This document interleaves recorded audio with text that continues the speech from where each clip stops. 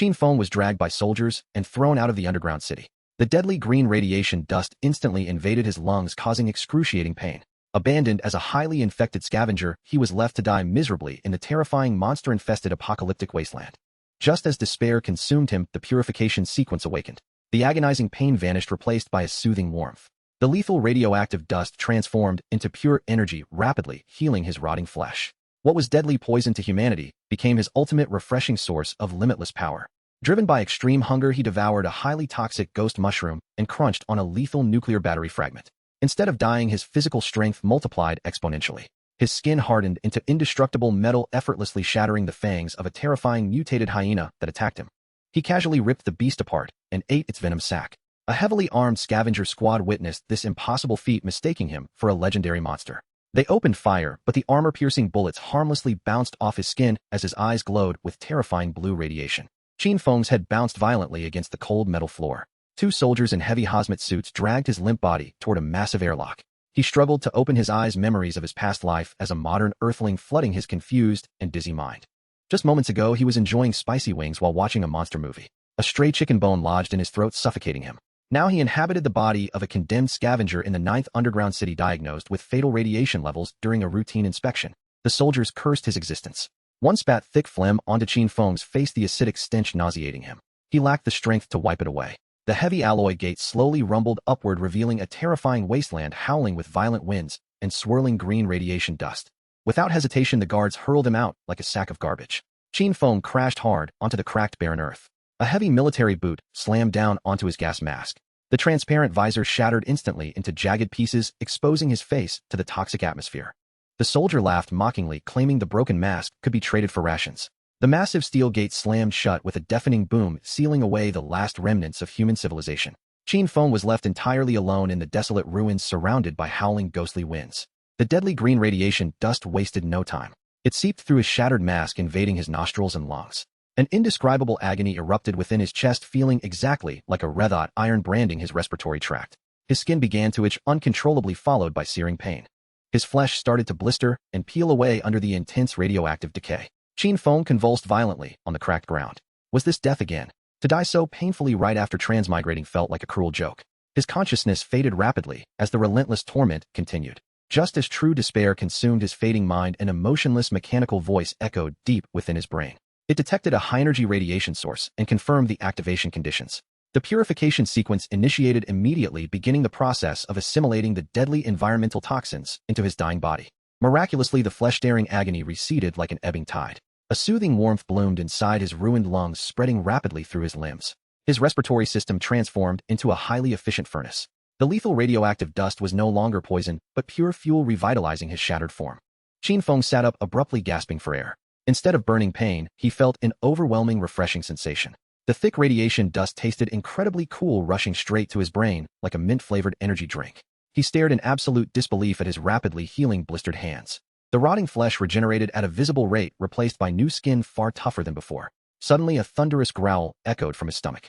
It was not pain, but a terrifying, bottomless hunger. His body desperately craved massive amounts of energy to sustain this miraculous evolutionary transformation. His frantic eyes scanned the dead wasteland. Nearby, a waste-time mushroom caught his attention. It emitted a haunting blue glow. Its cap displayed a twisted, agonizing human face. Memories warned him this was the ghost face mushroom, a highly toxic plant capable of melting mutated beasts instantly. To anyone else, touching it meant certain death. But to Qin Feng's mutated senses, that eerie blue luminescence looked more appetizing than premium marbled beef. Primal instinct completely overpowered human reason. He stumbled forward, desperately yanking the glowing, slimy fungus straight out of the contaminated soil. Ignoring the viscous, foul-smelling sap dripping from the cap, he shoved the entire mushroom into his mouth. The mechanical voice announced the detection of high-energy biological toxins. It immediately began the purification process. The bitter, spicy taste dissolved into a pure, warm torrent of vital energy. The system confirmed successful consumption, awarding him 10 evolution points and a passive toxin resistance ability. The gnawing hunger subsided slightly, and his physical strength returned. Qin Feng burped loudly, exhaling a puff of bright blue smoke into the desolate, windswept air of the ruined wasteland. He licked his lips, muttering that it tasted like unripe mustard, but served as a decent appetizer. He began to evaluate this apocalyptic world. To ordinary humans, this irradiated wasteland was absolute hell. To him, it was a boundless paradise filled with endless, delicious energy sources. Suddenly, two glowing crimson dots pierced the shadows of a ruined building. A lean, agile silhouette lunged from the darkness, carrying a sickening stench of decay. It was a mutated hyena, its jaws wide open, exposing jagged fangs dripping with highly corrosive acid-laced saliva hitting the ground. The beast moved incredibly fast, leaving only a blur. Qin Feng's modern mind reacted slowly, his limbs feeling rusted. Relying purely on survival instincts, he threw himself sideways in an awkward, desperate roll. The hyena's razor-sharp claws narrowly missed his throat, but slashed across his calf. A sharp burning sensation flared as his flesh tore. The beast missed its lethal strike, its claws gouging deep trenches into the hardened earth. It spun around, locking its bloodthirsty crimson eyes onto Qin Feng again. Corrosive saliva sizzled on the rocks, melting the solid ground instantly. Qin Feng's heart pounded wildly. The meager energy gained from the mushroom was already depleted by the sudden evasion. Overwhelming weakness and ravenous hunger returned with a vengeance. He knew the scent of his fresh blood was driving the mutated monster into an uncontrollable, murderous feeding frenzy. The hyena coiled its powerful hind legs, preparing for a second unavoidable pounce. Qin Feng scrambled backward, his hands desperately grasping the dirt. His fingers suddenly closed around a cold metallic object. He glanced down, recognizing a palm-sized metal fragment bearing a faded, ominous nuclear warning symbol. It was a highly dangerous nuclear battery fragment. Scavengers feared these items more than monsters, as their intense radiation caused rapid cellular death. Yet to Qin Feng's mutated senses, this deadly piece of garbage smelled incredibly savory, emitting an irresistible aroma comparable to the finest salted caviar. The mutated hyena launched itself into the air, a terrifying screech tearing through the wind as it aimed straight for his throat. Without a second thought, Qin Feng raised the highly radioactive metal fragment and shoved it directly into his own mouth, biting down with desperate force. His teeth clashed violently against the tough alloy, producing a sickening crunch. Several teeth shattered instantly, filling his mouth with the taste of blood and rusty iron. The excruciating pain exploded in his jaw, but the system immediately detected the high-concentration nuclear waste and initiated purification. The system announced a massive energy overload, forcefully upgrading his physical structure. His strength multiplied instantly. A terrifying surge of power, 100 times stronger than the mushroom, flooded his entire body. His shattered teeth regenerated within a fraction of a second, becoming sharper and incredibly durable. With an effortless crunch, Qin Feng easily pulverized the solid alloy casing. He chewed the glowing, intensely hot nuclear core into tiny pieces and swallowed it whole. At that exact moment, the mutated hyena's massive jaws clamped fiercely onto his raised forearm with bone-crushing lethal force. Instead of tearing flesh and spraying blood, a loud metallic clang echoed across the wasteland. The hyena's formidable fangs struck Qin Feng's arm, as if biting into a solid block of tempered steel. The beast failed to pierce his skin, nearly shattering its own teeth in the process. The monster froze in absolute bewilderment. It stared at the human's arm, which now gleamed with a strange, dark metallic luster. Even the previous claw wound on his calf had completely vanished without a trace. This prey was unnaturally hard, defying every instinct the wild beast possessed. Qin Feng felt the immense impact on his arm, reveling in the explosive, boundless power coursing through his veins. He slowly lowered his head, locking eyes with the terrified hyena still clinging to his forearm. There was absolutely no fear in his dark, calm, and intimidating gaze.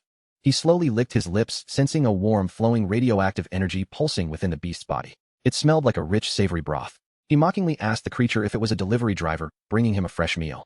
The hyena sensed an overwhelming, ancient terror approaching. Driven by primal fear, the beast released its grip and desperately tried to flee. But it was too late. Qin Feng's hand shot forward like lightning, gripping the hyena's thick neck. His once frail fingers now possessed the crushing force of a hydraulic press, rendering escape impossible. He chuckled darkly, demanding a 5-star review for the meal delivery. His arm muscles bulged with terrifying strength. With a sickening, hair-raising sound of tearing flesh and snapping bones, Qin Feng literally ripped the massive mutated hyena into 2 bloody halves with his bare, unstoppable hands. Boiling neon green blood and steaming internal organs spilled across the barren dirt. Qin Feng ignored the mess, his eyes fixed on a specific prize. He reached directly into the ruined chest cavity and extracted a pulsing dark green fleshy sac the size of a clenched human fist. This was the venom sac, the most concentrated source of radiation and lethal toxins in the hyena's body. To anyone else, a single drop meant melting into a puddle of black sludge. To Qin Feng, it was a beloved snack, radiating an incredibly intense and spicy aroma.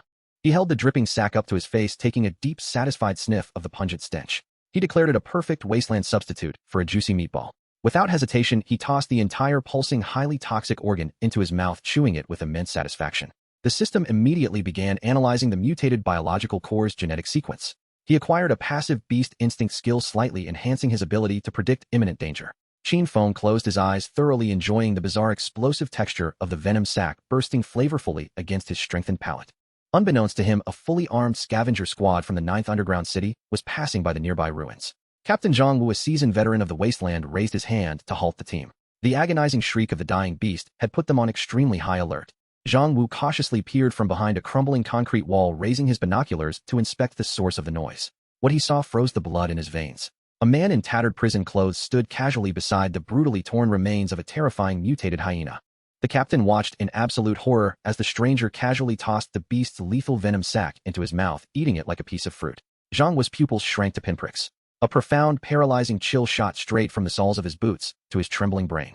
As a veteran scavenger, Zhang Wu knew the terrifying lethality of that organ. He had once watched a comrade melt into a bubbling pool of black blood in seconds just from a single splash drop.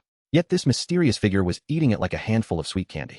This defied all human logic and biological possibility. A young squad member, his voice shaking with terror, asked what kind of monster they were looking at. Zhang Wu's lips trembled violently as he forced the words through his chattering teeth, declaring the entity a high-tier ghoul anomaly. In Zhang Wu's terrified mind, only a legendary mindless monster born from hyper-concentrated radiation could perform such a suicidal act. He roared a panicked command, ordering his entire squad to prepare for immediate combat. They could not allow this terrifying abomination to approach their vulnerable underground city. Deafening gunfire instantly shattered the dead silence of the irradiated wasteland. Over a dozen assault rifles erupted simultaneously, spitting brilliant tongues of fire. A dense, inescapable storm of armor-piercing bullets rained down upon Qin Feng, threatening to tear his body into 1,000 bloody, unrecognizable shredded pieces. The sharp whistling sound of approaching projectiles caused Qin Feng to slowly open his eyes. He stood completely still, calmly watching the heavily armored humans unleash their frantic barrage. He made no attempt to dodge, allowing the deadly swarm of high-velocity bullets to strike his exposed body. A continuous series of sharp metallic clinks echoed through the air, sounding like heavy hail striking a steel roof. The armor-piercing rounds capable of shredding thick vehicle plating struck Qin Feng's chest and limbs, but were instantly deflected, flattening into useless, distorted lumps of crushed hot lead. The bullets fell harmlessly to the dusty ground, leaving only faint, chalky white marks on his incredibly resilient skin. The scavengers stopped firing, staring in absolute disbelief at the unharmed figure standing amidst the smoke. Their weapons were completely useless against this terrifying godlike entity before them. Qin Feng coldly observed the trembling squad. The ambient radiation in the air seemed to swirl around him, drawn into his body like a vortex. Deep within his pitch-black pupils, a haunting, ethereal blue radioactive glow began to ignite, illuminating the darkness of the desolate, ruined wasteland. He took a slow, deliberate step forward, the crushed bullets crunching beneath his bare feet. The scavengers stumbled backward, overwhelmed by an invisible, suffocating pressure radiating from him. Qin Feng cracked his neck, feeling the boundless, explosive energy of the nuclear wasteland completely under his absolute command. The wind howled louder, carrying the toxic green dust in a spiraling dance around his indestructible form. He was no longer a weak, discarded human. He was the apex predator of this apocalyptic world, a being who consumed destruction to forge an unstoppable, terrifying path of supreme evolution. Captain Zhang Wu dropped his smoking rifle, his knees giving way under the sheer terror of the glowing blue eyes locking onto him. Qin Feng raised his hand, the metallic luster of his skin reflecting the dim sunlight. He prepared to show them the true meaning of power. The wasteland trembled slightly as Qin Feng channeled the nuclear energy within his core. He wasn't angry at the humans, they were merely insignificant insects. He looked up at the darkened sky, envisioning the alien motherships above. This entire ruined planet was nothing but an endless, glorious buffet. With a faint, confident smirk, the blue glow in his eyes flared brilliantly. He welcomed the apocalyptic era. Every drop of venom, every piece of nuclear waste would fuel his ascension. Qin Feng stood tall amidst the ruins, ready to devour the world and transcend mortal limits forever. The sound of bullets striking Qin Feng resonated with an intensity akin to rain pelting against banana leaves. Clang, clang, bang, bang. Each specially designed projectile capable of rending steel apart was deflected upon mere contact with his skin by an invisible force, twisting and contorting before weakly plummeting to the sandy ground. On his body, only some inconsequential white marks appeared, leaving his skin unscathed. What on earth is this monstrosity? Zhang Wu, the leader of the scavenging team, felt his assault rifle continue to spew flames, yet his arm began to tremble uncontrollably. As a seasoned survivor of the wastelands for a decade, he had encountered the formidable steel-backed beasts and the swift shadow cats, but he had never witnessed any creature withstand bullets with mere flesh. This was beyond the realm of what could be explained by high-tier ghouls.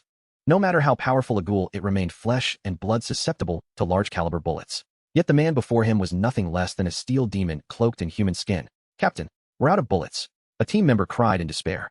The gunfire abruptly ceased. In the deathly silence of the wasteland, only the sound of the wind and the heavy breathing of the scavengers remained. Qin Feng rotated his neck, producing a series of satisfying cracks. Enhanced by a fragment of nuclear battery, his body had begun to embody the essence of a steel physique.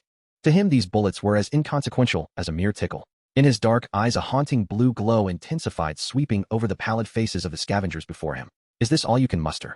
In that moment, Zhang Wu's mental defenses shattered entirely. The instinct for survival overwhelmed all reason. He emitted a primal roar, retrieving a grotesquely designed weapon from behind him. Use Yin-Yang. Burn him to ashes. That was the most precious piece of equipment in their small squad, an army-grade high-energy laser gun, privately named Yin-Yang. A single shot could melt a gaping hole in 3 meters of steel. It was a last resort for their survival. A team member, trembling, took the laser gun, aiming it at Qin Feng. Overwhelmed by fear, he required assistance from 2 others just to steady the weapon. A piercing hum of energy resonated, and a dazzling orange-red light ignited at the gun's muzzle. In the next moment, a beam as thick as an arm, radiating with the heat sufficient to melt anything, tore through the air, hurtling towards Qin Feng's chest. Where the laser traversed, the air shimmered with distortion, and the grains of sand on the ground were instantaneously liquefied into crystal. All members of the scavenging team instinctively closed their eyes, unable to bear witness to the gruesome fate of flesh evaporating. In their minds, no creature could withstand the blow from Yin-Yang. However, the anticipated screams never materialized. Instead, a remarkably pleasurable moan echoed. Qin Feng stood unmoving, allowing the devastating beam to strike his chest. Not only was he unpierced, but he blissfully squinted his eyes, a euphoric expression gracing his face. Quite nice, this light. It tastes akin to freshly brewed hot coffee, the temperature, just right, invigorating and refreshing. High-purity thermal energy detected, absorbing purification sequence, charging progress, new skill unlocked, thermal gaze, weakened version. A warm surge of energy spread from his chest throughout his body, soothing the energy restlessness from consuming nuclear waste and toxic sacs. Qin Feng felt each of his cells jubilantly rejoicing. The scavengers gradually opened their eyes, and what they beheld was a scene that would forever shatter their worldview. That man, that creature they had regarded as a high-tier ghoul, was resolutely walking towards them, unfazed by the continuous assault of Yin-Yang. His shirt had long turned to ash, revealing bronzed skin that shimmered with a radiant luster under the laser's glare. Demon, he is a demon. The team member who had fired the weapon was paralyzed with fear, his fingers slackening, unable to pull the trigger any longer. The laser beam abruptly ceased. Qin Feng smirked, seemingly unsatisfied. He had approached the team, and an oppressive aura rendered all present weak, need their breath stifled. Why have you stopped? I haven't had my fill yet. He extended his hand, snatching the still warm laser gun from the terrified team member's grip, all while the onlookers stood in stunned silence. Then, in an astonishing display, Qin Feng brought the gun to his mouth and bit down as one would on a sugar cane. Crunch, crunch. The hardened special alloy barrel succumbed to his teeth, brittle as crispy chips, easily bitten through and chewed, then swallowed. The world fell silent. Zhang Wu and his team were left in a daze, their minds blank, utterly forsaking rational thought. Ripping apart mutated beasts, withstanding bullets, voraciously devouring toxic sacs, and now even munching on a high-energy laser gun as though it were a snack. This was no longer a demon, this was a calamity. Qin Feng gleefully devoured the majority of the gun barrel, contentedly burping. He raised his head, revealing an exceedingly nuclear benevolent smile directed at the now nearly urinating Zhang Wu. Is there more? I'm still hungry. With a thud, Zhang Wu was the first to kneel, followed in rapid succession by his team, all bowing fervently before Qin Feng. Master, Monster Master, we were blind to your greatness. Spare us. We will give you everything. Please grant us our lives. Zhang Wu trembled as he retrieved their most significant find of the expedition, a sealed bottle of purified water and several vacuum-packed compressed biscuits, lifting them high above his head and offering to Qin Feng. In the underground city, such offerings would be worth a common person's life. Qin Feng accepted the items, uncapping the bottle to sniff it, then grimaced in distaste. What is this? He casually discarded the precious bottle of purified water onto the ground, splashing Zhang Wu's face. This water has no flavor whatsoever, even dogs would turn it down. With that, he picked up the compressed biscuit, tore off a small piece, chewed it twice, and spat it out. Tui. No energy, no flavor, it gets stuck in your teeth, junk food. Witnessing these items, which they regarded as treasures, being cast aside like refuse by Qin Feng, the faith of the scavenging team crumbled utterly. At that moment, boom rumble, the ground began to tremble rhythmically, as if some colossal entity was traversing the earth beneath. In the distance, several dilapidated buildings collapsed with a thunderous crash, sending clouds of dust spiraling into the air. A malevolent presence 100 times more terrifying than the mutated hyenas surged forth like a tsunami. Zhang Wu and his men turned pale as sheets, gripped by a primal terror emanating from the depths of their souls. It's the overlord of the exiled lands, the radiated giant scorpion. Run. The scavenging team scrambled to flee, screaming in panic, only to find their legs were already pinned in place by fear. Qin Feng also turned his gaze toward the source of the tremors. In the distance, a colossal figure erupted from the earth. It was a giant scorpion over 20 meters in length, resembling a heavy-duty truck. Its entire body was covered in dark green armor, shimmering with a metallic sheen under the radiation dust. Each movement of its 8 menacing limbs sent tremors through the ground. Most striking was the tail that arched high above it. At the end of the tail was a 5-meter-long stinger pulsating with an eerie purple glow. Toxic viscous liquid flowed visibly along the stinger, capable of contaminating the land for hundreds of meters with a single drop. All the scavengers were enveloped in utter despair, facing a creature of such magnitude they lacked even the qualifications to serve as cannon fodder. Yet Qin Feng's reaction was entirely different. He gazed at the enormous crystalline purple stinger, his throat involuntarily convulsing. Drool pooled at the corner of his mouth, spilling onto the ground. Wow, what a massive lollipop. Wow, what an enormous lollipop. Qin Feng's saliva nearly formed a stream dripping onto the scorching sand, evaporating in an instant. The radiation giant scorpion was evidently offended by the insolence of this insignificant creature. Its head, composed of countless compound eyes, emitted a chilling sound of friction, a cacophony of its furious shrieks. Boom. The sound of breaking air erupted. The scorpion's colossal left claw, wielding the terrifying force capable of flattening an armored vehicle, swung down with ferocity. Before the claw even struck the ground, the violent pressure it generated transformed into an invisible wall, crashing violently against the scavengers in the distance. Zhang Wu and his companions were blown off balance, gasping for breath, as if their lungs were about to burst, their faces marred by lacerations from flying debris. The mere aftermath of the attack nearly suffocated them. Such was the might of the ruler of the exiled lands. Yet at the epicenter of the assault, Qin Feng remained unfazed, not even glancing at the claw descending toward him. In his universe, that claw was merely an obstructive utensil. His entire focus was fixated on the tantalizingly elevated tail, shimmering with seductive violet light. Just as the claw was about to reduce him to pulp, Qin Feng moved. Instead of retreating, he advanced, sliding along the ground at an angle that defied the laws of physics, slipping through the narrow gap of less than half a meter between the claw and the earth. Simultaneously, the scorpion's lethal tail stinger was set into motion. Whoosh! The violet venomous stinger shot forth like a bolt of death, with a pungent stench aimed directly at Qin Feng's back. In the distance, Zhang Wu's heart stopped. He knew it was over. No one could evade the scorpion's tail. Its speed surpassed that of a bullet. But Qin Feng had no intention of dodging. In the very instant the tail was about to pierce his body, he twisted sharply, arms spread wide, and seized the tail, which was thicker than his waist. The immense force propelled him backward for several meters, carving deep grooves into the earth. The toxic slime on the tail coated him entirely, corroding his tattered clothes with a hissing sound, yet his skin bore not a single mark of irritation. The radiation giant scorpion was momentarily stunned. It had never encountered such a tenacious being, bold enough to grasp its venomous stinger directly. Before it could react, Qin Feng tilted his head back, opening his mouth wide toward the crystalline violet tip of the stinger. At that moment, his mouth stretched to an astonishing arc. Crack! A crisp sound akin to the shattering of glass resonated across the desolate wasteland. The enormous stinger, capable of piercing through 10 meters of steel, was forcefully bitten off by Qin Feng, severing a significant portion. Hiss! The radiation giant scorpion released a piercing wail of agony, a sound that emanated from the depths of its soul. From the fractured stinger, a fountain of purple-black venom erupted furiously. Qin Feng, however, remained unconcerned, his mouth overflowing with the luminescent purple substance, cheeks bulging, as if savoring an oversized piece of fruit-hard candy, producing a delightful crunch. He squinted in satisfaction, savoring the flavor. It's a tad sour, reminiscent of underripe grapes, yet the juiciness is abundant and the texture is superb. Detecting ultra-high concentrations of mixed biological poison, purifying consumption successful. Toxic resistance significantly enhanced. Acquired skill fragment, carapace, hardening passive. Effect: the outer layer of the body will gradually develop a keratinized layer, enhancing physical defense.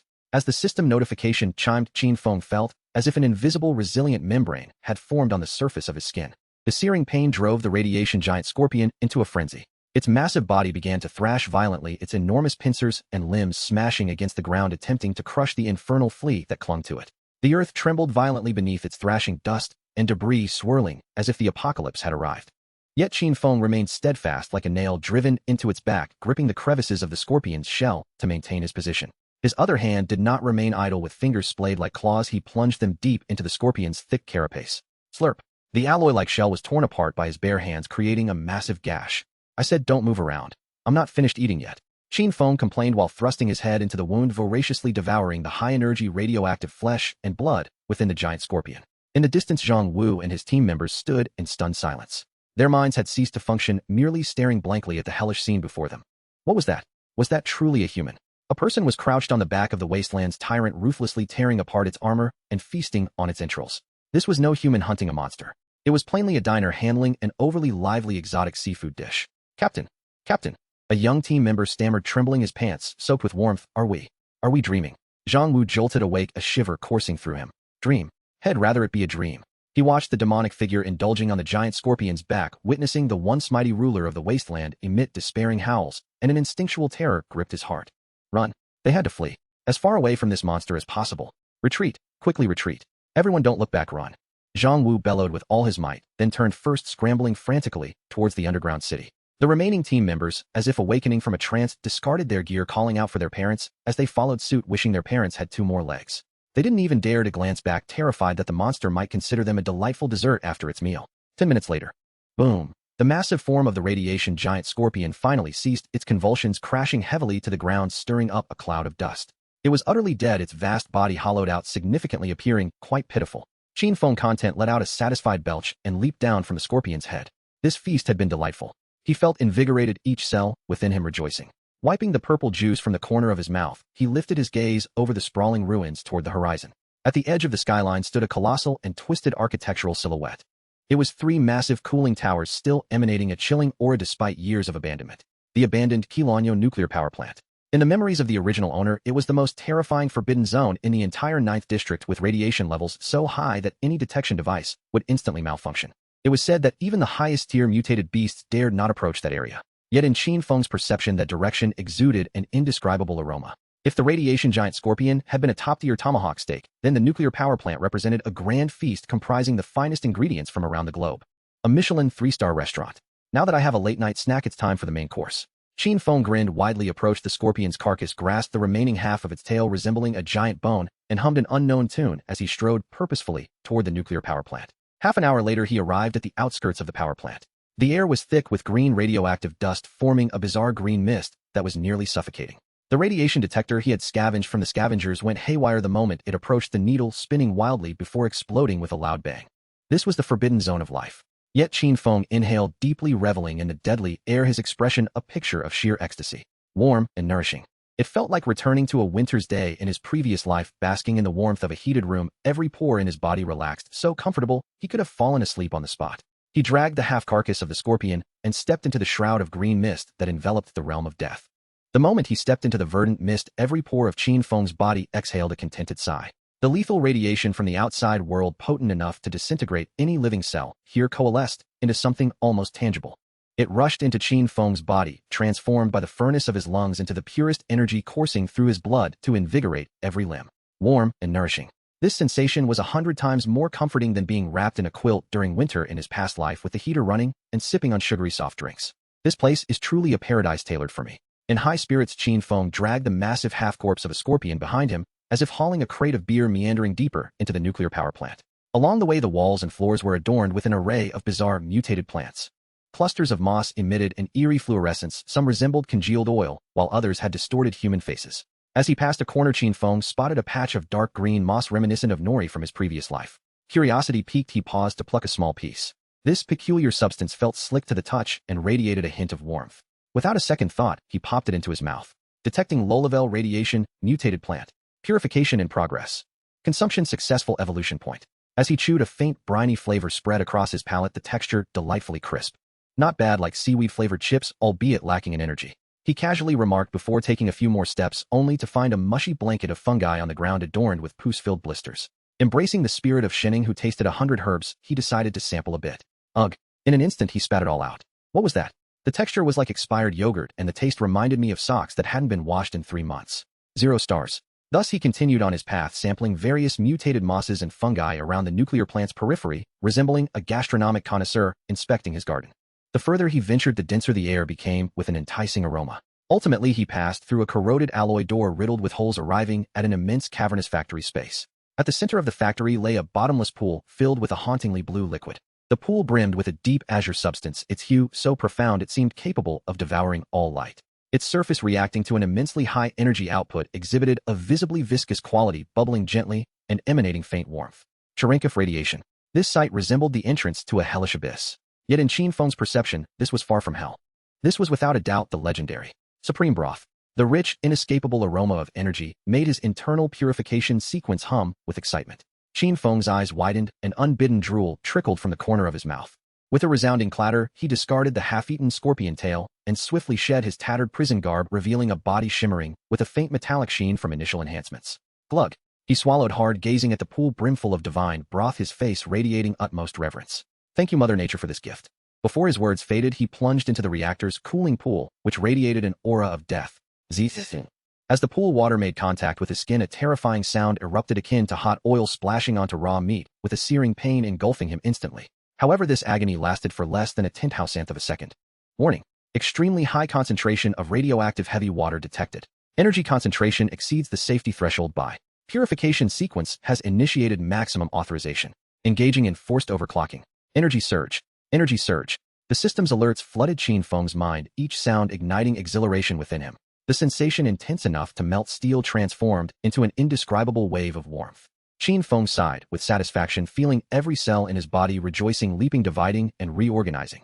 His bones crackled with explosive sounds, density increasing dramatically, shifting from a milky white to a profound obsidian hue. Muscle fibers, as if molded by countless invisible hands, tightened into robust steel cables brimming with explosive power. Qin Feng could even distinctly see his genetic chains being violently shattered and then reassembled in a more perfect, more powerful form. This feels incredible. Absolutely incredible. He spread his arms wide, reclining in the viscous blue heavy water, leisurely paddling like a dog. This was no deadly radioactive hell, it was undoubtedly the premier hot spring resort in the wasteland. As Qin Feng closed his eyes, reveling in this transformative sensation, a pair of pallid eyes slowly opened from the depths of the pool. A shadow surged silently from the murky depths, swift as lightning, heading straight for the back of Qin Feng's heart. It was a mutated electric eel over 5 meters long, covered in tumor-like growths, the sole survivor and undisputed ruler of this cooling pool. It sensed the intrusion of this outsider and the tantalizing energy emanating from him. If it could consume him, it would achieve its ultimate transformation. Zzz. A blinding flash of electricity exploded in the eerie blue water. Tens of thousands of volts of high-voltage current formed a deathly electric net, enveloping Qin Feng entirely. The entire pool began to boil from the terrifying current. Qin Feng shuddered at the sudden shock, his hair standing on end. The anticipated numbness and excruciating pain did not occur. Instead, waves of just the right tingling sensation seeped into him, precisely stimulating every fiber of his strengthening muscles. Oh, Qin Feng let out a contented hum. This comes with an electric massage service. Fully automated. This bath is worth every bit. With a sudden roll, he opened his eyes underwater, where the depths of his dark pupils briefly glimmered with blue light. He precisely locked onto the mutated electric eel, which had just released its current and was preparing to tear him apart with its fangs. Nice service, I'll award you an A for effort. Qin Feng did not flinch, but instead charged forward, grabbing the slippery body of the electric eel. The mutated electric eel thrashed wildly, unleashing even stronger currents, yet these electric shocks merely intensified the pleasure on Qin Feng's face. Holding the electric eel was akin to grasping a loofah as he began to scrub it across his body. Come on, help me scrub my back over here. Yes, apply more pressure. The mutated electric eel was utterly bewildered. What was this creature? How could its proud high-voltage electricity turn into a massage for him? After a while, Qin Feng felt a pang of hunger. He glanced down at the writhing, still discharging electric eel in his grasp, grinning widely. Service concluded, it's time to settle the bill. He opened his mouth wide and bit down on the eel's grotesque head. Crunch. Consuming mutated electric eel core. Analyzing genetic sequence.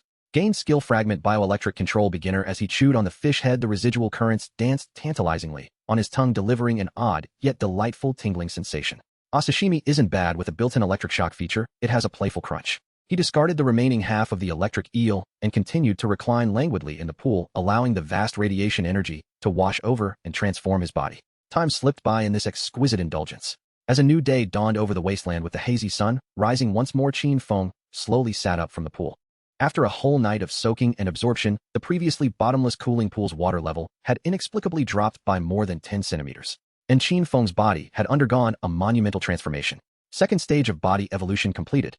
Strength, constitution, a mental power. Acquired new abilities, energy, rumination, radiation, force field. Just as the system notifications faded, a tremor emanating from the deepest core of the nuclear reactor surged forth. Virum, the once silent nuclear power plant dormant for decades, seemed to awaken as an ancient beast beginning to tremble subtly. The azure-heavy water in the pool began to resonate with a strange frequency, synchronizing with his heartbeat. Buzz, buzz, buzz. The nuclear power plant, silent for decades, now trembles gently at a steady frequency. This tremor originates from the depths of the central reactor, curiously synchronized with the heartbeat of a figure in the cooling pool. The ethereal blue light in the water flickers rhythmically with each heartbeat, as if the entire nuclear facility has transformed into his extended body, breathing in unison with him. Qin Feng slowly opened his eyes. After a night of immersion, he felt as if he had just awakened from a dream that spanned centuries. In that dream, he had become a star, constantly devouring cosmic dust to expand his magnificence. Sitting up from the water, he looked down at his own body. The rough keratinous layer that had formed from battles and radiation had completely shed, replaced by a sheen as smooth as jade, so refined that not a single pore was visible. However, when he reached out to touch it, the sensation was entirely different. Hard, cold, imbued with the distinctive texture of metal. He attempted to scratch his arm with his fingernail, leaving only a faint white mark devoid of any itch. This was no skin, it was clearly a layer of biological alloy armor enveloping him. Qin Feng propped himself against the edge of the pool, flipped over, and leaped out, landing silently on the ground. He moved his limbs, and a series of crisp, dense cracks echoed from his bones, akin to a multitude of firecrackers igniting within him. An unprecedented sense of power coursed through every corner of his being. He felt that with a single punch he could surely drive the skull of that irradiated giant scorpion deep into the ground. But this was merely a feeling. He needed to verify it. Qin Feng steadied himself, facing the empty air before him, slowly clenched his fist, and then swung it with all his might. Without employing any technique, he unleashed a pure primal explosion of force. Bang! A muffled roar erupted as the air before his fist was instantaneously compressed, forming a visible white shockwave that violently collided with a concrete wall several meters away. Boom!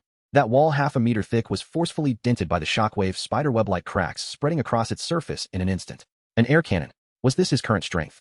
Qin Feng stared at his fist in astonishment. This power seemed to transcend the realm of carbon-based life forms. At that moment, a familiar system panel unfolded automatically before him. Post-Qin Feng Sequence, all-consuming Purification Sequence, body level, early stage, tier 2, surpassing the vast majority of ordinary mutated beasts in the wasteland. Strength average adult male, is constitution average adult male, is mentality average adult male, is mastered abilities basic toxic resistance, passive immune to most low-tier biological toxins. Exoskeleton hardening passive generates a high-density keratin layer on the body's surface, enhancing physical defense. Beast instinct passive slightly enhances the ability to foresee danger. Heat vision weak version releases thermal energy rays from the eye's proficiency. Biological electricity control basic can initially manipulate personal bioelectricity proficiency. Radiation force field active can release a radiation field with a radius of 5 meters, causing continuous damage to lower-tier organisms. Energy rumination active can convert stored excess energy into a one-time high-energy ray to be released from the mouth. Gazing at this revitalizing array of data, Qin Feng had yet to relish in his newfound power when a thunderous roar emanated from his stomach. Gulyalu. An overwhelming hunger that seemed capable of devouring the very heavens and earth engulfed his entire reason. The irradiated giant scorpion and mutated electric eel he consumed last night had been digested entirely during a night of hyperevolution. This damned high metabolism physique. It was an insatiable abyss. While his strength had certainly increased, his appetite had similarly escalated exponentially. If this continued, he would inevitably starve himself. No, he must find a stable mess hall. Qin Feng's gaze swept across the vast nuclear power plant. The radiation levels here were akin to a natural energy replenishment station. Although it was not as rapid as direct consumption, at least it would ensure he wouldn't wake up as a desiccated corpse after a night's rest. This will do. Qin Feng resolved to transform this abandoned nuclear power plant into his exclusive safe haven, or rather, self-service cafeteria. He first wandered through the factory, ultimately selecting the control room on the highest floor with the best view. The equipment inside had long since decayed, but the space was ample and the walls sturdy. He casually pushed aside the discarded control consoles, producing a harsh metallic scraping sound. Then he dragged several chunks of over a meter thick from the spent fuel rod storage area. These would be a fatal source of radiation for others, but for him, they served as an excellent mattress, warm in winter and cool in summer. With a clang, he assembled the lead plates, crafting a simple yet elegant lead plate bed. Testing it out, he found it cool to the touch, radiating energy, quite comfortable. Having addressed his sleeping arrangements, it was time to tackle the matter of sustenance. Qin Feng approached the vast bulletproof glass in the control room, surveying his domain from a lofty perspective. Soon he spotted some stealthy little creatures in the ruins surrounding the nuclear power plant. They were several mutated rats, each the size of a small dog, peeking curiously, seemingly drawn by the energy aura of the plant, yet held back by instinctual fear. An appetizer delivered right to my doorstep. In an instant, Qin Feng vanished from the control room. The next moment, he materialized at the entrance of the nuclear power plant. The mutated rats were startled by his abrupt appearance, their fur bristling as they emitted threatening squeaks. Bending down, Qin Feng picked up a fist-sized piece of discarded uranium ore and weighed it in his hand. Whoosh! The uranium ore whizzed through the air with a sharp sound, striking one of the mutated rats squarely on the head. Smash! The rat's head exploded like a watermelon struck by a hammer, splattering red and white everywhere. The remaining rats, terrified, turned to flee into the ruins. Alas, their movements appeared to Qin Feng as slow as a film reel. With a few more pieces of ore flying out and a series of explosions, silence returned to the world. Qin Feng approached, kicking one of the relatively intact carcasses, wrinkling his nose in disdain. Too weak, the meat is loose, the energy is mixed, barely enough to fill a gap between my teeth. He needed higher quality ingredients. He couldn't always wait for prey to come to him. He must take the initiative, or let the prey know that there was a treasure here. Qin Feng's eyes sparkled with a plan. He returned to the factory, ripped off a large alloy plate, and crudely etched several crooked characters onto it. Private domain: beware of wild dogs, actually wild men. If you don't want to be eaten, stay far away. Satisfied with his handiwork, he planted this warning sign prominently at the entrance of the nuclear power plant. After completing this task, he felt a pang of hunger again. Returning to his bedroom, Qin Feng began to sort through yesterday's spoils. The high-energy laser gun, partially gnawed, lay quietly in the corner. He picked it up, noticing that there seemed to be a complete energy core still intact in the grip. This was akin to the filling of a chocolate treat previously overlooked in his haste. Without hesitation, Qin Feng snapped the grip off and extracted the gently glowing energy core. It was about the size of an egg, warm, resembling a beautiful red crystal. Without a second thought, he tossed it into his mouth as a post-meal dessert. Crunch. Devoured high-purity energy core, heat vision proficiency. Qin Feng paused for a moment. Focusing his energy, he concentrated it in his eyes. In an instant, two beams of crimson light akin to searchlights erupted from his pupils. Zhi. The beams accurately struck the concrete wall opposite the control room, swiftly melting the hard surface like butter, emitting smoke as they burned two deep bottomless holes. The heat range and power had all escalated to an entirely new level. Reclaiming his ability, Qin Feng gazed at the glowing holes in the wall, nodding in satisfaction. Not bad, not bad. He stroked his chin, revealing a benign smile. From now on, I won't even need to start a fire. Whoever I glare at will get cooked. The two glowing pits on the wall resembled eyes gazing into the abyss. Qin Feng withdrew his abilities, feeling a profound satisfaction with his creation. Indeed, this would save him the trouble of starting a fire. A mere glare would suffice to cook anyone. He stroked his chin, a benevolent smile forming, but suddenly a thunderous rumble erupted from his stomach. The terrifying pangs of hunger surged once more, overwhelming the delight he had derived from his newly acquired powers. His body, having evolved to the second tier, resembled a colossal primal beast that could never be satiated, its craving for energy reaching unprecedented levels. It is time to restock. No longer delaying, Qin Feng vanished from the control room in a flash. He resolved to explore the areas surrounding the nuclear power station thoroughly. This endeavor was not solely for hunting, but also to craft a unique wasteland Michelin guide of his own. After all, life is about sustenance. Even in a wasteland, one must maintain a sense of ritual, mustn't one? Once beyond the confines of the nuclear power station, Qin Feng moved with astonishing speed, leaving only fleeting shadows among the crumbling ruins. His dynamic vision now allowed him to track the trajectory of high-speed bullets, rendering everything around him as if played in slow motion. As he navigated through a collapsed residential building, he suddenly paused. Something had ensnared his boot. Looking down, he saw a translucent thread wrapped around his ankle, emitting hissing white smoke where it touched the sandy ground, exuding a strong, acrid odor. An ambush. Rather than panicking, Qin Feng felt invigorated. He followed the thread's origin upward. Atop a skeletal building stood a giant spider, its size comparable to a small car, fixating on him, with 8 heads adorned with crimson compound eyes. The creature's body was pitch black, but on its back it bore a grotesque white face resembling a weeping human, creating an unsettling sight. Gui Mianjiju. According to the original host's memories, this creature was one of the apex predators in the ruins. Its silk was not only resilient, but also possessed corrosive properties, making it a nightmare for scavengers. Whoosh. Before Qin Feng could react, the Gui Mianjiju launched its attack. It opened its fearsome mandibles, and a vile green liquid shot forth like a high-pressure water jet. Qin Feng deftly evaded. The corrosive venom struck the wall behind him, instantly melting a basin-sized crater into the reinforced concrete. I can attack at a distance. Qin Feng's interest peaked. This creature appeared to be quite bountiful. Realizing its strike had missed, the Gui Mianjiju sprang into action, its 8 long legs propelling its massive form with unexpected agility as it rapidly descended the wall, simultaneously unleashing a torrent of webbing aimed at Qin Feng. In earlier times, such an attack might have left him in a predicament. But now, Qin Feng surged forward, transforming into a streak of black lightning, reaching the Gui Mianjiju before its webbing could land. The spider's 8 eyes widened in astonishment. It had completely failed to track the movements of its prey. You have quite a few legs. Qin Feng's voice resonated near its ear. In the next moment, the Gui Mianjiju felt a sudden lightness, excruciating pain shot through its foremost right limb. Looking down, it saw that a leg harder than reinforced steel had been ripped off by that insignificant human. Hiss. Before its anguished scream could escape, another pop rang out. A second leg was gone. Pop, pop, pop. What transpired next was so brutal that even the wasteland itself seemed to pale in comparison. Qin Feng, akin to a child dismantling a crab, worked swiftly and expertly, disassembling all 8 legs of the Gui Mianjiju in mere moments and neatly stacking them aside. The now legless spider transformed into a helpless bald mass writhing on the ground. Qin Feng picked up one of the spider's legs, weighing it in his hand, noting its dense coating of coarse black hairs. This leg hair is rather prickly, it appears. I must peel it before consumption. He muttered to himself, grasping both ends of the leg before forcefully twisting. Crack. The tough exoskeleton yielded, revealing tender white flesh akin to crab meat within. He tore off a piece and placed it in his mouth. A peculiar, mildly spicy flavor exploded on his tongue, reminiscent of sashimi, laced with an excess of wasabi. Delightful, invigorating. Qin Feng nodded in satisfaction, then turned his attention to the still quivering dark green venom sac on the spider's abdomen. He approached, delivering a crushing blow to the spider's head, then skillfully excavated the venom sac in its entirety. He gulped it down, detecting high concentrations of neurotoxin. Purification in progress. Devouring successful. Minor enhancement in toxin resistance.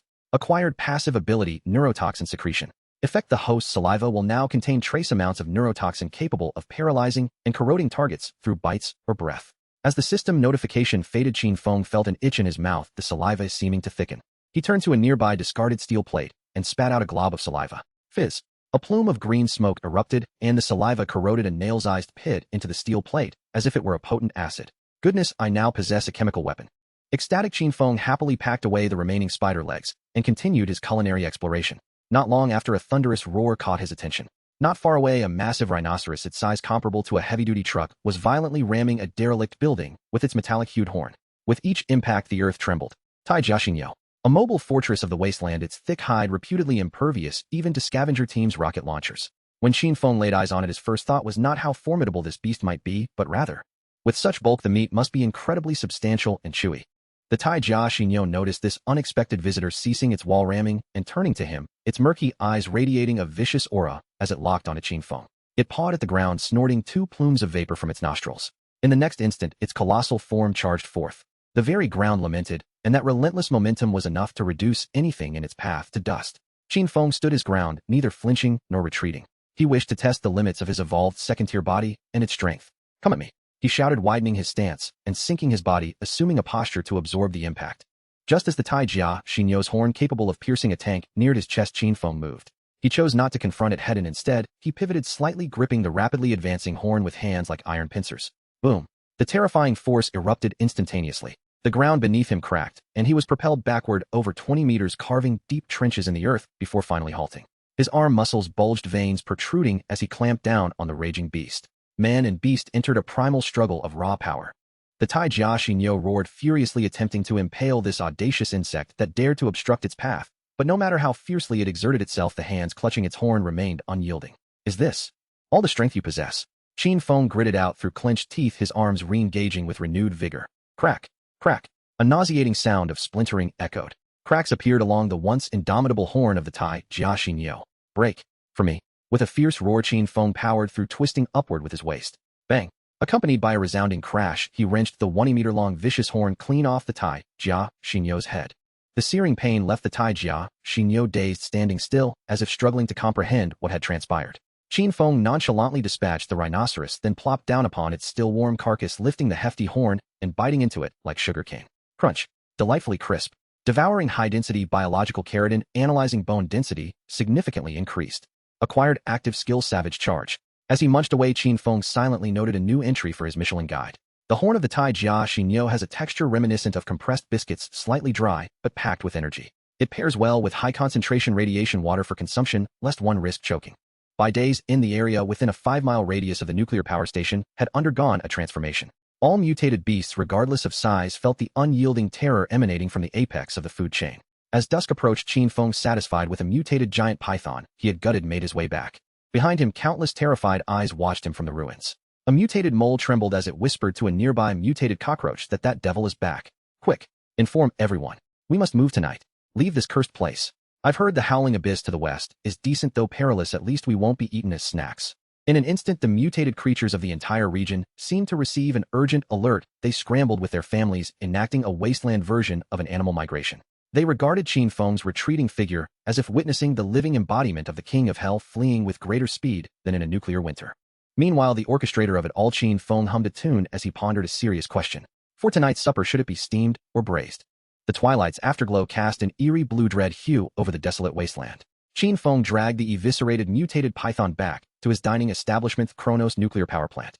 Along the way, he indulged in the snake's gallbladder as a snack, its taste somewhat bitter, yet with a lingering sweetness that invigorated his senses. After a day of hunting and culinary exploration, even his second-stage evolved body felt a tinge of fatigue. More pressing, however, was the overwhelming dryness that surged from deep within his throat, a consequence of consuming too many dried goods such as armored rhinoceros horns and the legs of ghost-faced spiders. Thirst. An insatiable thirst.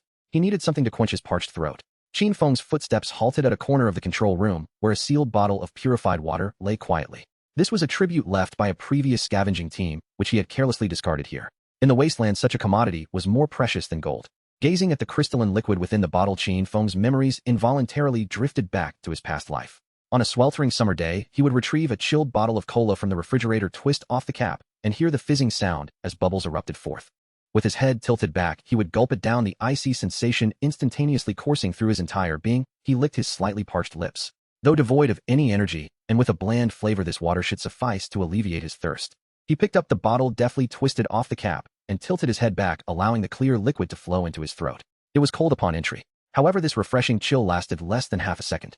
In the next moment, an indescribable upheaval violently exploded within him. The purified water that cascaded down his throat was anything but a sweet spring. It felt akin to a searing iron. An excruciating burning sensation surged from his esophagus to his stomach, as if someone had forcefully poured an entire vat of boiling water down his gullet. His stomach twisted in agony, as though an invisible hand were mercilessly wringing his insides. But that was not the end. An even more terrifying sensation washed over him. He could distinctly sense the surging radiation energy that he had just accumulated being frantically diluted, neutralized, and siphoned away by this pure liquid. He was weakening. Warning. Warning. Detected that the host is consuming extremely low-energy inert substances. This substance is rapidly diluting the high concentration of radiation energy within the host's body. Signs of bodily function decline detected. Please cease this hazardous behavior immediately. The system's alarm blared sharp enough to nearly pierce his eardrums. Whoa! Qin Feng could no longer contain himself and doubled over, expelling the water he had just consumed. The liquid that splattered onto the ground even bore a strange luminescence, the energy forcibly stripped from within him. He coughed violently, bracing himself on his knee, his expression one of utter bewilderment. What was happening?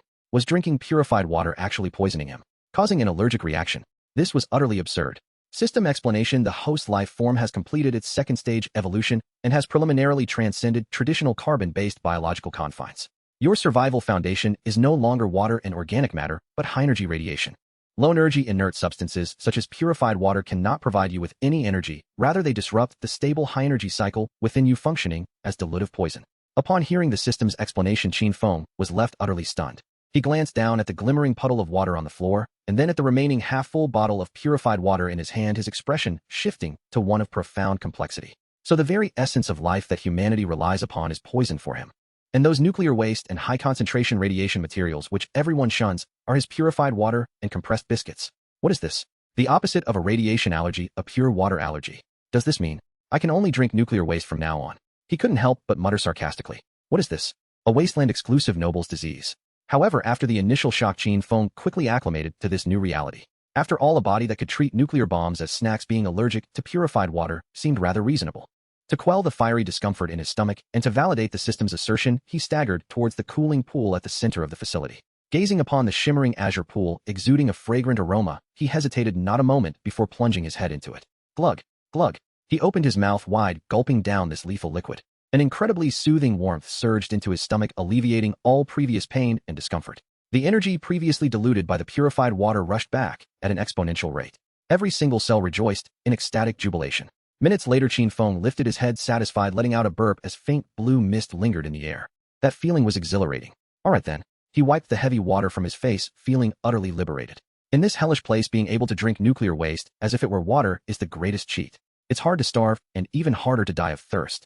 He embraced his new identity as a refined garbage can, feeling a sense of pride.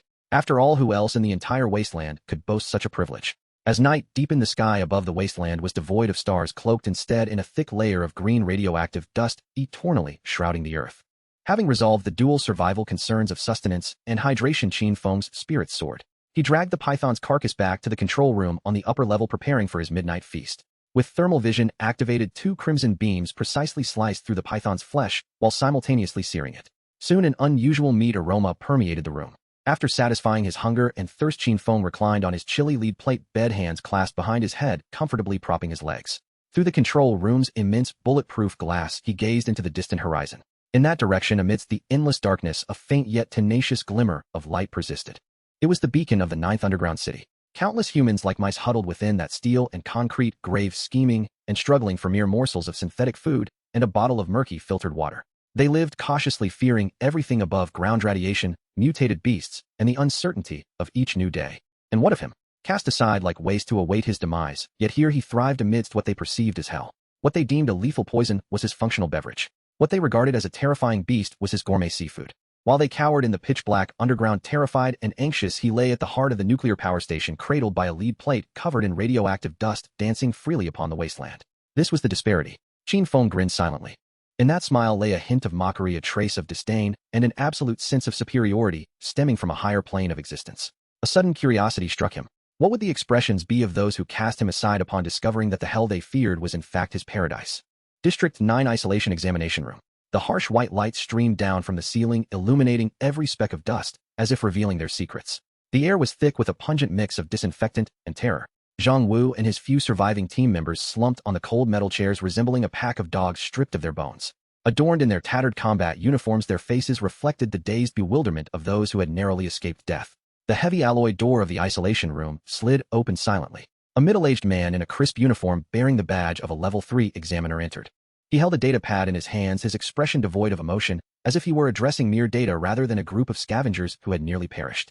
Captain Zhang Wu, the examiner's voice was flat, lacking any inflection, as he did not bother to glance up. Report on your encounter with the high-level corpse demon.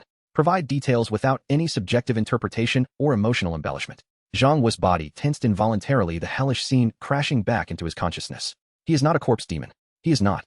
Zhang Wu's voice was hoarse, laced with an uncontrollable dread. That is a monster. A creature clad in human skin. The examiner finally raised his gaze, adjusting his glasses. Captain Zhang, please watch your language. According to regulations, all irrational human-attacking mutants are classified as corpse demons. Now tell me why your entire team fled in panic and abandoned equipment worth 300,000 contribution points. We did not flee. A young team member exclaimed, rising in agitation. We were running for our lives. You have no idea what we witnessed. He bit the venom stinger of a radiation giant scorpion like it was a lollipop. A lollipop. The examiner let out a brief scoff, swiftly jotting something down on the data pad. Subject to excessive psychological stress, hallucinations reported. Next, Zhang Wu clenched his fists, his nails digging into his flesh. He understood that reasoning with a bureaucrat who believed only in data and regulations was futile. Taking a deep breath, he forced himself to calm down and spoke in the most straightforward tone he could muster.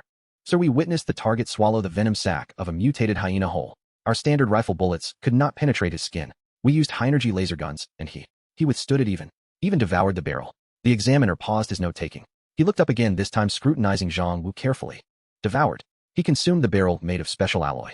Yes, as if gnawing on sugarcane, Zhang Wu replied, swallowing hard. Then the ruler of the exiled lands, the radiation giant scorpion, appeared. We all thought we were doomed, but he devoured the scorpion alive. Absurd. The examiner slammed his hand on the table, the alloy surface resounding with a thud. Zhang Wu, do you know the penalty for falsifying military reports? Can the human digestive system break down alloy? Can the human body withstand lasers?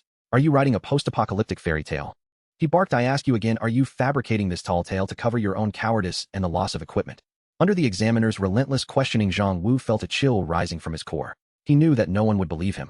If he had not witnessed it himself, he would not have believed it either. I am not lying.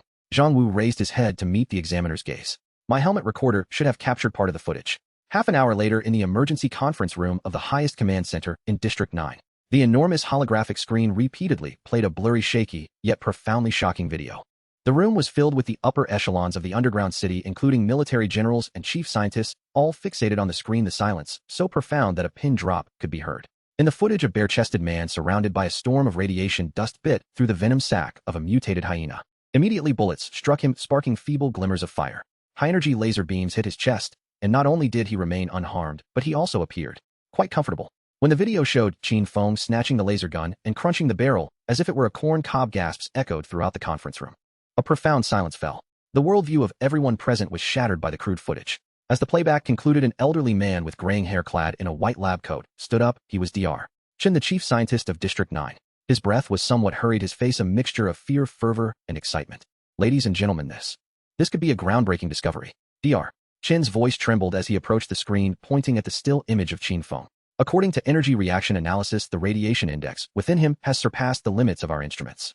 However, unlike ordinary infected individuals who transform into irrational, grotesque corpse demons, he has retained a complete human form and even possesses intelligence and logic far exceeding that of an ordinary person. A military general asked in a low voice, Dr. Qin, what is your conclusion? Dr. Qin adjusted his glasses and stated deliberately, my preliminary deduction is that this represents a new direction of mutation we have never encountered. I shall name it anthropomorphic high-intelligence corpse demon. It maintains the human form as a disguise, possesses extraordinary intelligence, knows how to use tools, and even understands the concept of tasting food. But its essence is no longer human. It is a higher-level predator that feeds on high-energy radiation and hunts mutated creatures. This conclusion sent shivers down the spines of everyone present.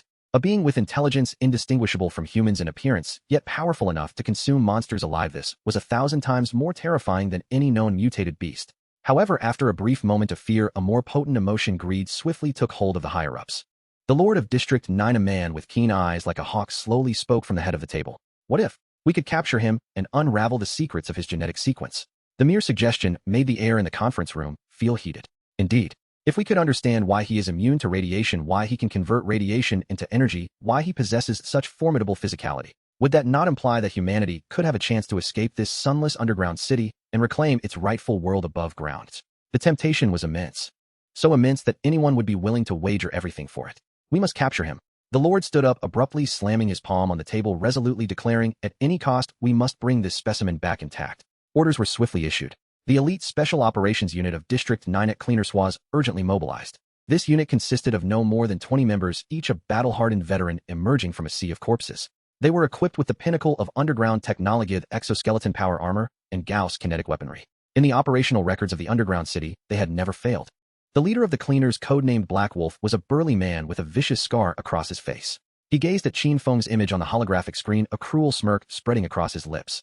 Boss, is it really necessary to summon our entire team just for this creature? Seems a bit excessive, don't you think? Do not be careless, Black Wolf. The operations commander reminded gravely. The danger level of the target is tentatively classified as catastrophic. Catastrophic. Black Wolf scoffed, flexing his mechanized arm encased in exoskeleton, producing a dull whirring sound. To me, it seems nothing more than a mutated beast scavenging for garbage. He pulled out a specially designed high-pressure injection gun from his waist, filled with a potent tranquilizer capable of incapacitating a full-grown mammoth. Rest assured, Commander. One shot of the hibernate needle, and he will be sleeping more soundly than a baby. At that point, I will personally deliver him to Dr. Chen's lab. Half an hour later, a sound as heavy as a mountain collapsing resounded once more as the sealed door of the 9th underground city slowly creaked open. Unlike the previous coldness when waste was tossed out, this time 3 menacing, heavily armored all-terrain vehicles roared out, their engines thundering. The convoy kicked up clouds of yellow dust, exuding an air of dread akin to a torrent of steel rushing toward the Kronos nuclear power plant. Meanwhile, within the control room of the power plant, Qin Feng was crouched on the ground, several mutated mice, which he had just killed, with stones lying before him. Furrowing his brow, he pondered a culinary dilemma that concerned the dignity of his gastronomy. Directly roasting them has a bit of a fishy taste. Sprinkling crushed fluorescent moss makes it overwhelmingly strong. What must I do to roast them to capture the essence of the soul-warming flavor of cumin and chili powder from my past life? As he ruminated, his nose suddenly itched. Achoo! A thunderous sneeze erupted. Rubbing his nose, Qin Feng looked up, puzzled, toward the direction of the underground city. Who was whispering about me? Tisk, could it be that another delivery is being offered at my doorstep? Qin Feng rubbed his nose, a look of confusion crossing his face as he gazed in the direction of the underground city. Who was murmuring about me? He grimaced slightly, picking up a leftover spider leg from the side, idly picking his teeth. Tisk, could it be that yet another delivery is knocking at my door? Meanwhile, at the perimeter of the Kronos nuclear power plant, 3 imposing all-terrain armored vehicles, like 3 colossal steel beasts, ground their way through the debris and came to a gradual halt. Inside, the vehicles' red alarm lights flashed wildly, emitting a piercing buzz. Warning. External radiation levels have exceeded the safe threshold by 1200. Pleased on the highest level of protection immediately. Damn it, the radiation in this cursed place is even higher than reported. A young team member struggled to fasten the helmet of his lead-line protective suit while cursing under his breath. The heavy gear made him feel as though he were stuffed into a tin can, each breath resonating heavily. Shut up. The icy voice of Captain Black Wolf came through the communication channel. Remember our mission, the target is in the core zone. All personnel use non-lethal weapons. Command wants him alive. I do not wish to repeat myself. The heavy door of the vehicle released a hissing sound as it slowly opened. 12 fully armed cleaners emerged in single file, their exoskeletal power armor gleaming with a cold metallic sheen under the dim light, the muzzles of their Gauss rifles crackling with eerie blue arcs of energy. They swiftly formed a combat formation, weapons raised, cautiously advancing into the depths of the power plant. However, after walking a few dozen meters, an unsettling silence enveloped them. It was far too quiet. According to reports, the area surrounding the Kronos nuclear power plant was a paradise for mutated creatures where rampaging radiation beasts should be commonplace. Yet now, as they moved forward, not a single mutated beast, not even a shadow of a mutant cockroach, was in sight. The air was thick with a deathly stillness, interrupted only by their heavy footsteps and the muffled sounds of their breathing within the protective suits. Strange, it's as quiet as a graveyard here, one of the team members couldn't help but mutter into the internal channel. Black Wolf halted his steps, the scarred visage beneath his mask twisting in discomfort. An instinct akin to that of a wild animal stirred within him, sensing a hint of unease. This area seemed to have been cleared by some far more terrifying presence.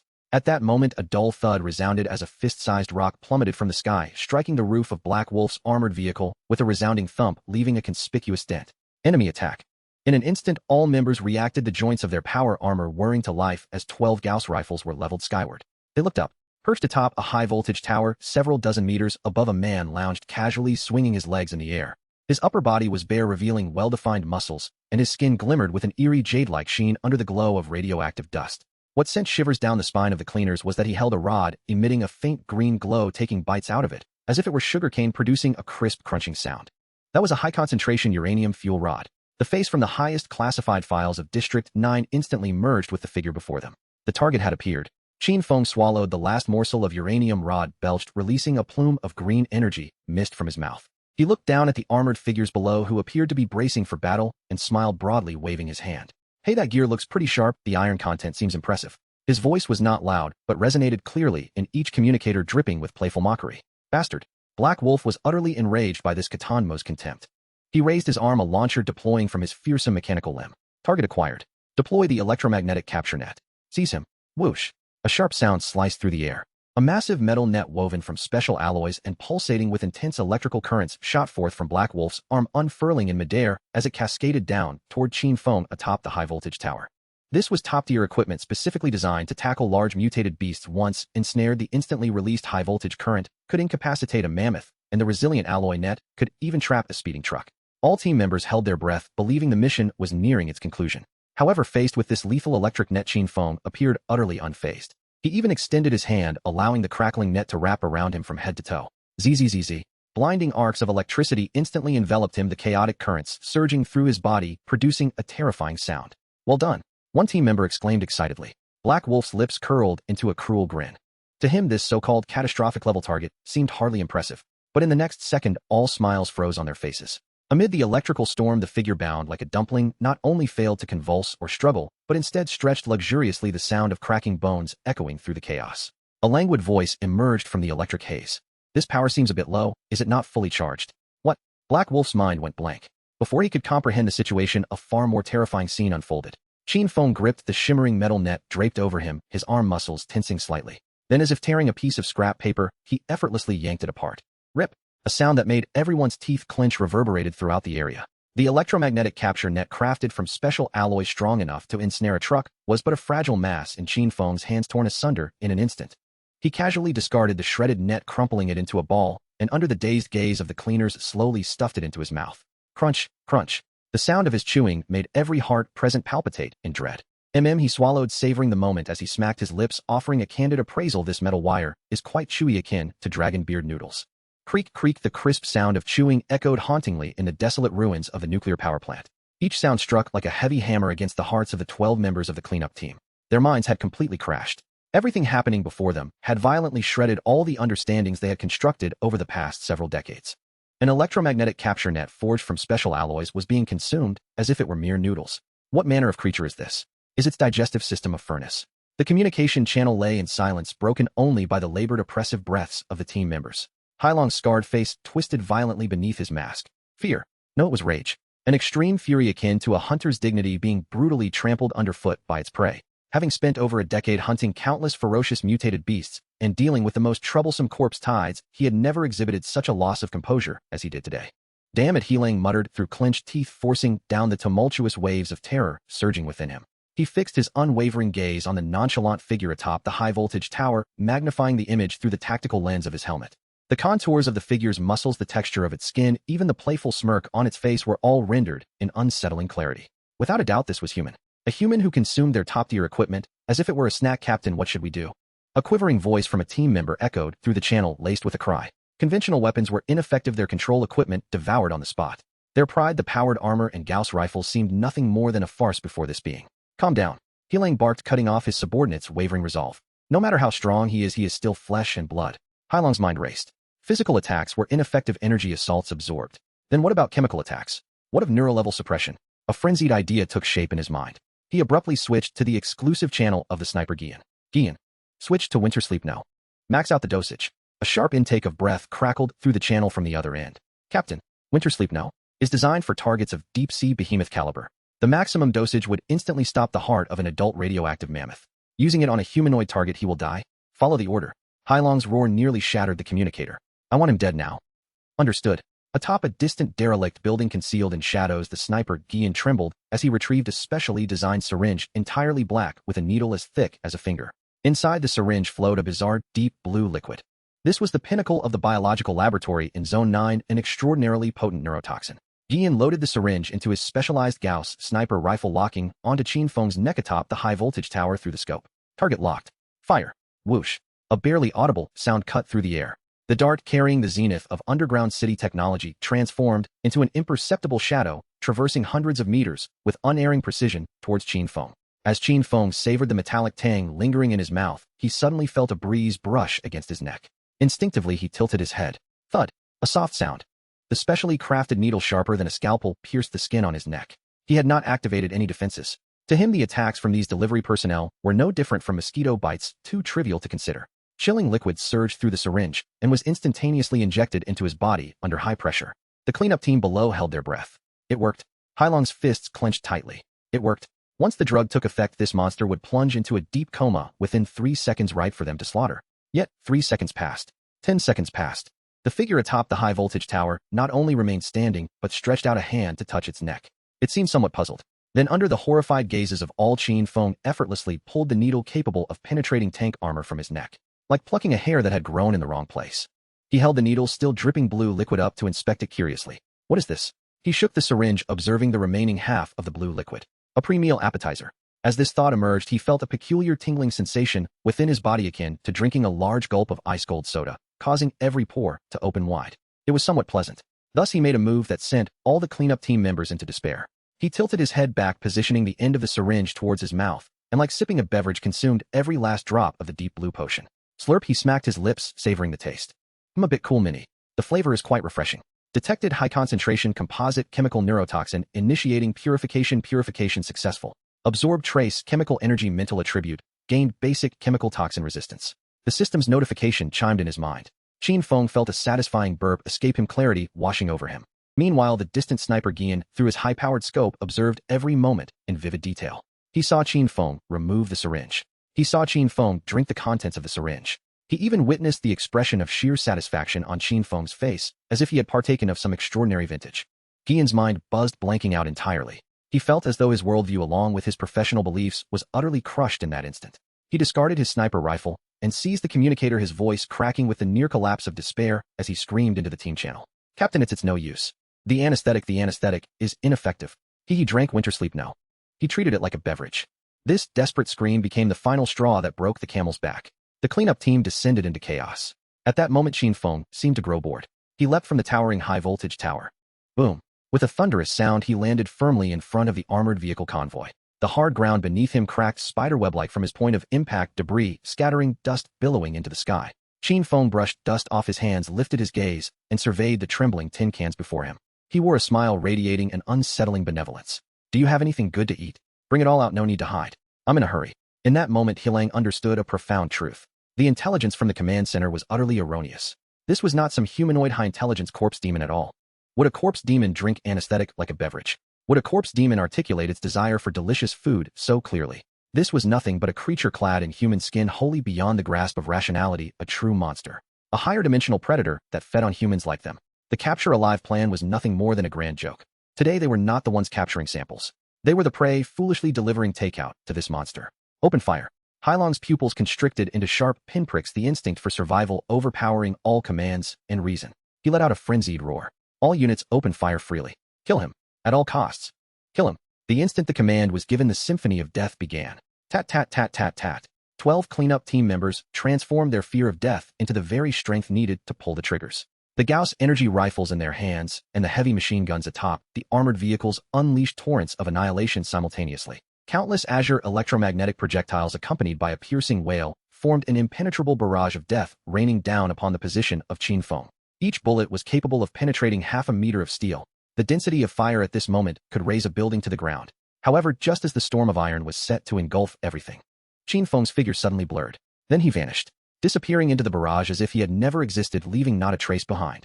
The frenzied bullets lost their target, crashing into the ground and ruins behind him, kicking up clouds of dust.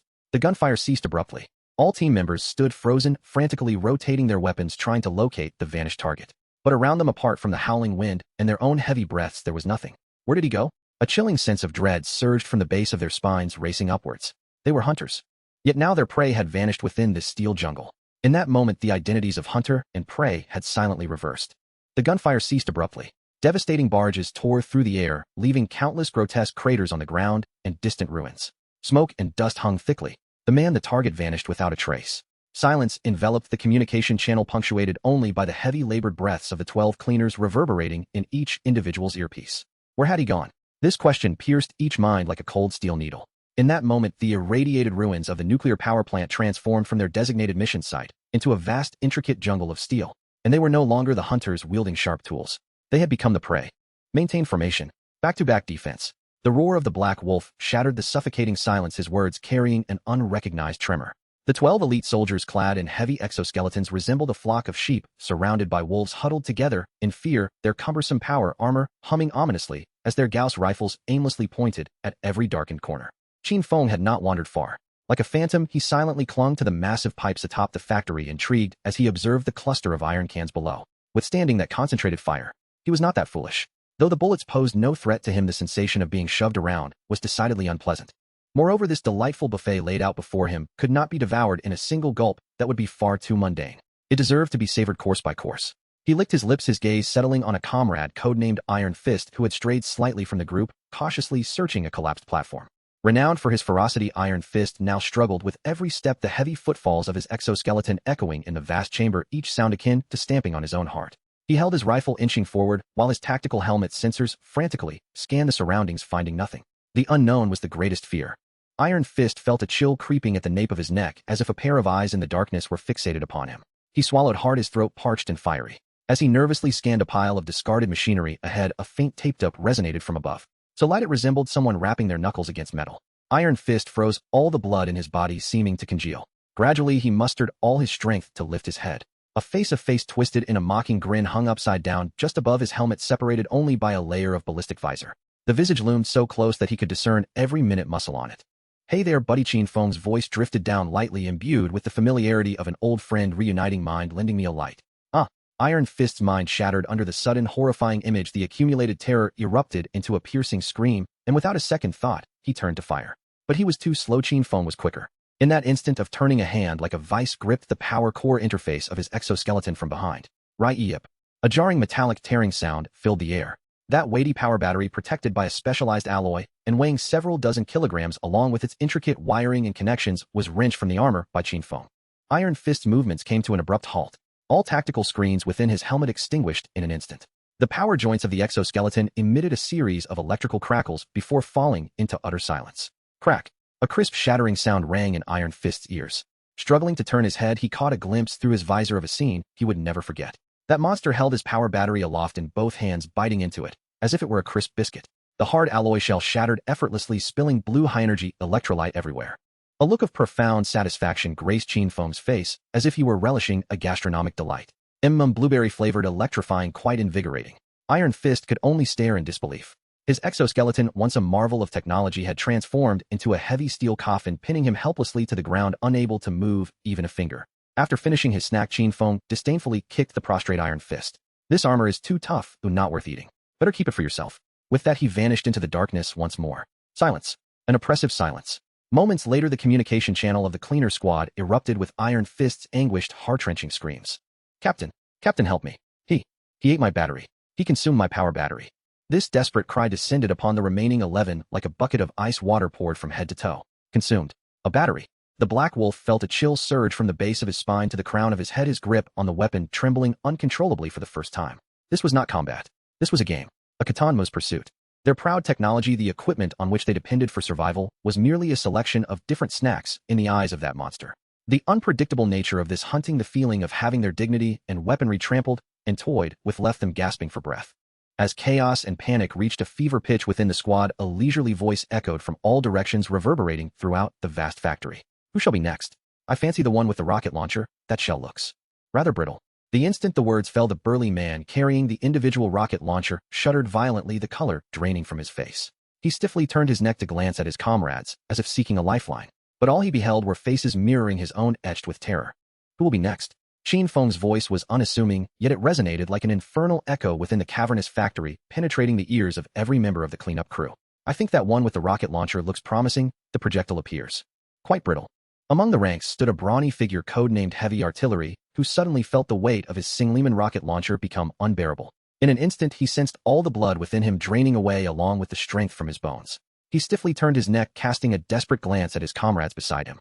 Yet he was met with faces even paler than his own, each expressing a profound despair that screamed, "Brother, you are on your own." It was over. This thought detonated like a nuclear bomb in everyone's mind. They had not come to fulfill a mission. They had come to meet their demise. No, it was far worse than death. They were here to serve a buffet to this monster. "Stand firm." Black Wolf's frantic roar exploded over the comms. "We are the cleaners of Zone 9. Not lambs to the slaughter. Huddle together. Back to back for defense." The instinct to survive overrode the crumbling rationality. The remaining 10 squad members, including the nearly paralyzed heavy artillery, mechanically obeyed the commands. They huddled together, their heavy exoskeleton armor clanging against one another, producing a cacophony of metallic friction, forming what appeared to be an impenetrable steel circle. They had never imagined that one day this seasoned group of warriors would be driven to seek safety in such a primitive and clumsy manner, all at the hands of an unarmed individual. At that moment, from the shadows deep within the factory, a slow, deliberate sound of footsteps echoed. Step, step, step. Each footfall resonated like the drumbeats of death, precisely synchronizing with the heartbeat of every individual present. Qin Feng emerged from the darkness. A mischievous Katanmo's grin danced across his face. What truly sent shivers down the spines of the cleaners was the sight of a metal rod approximately a meter long, glowing with an eerie blue light, held casually in his hands. It was a control rod from a reactor. The radiation concentrated upon it was sufficient to obliterate the genetic structure of any carbon-based life form within seconds. Yet Qin Feng, like a street thug twirling a baseball bat, spun the lethal control rod between his fingers before resting it on his shoulder. He halted, surveying the mass of armored figures huddled together, nonchalantly curling his lip in boredom. All right, the game of hide and seek is over. I'm done playing. It's time for dinner. At the moment his words fell, he flung the control rod aside with a casual gesture. His body sank slightly, muscles in his legs visibly swelling, causing the ground beneath him to crack. He grinned, revealing a set of pristine white teeth. His gaze shifted. What once held mischief and playfulness now radiated with pure primal hunger, the hunger of a predator at the pinnacle of the food chain. Brutal charge. Boom. The air ignited instantaneously. Qin Feng transformed into a blur, a figure too swift for the eye to capture, akin to a careening heavy tank, propelled by an unmatched ferocity, crashing into the steel circle formed by 10 armored exoskeletons. There was no technique, no evasion, only the unadulterated savage and unreasonable force of pure power. Bang! A resounding crash echoed as an unfortunate squad member had no time to react, colliding head on. His suit of armor designed to withstand artillery strikes became as fragile as an eggshell before Qin Feng. The chest plate crumpled inward, emitting a painful screech of metal distortion. The man, along with several hundred pounds of equipment, was hurled backward like a home-run baseball, crashing into the concrete wall behind him, generating a cloud of dust. Sparks flickered for a brief moment before silence enveloped the scene. The defensive formation shattered at the first blow. Kill him. Black Wolf's eyes blazed red, the instinct to survive coupled with his dignity as captain ignited the last vestige of his courage. He roared, wielding a battle knife forged from special memory alloys, and with all his might, he swung down toward Qin Feng's neck. This strike encapsulated all his strength and technological enhancement, capable of cleaving an armored vehicle in two. Yet facing this lethal blow, Qin Feng didn't even glance. He merely raised his left hand casually. Clang! The deafening sound of metal clashing reverberated throughout. That blade, sharp enough to slice through iron, was effortlessly pinched between Qin Feng's two fingers. Black Wolf felt an irresistible force coursing through the blade. He, along with his exoskeleton armor, was forcibly halted in place. How is this possible? The very thought barely settled in his mind when he heard a sharp crack. It was as crisp as snapping a pretzel. The alloy knife in his grip was mercilessly crushed by Qin Feng's fingers. Qin Feng casually placed the severed tip of the knife into his mouth, chewed it a few times, then spat it onto the ground. This knife is inadequate. He frowned, delivering a critique akin to a connoisseur's. The carbon content is too high, it tastes bitter and affects the flavor. With that, he no longer spared a glance at the utterly dazed Black Wolf. His right hand shot out like lightning, seizing Black Wolf's mechanical right arm. It's time for the main course. Black Wolf had yet to grasp the meaning behind those words. The next moment, screech. A metallic rending sound more piercing than the earlier tearing of the electric net erupted. Under Black Wolf's horrified gaze, Qin Feng yanked on his mechanical arm, which was thicker than his thigh. The robust alloy casing was violently torn apart, the hefty hydraulic actuators snapping in response, while the intricate circuitry erupted in a dazzling display of electric sparks. Qin Feng forcibly wrenched the entire exoskeleton arm from Black Wolf's torso. But it did not end there. Qin Feng resembled a skilled chef dissecting a freshly cooked lobster. One hand pressed against Black Wolf's shoulder, while the other gripped the torn edge of his chest armor, yanking it upward. Crackle! Accompanied by a cacophony of jarring metallic deformation sounds, the exoskeleton armor enveloping Black Wolf was dismantled piece by piece. Shoulder pads, chest plates, back power packs, leg boosters, in under 10 seconds. What had represented the pinnacle of Zone 9's technological marvel transformed into a heap of charred parts littering the ground. And there sat Black Wolf, slumped in the center of this chaos, clad only in a thin combat lining, trembling against the cold winds of the wasteland. He was utterly bewildered. He watched as this man crouched down, sifting through the very components he had just donned. Like a patron selecting his favorite dishes at a buffet. Qin Feng first picked up a miniature nuclear fusion battery, brushed off the dust, and popped it into his mouth, like a peanut, crunching it with a satisfying crack. This is delightful, ample energy reminiscent of popping candy. Next, he extracted several core servo motors along with their accompanying oil and savored them with relish. This has a smooth texture with a delightful chewiness akin to juicy beef balls. Black Wolf sat there dazed, watching. He beheld the man, his mouth flowing with blue electrolyte, and black oil, his face betraying the ecstasy of indulgence. In that moment, his worldview, his beliefs, his pride were utterly annihilated. He crumbled, completely shattered. Qin Feng finished the last piece of the high-strength drive shaft with a satisfied burp. Rising to his feet, he dusted off his hands, then raised his gaze towards the few remaining dishes not far away, who were so terrified they could barely hold their weapons. He revealed a remarkably sinister smile, extending his tongue to lick the remnants of oil from his lips. Well, the appetizers are finished. Next, it's your turn. The appetizers have been consumed. Qin Feng extended his tongue, savoring the remnants of the dark oil on his lips, and his expression of satisfaction sent shivers down the spines of the few remaining members of the cleanup team across from him. Now it is your turn. This statement echoed like a summons from the abyss, draining the last vestiges of strength from their bodies in an instant. Clatter.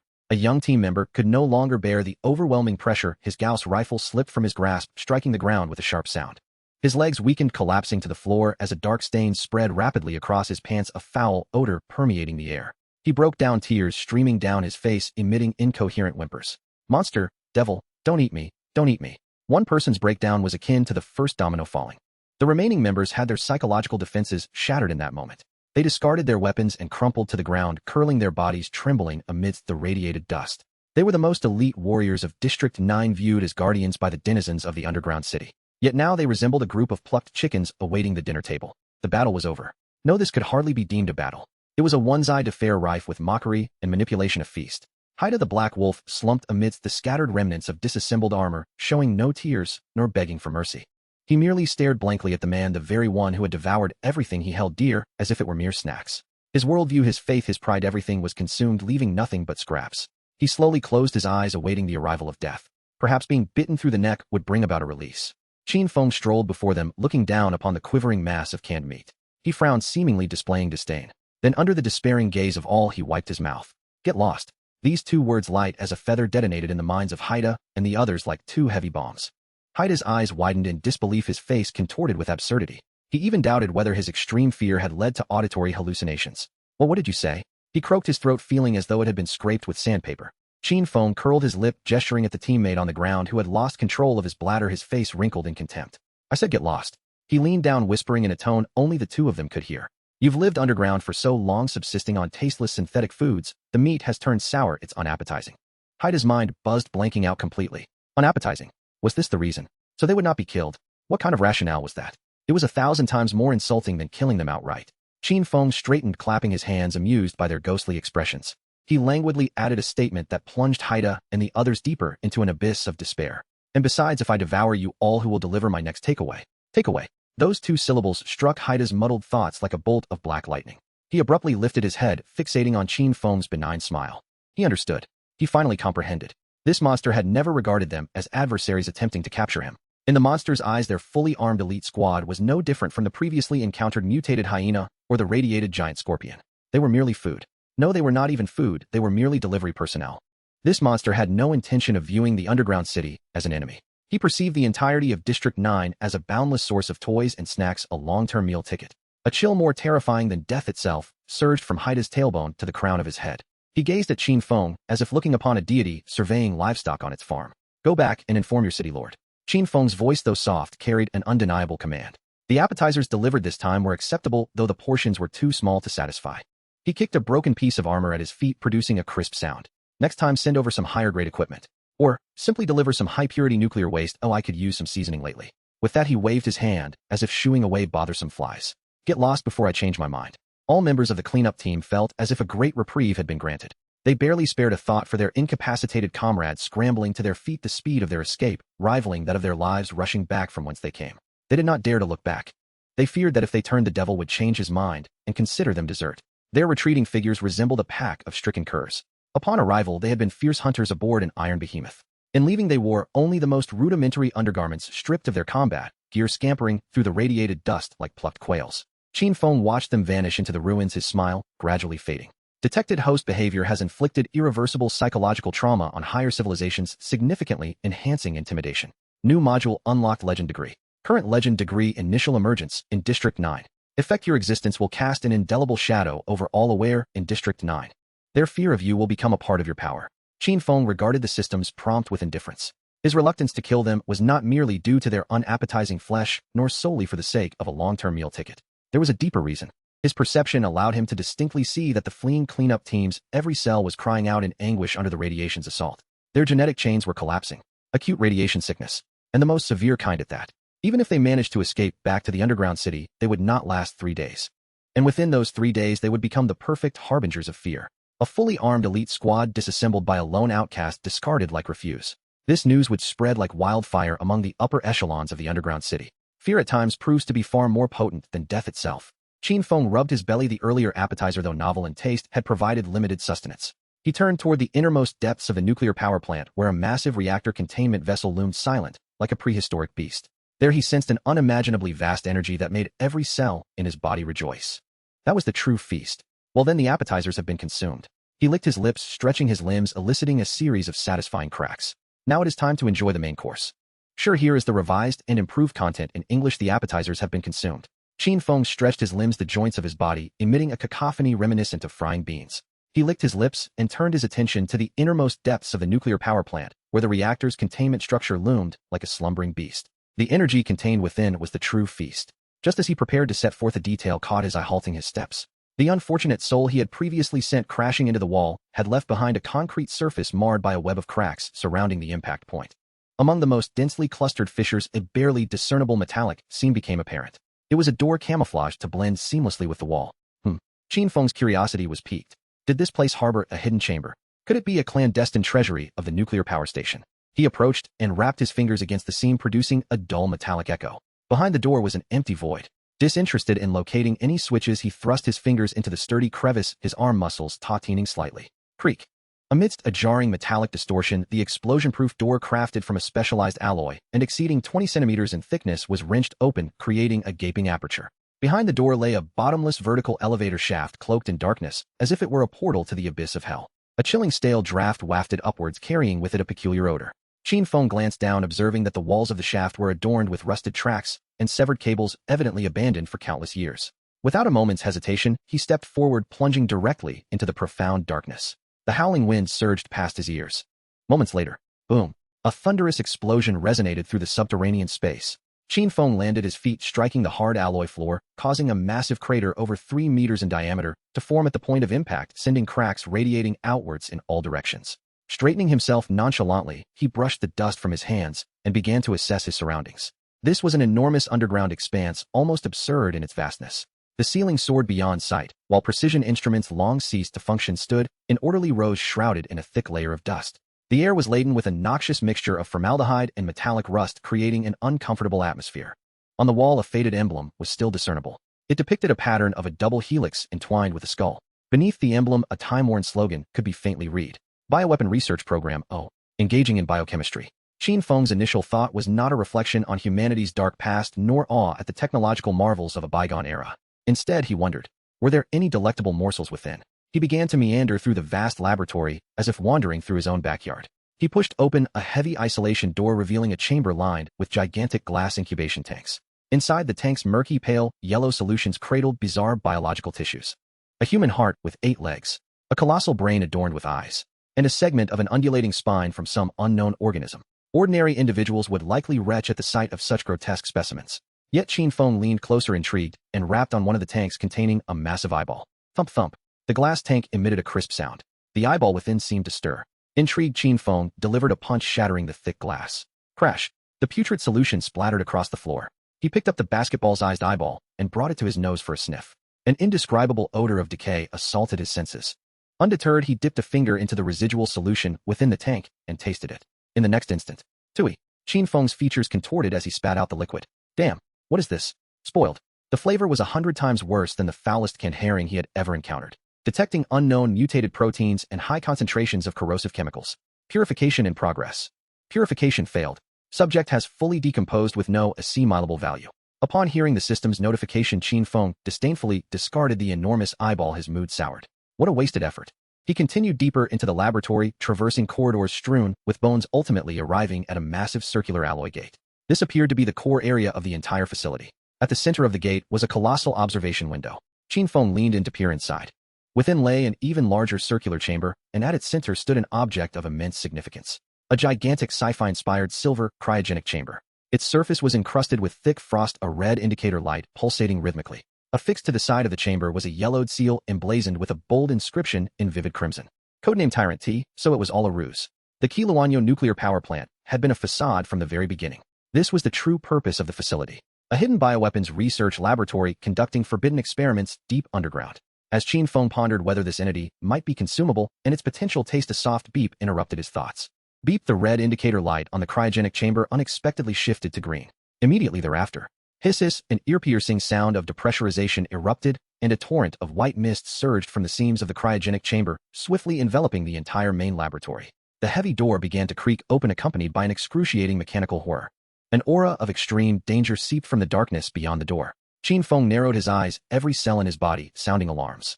A colossal figure emerged step by step from the swirling white fog. It was a humanoid monstrosity towering over 3 meters in height. Its skin was an ashen gray devoid of color, muscles coiling with explosive power. Most disturbing was the gaping chest cavity from which a massive deformed heart pulsated, exposed to the air, each beat resonating with a dull thud. It slowly raised its head. The face bore no nose, no lips, only a pair of hollow eyes. Within those eyes there were no pupils or irises, only an unsettling pure white that sent chills down one's spine. In the instant their gazes met, the creature's eyes opened wide. There was no roar, no growl.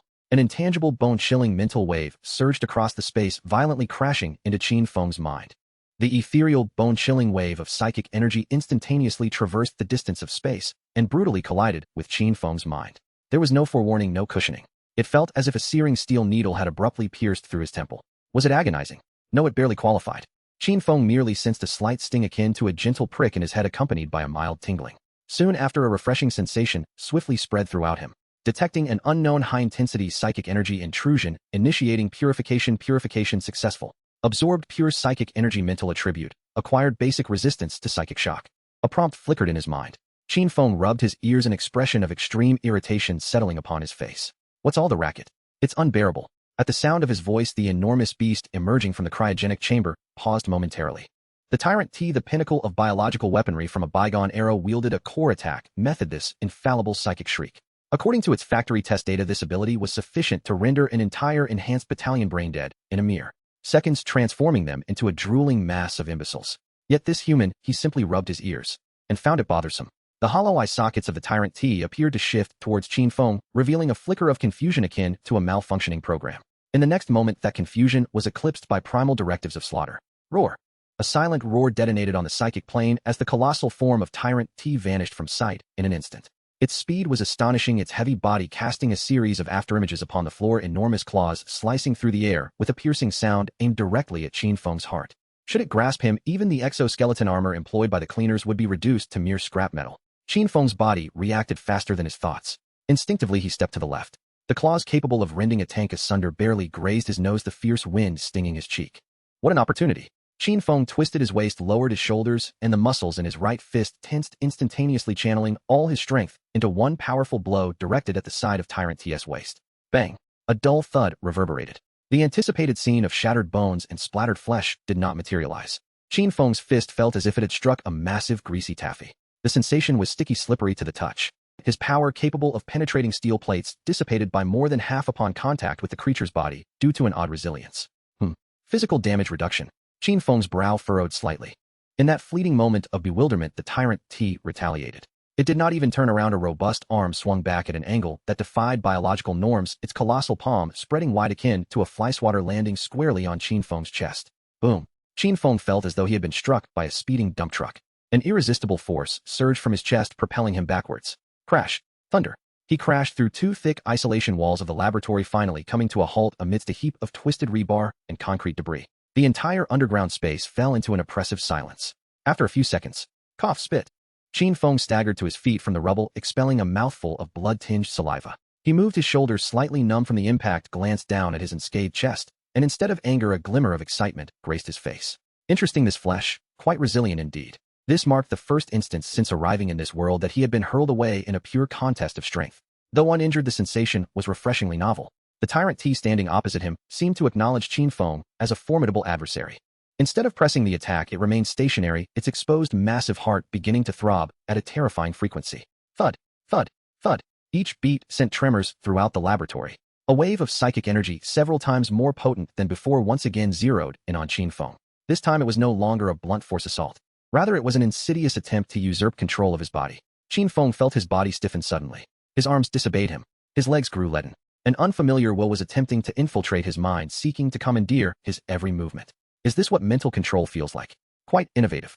Regrettably, within Qin Feng, the fiercely volatile radiation energy that had assimilated nuclear waste power cells and alloy armor since the provocation from the intruder. They erupted into chaos. If the tyrant's psychic force was akin to a venomous serpent attempting to invade a riverbed, then the radiation energy within Qin Feng was a nuclear tsunami potent enough to engulf an entire continent. Get lost. Qin Feng roared inwardly. Boom. A surge of blue radiation erupted from within him, shattering that invisible psychic shackles in an instant. He regained control of his body, feeling invigorated as if emerging from a sauna. He lifted his gaze towards the colossal creature still charging not far away, grinning broadly, revealing a radiant smile. Playing mind games, are we? Quite entertaining. Unfortunately, my mind has long been scorched by radiation. No, rather, enhanced. Reinforced. The voice of Qin Feng reverberated through the vast underground laboratory, imbued with a fervor bordering on insanity. This provocation ignited the latent instinct for slaughter embedded within the genetic code of Tyrant T. It ceased all tentative actions. Roar. Another inaudible mental roar erupted, but this time it was not an assault, rather it was a primal, beastly battle cry. The massive form of Tyrant T suddenly lurched downward, leaving two profound impressions on the alloy floor beneath it. In the next heartbeat, it transformed into a grayish-white projectile accompanied by a shrill scream that tore through the air, charging ruthlessly towards Qin Feng. Its speed had increased by at least 30%. This time it opened its maw devoid of lips, revealing a terrifying gaping mouth lined with rings of pallid muscle aimed directly at Qin Feng's head. It intended to crush this audacious creature head and bones in a single bite. Faced with this cavernous mouth capable of reducing a main battle tank to scrap, Qin Feng did not flinch, but stood resolute and unmoving. Physical attacks proved ineffective and mental assaults encountered immunity. His mind raced through the combat data from earlier. This creature was a super meat shield characterized by high durability and thick blood coupled with magical immunity. Conventional methods would likely fail to inflict significant damage. However, who claimed he was a conventional fighter?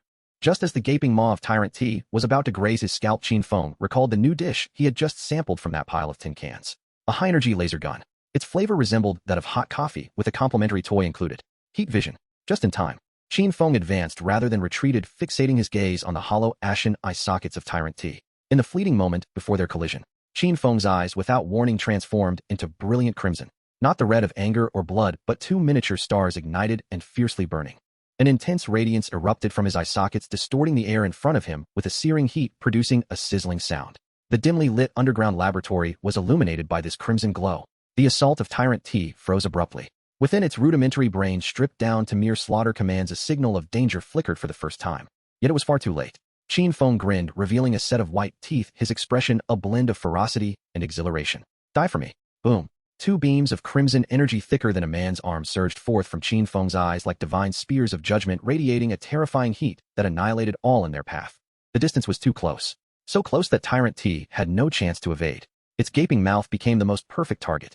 Sizzle. A sound beyond description erupted. Those two beams of crimson heat vision faced no obstruction, striking straight into the maw of Tyrant T. What followed was a horrifying spectacle. The resilient musculature of Tyrant T, capable of withstanding heavy artillery, crumbled under the onslaught of the high-energy beams, disintegrating like snow under the sun, vaporized in an instant. The rays surged through its mouth, traversing its esophagus, incinerating its spine, and ultimately erupting from the back of its skull. A massive smoking hole materialized atop Tyrant T's head. Through that aperture, one could even glimpse the alloy wall behind it, reddened from the searing heat. The air quickly filled with the peculiar odor of charred protein mingled with the scent of roasted meat. Tyrant T's colossal body remained suspended in midair, rigid, frozen in the act of lunging forward. For the first and final time, a semblance of confusion flickered in its hollow eye sockets. It seemed unable to comprehend why it was meeting its demise. The next moment, boom, its immense form collapsed, devoid of support, crashing heavily to the ground and stirring up a cloud of dust. The exposed massive heart thudded feebly twice before succumbing to silence. The battle concluded. The entire subterranean space sank once more into a deathly silence. Cough, cough. Oh damn. Breaking this silence was Qin Feng's pained groan. He clasped his eyes, crouching on the floor as tears streamed uncontrollably, akin to a faucet left running. Damn it, this skill. It's too powerful, it's a bit taxing on the eyes. He felt as though his eyeballs were two red-hot irons, both burning and aching, a sharp sting overwhelming him. His vision swam in a haze rife with double images. My eyes are burning, really burning. As he grimaced and rubbed his eyes, the long-awaited notification sounded in his mind. Eliminated height-year bioweapon Tyrant T absorbed its life core energy and gained a substantial amount of evolution points. Evolution points. Detected host's first use of energy release skill proficiency.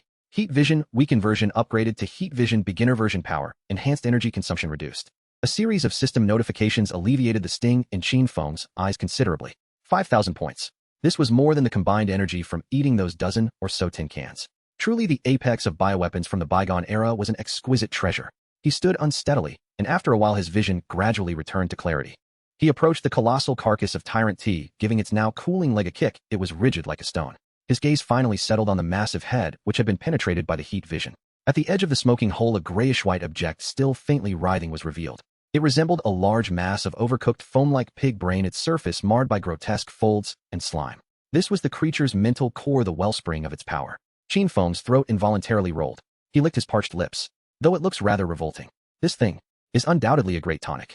Yet this peculiar object is indeed a remarkable source of nourishment. Qin Feng's Adam's apple bobbed as he struggled to tear his gaze away. He knelt down, extending his finger to prod the grayish-white cerebral core that was partially exposed through the crevice. It was soft and slightly elastic, its texture odd. A faint, intangible wave of mental energy emanated from the mass, accompanied by a pungent, decaying odor that invaded his nostrils. It was undeniably revolting. Yet the yearning from every cell in his body was unmistakable. This substance promised him tremendous benefits. Fortune favors the bold, strength is sought through consumption. Without further hesitation, Qin Feng undertook a brief mental preparation. He applied pressure with 2 fingers and forcibly extracted the viscous, writhing cerebral core from the tyrant's hardened skull. It was sticky to the touch and still warm. Holding this mass larger than his fist up to his face, he inhaled deeply, then abruptly closed his eyes and bit into it. There was no foul stench nor any metallic taste of blood. It melted in his mouth. The texture surpassed that of the finest tofu pudding, requiring no chewing. It simply dissolved into a cool liquid on his tongue, sliding down his throat. The next moment, an indescribable chill surged from his stomach, bypassing both his esophagus and trachea, and shot straight towards his crown. Boom. Qin Feng felt as if a mint-flavored bomb had detonated in his head. The entire world instantly fell into serene silence. Assimilating high-level psychic mutation core. Analyzing. Absorbing. Warning. A massive stream of redundant mental information detected. Initiating forced purification. Purification complete. Significant enhancement of psychic power. A series of notifications exploded in his mind. Qin Feng gradually opened his eyes. The world around him had utterly transformed within his perception. He could distinctly hear the sound of a mutated cockroach's 6 legs scuttling across the metal floor 30 meters away, concealed behind a twisted steel plate. He could see the invisible radioactive dust in the air dancing around him like a swarm of jubilant fireflies. His perception transcended sight and sound. A novel domain radiating outward from his being had materialized. Within this domain, every blade of grass, every grain of sand, every stone was vividly presented in his mind as a stream of information. Psychic attribute significantly enhanced, unlocking new skill. Psychic Field Intimidation Beginner. Psychic Field Intimidation Beginner actively releases psychic pressure impacting targets on a mental level within the domain. Can cause weak-willed beings or humans to instantly lose their will to resist, succumbing to fear, dizziness, or even fainting. Qin Feng absorbed the information in his mind, a peculiar expression gracing his face. Releasing pressure to render the weak unconscious. Isn't that akin to the Conqueror's haki? His interest piqued, he turned and surveyed the ruins, quickly identifying a target. In a corner of the laboratory, a mutated rat roughly the size of a house cat was cautiously peering out, its 2 crimson eyes darting about as if coveting the tyrant's corpse. Qin Feng grinned. You are the one. He remained motionless, not even making unnecessary movements, but concentrated all his attention on the rat. Then he suddenly glared. Psychic Field Intimidation activated. An invisible domineering force imbued with Qin Feng's absolute will descended upon the mutated rat. The rat froze mid-motion, its gray fur bristling, its crimson eyes filled with boundless terror. It could not even utter a sound. Before it could emit a squeak, its eyes rolled back, its limbs spasmed, and it collapsed to the ground, completely unconscious. While it works, Qin Feng chuckled, this new plaything was far more effective than heat vision, requiring no effort from his eyes. Moreover, it exuded an air of superiority. From now on, if he found anyone displeasing, he could simply glare at them and watch them socially perish on the spot. Having dealt with the cerebral core, Qin Feng's attention returned to the massive corpse of the tyrant. Adhering to the principle of waste, not want not, he stuffed the enormous heart, which had ceased to beat, along with several other organs brimming with energy, into his mouth. Though the taste was far from pleasant, tough and aged, the energy it provided was undeniable. As he crushed the last sturdy leg bone, consuming it like sugar, came an unprecedented sense of fullness and strength coursed through his limbs. Consumed complete body of high-level bioweapon, overall physical attributes enhanced. Strength, constitution, speed. Current rank firmly established at 2nd rank peak. Qin Feng clenched his fists, feeling the tumultuous power within him, and satisfied, let out a belch. This underground expedition had yielded tremendous rewards. Not only had he feasted, but his strength had surged and he had acquired 2 new skills. A resounding success. Having satisfied his hunger, Qin Feng began to scour the abandoned laboratory. The relics of the old world must not be wasted. Regrettably, most of the equipment had succumbed to the ravages of time or the aftermath of recent battles. Just as disappointment began to creep in, he discovered something unusual at a terminal in the main control room. The terminal emitted a faint emergency light, and on its screen a vast map was displayed. The map encompassed an area of over 100 kilometers centered around the Qin nuclear power plant. In addition to marking the locations of the 9th District underground city and the nuclear power plant, 3 special locations were highlighted in vivid red. Qin Feng leaned closer to examine. Hazardous waste landfill, no. Biochemical waste disposal zone, no. Military submarine graveyard. Gazing at these 3 names, Qin Feng's breath became labored. Hazardous waste. Biochemical refuse. Submarines. What on earth was this? It was clearly a buffet menu. Qin Feng extended his finger and decisively tapped on the screen, selecting the closest location. Hazardous waste landfill, no. An immensely radiant, benevolent smile spread across his face. It seems the buffet is about to unveil new offerings. It appears that the buffet dishes are to be updated. The benevolent smile on Qin Feng's face had yet to fully fade.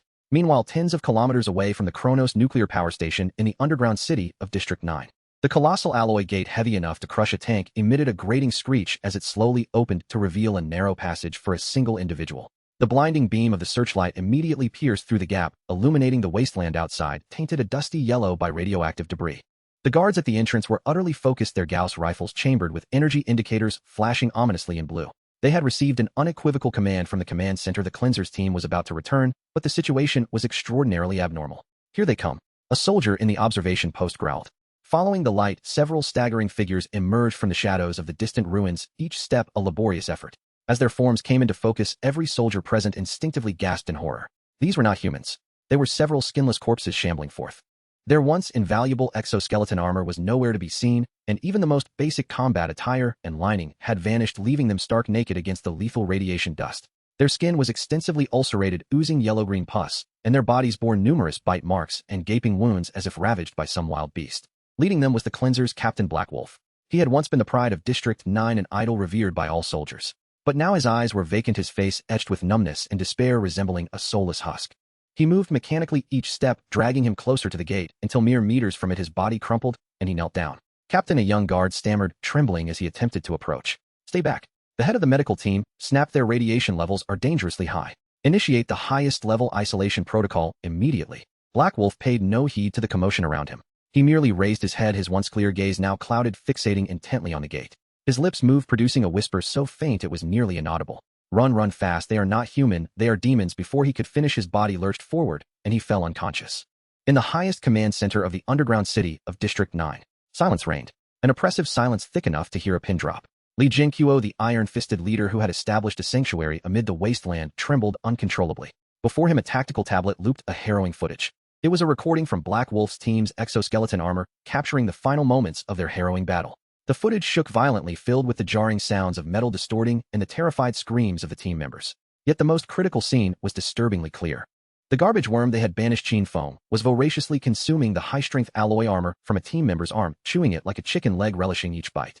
The video concluded with a freeze frame of Qin Feng's face, smeared with black oil and metallic shavings. He licked his lips, offering a chilling smile to the camera, one that sent shivers down the spine. Bang! Li Jingqiu could bear no more and slammed the tablet onto the table, producing a resounding crash. He panted heavily, veins bulging on his forehead. He even consumed the exoskeleton armor. His voice was dry, steeped in absurdity. What in the world is that, even a living being? In the meeting room, the expressions of the upper echelons of the underground city darkened considerably. The military commander, a burly bald man, wore a grimace, his fists cracking ominously. That was his most elite unit, the pride of District 9. Now their face had been devoured like a mere snack. Commander, a disheveled elder in a lab coat, stood up abruptly, his expression not one of fear, but fervor. He was Dr. Zhao, the chief scientist of the underground city. A miracle. This is a miracle. Dr. Zhao, flushed with excitement, pointed at the tablet, stammering in fervent disbelief. He can digest nuclear batteries. He can directly absorb high-energy substances. My God, this is a perfect walking bioenergy conversion mechanism. We must obtain him. At any cost. Obtain him. The military commander slammed his fist on the table, shouting, what will you use to obtain him? Sacrifice our soldiers to serve him as a meal. He pointed to a freshly delivered medical report, each word strikingly grim. The entire Black Wolf team is in the late stages of acute radiation sickness, their genetic chains utterly collapsed. They won't survive beyond 12 hours. Their bodies are like being continuously irradiated from within by a miniature reactor. Tell me, how do we fight this? The commander's words plunged the meeting room into an icy silence. Indeed, how to fight. With the elite team lost, sending more people would be akin to delivering them on a platter. In the most literal sense. Dr. Zhao was rendered speechless, yet he still murmured, "A sample, just a little tissue." Sample. Li Jingqiu wearily rubbed his temples about to speak. At that moment, beep beep beep, a piercing alarm suddenly resonated throughout the command center. The indicator lights on the walls morphed from a reassuring green to a blue dread hue. A communications officer responsible for monitoring stumbled in his face, etched with terror. "Commander, this is bad. The monitoring station has issued the highest level alarm. A small beast tide is forming. The target is heading directly towards the entrance of our No. 9 underground city." What? This news struck each heart like a heavy hammer. Disaster upon disaster. The tactical map swiftly switched, revealing a massive red arrow ominously pointing directly at their position from the depths of the wasteland. The radar screen displayed a dense cluster of points coalescing into a torrent, the mere sight of which sent chills down their spines. How could it happen so suddenly? Li Jingqiu exclaimed, rising sharply. "Report. According to model simulations, it's seasonal migration. The radiation levels in the depths of the wasteland are cyclically rising, forcing the mutated beast hordes outward, and we happen to be right in their migratory path. Activate Level 1 battle readiness immediately." The military commander bellowed, issuing commands, "All city defense troops to the walls. Heavy artillery ready. Fire every usable round." Though the orders were given, everyone understood that with the current firepower of the underground city, repelling even a small beast tide would come at a grievous cost. Inside the command center, a profound silence enveloped, broken only by the cold whir of machinery and the weighty breaths of the gathered. A sense of despair began to permeate the atmosphere. Just then a faint but clear voice broke through the gloom from a corner. "Commander," everyone turned to see Zhang Wu, one of the scavengers, just returned from the surface. As a witness, he had been urgently summoned to the meeting. His face was pale, his lips quivering, yet he mustered all his courage. Perhaps we could seek assistance from that monster." As soon as he spoke, all gazes turned toward him. They were looks of incredulity, of disbelief. The military commander laughed in disbelief. "Seek help from a monster? Zhang Wu has the radiation dust fried your brain. He just devoured my elite unit like a snack, and you want me to ask him for help? Exactly will he help us? I'd be thankful if he doesn't devour the remaining guards with us." Faced with the scorn and ridicule, Zhang Wu trembled even more. But gritting his teeth, he swallowed hard, uttering a line that plunged the command center back into silence. "He seems to have a penchant for our garbage. What if we traded nuclear waste with him?" Zhang Wu's words detonated like an ice cube cast into boiling oil, instantly igniting a fervor in the otherwise silent command center. "Seek help from that monster." The military commander, a robust bald man, seemed to have heard the most ludicrous joke of the century. He sprang from his seat, his enormous hand crashing down upon the table. "Zhang Wu has the radiation dust fried your brain. He just devoured my elite squad like an after-dinner treat, and you want me to grovel for his assistance? Exactly. Why would he hate us? We should be thanking the heavens if he doesn't devour the last of our defenders during this beast tide. This is inviting the wolf into the fold. No, it's inviting the ghost into the home." Voices of skepticism and mockery surged, nearly drowning out Zhang Wu's frail figure. His body trembled like leaves in an autumn breeze, his face as pale as parchment. Yet he clenched his teeth, swallowed hard, and summoned all his strength to utter the words that plunged the command center back into icy silence. He seems to have an affinity for our refuse. What if we offered him nuclear waste in exchange?" Before the command center personnel could digest this earth-shattering proposition, a deafening roar echoed, accompanied by violent tremors from the ground, causing the fluorescent lights above to flicker wildly. On the tactical map, the red arrows representing the beast tide collided violently with the blue, symbolizing the underground city of District 9. "Report. The city gates are under siege. The first wave consists of mutated wolf packs and corrupted wild boars. The numbers are incalculable." The frontline communicator's voice, laced with uncontainable terror, reverberated throughout the command center via the loudspeakers. Outside the underground city's heavy alloy doors, chaos had erupted into a boiling inferno. Thousands of mutated wolves, their bodies comparable to calves, surged forth, their crimson compound eyes merging into a sea of blood under the dim radiation dust. They bared their razor-sharp fangs, relentlessly battering and tearing at the metallic gate that separated life from death. Amidst the wolves, the more terrifying corrupted wild boars emerged. These fiends were covered in oozing tumors, their massive forms resembling uncontrollable battering rams. Each impact sent tremors through the underground city, eliciting a sickening metallic groan. "Open fire! Open fire!" On the city walls, the commander of the defense forces roared hoarsely. Dense tongues of fire erupted from the automated turrets on the walls as blue energy projectiles from Gauss rifles wove a lethal net, instantly shredding the foremost mutated beasts. Flesh and viscera flew, and the foul liquid splattered across the surface of the alloy gate. Yet it was of no avail. The relentless beast tide surged forward, trampling over their fallen comrades, undeterred in their assault. For every mutated beast that fell, 10 more took its place. On the main screen of the gate, the green durability bar rapidly plummeted, visible to the naked eye. "We can't hold out much longer. Commander, the gate can only withstand for another 20 minutes. Requesting support. We urgently require support." The desperate screams of the frontline commander struck like a hammer upon the hearts of every high-ranking official in the command center. Support. What support could be provided? Should we throw everyone into the fray? Silence. A despairing silence. Commander Li Zheng was bloodshot eyes fixated on the dwindling durability value. His hands gripped the edge of the table tightly, knuckles whitening from the strain. A dead horse is better than a living one. He closed his eyes, and when he opened them again, only madness and determination remained. He abruptly turned to the ashen-faced Zhang Wu, his voice hoarse, as if two rusted iron plates were grinding against one another. Zhang Wu. Yes. Zhang Wu jolted to attention, standing upright. You immediately retrieve all the nuclear waste from our reserves. Li Jingqiu forced the words through clenched teeth. Go and summon that. Qin Feng. At this declaration, the room fell into stunned silence. The military commander abruptly turned, incredulity flashing in his eyes as he looked at Li Jingqiu. Commander, are you out of your mind? Li Jingqiu ignored him, his predatory gaze fixed on Zhang Wu. This is an order. Your survival depends on it. Zhang Wu's body trembled violently for a moment, but he soon straightened his back and rendered a firm salute. Understood.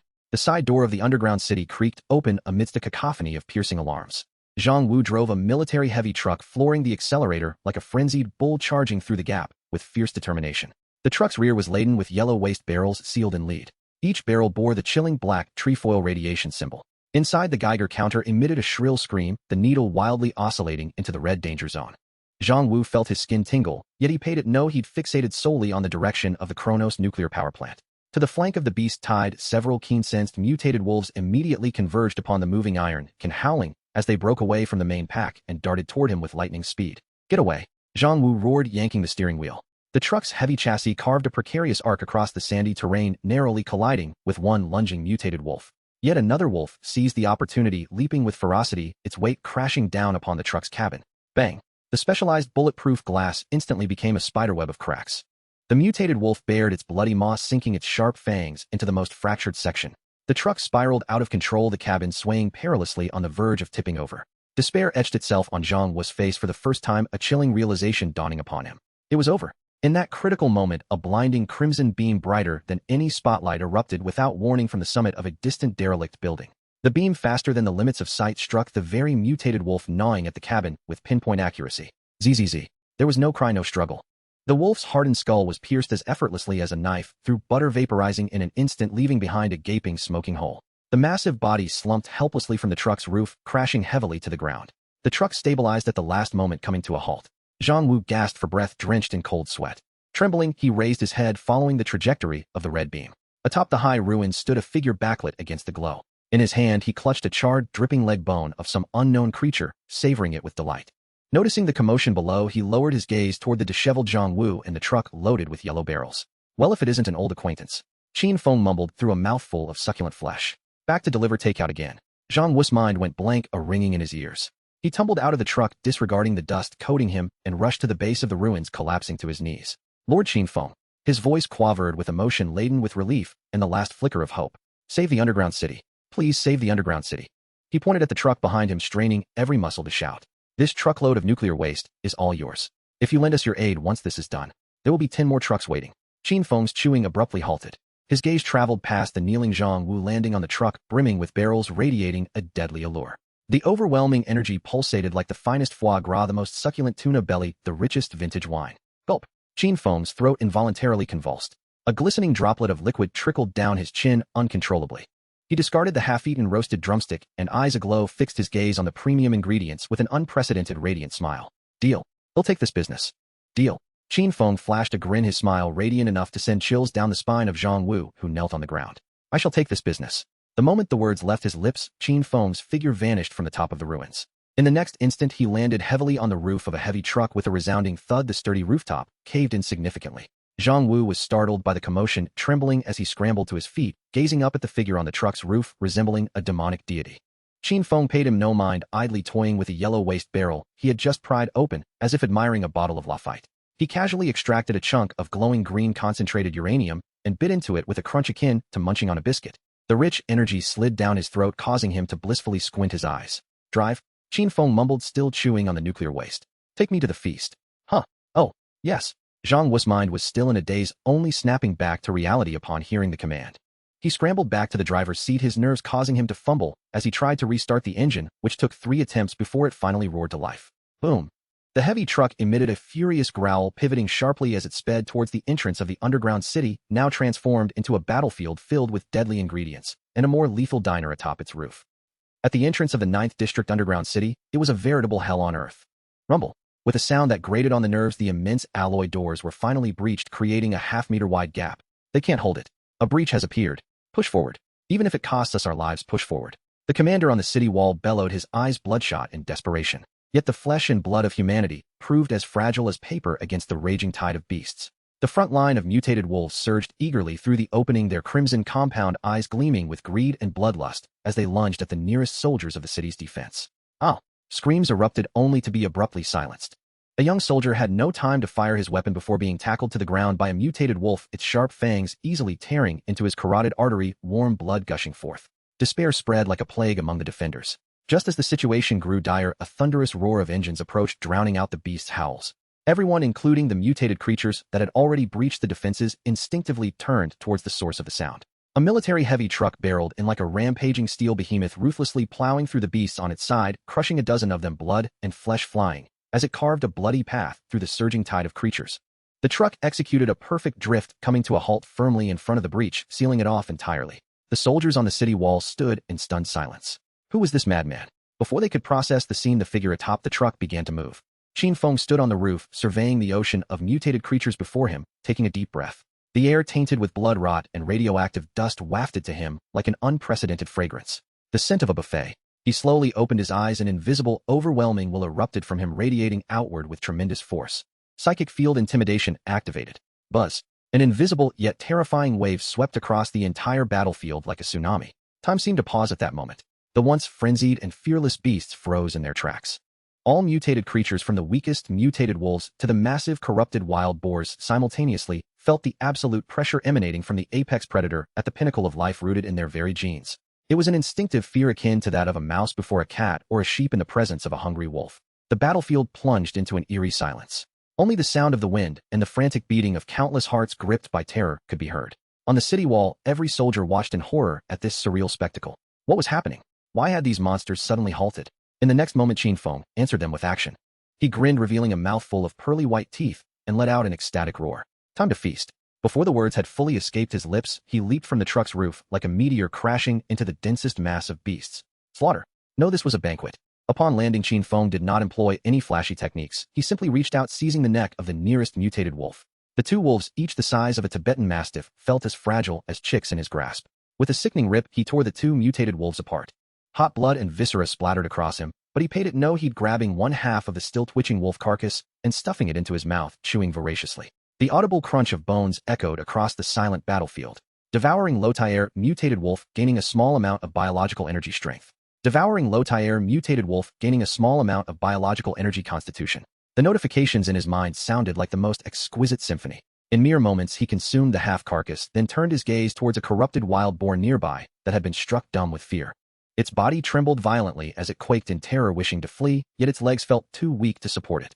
In a flash, Qin Feng dashed forward, delivering a powerful punch to the boar's head. Bang! The enormous pig's head burst open like a watermelon struck by a hammer, splattering red and white in all directions.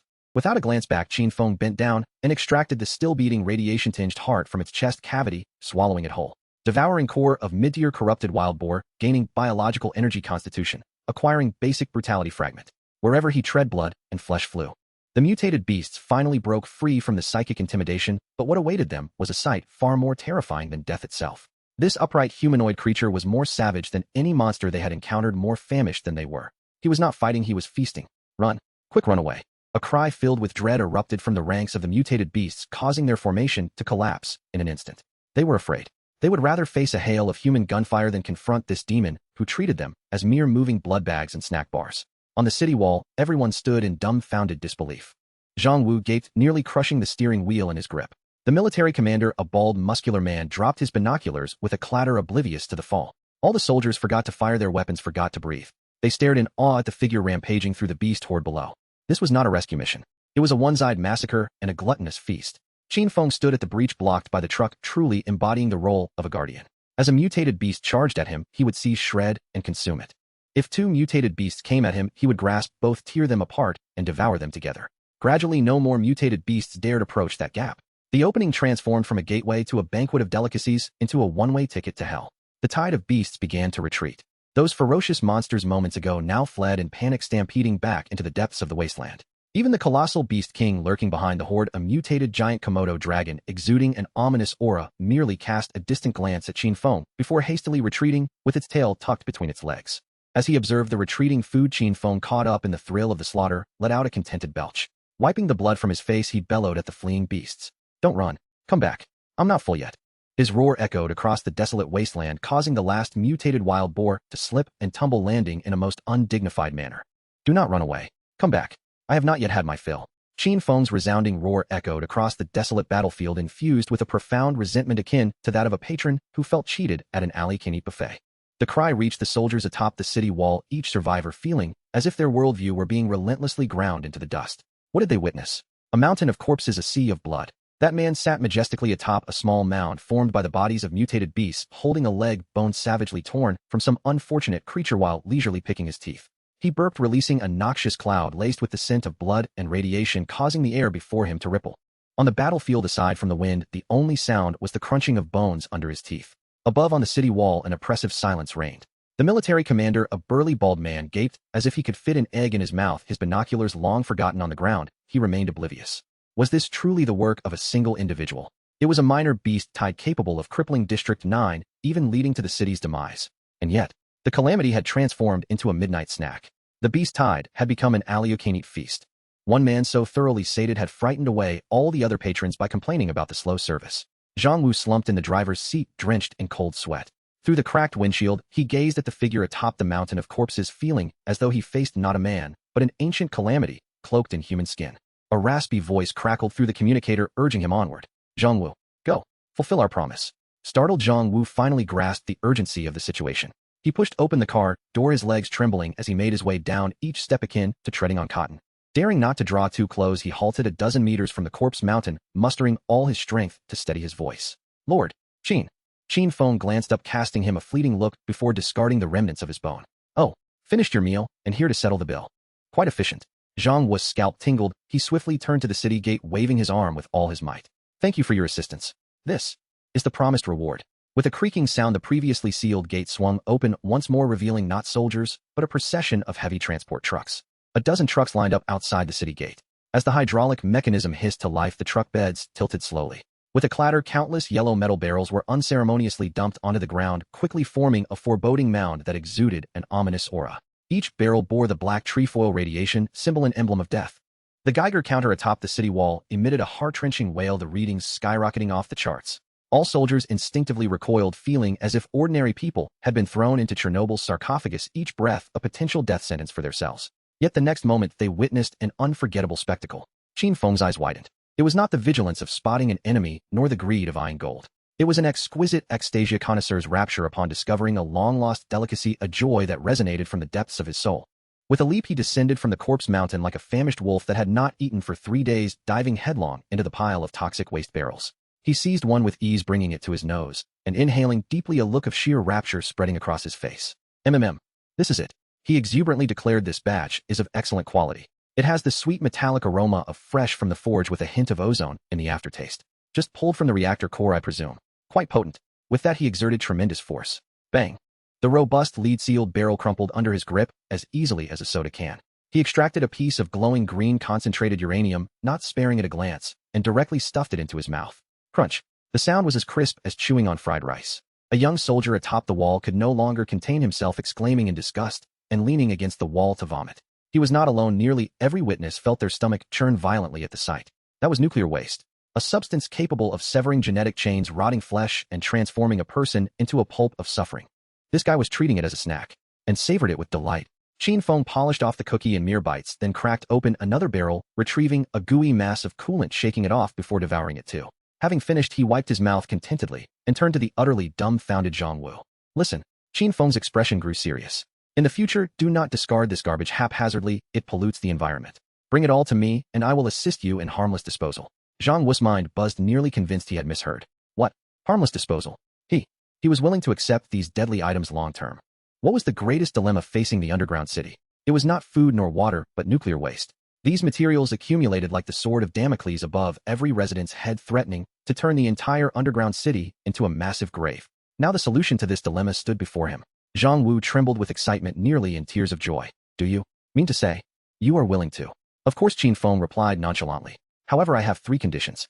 He extended 3 fingers stained with radioactive coolant. First, the waste must be plentiful. Whatever you have sent it all, I will accept every bit. Second, I will not enter your decrepit city. Deliveries must always be made to me here.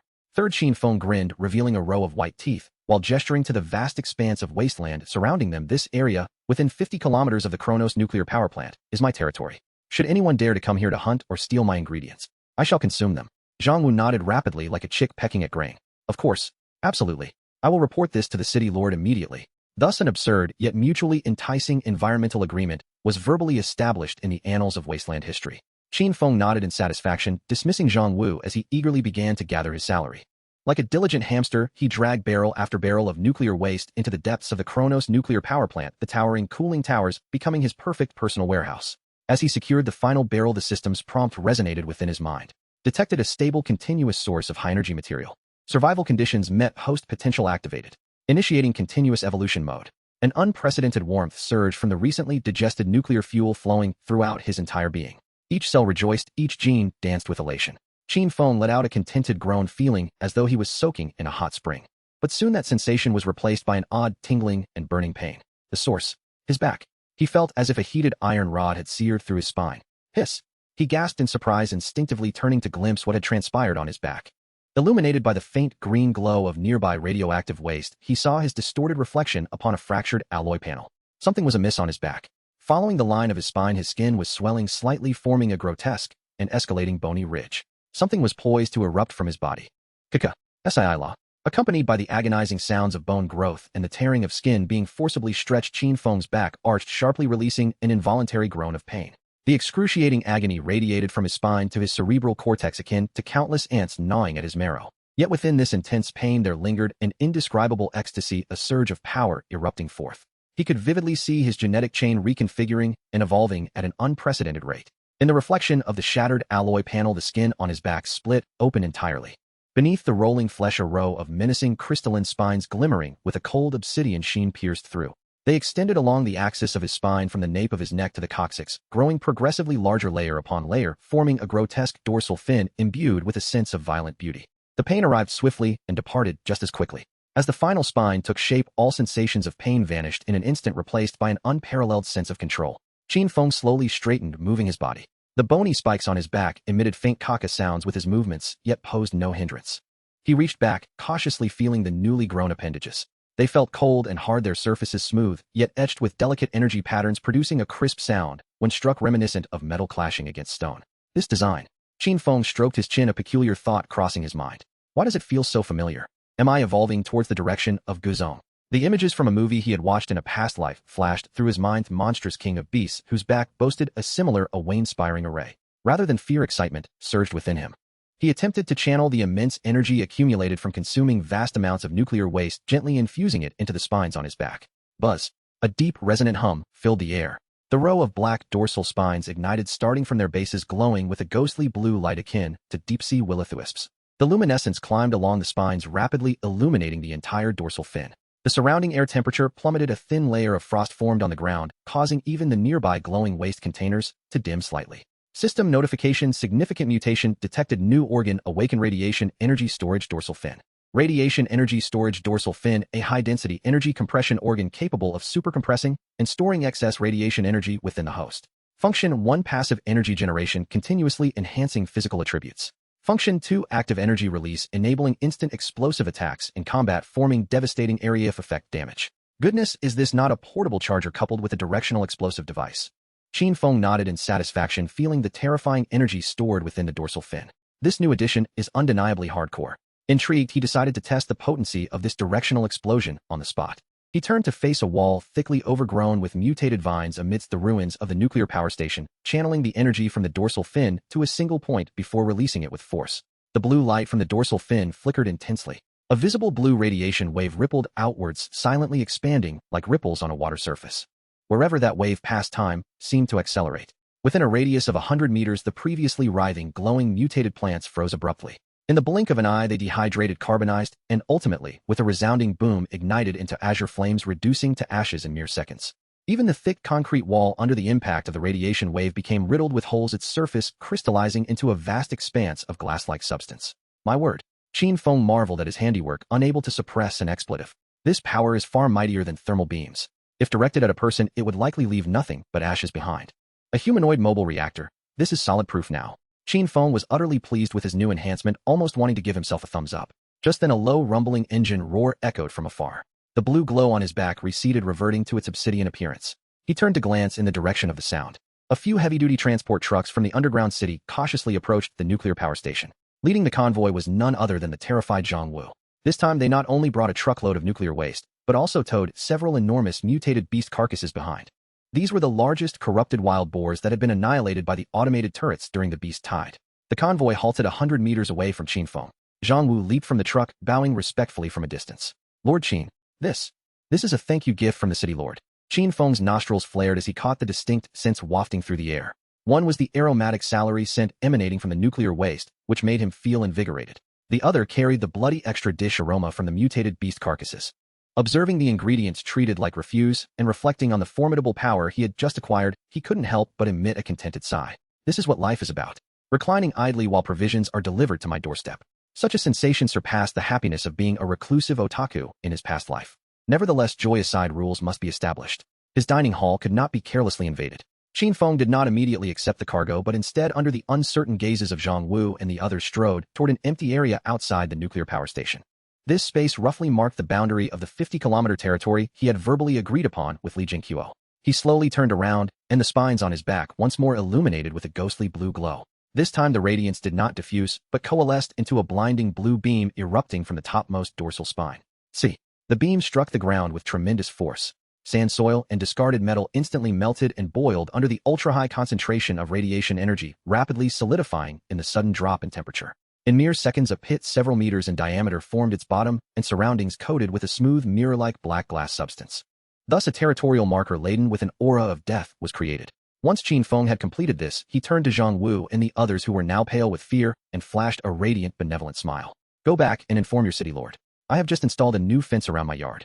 Anyone who dares to trespass blindly from now on shall not blame me for my hospitality. Qin Feng's exceptionally benevolent smile etched itself into Zhang Wu's retina like a searing brand. It was not until the heavy truck door slammed shut with a bang, sealing off the suffocating sense of oppression, that Zhang Wu realized his battlesuit lining was thoroughly drenched in cold sweat. His hands gripped the steering wheel tightly, his knuckles losing color from excessive pressure. He couldn't even dare to glance back, mechanically starting the truck and hastily fleeing with the empty convoy from this newly designated death zone. Through the rearview mirror, he caught sight of the ominous black glass pit left behind on the ground. That was not merely a warning. It was a boundary stone. A line of life and death etched across the wasteland, drawn with pure, incomprehensible violence. In the underground city of Dijiochu at the Supreme Command Center, the atmosphere was so oppressive it felt almost tangible. The joy of repelling the beast tide had evaporated, replaced by a profound sense of dread and confusion. Lord of the city, Li Jingqiu wearily leaned back in his chair, listening to Zhang Wu report the entirety of the transaction in a voice that trembled on the brink of breaking.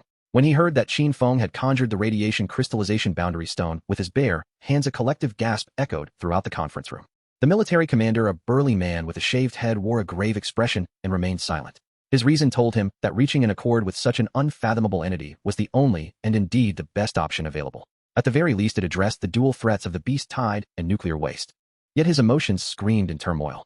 That individual treated his elite team as mere snacks, regarded humanity's ultimate weapon as if it were a piece of sugarcane, and now brazenly sought to farm right at the doorstep of Dijiochu.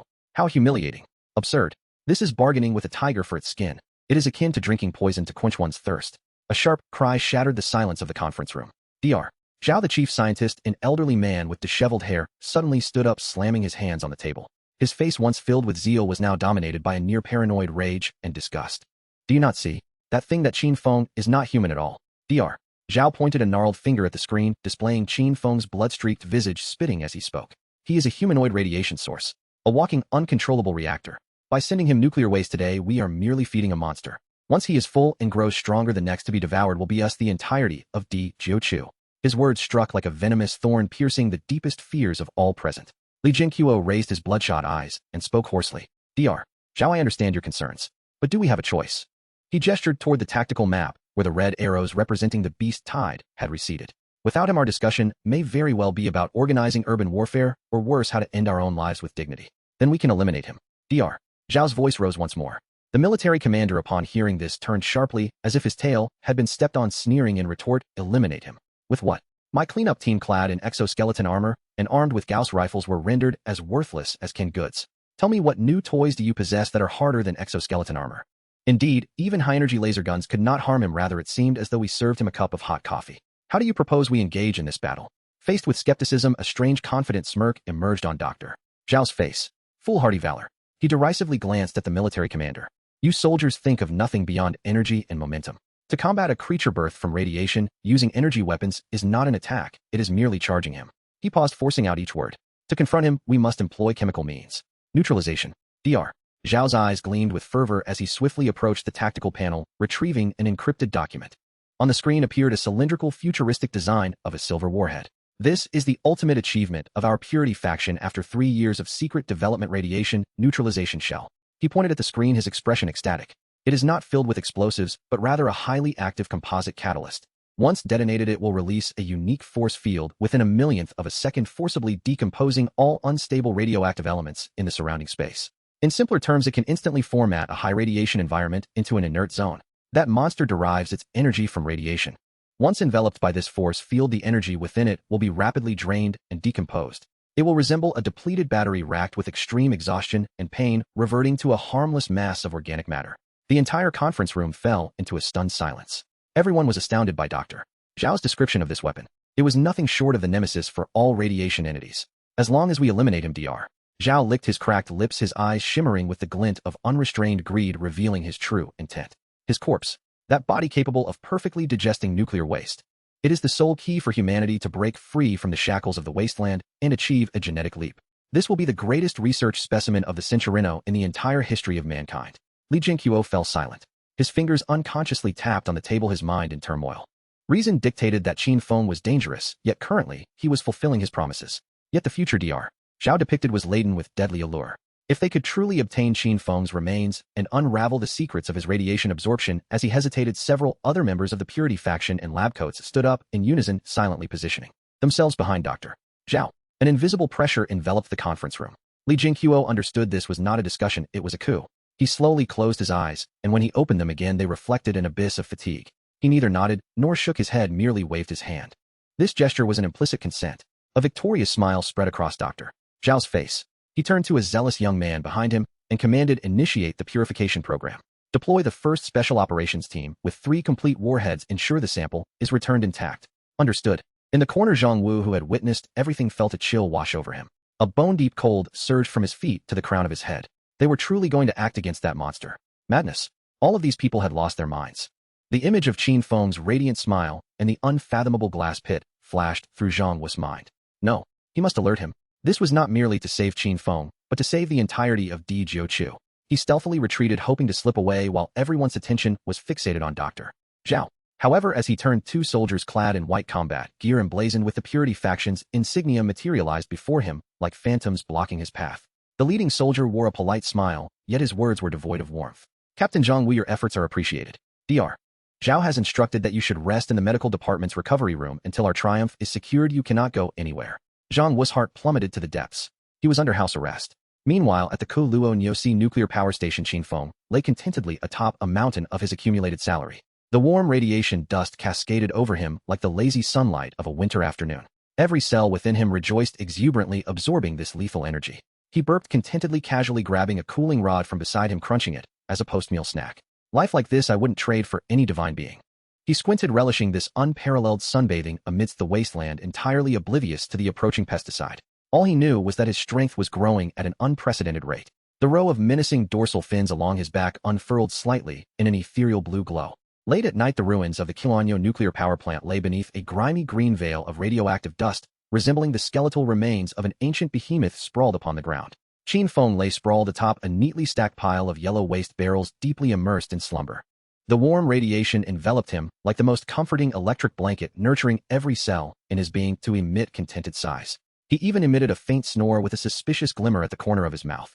In his dream, he found himself atop a mountain formed from blocks of enriched uranium, his left hand holding a skewer of plutonium, and his right cradling a glass of vintage coolant, reveling in the feast.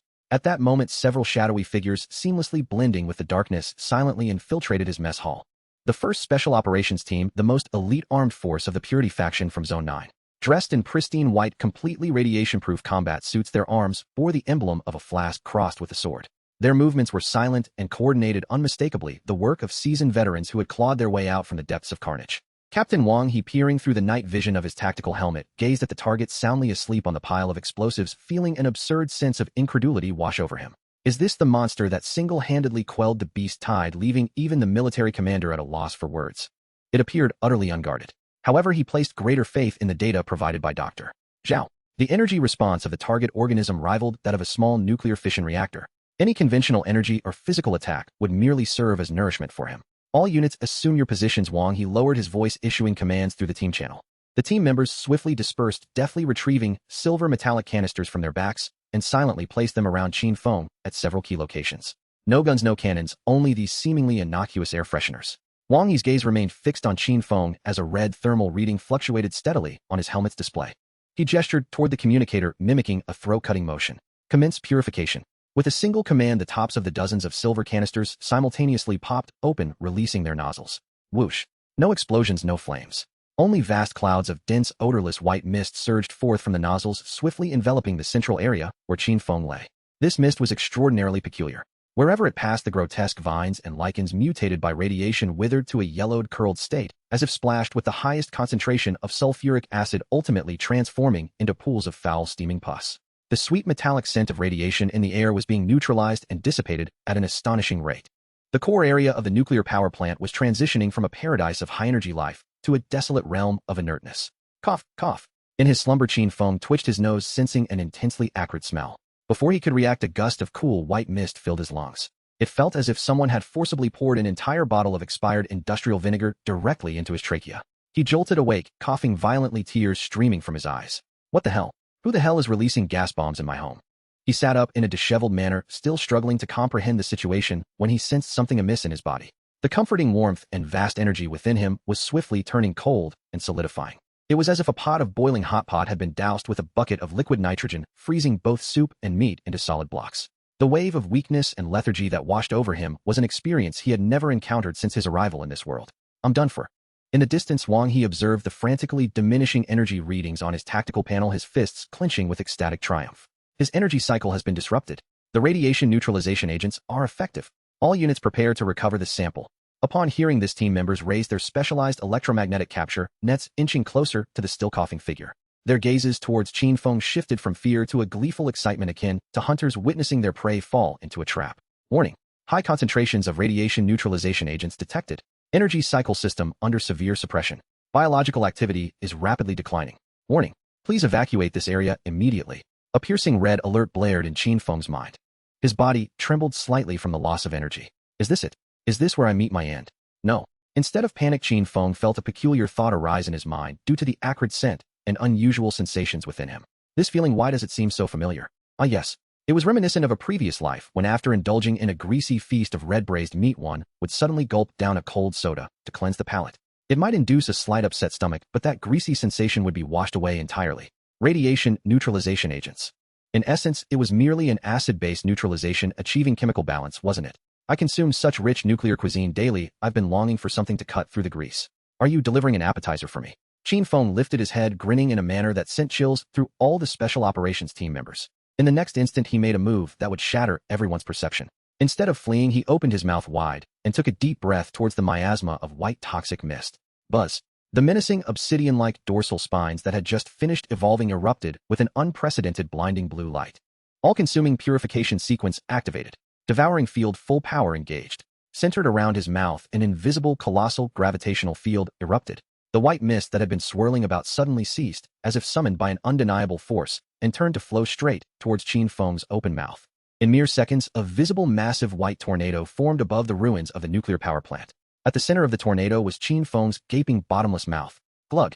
He swallowed the last of the appetizer vinegar, satisfied, letting out a hearty belch. A wave of blue mist rich with acidity erupted from his mouth. The world fell silent. All members of the first Special Operations Team were frozen in their tracks, maintaining their forward stance. Wang He's ecstatic expression remained frozen on his face, appearing both comical and terrifying. They stared dumbfounded at the man seated atop the waste barrels, observing the radiation dust around him thickening once more, feeling as if their brains had completely malfunctioned. What happened to purification? What about energy depletion? He just drank the radiation neutralization agents, as if they were a beverage. Qin Feng extended his tongue, licking his lips, savoring the lingering tangy sensation, then lifted his gaze toward the now dumbfounded delivery agents. A sincere, radiant smile spread across his face. The taste is delightful, though a bit intoxicating. Is there more? Bring me another bottle. The taste is quite good, though it has a bit of a kick. Is there more? Bring me another bottle.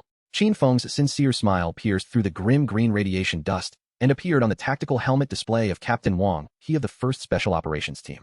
In that fleeting moment, Wang He's mind experienced a complete shutdown. As the sharpest blade of the Purity faction, he had faced countless life-and-death battles, confronted the most grotesque mutated beasts, and even executed missions on the brink of reactor meltdowns. His heart had been tempered to be harder than alloy armor. Yet now that resilient heart lay shattered into innumerable pieces beyond even the possibility of reconstruction. What had he witnessed? The item they prided themselves on consuming countless resources from Zone 9 and dubbed by Dr. Zhao as the ultimate antidote to radiation, the radiation neutralization bomb, had been consumed by the target as if it were merely a beverage. And they even left a lukewarm review claiming the flavor was a bit overpowering. A young team member behind Wang, he was the first to have his mental defenses crumble. He gazed at the man seated atop a refuse container, seemingly savoring the experience, then glanced down at his own empty spray canister, trembling violently within his combat suit. Captain, the dosage. We used the maximum specification. His voice trembled, tinged with despair. That dosage. Dr. Zhao mentioned that a single canister could purify an area the size of a football field, capable of dissolving an entire nest of third-tier corpses into a protein solution within 3 seconds. This time they had utilized over 10 canisters. This was enough to transform the deathly zone surrounding the Kronos nuclear power plant into a sterile laboratory with a terrifying dosage. And what was the outcome? Not only had the target emerged unscathed, but it had also burped and inquired about a refill. This was no longer within the realm of scientific explanation. This was theology. The being before him was no mere sample, it was a malevolent god masquerading in human skin. Qin Feng paid no heed to the deliverymen, who were beginning to question their existence. He smacked his lips, savoring that distinct flavor once more. The taste. The initial notes are a bit sharp, imbued with the metallic essence characteristic of industrial catalysts, yet upon swallowing the aftertaste, surprisingly rich, reminiscent of 3-year-old Shanxi aged vinegar. He critically assessed the flavor, then looked up at the immobile Special Forces team, displaying an expression of mild discontent. However, it lacks a side dish, drinking it straight feels a bit lacking. Next time remember to bring some dumplings stuffed with mutated beast meat to dip in this, it would certainly be authentic. System notification: special chemical factors detected, successfully decomposed and absorbed. Congratulations, host, on acquiring a new resistance, chemical corrosion immunity beginner. The prompt resonating in his mind further elevated Qin Feng's spirits. While this group wasn't here to kill him, they were akin to charitable souls, delivering attribute points and helping him shore up his deficiencies. With immunity to physical attacks, energy attacks, and now nearing immunity to chemical attacks, if this continued, wouldn't he become a 6-sided warrior? Retreat. Wang He finally broke free from the hellish hallucination, using every ounce of strength to issue a hoarse roar through the communicator. Retreat. Everyone. Fall back immediately. Abandon the mission. This isn't recovery. This is a death sentence. His shout jolted the disheartened team members back to reality. The instinct for survival overwhelmed all fear and absurdity. They turned to flee from the abyss that had shattered their worldview. However, as they turned, a shadow silently obstructed their sole escape route.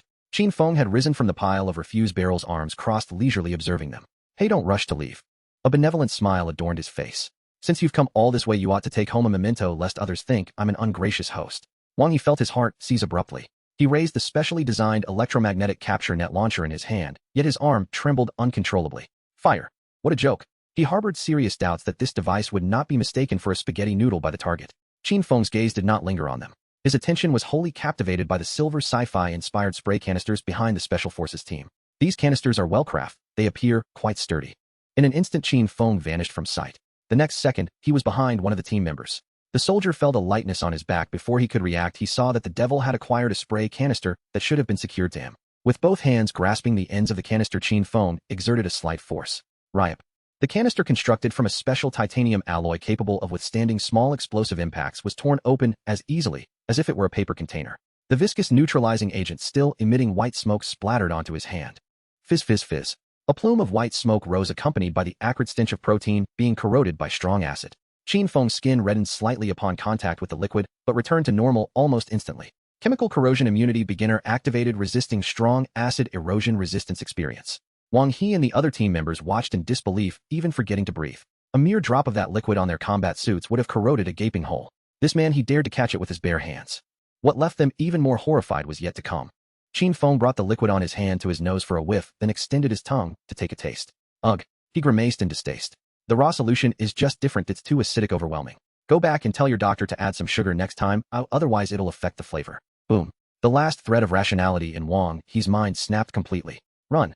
He let out a shriek that hardly resembled human speech, discarding his heavy weapon and turning to flee. He wanted nothing, no mission, no glory, no future for the Purity faction mattered anymore. He only wished to distance himself from this creature that consumed concentrated sulfuric acid as if it were sweet and sour sauce. The farther the better. The captain's collapse became the final straw that broke the camel's back. The remaining Special Forces members went utterly insane. Clang. Clatter. Piece after piece of invaluable specialized equipment was discarded as if they were mere refuse. Electromagnetic capture nets, Gauss kinetic guns, specialized flashbangs, these top-tier pieces of equipment that would drive any scavenging team into a frenzy now became burdens to their escape. They merely wished to run faster, ever faster. In the blink of an eye, the once fierce 1st Special Operations Team vanished in a disheveled retreat into the encroaching darkness. The ruins of the nuclear power plant were left in utter disarray. Qin Feng stood in place watching the retreating figures with a sense of resignation, letting out a sigh. Today's youth truly waste too much. He bent down and picked up a Gauss kinetic gun, its Sci-Fi design weighing in his hands. The gun's body was crafted from an unknown composite material, cool to the touch, still radiating a faint warmth from energy discharge. He brought the barrel to his nose, inhaling the distinctive ozone scent characteristic of high-energy capacitors charging. That aroma invigorated him. He opened his mouth and experimentally bit into the rigid barrel. Crunch. A crisp sound echoed as he forcefully bit off a small piece from the high-strength alloy. Qin Feng chewed a few times. Indeed, the texture resembled electrified popping candy, tingling and crunchy. He nodded in satisfaction, surveying the scattered midnight snacks around him, and muttered to himself, well, I suppose I can make do with this as a late-night snack. Qin Feng chewed twice. The texture resembled that of electric popping candy, tingly and crisp. He nodded in satisfaction, surveying the scattered remnants of his late-night snack, muttering to himself, well, I suppose it will serve as a makeshift supper. Before the imposing alloy gates of the underground city in District 9, the guard soldier leaned languidly against the wall, his boredom palpable. Suddenly, he was jolted by the sound of chaotic footsteps and clattering metal approaching from the distance. Who goes there? He barked, raising his pulse rifle with urgency. Several pure white figures stumbled out from the shadows, the 1st Special Operations Team that had embarked on the purification mission. However, their current appearance bore no semblance of the elite soldiers they once were. They were disheveled and battered, their combat uniforms caked in dirt and grime, with some even missing their helmets, their faces etched with terror and bewilderment. Open the door. Quick, open the door. Captain Wang, he was at the forefront, frantically pounding on the alloy gate, his voice strained. The soldier froze, recognizing Wang, he renowned, iron-willed figure among the Purity faction. What on earth had happened to them? Was this a nightmare? Captain Wang, you all. Enough chit-chat. Open the door.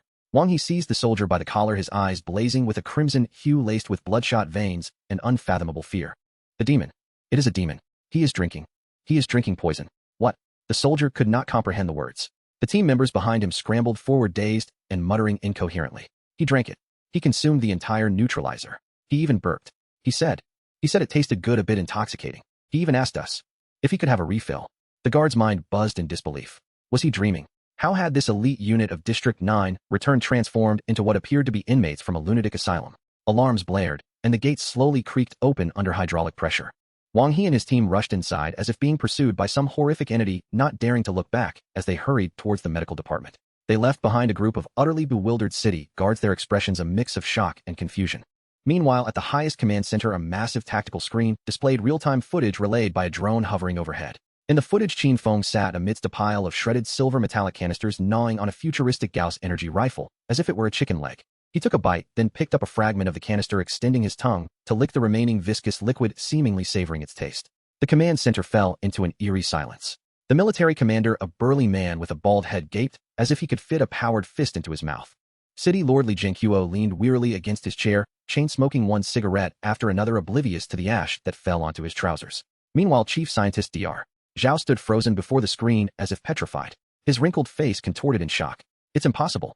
This cannot be. He murmured, his eyes nearly bulging out of their sockets. The chemical balance has been disrupted. The radiation factors and neutralizers have formed a new stable structure within him. No, that's not right. He directly decomposed the neutralizer. He used the catalyst as energy. This violates the law of energy conservation. It contravenes everything. Dr. Zhao's breathing became rapid as he dashed to the console, furiously typing on the keyboard, conjuring a dizzying array of complex data streams. However, all analyses pointed to an unacceptable red conclusion, unknown biological reaction. The science he had dedicated his life to study had become futile in the face of the man gnawing on the Gauss rifle. In that moment, his beliefs were shattered. Ah! Dr.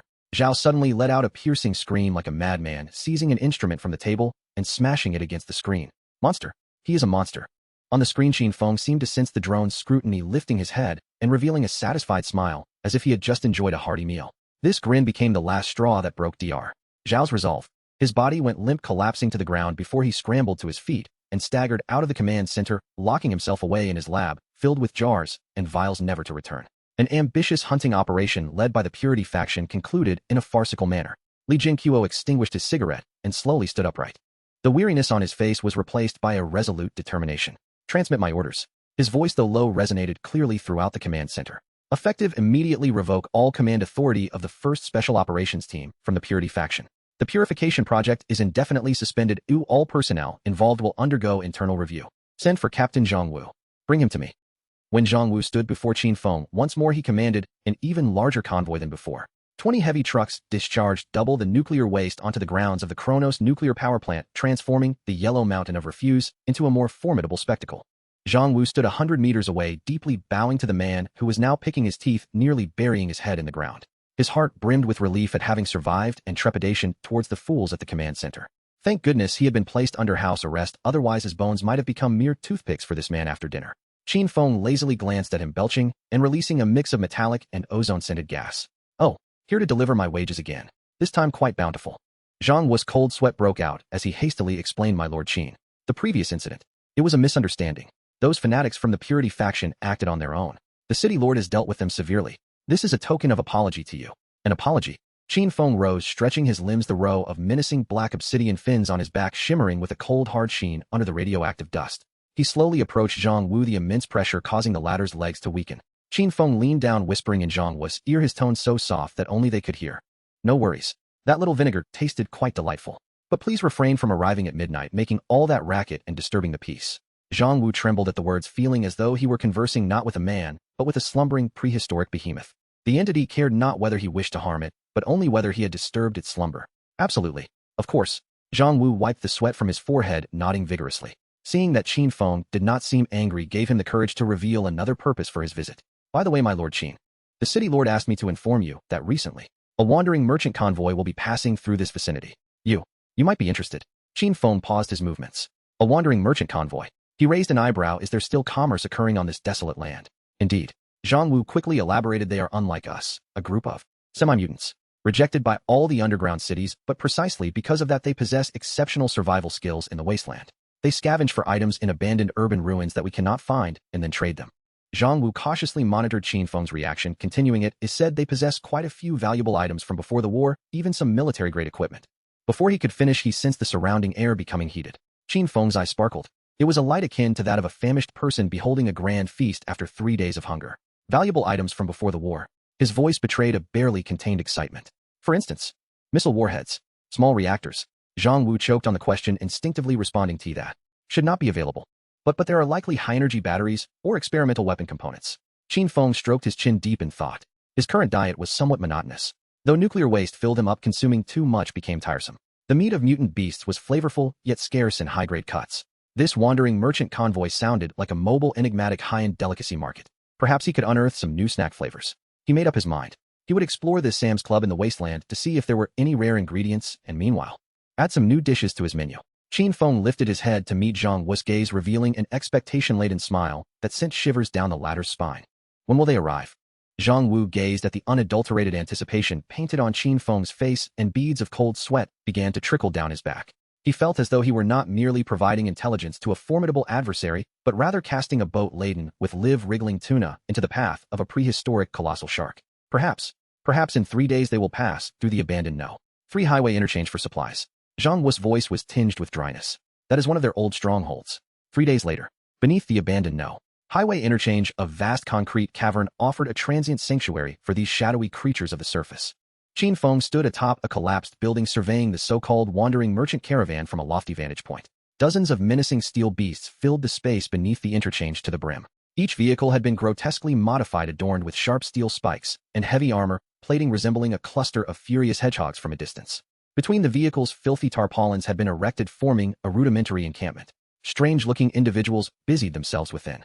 Qin Feng possessed exceptional eyesight. He could discern that none of these beings were pure humans.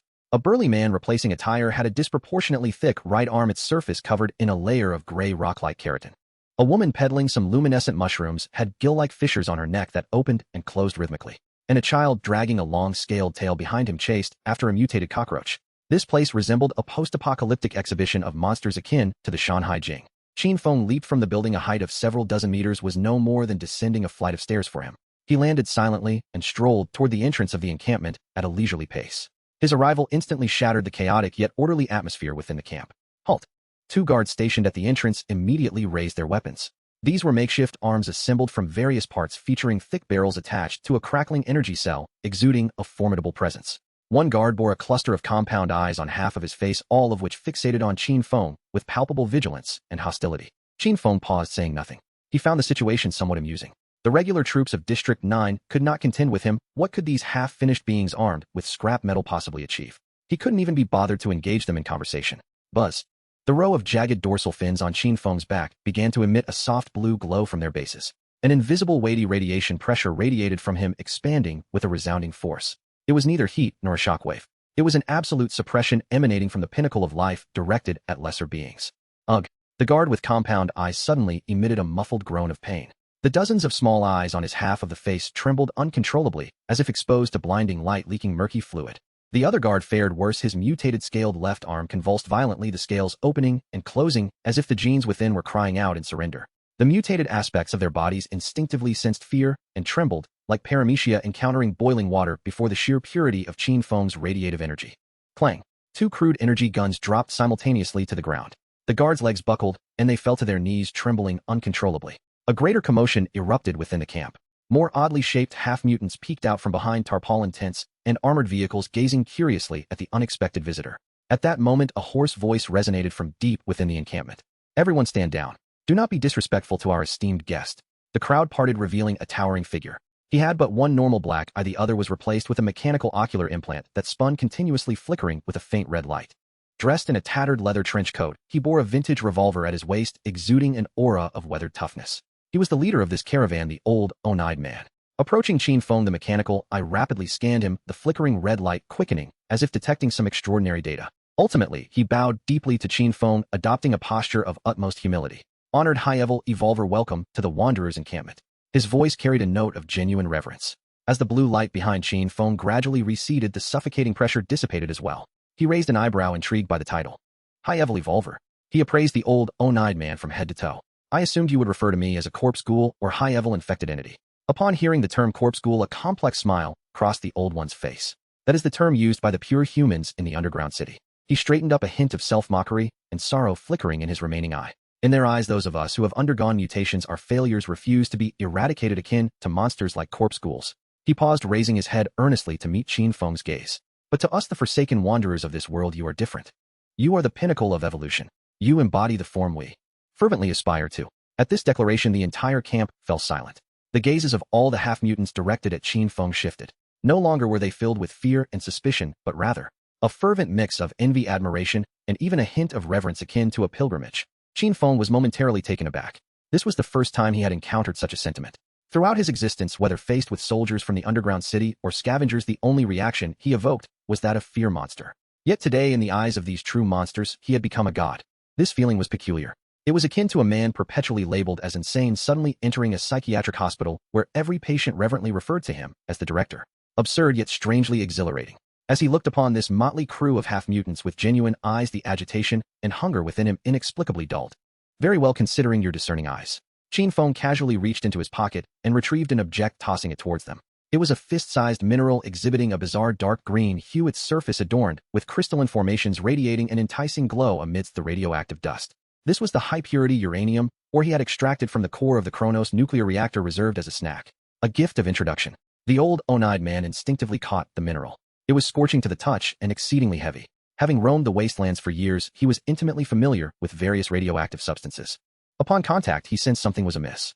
He hastily retrieved a palm-sized Geiger counter from his waist and brought it closer. Click, click, click, click, click, click. The counter's needle instantly went haywire, slamming to the far right in the red zone, emitting a harrowing, piercing scream of overload. The old, one-eyed man's hand trembled sharply, nearly causing him to drop the scalding hot object. The red light of his mechanical eye flashed, nearly burning out. What is this? His hand holding the mineral began to tremble uncontrollably, not out of fear, but from sheer shock and elation. The purity. The energy reaction. This was no mere mineral. This was a concentrated walking sun. Just this small piece could procure enough supplies on the black market to sustain half his caravan. The old one-eyed man abruptly raised his head, his singular eye brimming with indescribable astonishment, staring fixedly at the man who casually tossed out a sun. In the eye of the old one-eyed man, the sole intact orb was filled with an ineffable shock, fixated on the individual before him who casually tossed out the term sun. His hand clutching the scalding uranium or trembled as if afflicted by Parkinson's disease. This was no longer mere generosity, it was akin to lighting a cigarette with gold and using diamonds as ashtrays. Who was this enigmatic figure before him? Having traversed half a lifetime, he had encountered those who claimed divinity and others who proclaimed themselves demonic, yet he had never encountered anyone who treated reactor fuel as casually as candy. Qin Feng observed the man's naivete and with a touch of impatience waved his hand dismissively. Enough of this standing around, lead me to your market.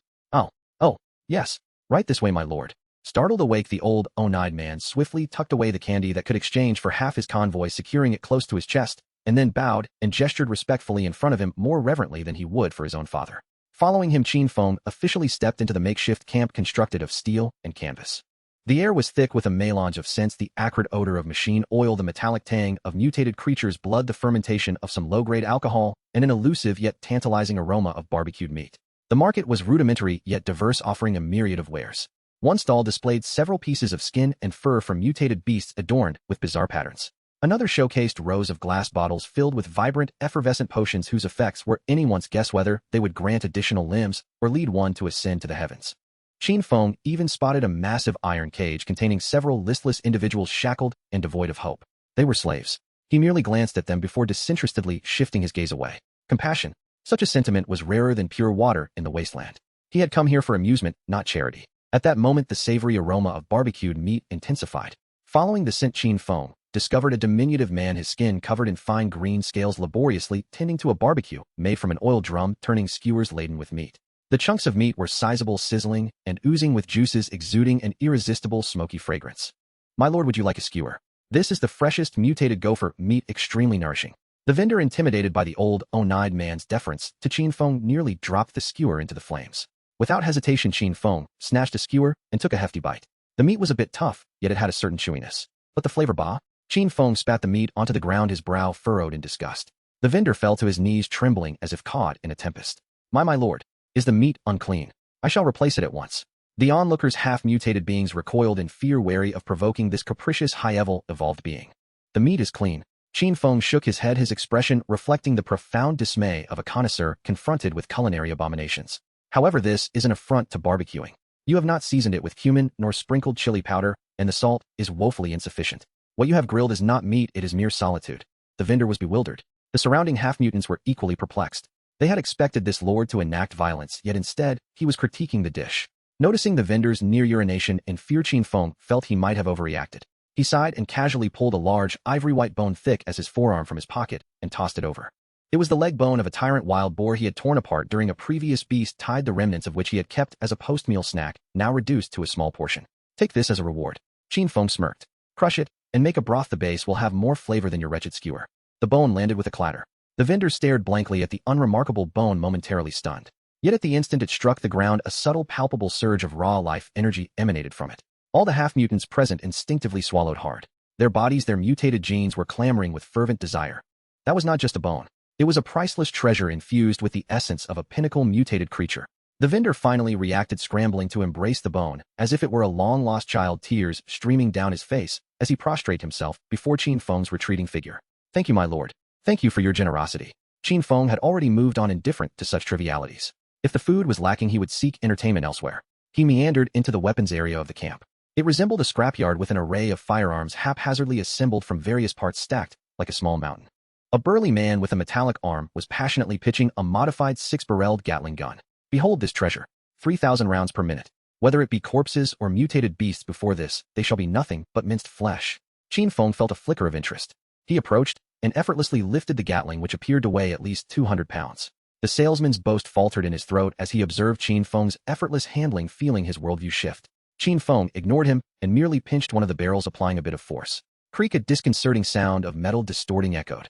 That barrel, crafted from special steel and renowned for its durability, bent in Qin Feng's grasp like a pliable noodle. The entire weapons area fell into a stunned silence. All eyes were fixed on the twisted barrel and Qin Feng's seemingly ordinary hand. Too brittle. Qin Feng tossed the ruined Gatling back to the vendor, sending up a cloud of dust. Too soft to even serve as a toothpick, utterly lacking in vigor. He shook his head and turned to leave, leaving a trail of dropped jaws in his wake. The old, one-eyed man followed closely behind his gaze toward Qin Feng, transforming from awe to fervent admiration. This lord was no ordinary human. He realized that the scrap metal in this camp held no allure for this figure of grandeur. A bold notion surged within him. A gamble, my lord. The old, one-eyed man hurriedly stepped in front of Qin Feng, bowing deeply. If you seek truly remarkable treasures, please follow me to the inner sanctum. Qin Feng halted, raising an inquisitive eyebrow. Inner sanctum.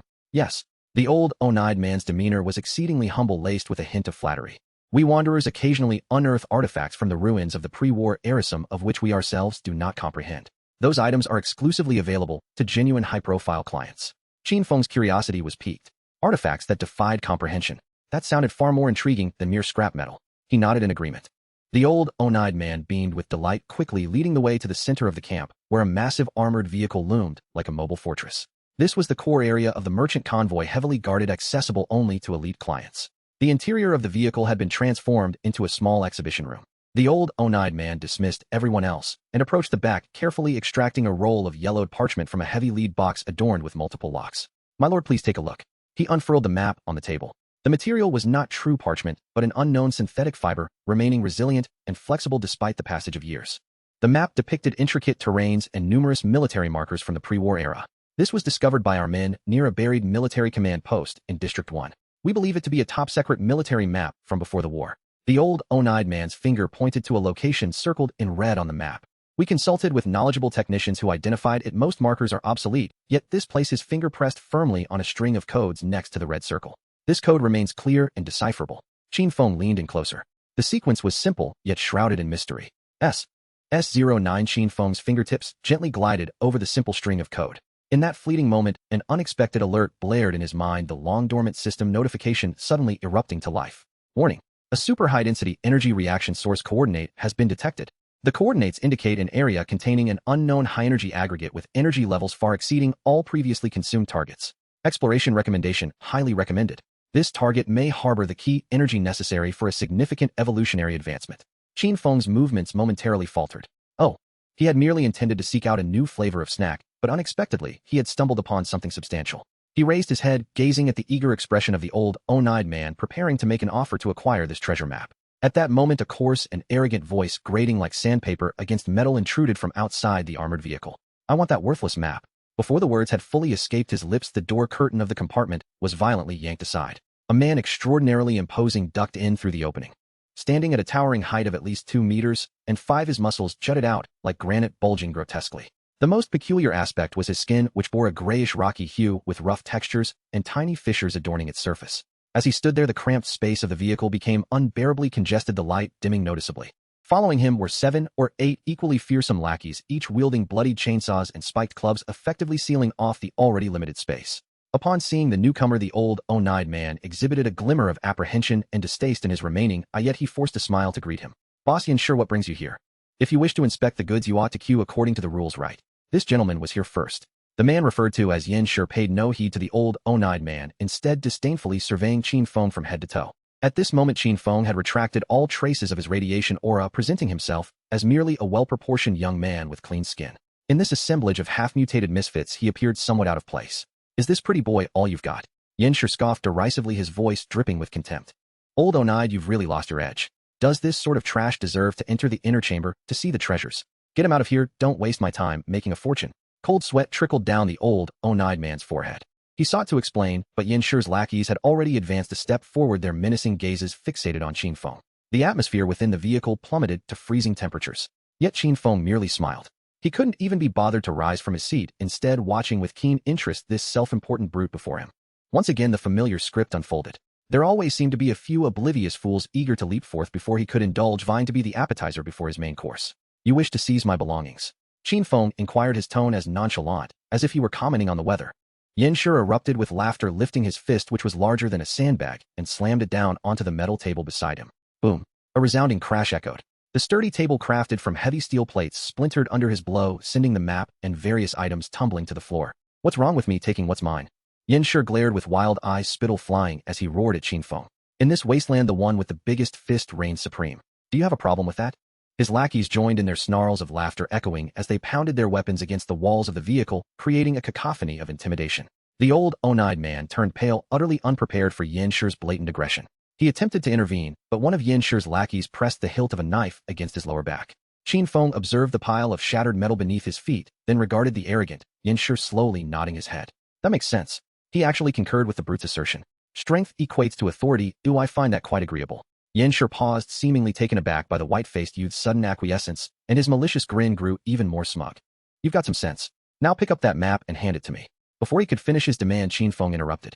Allow me to present my own perspective. Leisurely, Qin Feng rose from his chair.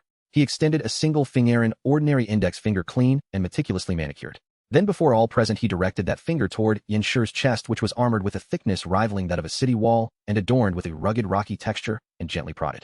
The motion bore no hint of aggression. Slow, gentle, almost reminiscent of playful teasing between lovers. Yanshur's grin froze in place. He felt profoundly insulted. This pretty boy dared challenge his rock armor defense, which could withstand bullets with merely a finger. He was about to explode with fury, intending to shred this fool into pieces. However, in the next instant, an astonishing scene unfolded. Plop! A faint sound akin to a wet cloth being pierced. There was no earth-shattering collision. No dazzling explosion of energy. Qin Feng's seemingly fragile finger upon contact with Yanshur's chest penetrated as effortlessly as a heated knife through butter, encountering no resistance whatsoever, smoothly sinking in. One segment. Two segments. Until his entire finger was completely embedded in the iron-like expanse of Yanshur's chest. In that moment, all sound within the vehicle ceased abruptly. The fury etched on Yanshur's face transformed into sheer astonishment and bewilderment. His lackey's mid-laugh appeared grotesque and comical, their expressions frozen in place. The old, one-eyed man gaped, his singular eye wide enough to accommodate a mutated ostrich egg, as if his blood had been turned to ice. Time seemed to halt at that instant. All gazes converged upon that incredulous point of contact. Yanshur slowly, stiffly lowered his head, staring at the small hole in his chest, which was expanding and oozing black blood. Then he felt a chilling sensation in his back. Qin Feng's finger had protruded from his rear, the tip glistening with a drop of warm, viscous blood. The entire scene fell into utter silence. Yanshur slowly lowered his head, stiffly gazing at the small hole in his chest that was steadily widening, seeping with black blood. Then he felt a chill run down his back. Qin Feng's finger had emerged from his back, the tip glistening with a drop of warm, viscous blood. At that moment, Yanshur's brain, filled with muscle and arrogance, completely malfunctioned. He could not comprehend it. There was no excruciating pain, no impact, nothing at all. It was as though a piece of tofu had been punctured by chopsticks, simple and casual, even tinged with a hint of mockery. His proud rock armor, capable of withstanding rifle fire, and his muscles tempered to be tougher than alloys, were rendered utterly insignificant before that slender finger akin to a soaked piece of paper. He opened his mouth, seemingly attempting to emit a final roar of life, yet only managed a feeble wheeze. Vitality was swiftly draining through that tiny aperture. Qin Feng withdrew his finger, gently flicking away the drop of black blood in the air. He regarded Yanshur's face, which had transitioned from rage to a vacant stare, and earnestly offered his assessment. Your muscles are far too rigid, composed entirely of dead tissue. The fibers are coarse. If made into jerky, they would likely be tough to chew and utterly unpalatable. These words became the final straw. The last spark in Yanshur's murky eyes extinguished completely, and his massive body toppled backward like a mountain. With a resounding thud, his heavy form crashed onto the floor of the armored vehicle, shaking the entire conveyance. This shocked the previously dazed bandits back to reality. Boss. A nearby henchman, trembling, reached out a hand to check Yanshur's breath. It was icy cold. He was dead. Their leader, capable of overturning armored vehicles with his bare hands and enduring bullets with his body, had just been killed by a mere finger. With a clang, a thug dropped his chainsaw, the sound slicing through the stillness. This seemed to be a signal. The remaining 7 or 8 burly men appeared as though their spines had been removed, their weapons, spiked clubs, machetes, and makeshift rifles, clattering to the ground. Their minds were blank, fixated solely on the image of that man effortlessly puncturing their leader's chest, playing on repeat. That was not a power possessed by humans. That was a deity. Or perhaps a demon. Qin Feng did not cast another glance at the corpse on the ground. To him, it was merely an unpalatable piece of discarded meat. He surveyed the scene, his gaze slowly sweeping across each pale-faced henchman. Is there anyone else who wishes to reason with me?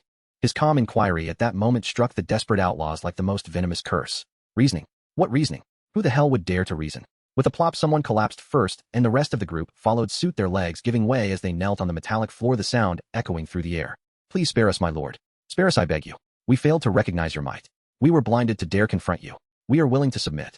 We will be your most loyal servants. Please grant us our lives. In an instant, pleas for mercy and sounds of prostration filled the air. The ferocious pack of wolves had transformed into a throng of whimpering mutts.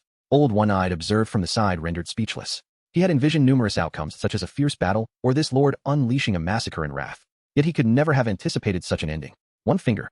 With just a single finger, this notorious, yet sure band of marauders had completely disbanded. This was no longer a matter of strength, it was a crush of dimensions. Qin Feng had no interest in acquiring henchmen. What use were a bunch of worthless individuals who couldn't even qualify as emergency rations? A waste of air. However, his gaze landed on the modified vehicles parked outside. Though unattractive, they appeared sturdy with thick steel plating and large tires. Dismantling them could provide sustenance for quite some time. Leave the vehicles, you may depart. Qin Feng's voice was soft yet distinctly heard by all. The kneeling henchmen were momentarily stunned, then erupted in overwhelming joy. They would not die. This devil was sparing them. Thank you, my lord. Thank you for your mercy. We are leaving. We will leave immediately. The marauders, as if granted a reprieve, scrambled out of the vehicle, not daring to glance back at their leader's corpse rushing into the vast expanse of radioactive dust, fearful that should they hesitate, the devil might change his mind. In the blink of an eye, the armored vehicle, once filled with tension, was left with only Qin Feng and the now utterly petrified Old One-Eyed. And the cooling corpse sprawled on the floor. Old One-Eyed now looked at Qin Feng with no semblance of his previous wariness or transactional mindset. It was a gaze of a mortal looking up at a deity, filled with pure admiration and reverence. He finally understood how utterly mistaken he had been. What advanced evolver? This was a god walking among mortals. He took a deep breath, collected his chaotic thoughts, and quickly stepped forward to reverently retrieve the rolled-up parchment map from the pile of shattered table fragments, presenting it to Qin Feng with both hands. He bowed deeply, his head nearly touching his chest. My lord, this map is a tribute to you. I was blind to even consider trading with you. Please forgive my transgressions. His posture was exceedingly humble, even quivering. I have but one request. I beseech you to allow our merchant caravan to pass through your protected territory. We are willing to offer you everything. This was a gamble, betting the entire future of their caravan against the promise of this deity. Qin Feng glanced at him and casually took the map. The feel of it was peculiar, neither metal nor paper, imbued with a sense of ancient weight. Agreed. He uttered a single word signifying his acceptance. Old One-Eyed was instantly elated, trembling with excitement. They had won the gamble. Qin Feng unfurled the map, his eyes locking onto the red-circled coordinate marked as S09. In his mind, the system's notification chimed once more. Target locked. It is advised for the host to proceed promptly. In the future, your caravan may traverse the area near the Kronos nuclear power plant. As Qin Feng examined the map, he spoke casually. Just mention my name when you pass through. However, his tone shifted, raising his head to reveal a benevolent smile. Do remember to pay the toll. Old One-Eyed hurriedly nodded like a drum. Certainly. Rest assured, my lord, we shall always present the finest provisions upon every passage. Qin Feng shook his head. I have no interest in your scrap. He extended his finger, tapping the piece of uranium ore that Old One-Eyed had been keeping close. The toll shall be this. Old One-Eyed instantly understood the food of this lord was an entirely different concept. He felt not a trace of extortion, but rather an overwhelming joy. What did this signify? It indicated that this lord had truly included them within his realm of protection. Exchanging some high-radiation waste they could never utilize for the protection of a deity was an incredible bargain. Understood. Rest assured, my lord. Next time we will bring a truckload, no? 10 truckloads to pay homage to you. Qin Feng nodded in satisfaction, folding the map away. His attention was wholly captured by the mysterious coordinate on the map. The system's intense reaction suggested that this place undoubtedly contained remarkable treasures. A feast capable of propelling him to a higher evolutionary stage, a grand banquet. He could hardly contain his anticipation. Qin Feng turned ready to depart this temporary encampment that held no allure for him. Old One-Eyed cautiously inquired, glancing at the corpse upon the ground. My lord, what about this? Qin Feng paused, glancing back at Yenshi's body, as if recalling something. He approached, and before Old One-Eye's eyes, he opened his mouth and bit down hard on Yenshi's arm, which was thicker than an ordinary man's thigh and covered in rocky skin. Crunch. Crack. The crisp sound echoed sharply in the silent confines of the armored vehicle. Old One-Eye felt every hair on his body stand on end as he watched Qin Feng take a decisive bite out of the rockworm that the gang leader proudly claimed could withstand bullets. It crumbled away like a mere piece of crispy rice effortlessly bitten off. Qin Feng chewed expressionlessly. The taste was abysmal. Tough and gritty, it bore a hint of earthy flavor and a faint metallic tang of blood. It was akin to stuffing a poorly washed stone into one's mouth, causing pain to the jaw. While this level of hardness posed no challenge for him, the flavor was purely revolting. Huh. Qin Feng spat the stone fragments onto the ground, wiping his mouth with disdain. Truly garbage food, devoid of any nutritional value. With that, he turned on his heel and exited the armored vehicle, leaving behind a completely dumbfounded Old One-Eye and a mess of debris. Old One-Eye awkwardly turned his neck, glancing down at the corpse with a clear tooth imprint on the arm, then at the pool of black blood mixed with stone debris that Qin Feng had spat out. His legs buckled, nearly causing him to kneel. This esteemed gentleman. This deity. Even the corpses are not spared. This was no longer mere savagery, it was an existence at the apex of the food chain, scrutinizing the menu. Upon returning to the Qilanya nuclear power station, the sky had completely darkened. He disregarded the distant towering heap of nuclear waste, instead heading directly into the reactor building, seeking a clean spot to sit. He slowly unfurled the parchment map acquired from Old One-Eye. The material of the map was peculiar, exuding a chilling yet supple feel. Under the faint blue glow emanating from the reactor core, the intricate lines and markings became vividly discernible. Most areas were marked in gray or black, signifying the unknown and extreme danger. Only in the northeast corner of the map, a zone densely covered with red skull symbols, there was a prominently circled location standing out remarkably. Beside the coordinates, a line of small print, in pre-war common language, provided a note. High-energy physics laboratory core equipment hadron collider. Danger level extremely high. Qin Feng had little understanding of the preceding terms, but recognized the latter ones. Hadron collider. Wasn't that the ultimate device used by those mad scientists in pre-war legends to simulate the Big Bang? It was said that once fully activated, it could instantaneously create miniature black holes that devoured everything. His heart raced uncontrollably. While others might focus on the danger, the forbidden zone, and the ghastly skull markings, Qin Feng's mind effortlessly translated this information into an entirely different lexicon. High-energy physics laboratory, a top-tier Michelin kitchen. Hadron collider, an all-you-can-eat buffet of limitless energy. Miniature black hole, the ultimate feast of banquets so rich that one bite could leave one stuffed. This was no mere map. It was evidently a treasure map guiding one to a five-star dining experience. Qin Feng's Adam's apple bobbed as an insatiable hunger surged from his stomach and saliva began to flow uncontrollably. He could vividly picture himself seated at that enormous futuristic machine, voraciously devouring from the energy core. The taste would undoubtedly surpass that of nuclear waste 1,000-fold. As Qin Feng reveled in his boundless daydreams of future delicacies, a series of urgent beeping sounds abruptly interrupted his reverie. It was the emergency communicator left for him by Zhang Wu. With a hint of annoyance, Qin Feng activated the communication device, and Zhang Wu's anxious face instantly appeared on the small screen. Master Qin, something terrible has happened. Something terrible. Zhang Wu's voice cracked, tinged with desperation, as though the sky were collapsing. Is the sky falling? Perfect, saves me the trouble of going out to find food, Qin Feng replied languidly. Zhang Wu momentarily faltered, but he had no time to dwell on that, his forehead drenched in sweat. No, my lord. It's our water circulation system in underground city. No. It's collapsed. Oh. Qin Feng responded indifferently, showing no concern for the lives of the tens of thousands in the underground city. Seeing Qin Feng's apathetic demeanor, Zhang Wu's heart sank further, and he rapidly explained. My lord, listen. The core chip controlling the water purification for the entire underground city malfunctioned today and burned out due to years of overuse. Now the entire city's clean water system is incapacitated. We do have a backup chip, but that thing was a top pre-war secret stored in a highly classified research facility known as S. Upon hearing the code, Qin Feng paused momentarily. Zhang Wu remained oblivious to this change in Qin Feng and continued his lament. That damned place is now referred to as the Death Corridor by the Wastelanders. The radiation levels are off the charts, and the mutated creatures are so numerous it's impossible to kill them all. The city lord has issued the highest level of bounty, offering 10 million contribution points to recruit brave souls to retrieve the chip, but nobody dares to go. It's a death sentence. At this point, Zhang Wu was nearly in tears. My lord, you don't understand. The city has already begun to ration. Water panic is spreading. If this continues, in less than 3 days we won't need to wait for the mutated beasts to attack. We'll descend into chaos ourselves. If chaos erupts in the city, production will cease, and order will collapse. And no one will be able to deliver your salary on time. This final statement was practically shouted. It was the only rationale he could conjure to sway the devil before him.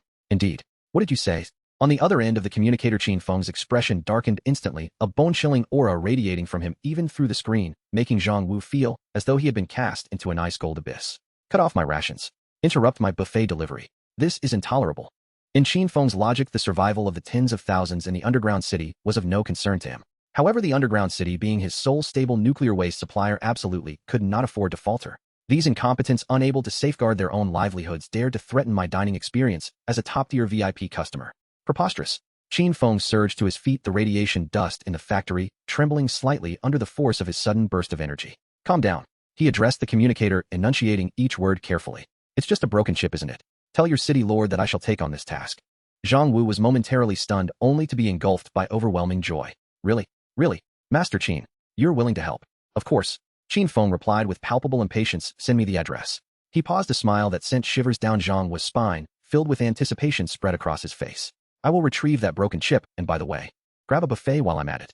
Qin Feng did not glance back, striding directly out of the armored vehicle that was steeped in a miasma of blood and fear.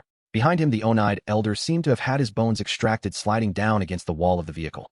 He stared at the corpse on the ground, its arm bearing a distinct bite mark, and then looked at the pool of dark blood mixed with gravel that Qin Feng had expelled, feeling his stomach churn violently. This esteemed figure, this deity, even spares not the dead. This was no longer mere brutality, it was an existence perched atop the food chain, scrutinizing the menu. Qin Feng remained utterly unfazed by the incident behind him. Upon returning to the convoy left by the rock raiders, he casually selected the most robust-looking high-clearance modified off-road vehicle. This vehicle had originally been painted to resemble a fearsome skull, with massive ramming horns welded onto the front exuding an air of ferocity. Qin Feng approached the front of the vehicle, extended his hands, and grasped the roaring diesel engine. "It's too loud and wasteful," he muttered, his arm muscles subtly bulging. With a resounding creak bang. Amidst the jarring distortion of metal, he wrenched the heavy engine along with its intricate piping from the vehicle's front as effortlessly as one might pull a radish. He cast the heap of scrap metal aside and retrieved from his storage space a nuclear battery roughly the size of a human head glowing a deep azure. This was one of the spare parts he had extracted from the Kronos nuclear power plant. Without even glancing at the complex connectors, he shoved the nuclear battery into the empty engine compartment, then extending his fingers, he crudely twisted several of the thickest energy cables around the battery's positive and negative terminals. Zzz! A dazzling spark erupted. The entire off-road vehicle's headlights blazed to life, emitting a blindingly bright, white light, far surpassing their previous glow, accompanied by a faint hum from within the vehicle's body. Modification complete. Simple and efficient. Driving this newly rejuvenated nuclear-powered off-road vehicle, Qin Feng returned to the Kronos nuclear power plant. Before departing, he needed to establish security for his big refrigerator and buffet mountain. He approached the main control room of the power plant and pressed his palm against the cold console. Detected highest authority purification sequence, engaged buzz. The external defenses of the nuclear plant long abandoned were reactivated after years of silence. A ring of invisible storms composed of high-concentration radioactive dust gradually formed around the power plant, enveloping the entire area. Any life form daring to intrude would be torn to shreds in an instant by this radioactive tempest. Having completed these preparations, Qin Feng nodded with satisfaction. The granary at home was locked tight, allowing him to venture out in search of food with peace of mind. He leaped into the off-road vehicle, flooring the accelerator according to the map and coordinates sent by Zhang Wu. The nuclear engine roared not at all, but instead provided a powerful thrust, transforming this steel beast into a black lightning bolt, plunging into the vast desolation. The off-road vehicle sped across the uneven wasteland, as if treading upon level ground. The scenery along the way grew increasingly bizarre and distorted as he delved deeper. At first, resilient mutated bushes and cacti were visible, but soon the ground became barren, revealing only cracked metallic-tinged soil. The air was thick with the scent of char, and the radioactive dust in the sky grew denser, obscuring the sun, casting the entire world into a dim gray-green hue. Suddenly, a vast, oddly colored sea of flowers appeared ahead. Countless towering plants, nearly half the height of a human, were rooted in the dry riverbed. They bore no leaves, only a stout stalk topped with a massive bud reminiscent of a Venus flytrap, bristling with sharp teeth. The buds opened and closed, emitting a clicking sound, as if anticipating some unsuspecting prey to wander by. In the center of the flower sea, several skeletal remains of mutated creatures could still be seen, stripped bare of flesh. A carnivorous flower sea, one of the notorious death traps in the wasteland. Qin Feng not only did not slow down, but instead pressed the accelerator even harder. Boom. The nuclear-powered off-road vehicle charged into the flower sea like a rampaging rhinoceros. Countless carnivorous flowers sensed the vibrations, thrashing their bodies and opening their gaping maws to bite. Their sharp teeth scraped against the heavy armor plating, producing a cacophony of screeches, yet leaving only shallow white scars. More carnivorous flowers were crushed and pulverized by the rapidly spinning wheels and massive body, their dark green juices splattering everywhere. With the window rolled down as he crushed the largest of the carnivorous flowers, he even curiously extended his hand to pluck a piece from the shattered petal. He shoved the still-twitching slimy petal into his mouth and chewed. Devoured mutated plant predator, gaining trace biological energy, gene sequence analysis in progress, acquired trait weak acid resistance. Qin Feng smacked his lips in reflection. Not bad, a bit sweet like cotton candy, but with too many thorns affecting the texture. Sated with his assessment, he lost interest and continued driving.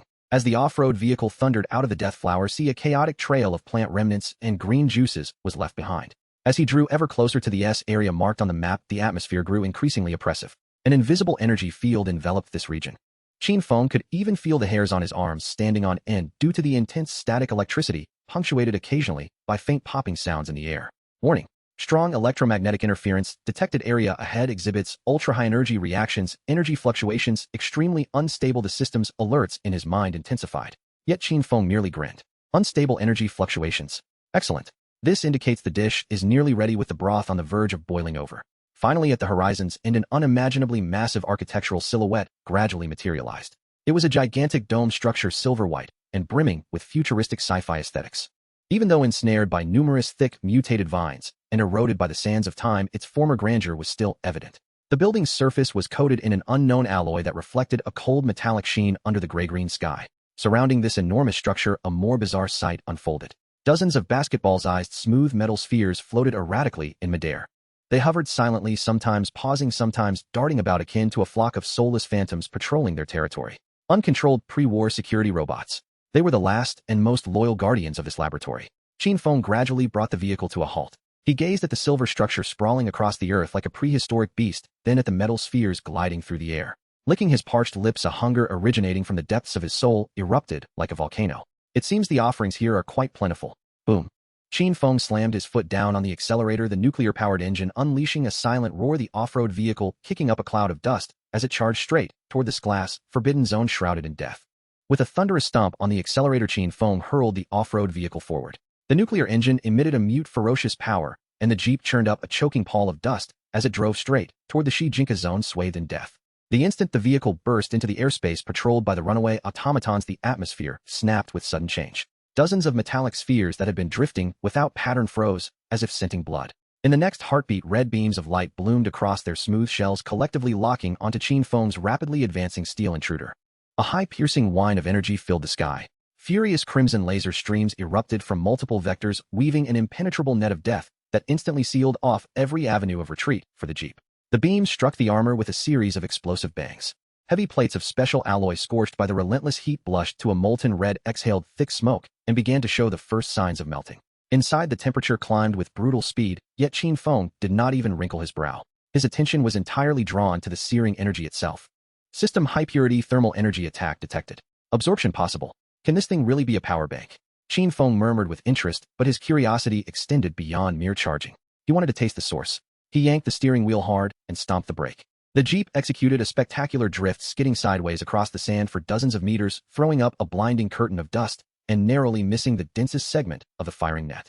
Before the vehicle had come to rest, Qin Feng pushed the door open and vanished like a shadow. One of the metal spheres swung its laser to aim directly at his face. He neither dodged nor parried. He did not even bother to look defensive. Instead, he extended one hand, fingers splayed, and reached toward the nearest basketball-sized orb. An invisible force erupted. The sphere convulsed as if grasped by an unseen hand. Its flight path warped uncontrollably, and it hurtled into the palm of his hand. Come here, Qin Feng breathed and seized the cold metal. It felt heavy and smooth, and still carried the heat of its laser discharge. He tightened his fingers until the arm muscles strove. A metallic groan like a shriek of twisting steel filled the air. The hard alloy shell yielded beneath his palm, as if it were nothing more than a fragile, deforming, denting, and fracturing. Then with a final wet pop, the sphere burst. Shrapnel of circuitry and tiny components scattered, but what tumbled into his hand was not the expected mechanical core. Instead, a warm, pulsing crimson heart thumped steadily. It lay in a mesh of fine biological nerve filaments, the other ends of which were embedded deep into the shattered metal innards, composing a grotesque symbiosis of flesh and machine. Qin Feng froze. He stared at the resilient heart beating in the center of his palm. What the hell, biological neural core? He muttered. What kind of reckless pre-war technologist had placed a living heart as the central processing unit of a robot? His incredulity was immediate and fierce. He felt a peculiar biophysical electricity radiating from the organ feeding the ruined mechanics. System unknown bioelectrical hybrid detected. Contains trace genetic signatures and high-energy electrical activity. Ingestible. His expression shifted. Appetite replaced astonishment. If it could be consumed, he would consume it. He brought the still-beating core to his lips and bit tentatively. The texture was strange, chewy, like resilient rubber yielding with a metallic tang. As he chewed, a numbing electric fizz burst across his tongue and raced through his limbs. System consumed. Biointelligence core. Bioelectric energy acquired. Evolution points. Neural response speed marginally increased. The taste was unremarkable, but the benefits were tangible. He swallowed the heart in a few bites and crunched the remaining metal fragments like brittle biscuits. System consumed. Special alloy remnants. Trace metal elements acquired. Bone density marginally increased. This appetizer raised his expectations for Shuriangshi to fever pitch. He glanced up at the metal spheres, now momentarily disordered by the loss of comrades, and grinned. Don't worry. There's enough for everyone. With a powerful thrust, he launched himself skyward like a living projectile, homing in on the flock of airborne delicacies. Minutes later, Qin Feng brushed dust from his hands, satisfied. Dozens of spheres now lay inside him as trophies. He strode into the vast, silver-domed structure. The interior assaulted him with its peculiar bouquet of formaldehyde, machine oil, and blood. Broad corridors were littered with shattered incubation tanks and scattered research files. Dried black blood streaked the walls, and great claws had gouged the surfaces, evidence of a brutal battle. From the shadows deeper in the corridor came a suppressed, rasping roar. Qin Feng followed the sound and found a zombie in a tattered white lab coat staggering toward him. This was no ordinary undead. Its right arm had been severed and replaced by a revolving six-barrel Huashenbao, whose dark muzzles exuded the aura of death. Its legs were transformed into metallic arthropods that clattered with each step. System identified. Zingao Biomic Trooper. Threat level low. Interesting, Qin Feng observed with the detached curiosity of a market critic. The creature did not appear inclined to parley. Its cloudy eyes flared with murderous hunger, and the Huashenbao began to warm, spitting an electric buzz. A torrent of fire filled the corridor. Qin Feng slipped through the onslaught with spectral motions until he closed in on the creature. He seized the hot barrels and twisted with all his strength.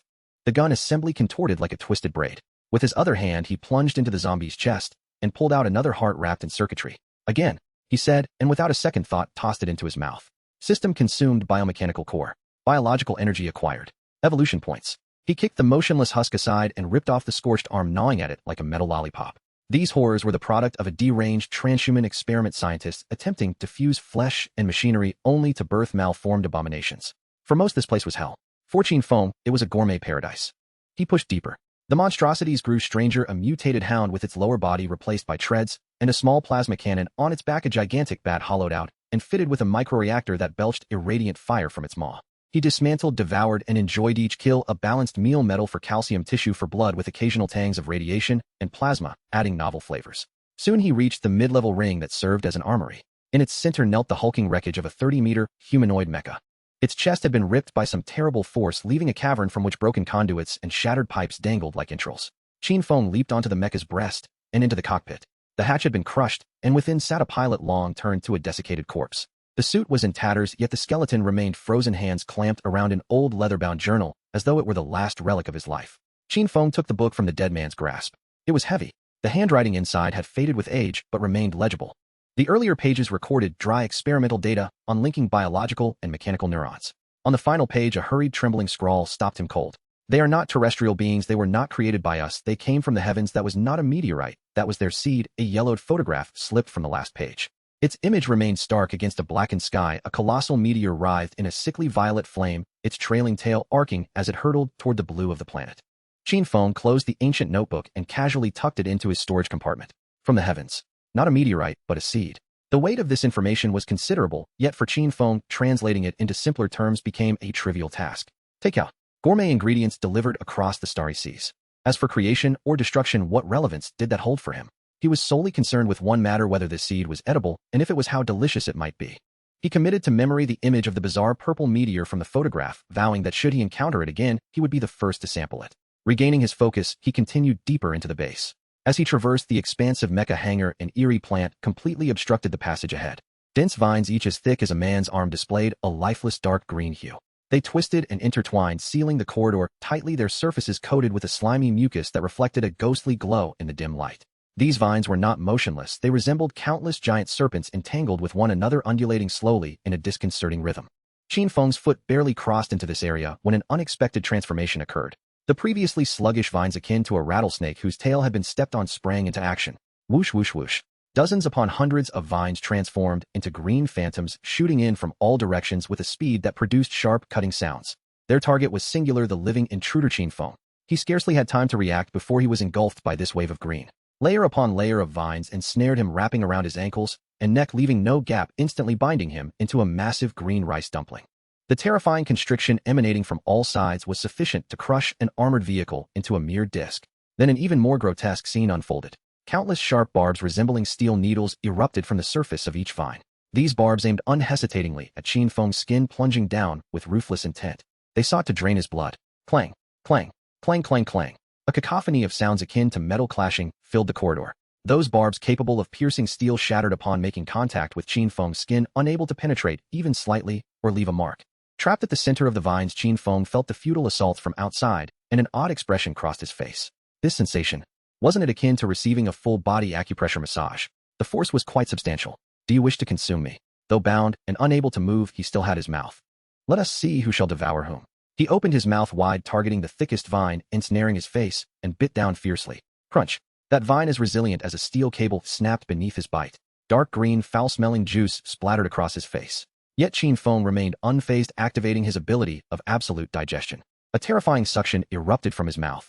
The vine he had bitten quivered violently, emitting a silent scream akin to a high-frequency sound wave. The life, energy, and sap within it were being drawn into his mouth at a visibly rapid pace. It was as though he had stirred a hornet's nest. All the vines entwining Qin Feng began to writhe and twist, frantically tightening their grip in a desperate attempt to strangle this defiant prey. But all was in vain. Qin Feng's body was an insatiable furnace, devouring the high-energy mutated plant corruption nest, analyzing genetic sequence, gaining trace biological energy. Acquired skill biological entanglement. In his mind the system's prompt resonated. Qin Feng felt a jolt, a peculiar sensation, surged within him. He could distinctly sense that each muscle fiber in his body seemed to have attained an independent will. With a mere thought, he commanded his body. Pop, pop, pop. Numerous dark red muscle fibers tougher than steel wires erupted from beneath his skin, resembling living crimson serpents that coiled back around the green vines. If the vines' assault was strangulation, then Qin Feng's counterattack was a voracious consumption. These scarlet muscle fibers plunged deeply into the body of the vines, ravenously absorbing their nutrients. In an instant a bizarre to-go-for unfolded within the corridor. The green vines withered while the blue-red fibers on Qin Feng grew ever more robust.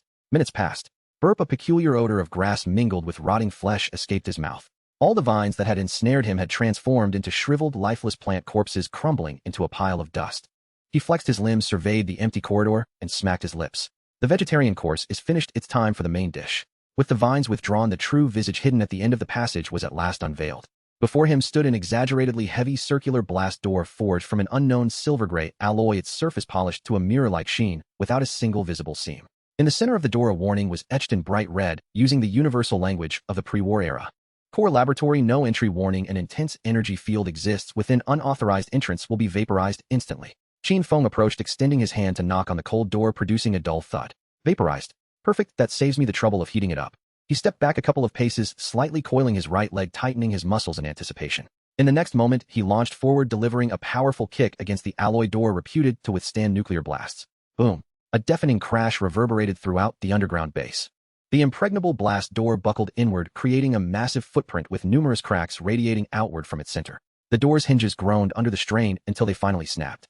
The heavy alloy door was propelled outward by his kick, whistling through the air and crashing into the laboratory floor, skidding several meters before coming to rest.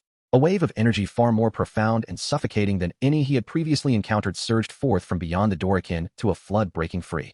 Qin Feng stood at the threshold, allowing the energy tempest to tousle his hair and flap his clothing, a fervent expression akin to a glutton, seeing an extravagant feast graced his face. His gaze pierced through the swirling energy dust settling on the very center of the room. There lay an immense circular space. A colossal circular machine composed of countless precise components and intricate pipes, filled with a futuristic aura, hovered in midair, slowly rotating. Its surface shimmered with a pale blue energy glow, emitting a deep resonant hum. A hadron collider. And at the heart of this gigantic machine, a basketball-sized energy sphere radiating blinding white light hovered serenely. It was the source of this terrifying energy fluctuation. Like a miniature sun, it illuminated the entire laboratory, casting a clear reflection of Qin Feng's eyes, which had begun to glow red from extreme hunger. Qin Feng stood at the entrance, allowing the ferocious tempest of energy to whip his garments into a frenzy. His gaze pierced through the swirling energy dust, fixated unwaveringly on the very heart of the laboratory. Before him lay an immense circular chamber. Suspended in the air was a colossal ring-shaped contraption composed of countless intricate components and elaborate conduits, exuding an aura of futuristic science fiction as it operated with a slow, deliberate motion. The surface of the machine shimmered with a pale blue energy halo, emitting a deep, resonant hum. The Hadron Collider. At the center of this massive apparatus, a basketball-sized sphere of blinding white light hovered quietly, emanating waves of terrifying energy. It was the source of this overwhelming force. It resembled a miniature sun, illuminating the entire laboratory and casting a brilliant glow upon Qin Feng's eyes, which were now glistening with a ravenous hunger. The space surrounding the luminous sphere exhibited a bizarre distortion. Light was silently devoured as it approached, and even the sturdy alloy floor displayed fine spiderweb-like fissures. This was an uncontrollable collision core, an energy singularity capable of disassembling any material into its most fundamental particles. For an ordinary person, merely stepping into this room would result in their body being torn to shreds by the terrifying gravitational field and energy radiation, leaving not even a speck of dust behind. Yet Qin Feng's body radiated an entirely different signal. Gulps. His Adam's apple bobbed as he swallowed a mouthful of saliva uncontrollably. His stomach convulsed violently, emitting thunderous roars. An instinctive yearning rooted deep within his genes surged through every cell in his being. Hungry. Unprecedentedly hungry. This energy density. His breathing grew labored, his entire form trembling not from fear, but from the exhilarating anticipation akin to a glutton beholding an exquisite feast. It exceeds that of nuclear waste by a factor of at least 10,000. If the waste from the Kronos nuclear power plant were akin to a mountain of buffet delights, then this diminutive sphere before him was the ultimate dish crafted from the finest ingredients worldwide, enough to satiate even the most voracious appetite. Just as Qin Feng prepared to dash forward recklessly to indulge, a heavy thudding sound emerged from the shadows of the collider. Thud, thud, thud. Each step reverberated through the laboratory floor. A towering, imposing figure slowly emerged. It was a gigantic humanoid entity exceeding 3 meters in height, enveloped in a dark silver light-reflective armor. The surface of the armor gleamed with an aerodynamic elegance. Its head was encased in a full-coverage helmet save for a singular crimson beam of light scanning back and forth. Most strikingly, it wielded an enormous battle axe in its right hand. The blade was not metallic, but comprised of a mass of confined, pulsating blue plasma, emitting a sinister crackling sound. Detected mutated fusion entity Tyrant T, danger level high. The system's alert echoed in Qin Feng's mind. The scarlet eye of Tyrant T instantly locked on Qin Feng, the unwelcome intruder. It emitted no roar or warning. Its sole purpose was to guard. To protect this collision core, eliminating all potential threats. In the next moment, Tyrant T sprang into action. The alloy floor beneath it buckled and cracked, its immense form transforming into a silver flash as the plasma axe cleaved through the air, aiming to strike down upon Qin Feng with devastating force. Before the axe's blade could descend, the searing energy wave distorted the air, a palpable sense of impending death rushing toward him. Yet Qin Feng did not even glance at the axe. His entire focus was on the energy sphere behind Tyrant T. This insufferable sentinel dared to obstruct his path to lunch. Seeking death. Without retreating, Qin Feng charged forward, disregarding the lethal axe's descent. At the moment the plasma axe was about to cleave him in two, he bizarrely shifted to the left. Whoosh! The searing blade grazed his nose as it struck, crashing violently against the alloy door behind him. Boom! With a thunderous sound, the blast door, kicked away by Qin Feng, was split in two by the axe's molten metal splattering in all directions. Unfazed by the mist, Tyrant T continued its assault, twisting its wrist to swing the axe horizontally, attempting to cleave Qin Feng in half. But Qin Feng was faster. He had already closed the distance into Tyrant T's embrace, his right fist clenched, and his body slightly crouched, the rows of menacing bony fins along his back igniting with an ethereal blue glow. All his strength coalesced into this single punch. Get out of my way. Qin Feng threw a punch, landing it squarely against Tyrant T's armored cheek. Boom. The dull thud resounded like a battering ram striking a bronze bell, producing visible shockwaves.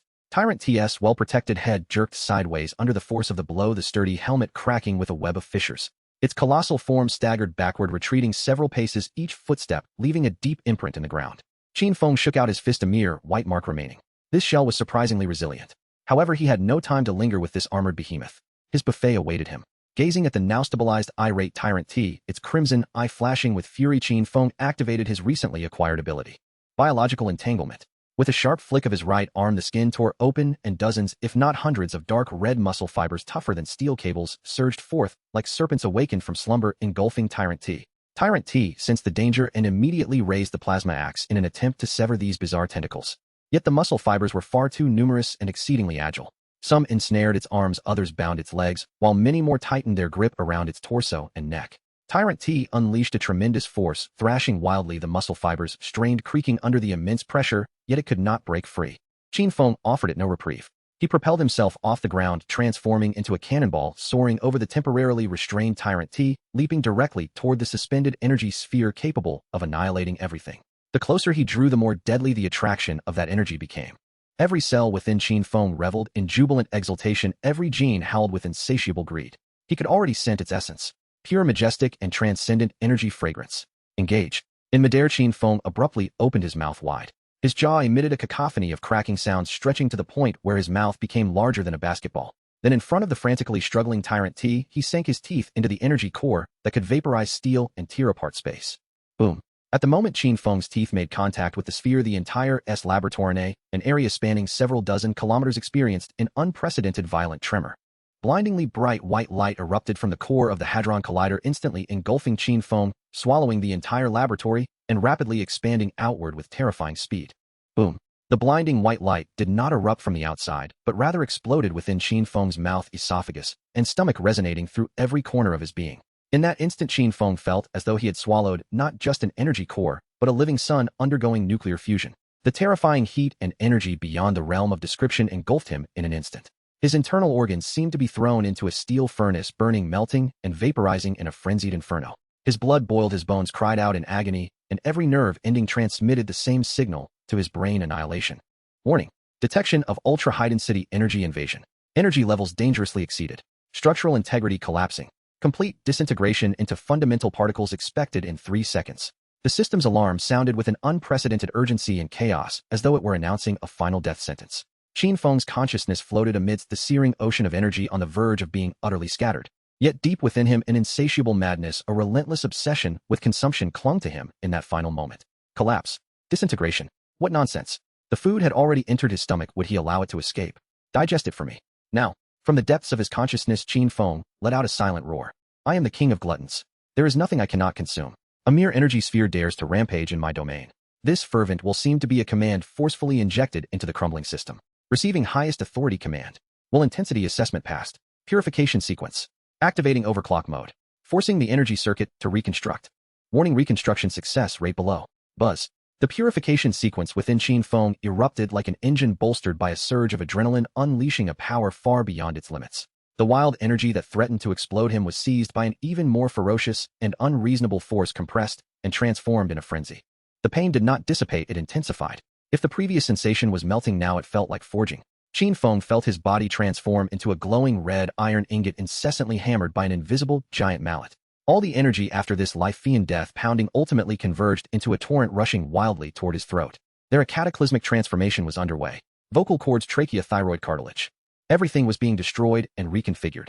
A brand new complex organ designed specifically to unleash this terrifying energy was rapidly taking shape deep within his throat. The sensation of heat reached its zenith.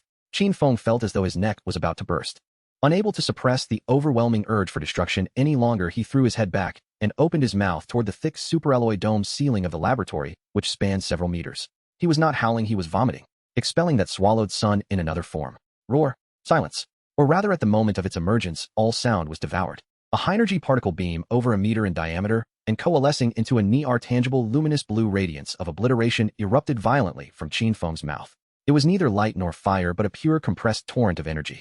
The instant the particle beam made contact with the ceiling, the so-called superalloy capable of withstanding tactical nuclear weapons could not endure even a millisecond, evaporating and penetrating as effortlessly as a hot knife through butter. Next came layer upon layer of reinforced concrete flooring, thick rock strata, and the massive silver dome of the S-base. All matter obstructing its path disintegrated under the divine punishment of that blue beam. Boom. In the underground city of Zone 9, several dozen kilometers away, everyone felt a violent tremor beneath their feet. Some scavengers executing tasks on the surface looked up in terror. They witnessed a scene they would never forget. In the direction of the S-restricted zone, a robust blue beam pierced through the heavy surface, tearing apart the gray-green cloud of radiation with an unparalleled posture, shooting straight into the pitch-black sky. The dense radiation clouds, thick enough to seem eternal, were forcibly pierced, creating a vast and perfectly round void. Through that void, people could even glimpse the long-forgotten profound starry sky above the clouds, obscured for decades. After a long while, the light beam gradually dissipated. In the laboratory, Qin Feng, utterly spent, emanating wisps of white smoke, collapsed to the ground as though pulled from water. He gasped for breath, his throat burning with pain, feeling entirely emptied. Behind him, the tyrant T, bound by his muscular fibers, had been completely vaporized into the most basic gases the instant the particle beam erupted, leaving not a trace of debris. Energy discharge complete. Structural integrity stabilized. Congratulations, host. Under extreme pressure, successfully awakened. Core combat skill, atomic breath beginner. Atomic breath beginner, capable of converting stored biological energy and radiation energy into high-energy particle beams for ranged attacks, with power contingent upon energy output. Current maximum power can be sustained for 3 seconds. Qin Feng lay on the ground, gazing up at the massive hole in the ceiling, a fathomless abyss, its edges smooth as a mirror leading to the outer sky, grinning like a fool. Slowly he raised his hand and gestured toward his mouth. This thing will be my Italian cannon from now on. He chuckled to himself. Whoever dares to provoke me in the future, I'll blast them right in the face. Qin Feng collapsed onto the cold alloy floor like a fish drained of moisture, lungs heaving with ragged breath. Every cell in his body protested. As if utterly exhausted, he did not even have the strength to flex a finger. His throat burned, and each inhalation tasted of metallic scorch. He looked up through the vast aperture he had carved through the base and saw the gray-green sky beyond. The sensation was absurdly familiar, like the first time one samples an infernally spicy hot poton's mouth revels, while one's posterior pays the price. Yet it had been worth it. That Italian gun had been devastating. After several minutes, the hollowness within him began to recede. The purification sequence was slowly siphoning trace radiation from the environment, mending his overloaded physiology. He rose unsteadily and surveyed the wreckage. The core laboratory had been utterly transformed. The colossal particle collider lay in twisted ruin, its surface scarred by residual energy. As for the Baojun T, not so much as a mote remained. His gaze swept the debris and settled on a ruptured console in a corner. A desiccated corpse in a white coat slumped there, a fractured steel bar protruding from its chest. Beside the skeletal hand, a silver box lay ajar, and within it a blue fingernail-sized chip gleamed. The Jingshui chip. He picked it up and weighed it between his fingers. It was icy to the touch, its surface etched with intricate circuitry that faintly shimmered in the dim light. For something so trivial, Qin Feng twisted the corner of his mouth. The absurdity of it struck him. Down in the underground, Zhang Wu and his rebels, together with the sanctimonious Chun Jing Pai, had butchered each other for this artifact. How many had died in pursuit of it? And yet here it was sleeping like a joke in an obscure corner. He shook off the thoughts of human frailty. In his estimation, the chip's worth paled beside the energy orb he had just ingested. It was not even a fraction of its value. He pocketed the chip and began to scavenge the ruined shards of the collider alloy fragments that might once have belonged to Baojun-T. They were decent pickings, yet the atomic breath from moments ago had been so thorough that the laboratory had been cleansed of anything substantial. Disgusted, he abandoned further search and left the devastated core. The corridor outside was eerily silent. The biomod soldiers who had attacked him earlier were nowhere to be seen. In the shadows at a turn, a mutated mastiff with treads for hindquarters and a plasma cannon slung across its back trembled, curled so low it scarcely dared lift its head. It had sensed Qin Feng's presence not as prey, but as an apex pressure from the highest echelon of life itself, an overwhelming terror capable of tearing its genes apart. Though the blue pillar had not struck it directly, the energy wave had scrambled its modified nervous system. Fear was its only remaining instinct. Qin Feng glanced at the creature with not even a flicker of appetite. Like a diner habituated to delicacies, he had no taste for roadside greens. He strode down the center of the passage. The mastiff buried its snout deeper, its bulk shaking like a sieve. Every predator and scavenger hiding in the dark held its breath, wishing itself a rock, praying the towering hominid would pass. Qin Feng emerged from the research facility into the harsh gray-green light and squinted. The desolation outside was quieter than before. Even the wilds beyond the base seemed subdued. The violent, chaotic energy field that marked the forbidden zone had been forcibly smoothed by that earlier blast. He returned to his nuclear-powered off-roader, climbed in, and with a single press of the accelerator, the black steel behemoth turned without a sound and tore toward the Jiuqiu underground city. At that very moment, the 9th District underground city had descended into chaos. 2 days without water. In the wasteland beneath the surface, food could be synthesized, but clean water was the foundation of life and order. On the first day, families survived on reserves. By the second, panic spread like plague. The water station was shuttered. Guards with live ammunition posted their shot anyone who approached. On the black market, a milliliter bottle of purified water fetched the price of a gold bar, and even that had no buyers to satisfy the demand. Bloodshed erupted over the last drops in neighbors' homes. Clashes between Chunjing Pai and the rebels escalated into brutal street warfare, gunfire, and explosions shuddering across the city. The underground metropolis teetered on the brink of collapse. Outside the great steel gates, thousands of gaunt, crack-lipped people pressed together, their voices raw as they begged, prayed, and cursed. "Open the gate. Give us water. Dr. Zhao, you promised. Chunjing Pai will lead us to salvation. We're dying of thirst. If there's no water, we're all finished." A phalanx of soldiers stood on the battlements, expressionless and armed. Zhao Wenbo, the leader of Chunjing Pai, watched from the highest parapet, through bulletproof glass, his gaze chillingly indifferent. His face betrayed no compassion, only thinly veiled impatience and malice. It was all Qin Feng's fault, he thought. If not for that man, Zhao would have secured the chip and activated the backup purification system. The underground city would already bow to him. And yet Qin Feng had taken his supplies and vanished. Surely he had perished in S. "Doctor, the crowd is spiraling out of control. If this continues, they'll storm the gate." An aide reported with dread.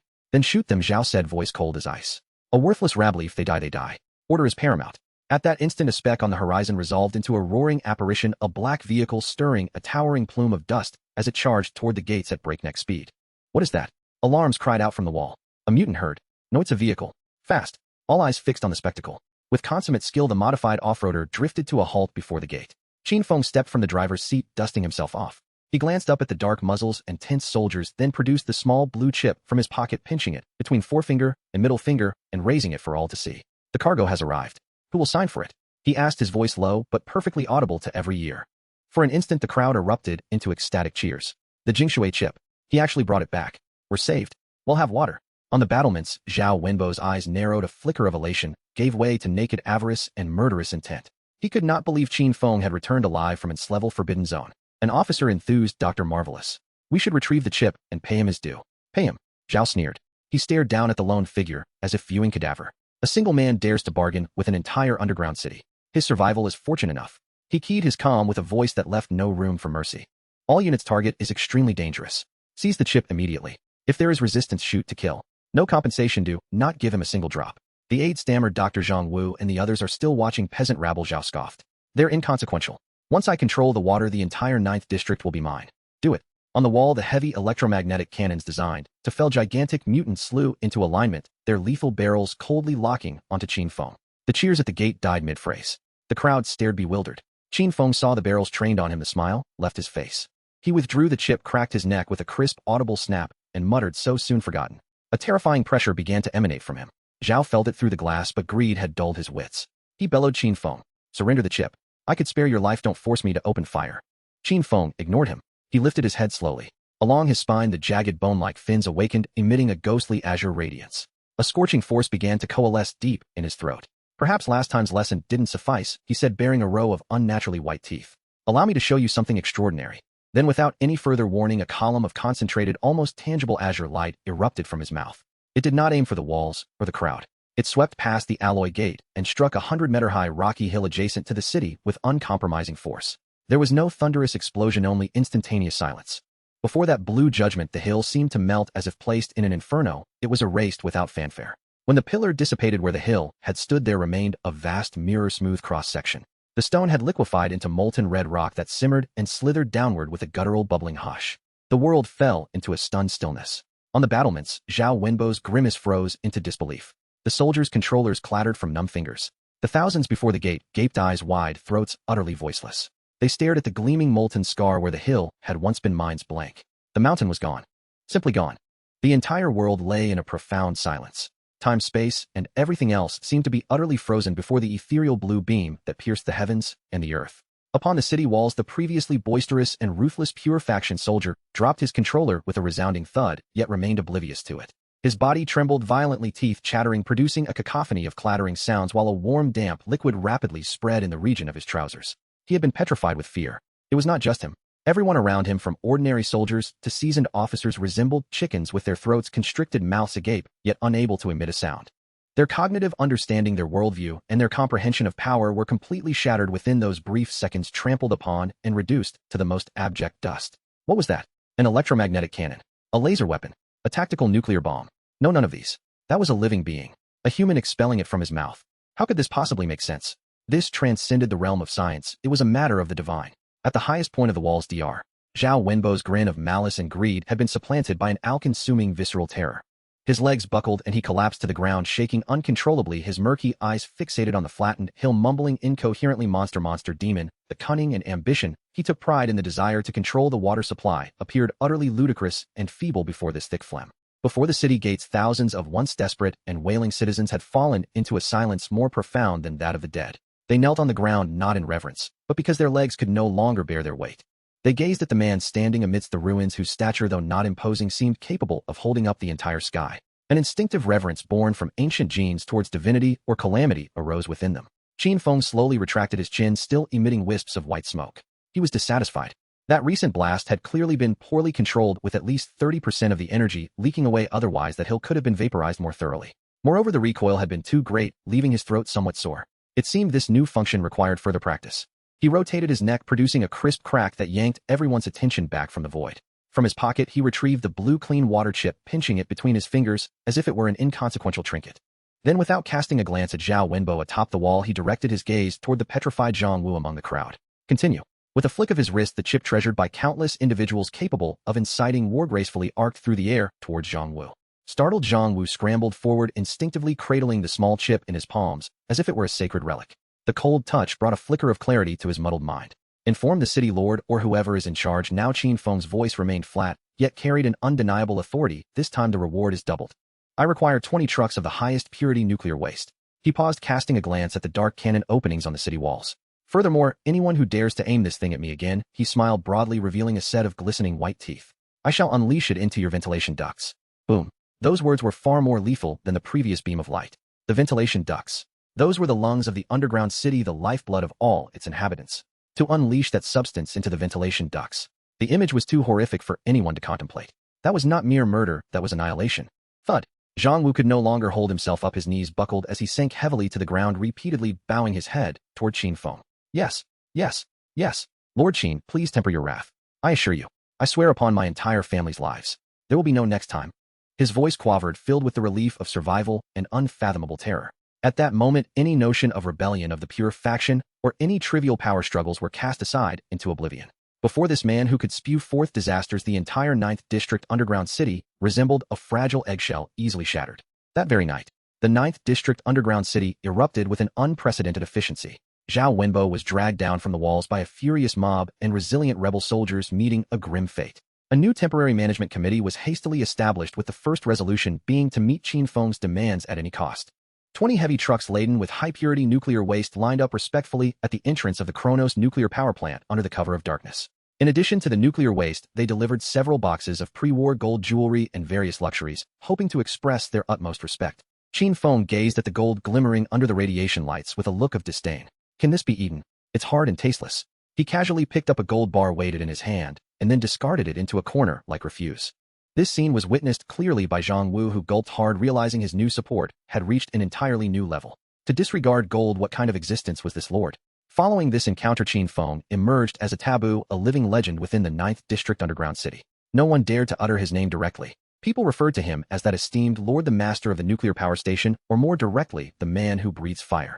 Whenever children in the city cried incessantly, adults would immediately adopt a stern demeanor and in hushed tones threaten stop crying. If you do that, man who breathes fire will crawl out of the ventilation and take you away for a midnight snack. The effect was remarkable and immediate. Qin Feng remained oblivious to all of this, uninterested in such matters. He was seated beside the core of the nuclear reactor, indulging in his sumptuous feast. A truckload of nuclear waste was poured onto the ground, forming a small mound, emitting a ghostly blue glow. He grabbed a handful of enriched uranium rods, crunching them as if they were French fries. The pungent, intensely stimulating energy exploded in his mouth, making him squint with delight. This was the essence of life. Sated, he retrieved the yellowed photograph he had found in the laboratory. In the image, a gigantic meteor ablaze with eerie purple flames was hurtling toward the blue earth, trailing a long tail. The notes indicated that this was not a meteor, it was a seed, an ingredient fallen from the heavens. Qin Feng stroked his chin, licking the radioactive powder that lingered on his lips, a surge of anticipation swelling within him. He had tasted nearly everything on Earth, and the flavors were merely passable. What would this seed from outer space taste like? Spicy, or perhaps numbing? As he let his imagination wander, an unexpected upheaval occurred. The heavy ceiling above him, composed of lead and concrete, suddenly began to tremble slightly. Immediately afterward, the sky of the wasteland, its eternally unchanging gray-green radiation cloud layer, inexplicably split open, revealing a colossal, gaping maw. A blinding, otherworldly red meteor, trailing a tail more vivid than blood, rent the sky as it plummeted with unstoppable force towards some unknown depth in the wasteland. That was not merely a meteor streaking through the sky. It resembled a scar from the cosmos brutally seared into this dying world.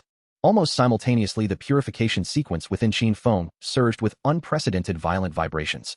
Warning: high-intensity homogeneous energy reaction detected. Coordinates locked, tracking the impact point. Qin Feng's chewing came to an abrupt halt. He slowly raised his head, his eyes shimmering with blue ethereal light, piercing through layers of obstruction, seemingly beholding the descending red glow. A fervent and satisfied smile spread across his face. The delivery had truly arrived, and it was expedited. Qin Feng halted the act of chewing on the enriched uranium rod. He slowly raised his head, his eyes shimmering with an ethereal glow piercing through the heavy dome of the nuclear power plant, as if he beheld that otherworldly crimson light tearing through the heavens and plummeting into the depths of the earth. A wild, satisfied grin spread across his face. The delivery had truly arrived. Moreover, it was an expedited express service traversing the starry seas. In the next moment, he disregarded the celestial phenomenon, lowered his gaze again, and faced the towering mound of nuclear waste formed by the dumping of 20 heavy trucks, commencing a frenzied feast. He resembled a merciless shredder, seizing handfuls of radioactive materials, shimmering with ghostly blue light, stuffing them into his mouth without a second thought. Crunch, crunch.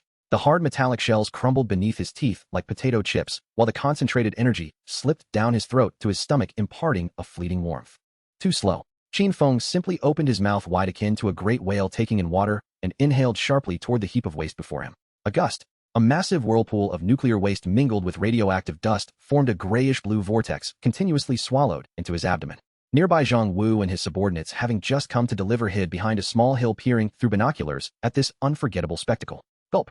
A young soldier struggled to swallow, nearly losing his grip on the binoculars. Captain, is that person eating? Zhang Wu's facial muscles twitched violently, his worldview being mercilessly crushed. Eating? Is this what you call eating? This is a scene of industrial waste disposal. No, even the most efficient waste treatment plant wouldn't be this absurd. 20 trucks. Enough to secure the energy needs of the entire 9th district for the next decade. Just like that. Mouthful by mouthful. Gone. In less than half an hour, when Qin Feng patted his belly and expelled a metallic-tasting belch, the small mountain made of nuclear waste at the entrance of the Qin nuclear power plant had completely vanished. The ground was spotless, as if licked clean by a dog. Yet Qin Feng's expression bore no trace of satisfaction. He furrowed his brow, sensing the faint energy within his stomach. An unprecedented void surged from the depths of his being. Hungry. Still hungry. The consumption of 20 trucks of nuclear waste felt akin to a mere cup of boiled water for an ordinary person, leaving him not even a semblance of fullness. The after effect of that atomic breath was overwhelming. That single blast had nearly drained all of his accumulated energy, while it allowed him to unlock a devastating move. It had also irrevocably altered his bodily structure. His energy requirements had surged exponentially. Previously, nuclear waste was a lavish feast. Now it could barely be considered a flat soda, bland and insipid. Warning. The host's current energy level has undergone a transition. The bodily structure has completed initial reconfiguration. Ordinary radiation energy sources can no longer meet daily consumption needs. Warning. Please seek higher density energy substances for supplementation promptly. Otherwise the body will enter a dormant state. The system's alert echoed in his mind, confirming his suspicions. While the cafeteria has upgraded its consumption, meal tickets are no longer sufficient. Qin Feng smirked self-deprecatingly. He rose, surveying the surroundings. The entire Kilonyo nuclear power plant, once his buffet, had undergone a complete transformation. The comforting spicy scent of radiation had vanished from the air. The resilient luminescent mutated moss and ghost-faced mushrooms that once thrived on the ground had all withered, turning to a pile of gray dust. The radiation index in the entire area had plummeted to an absurdly safe level. He had effectively sucked this place dry. This locale was now utterly defunct. It is time to find a more exhilarating cafeteria. Images of the red meteor that pierced the heavens and the coordinates flashing ominously on the system panel deep within the wasteland filled his mind. The red zone. It was one of the core impact points of pre-war nuclear strikes, the most radiated and perilous area in the entire wasteland. It was also the location where that celestial seed had fallen. Could there be a more perfect Michelin-starred restaurant? Without hesitation, Qin Feng returned to the nuclear power plant's interior, using a high-pressure water gun to clean himself from head to toe, changing into a fresh combat uniform. Approaching the formidable nuclear-powered off-road vehicle, he lifted the hood and glanced at the now dim mini-reactor inside, shaking his head in disdain. With a swift motion, he yanked out the defunct reactor and casually discarded it on the ground. Taking a deep breath, he pressed his palm against the engine's energy interface. Buzz. A surge of pure ghostly blue bioenergy flowed from his palm, illuminating the entire energy circuit of the engine instantly. The vehicle's dashboard flickered wildly, finally stabilizing at a value teetering on the brink of overflow. From now on, this vehicle would burn with his own energy. Let's go. Qin Feng settled into the driver's seat, pressing the accelerator to the floor. The black steel behemoth emitted no roar, its four tires leaving charred marks on the ground, transforming into a streak of darkness that thundered forth from the territory he had drained, racing deep into the wasteland. The off-road vehicle sped along, the desolation of the scenery increasingly apparent. Strangely, he did not catch sight of a single mutated beast along the way. This region was not devoid of monsters. On the contrary, as Qin Feng's vehicle roared past, countless pairs of crimson greedy eyes lurked in the shadows of the ruins and the cracked earth, and behind the dunes, all observing. Yet upon sensing the aura emanating from the vehicle, all greed and ferocity transformed into primal terror. What kind of aura was this? Hunger. As if a madman who had gone 3 days and nights without food beheld a sizzling piece of roasted meat. To these mutated beasts, that vehicle was no mere machine, but a walking abyss exuding insatiable appetite. Any creature daring to approach would be ruthlessly devoured, leaving not a scrap behind. All the mutated beasts lay flat on the ground, holding their breath, trembling in fear, praying that this terrifying presence would swiftly leave their territory. Qin Feng, driving, felt somewhat bored. Suddenly, he spotted a dark shape swirling in the sky. It was a mutated vulture with a wingspan exceeding 5 meters, preparing to feast on a withered carcass below. Qin Feng's eyes lit up. A snack had arrived. He abruptly swerved the steering wheel, causing the off-road vehicle to skid to a stop beside the corpse. The mutated vulture, startled, let out a shrill cry and was about to take flight. Too late. A powerful hand had already grasped its ankle with lightning speed. Leaning out of the window, Qin Feng effortlessly pulled the struggling giant beast down. Without a glance, he seized the vulture's wing and tore it away with force. Rip! Accompanied by a piercing shriek, the immense wing was brutally torn off. Ignoring the filthy feathers and blood that clung to it, he shoved it into his mouth, chewing voraciously. Moments later, Qin Feng spat out a mouthful of bones and feathers in disgust. The meat is too tough, and there's a foul taste, a poor rating. He casually tossed the still-twitching vulture's carcass out the window, restarted the vehicle, and sped away. His goal was clear. The same source energy that triggered the system warnings that takeout descending from the heavens was the only sumptuous meal that ignited his current interest. The red zone, here I come. After several hours of driving, a strange dark red hue emerged on the horizon. The air began to thicken with a rich, sweet metallic scent reminiscent of rust and blood. The Geiger counter on the off-road vehicle's dashboard fluctuated wildly, ultimately surpassing its limits, emitting a piercing alarm. Qin Feng silenced the alarm, yet a look of ecstasy graced his face. This was the flavor. Finally, a hint of the pre-meal atmosphere. When the vehicle fully entered the realm shrouded in dark red dust, he slammed on the brakes, bringing the car to a halt by the roadside. Stepping out, he found the gravel beneath his feet presented a dark red hue, scorched and glassy. The air was viscous, entering his lungs with a searing sting, as though inhaling heated iron sand. Qin Feng lifted his gaze toward the horizon. At the far end of his sight lay an immense shadowy silhouette resembling a mountain range stretching across the skyline. In the center of that black shadow, an enormous, deep crimson beam of light surged from the depths of the earth, coloring the entire sky in an ominous hue. The beam was not static, it pulsed rhythmically. Each pulse sent tremors reverberating through the ground. Thud, thud, thud, the sound resembled a colossal heart from hell beating heavily and slowly. Qin Feng's grin widened, revealing a set of gleaming white teeth, his eyes gleaming with unprecedented fervor. A pre-meal workout, is it? Perfect. Let me see if this appetizer packs enough punch. The colossal black steel behemoth sped northward, casting the only shadow upon the vast, desolate wasteland. Inside the cockpit, Qin Feng's foot firmly pressed the accelerator. This vehicle, powered by his own biological energy, glided silently, akin to a specter traversing the cracked earth. Yet within him his stomach roared with discontent. It was a deep, persistent thunder reverberating through the driver's seat, as if an insatiable beast was bellowing within him. He was a walking black hole, relentlessly starving for energy. Suddenly, an eerie spectacle began to unfold outside the window. The air, perpetually thick with radioactive dust of a murky gray-green hue, began to stir. It was not the wind.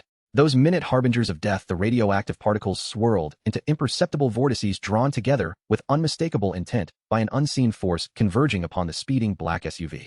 They did not collide with the armored exterior. Instead, they formed a river of poison surging directly toward the driver's window, penetrating glass and metal, continuously flooding into Qin Feng's body. Every pore of his skin, his nasal passages, his mouth, had now transformed into the intake of a horrific vacuum, currently absorbing low-concentration environmental radiation.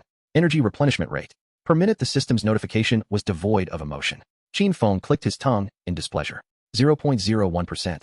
What difference was there from trying to quench his thirst by licking dew-off leaves? This substance was both sparse and insipid, eliciting nearly no reaction on his energy gauge. It was nothing but the lowest form of sustenance. However, the effect of this action on the external world was nothing short of transformative. As the black vehicle roared past, the suffocating gray-green smoke was forcibly ripped apart. Behind it, a clean, clear corridor emerged in the sky. Through this passage, a deep, pure blue revealed itself. That was the original color of the sky, a hue long forgotten by the inhabitants of this wasteland for decades. It was a pure scar etched upon a decaying world. The changes were not limited to the air. By the roadside, the charred remnants of once living grass, long dead from radiation, began to stir slightly. Hours after the vehicle had passed, miracles began to unfold. Delicate, tender green shoots, brimming with improbable vitality, stubbornly pierced through the remnants of death. The very earth was undergoing detoxification. The toxins that had permeated it for generations were being siphoned away by a single individual. This was a miracle, and miracles indeed had witnesses. Several kilometers away, a group of wanderers huddled behind a rusted ruin, witnessing the entire scene. There were about a dozen of them, men and women alike, all gaunt and emaciated, their skin marred by radiation-induced sores. They were the lowest echelon of existence in this wasteland, surviving on the meager scraps of the surface, their lives measured in days rather than years. Their leader, an elderly man with a single cloudy eye and a visage like a parched riverbed, had just been pointing at the horizon with a trembling finger, attempting to warn his companions of the approaching vehicle, a potential predator. Yet in an instant they all beheld something extraordinary. They saw the sky torn asunder, witnessing the impossible blue. They observed the toxic river of dust not expanding outward, but flowing inward into the black machine. That poison. A young woman gasped, her voice hoarse. She clutched her chest where malignant growths had formed, and for the first time in an hour, she felt the relief of a full breath, the searing pain in her lungs dissipating. The air here, even from such a distance, was beginning to feel clean. The old man's jaw dropped. He had spent his miserable life beneath the gray sky. His father had told him, and his father's father had told him, that the sky was poison, the earth was poison, and the divine had long abandoned them to rot in this hell. But what was unfolding before his eyes? He is consuming, another man stammered, his eyes wide with fear and disbelief. He is consuming that poison. This concept was too bizarre, contrary to every survival law they knew, rendering their minds incapable of processing it. For them, radiation was an invisible demon, a slow reaper of all life. Yet this being, the one commanding the black war machine, was treating the demon as sustenance. A tremor began within one person, quickly spreading throughout the group. It was not born of cold or fear, but an overwhelming, soul-stirring awe. The old man's knees buckled, and he fell upon the cracked earth. It was not a collapse from exhaustion, but a reverent kneeling, as if a pilgrim had found sacred ground. "That is not human," he murmured, tears welling in his remaining good eye, tracing clean rivulets down his filthy face. "That is a god, a divine being come to purify this world." God.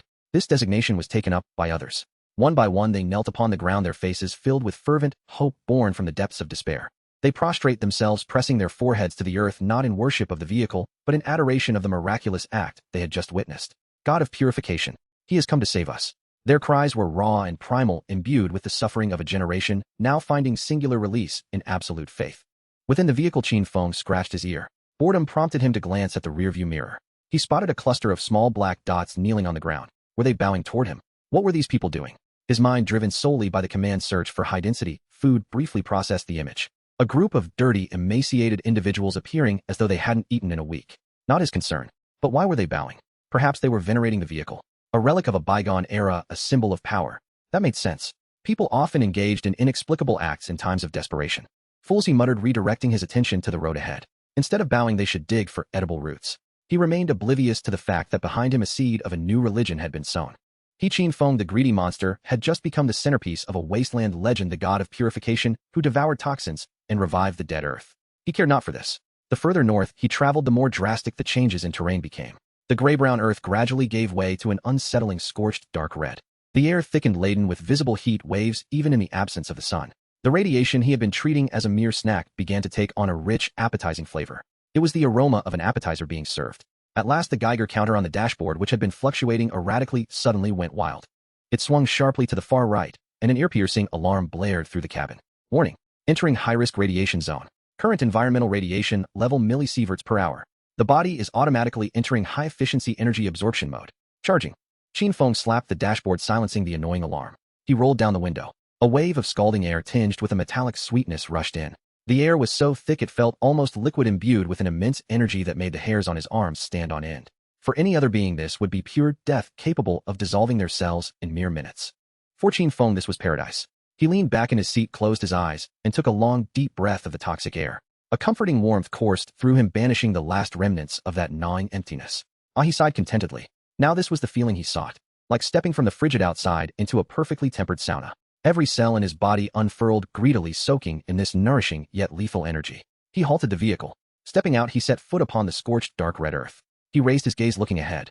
At the horizon's end, a colossal shadow formed of twisted, melted ruins loomed like a jagged mountain stretching across the skyline.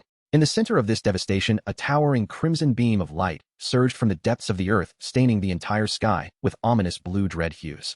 That beam was alive. It pulsed slowly, rhythmically. Thud, thud, thud. Each pulse resonated like a colossal heart beating from the depths of the earth, causing the ground beneath him to tremble with each throb. A predatory smile unfurled across Qin Feng's face, his teeth glinting in the hellish red light. Is this a pre-meal exercise? His voice was deep, filled with frenzied anticipation. Perfect. Let me see if this appetizer packs enough of a punch. The predator-like grin spread across Qin Feng's face, his teeth glimmering under the hellish red light. Are we indulging in some pre-meal exercise? His voice was low, brimming with mad anticipation. Perfect. Let me see if this appetizer is sufficiently explosive. As soon as he finished speaking, he strode toward the twisted ruins and the blinding crimson glow. However, he had not gone far before an unsightly obstacle loomed before him. It was a colossal barrier made of rough steel bars and rusted barbed wire, crookedly extending to the horizon like an ugly scar, attempting to separate this crimson, forbidden zone from the outside world. More intriguingly, the barbed wire was adorned with long-dried human skulls, their hollow eye sockets silently gazing at the intruder. In the center of the barrier, a battered iron plate, painted in dark red, creaked ominously in the wind, inscribed with large letters. Sanctum of the New Humanity Cult. Trespassers shall perish. Qin Feng halted his steps. The New Humanity Cult. It sounded like one of those schemes collecting intelligence taxes. A sanctum. A place at the epicenter of a nuclear explosion where radiation could roast a person on the spot, worthy of being called a sanctum. He curled his lip, feeling no interest in such pretentious folly. To him, this barrier signified only one thing: someone was attempting to impede his meal. That was intolerable. He turned back to the off-road vehicle, too apathetic to fasten his seatbelt, and pressed the accelerator to the floor. Without the roar of an engine, the black steel beast transformed into a silent specter and, in a manner devoid of reason, crashed violently into the fragile barbed wire. With a resounding clang, steel bars bent, wires snapped, and the skulls scattered in all directions. The so-called defense line crumbled before absolute power, torn apart as easily as if it were made of paper, leaving a gaping breach. The off-road vehicle hardly lost any speed, grinding over the wreckage as it charged into this so-called sanctum. Almost simultaneously, a piercing alarm blared through the desolate area. Wail, wail, wail. The sound was sharp and urgent, like countless dying crows screaming in unison. Then from the depths of the massive shadowy ruins, a horde of grotesque figures surged forth. All clad in tattered dark red robes, their hoods obscured most of their faces, yet the exposed skin was uniformly covered with malignant growths of varying sizes and colors. Some of the growths even pulsed slightly, appearing utterly repulsive. The weapons in their hands were equally bizarre, neither firearms nor traditional arms, but spears and knives carved from the bones of mutated creatures, inscribed with strange runes. They swarmed toward Qin Feng's vehicle, encircling at their mouths, emitting frenzied, furious howls. Heresy! It's heresy! He has desecrated the sanctum. He has destroyed the sacred gate. Seize him. Sacrifice him to the great relic. Use his blood and flesh to appease the relic's wrath. The car door swung open, and Qin Feng stepped out of the driver's seat. He surveyed the scene, observing the grotesque figures whose faces were turning red with rage as their growths throbbed. Instead of feeling threatened, he felt a twinge of curiosity. You all have rather unique appearances, he remarked, as though exploring some exotic zoo. Are these growths your racial characteristics, or perhaps some special adornments? His sardonic inquiry ignited the fury of the fanatics. Blasphemy! How dare you insult the holy marks bestowed upon us by the divine? A red-robed priest appearing to be their leader pushed through the throng. Taller than the others, he bore the largest and most purplish growth on his face, wielding a bone staff that emitted a faint red glow. Heresy! Kneel and repent for your sins. Otherwise I shall shatter your skull with my own hands and extract your soul to serve as the sanctum's street lamp. As the priest bellowed, he raised the bone staff high and swung it down toward Qin Feng's head. The staff glimmered with red light accompanied by a rush of wind, suggesting formidable power. Qin Feng did not flinch. At the very moment the staff was about to strike his crown, he leisurely raised his hand. With no flamboyant gestures, he simply extended it forward and grasped it. Crack! The staff's tip was firmly held in his grip, unable to advance another inch. The priest's pupils dilated in shock. He exerted every ounce of strength to pull back the staff, only to find it as immovable as if it were rooted in Qin Feng's hand. How could this be? This holy bone was the spine of the previous high priest, hardened by the relic's radiance to a degree rivaling alloy. It could withstand even the charge of a mutated rhinoceros. Well, Qin Feng examined the staff, weighing it in his hands, as if assessing the quality of an ingredient. The material is a bit porous and the energy content is pathetically low. He arrived at a conclusion. Then before the eyes of all the red-robed figures he exerted a slight pressure with his 5 fingers. Snap! With a crisp sound, the holy bone, regarded as divine and indestructible by the priest, was effortlessly crushed into several fragments. But that was not all. Qin Feng picked up the largest shard, brought it to his nose and sniffed. A faint rancid odor made him grimace. Nevertheless, he stuffed the shard into his mouth and chewed a couple of times. Crunch! Crunch! The crisp sounds of his chewing echoed sharply in the deathly silence. Moments later, phew! Qin Feng spat a mouthful of bone fragments mixed with saliva onto the ground, his face etched with disdain. This bone is a bit brittle and somewhat damp, lacking in texture. Most critically, it contains no energy whatsoever. I doubt it has much calcium to offer. Poor review. The entire world fell silent. All the red-robed figures were petrified. Their eyes widened, mouths agape, staring blankly at the pile of bone fragments on the ground, their minds thoroughly blanked. The holy bone was consumed by him. And afterward, he gave it a poor review. This was no mere blasphemy. It was as if they had taken their faith, their deity, and rubbed it into the ground with the soles of their shoes. The red-robed priest was the first to recover. Looking at his now empty hands, then at the bone fragments on the ground, his face, riddled with growths, turned a deep shade of purple, distorted by extreme rage and humiliation. He has destroyed the holy bone. He has devoured the power of the holy bone. The priest let out a shrill, inhuman scream, as if driven mad. Kill him. No, do not let him die too quickly. Chop him into meat paste. Hang him with his own entrails. Kill him. Oh. Stimulated to the point of losing their sanity, the red-robed fanatics surged toward Qin Feng like enraged dogs brandishing their bony weapons. Seeing this rabid horde of zealots, Qin Feng scratched his head in annoyance. Engaging these mere fodder was a waste of energy and would ruin his appetite for the meal to come. A swift resolution was necessary. He had no intention of expending even an ounce of surplus energy on these appetizers. Thus he abandoned the thought of physical attacks.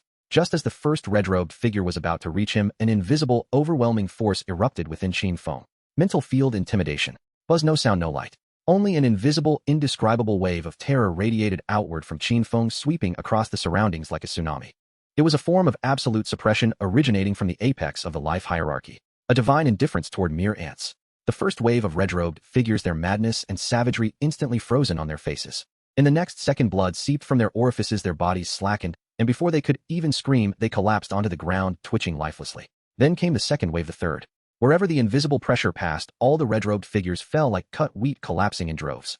Their brains were instantly shattered by that terrifying mental force, their nervous systems completely disintegrated, their souls seemingly grasped by an invisible hand and crushed. The red-robed priest, still shouting madly from the back, cycled through a spectrum of expressions from mania to shock to utter terror within a single second. He felt an irresistible crushing will descend upon him, powerful enough to obliterate mountains. Then darkness enveloped him, and he fell limply to the ground, frothing at the mouth, utterly unconscious. In no more than 3 seconds, the world returned to silence once more. Over 100 fervent new humanity cult devotees lay lifeless, oblivious to their fate. Qin Feng stood amidst the scattered bodies unscathed. He shook his head, feeling a bit like suffering from a hangover. It seemed that this mental attack had its toll. However, the effect was satisfactory. At least he had cleared away these bothersome flies. He took a step, treading over the body of a still twitching red-robed figure, and walked straight toward the hellish crimson glow. Qin Feng took a firm step forward, preparing to stride into the infernal crimson glow, intent on obliterating all obstacles from the physical realm. At that moment, his movements abruptly halted. An extraordinary fragrance, without warning, penetrated his nostrils through the sweltering air. This was a scent unlike any he had previously encountered. It did not possess the acrid sharpness of nuclear waste, nor did it carry the pungent odor of mutated beasts' blood and flesh. Instead, it was an extraordinarily intricate and layered aroma reminiscent of a meticulously prepared rich meat dish. Within this scent lay an overwhelming pure energy that sent shivers through every cell in his body. If the nuclear waste he had consumed prior was akin to bland, tasteless compressed biscuits, then this aroma was a lavish feast fit for royalty. The source of this tantalizing fragrance resided deep within the ruins of the base, perfectly coinciding with the source of the blinding red light. In an instant, Qin Feng's mind pivoted. Annihilate this congregation of grotesque zealots. A trivial task. A single breath of atomic energy could reduce them to mere ashes. But then what? He would still have to laboriously venture inside to seek sustenance. What a hassle. A brilliant idea began to take shape in his mind. Since this was a cafeteria, the service ought to be a touch more attentive. What sense was there in having diners rush into the kitchen?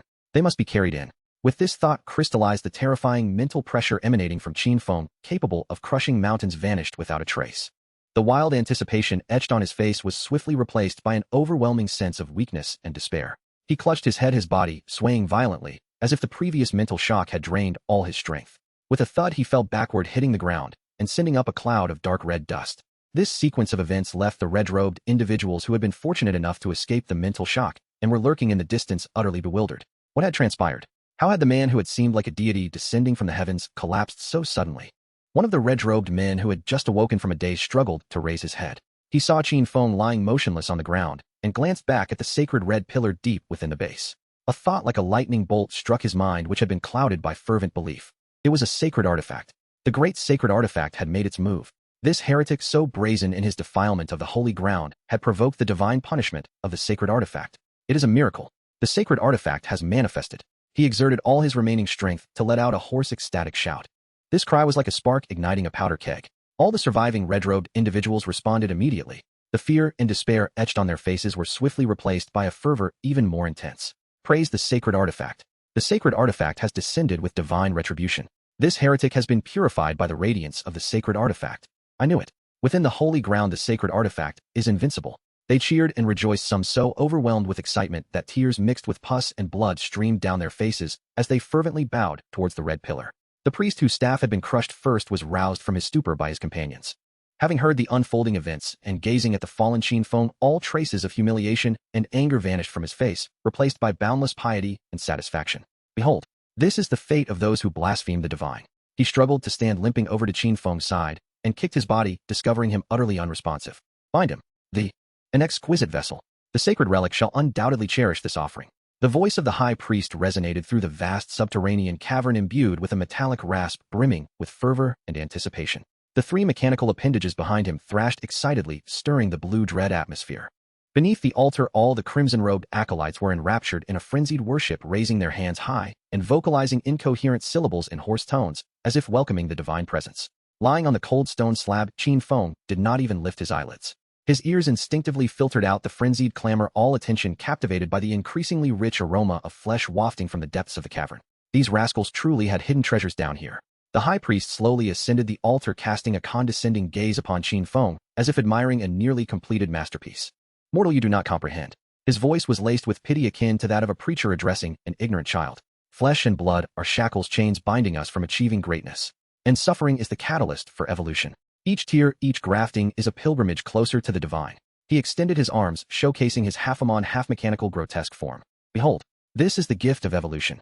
We have cast aside our feeble mortal bodies and implanted ourselves with more robust, mutated organs. We are the harbingers of humanity's future. We are the new humanity. So it turns out to be a club for enthusiasts of bodily modification. Qin Feng silently mocked in his mind. He had expected some profound and unfathomable theory, only to find a bunch of DIY players dissatisfied with their original parts, scouring for patches. And you, the high priest's gaze refocused on Qin Feng, a mechanical appendage extending from behind to reveal a bone blade serrated like the mandibles of a mutated creature. Dried dark brown blood still clung to the blade's edge. You possess such a flawless body, such formidable vitality. You are the most perfect vessel for the sacred relic to grace this world. For evolution, for the future of all humanity. The high priest raised the bone knife, his expression solemn and sanctified. Offer your flesh and blood. As the words echoed, the serrated knife lunged viciously towards Qin Feng's heart. The acolytes below the altar held their breath, their eyes widened, prepared to witness this sacred moment. Just as the blade was about to graze Qin Feng's chest, with his eyes tightly shut, Qin Feng suddenly opened them. His gaze was remarkably clear, devoid of even a hint of confusion or frailty. Buddy, Qin Feng spoke, his tone as casual as if he were chatting at a market. Is your knife sterilized?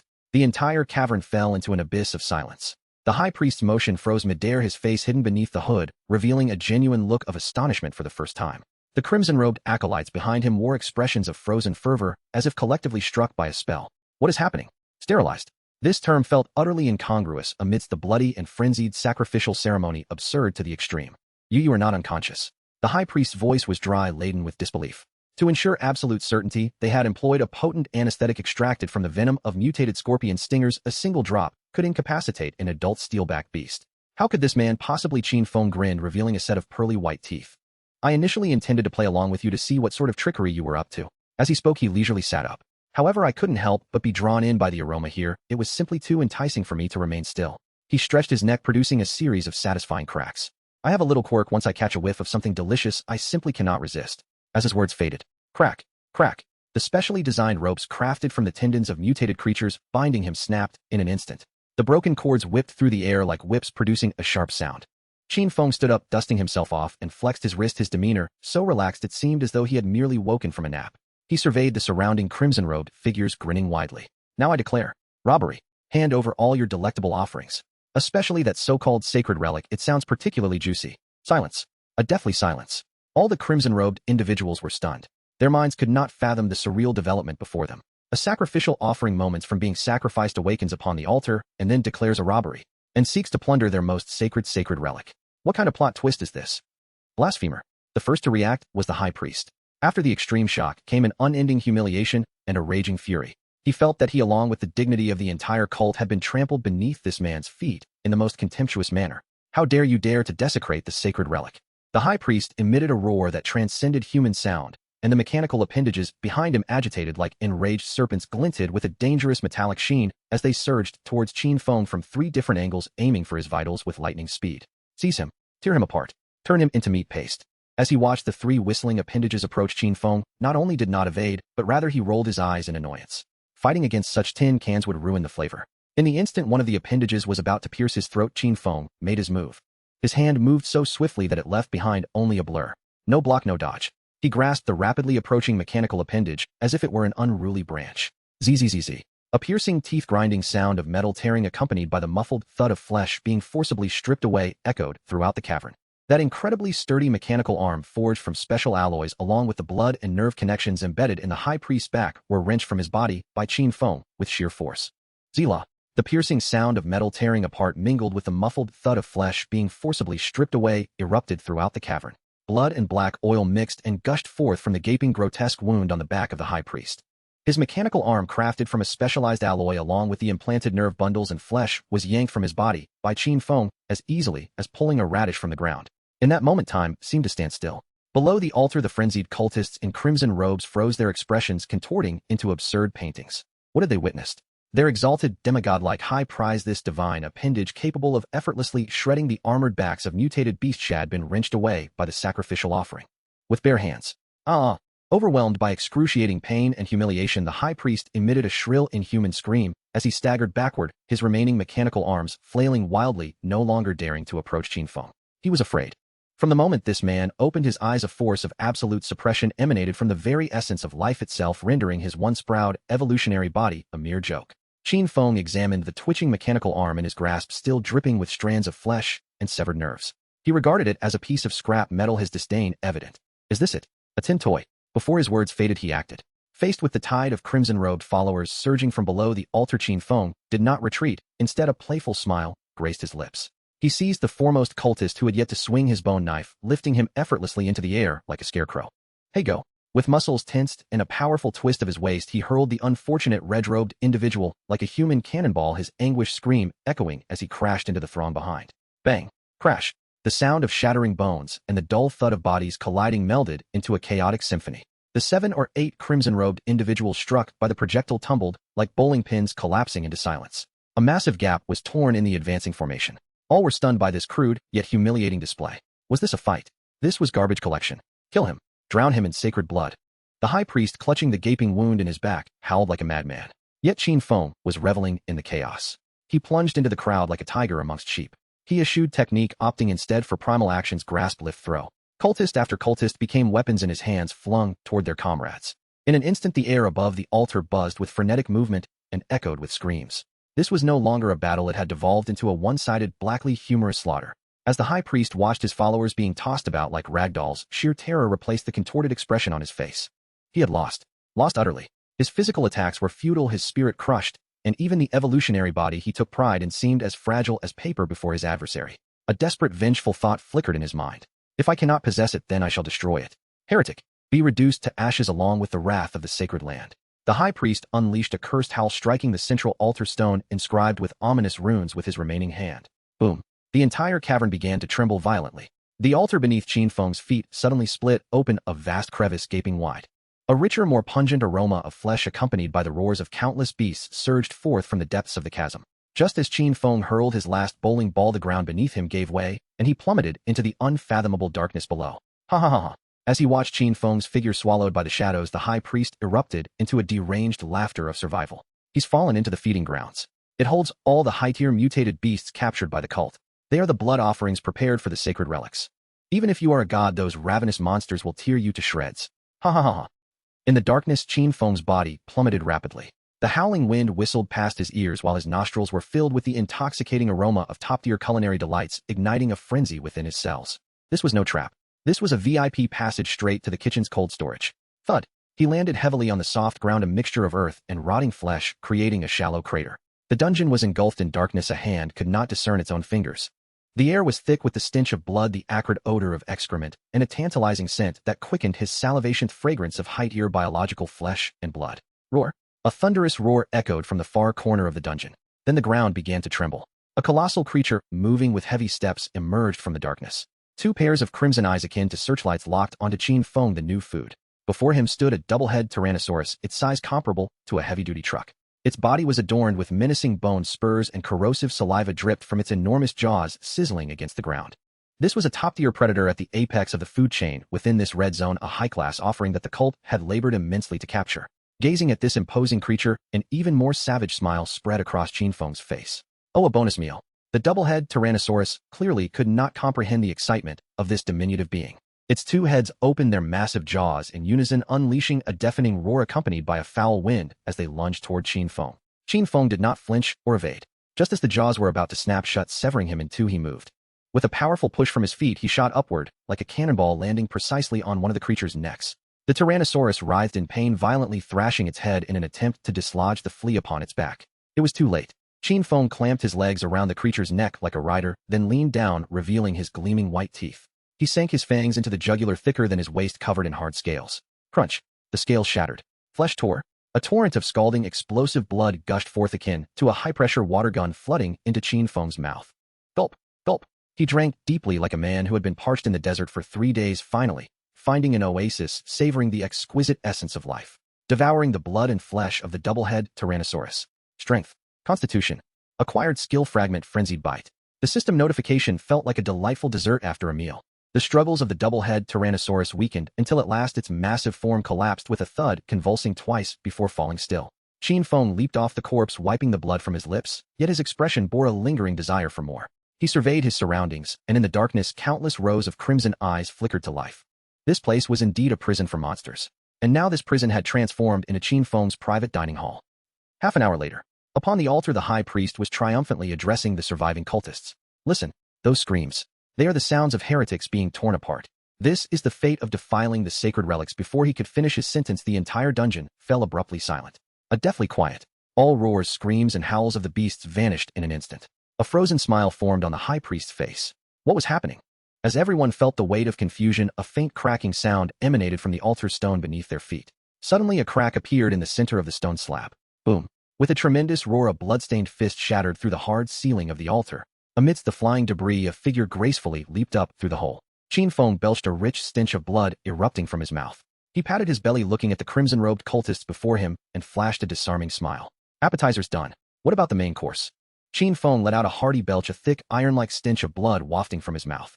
He patted his belly and gazed upon the group of crimson-robed individuals before him, their expressions reminiscent of those who had encountered a ghost, as he displayed a benevolent smile. The appetizer is finished. And what about the main course? This seemingly light-hearted inquiry struck the high priest and the remaining cultists like an invisible hammer, forcefully impacting their hearts. An appetizer. Those frenzied, ravenous, mutated beasts capable of flattening a small underground city were merely an appetizer in his eyes. The high priest's contorted visage drained of color, leaving behind a ghastly pallor akin to that of a corpse. He looked at Qin Feng, who appeared entirely unscathed. Even the fabric of his clothing remained intact, and a chill surged from his spine to the crown of his head. He was not human. He was a monster. A creature far more terrifying than all the beasts within the breeding grounds combined, a true monstrosity. You. The high priest's teeth chattered, rendering him incapable of forming a coherent sentence. The crimson-robed cultists behind him displayed their own grotesque reactions. Some crumpled to the ground, their legs giving way, a foul liquid seeping from their trousers. Others succumbed to complete mental collapse, cradling their heads and emitting nonsensical screams. Their proud beliefs, the brutal survival they depended upon, crumbled to dust before this man. Observing the pathetic reactions of these individuals, Qin Feng could hardly suppress a disdainful smirk. With such feeble psychological resilience, how could they aspire to establish a cult? Since you seek death, let me show you the majesty of the divine. At the end of despair lies utter madness. The high priest released a frantic roar, abruptly turning to lunge at the wall behind the altar. With all his might, he pressed a massive crimson button affixed to the wall. Boom! A heavy, grating metallic sound resonated akin to nails on a chalkboard. The enormous gate behind the altar, forged from solid lead and several meters in thickness, began to rise slowly. As the gate opened, an indescribable sense of oppression seeped forth from the darkness beyond. It was a pure transcendental pressure emanating from a higher dimension of life, thickening the very air within the cavern, as if it were on the verge of solidifying into a tangible form. All surviving crimson-robed individuals, including the frenzied high priest, found themselves compelled to prostrate on the ground, their bodies trembling violently, akin to servants welcoming the arrival of a sovereign. Moments later, an eerie, heart-stopping violet light spilled from the crevice of the gate, casting their faces marked by fervor and terror into a ghastly glow. Qin Feng narrowed his eyes. He felt no such pressure, yet the instinct to devour within him stirred with unprecedented fervor, akin to a slumbering giant awakening with a greedy roar. Finally, the leaden door fully ascended. What lay beyond was revealed to all. It was neither a temple nor a throne. It was a vast empty stone chamber. And at the center of this chamber, an immense chunk of flesh hovered serenely in midair. It was roughly the size of a truck, exuding a bizarre, semi-transparent violet hue. Its surface bore no skin, but was instead covered in dense, deep purple veins resembling a spider's web. Thump, thump, thump. It pulsated rhythmically, each throb akin to the beat of a colossal heart, causing the entire cavern to tremble slightly. An extraordinarily rich fragrance wafted from the meat, overpowering the stench of blood and decay that permeated the cavern, invading Qin Feng's nostrils. This was not merely the scent of meat, it was an intricately layered, complex aroma. Initially, it offered the richness of exquisite wagyu beef, yet upon closer inspection, it carried the sweetness of deep-sea sashimi, with a lingering essence reminiscent of an exotic fruit never before encountered. Warning: high-purity extraterrestrial biological tissue detected. This tissue contains unknown high-dimensional energy and exhibits mean pollution characteristics. Danger level extremely high. Please evacuate immediately. For the first time, the system's alarm resonated with urgency. However, Qin Feng paid no heed to the warning. His entire being was captivated by the sight of the pulsating purple crystal before him. His throat constricted involuntarily, saliva began to uncontrollably flood his mouth, dripping onto the cold stone floor with a rhythmic patter. This coloration, these clearly defined muscle fibers, this perfect distribution of fat. What in the world is this supposed to be, some sort of sacred relic? This was undoubtedly top-tier bluefin tuna belly. Oh no, this was far superior to bluefin tuna. This was extraterrestrial sashimi. Oh divine being, glorious sacred relic. As Qin Feng reveled in the discovery of this culinary treasure, the high priest had already fallen to the ground, prostrating himself in a near-manic devotion towards the massive chunk of meat. Your most loyal servant presents this offering. Please rain down divine punishment upon this heretic who has defiled your majesty. Grant me strength. He lifted his gaze, his face awash with greed and longing. He understood that absorbing even the slightest fragment of the sacred relic's power would allow him to complete his ultimate evolution, becoming a true deity. As if hearing his fervent prayer, the tiniest tip of a blood vessel on the massive purple meat quivered slightly. A strand of violet energy, finer than a hair and nearly invisible, detached from the meat and drifted lazily toward the high priest. His breath quickened, transforming into heavy gasps as he opened his mouth like a fish out of water, prepared to receive this divine blessing. The violet energy entered his mouth. In the next moment, the ecstasy on the high priest's face froze. What replaced it was a profound agony and horror. Ugh! Ah!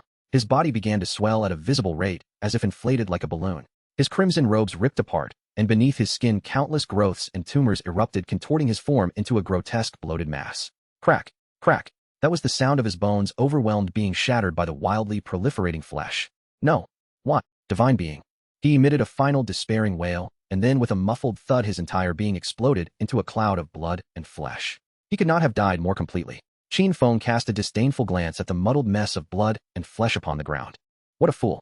Does he not understand the concept of being unworthy of sustenance? Such a premium ingredient, the energy, so pure, is something that a mere wretch like him cannot even begin to touch. What a waste to squander such a priceless treasure.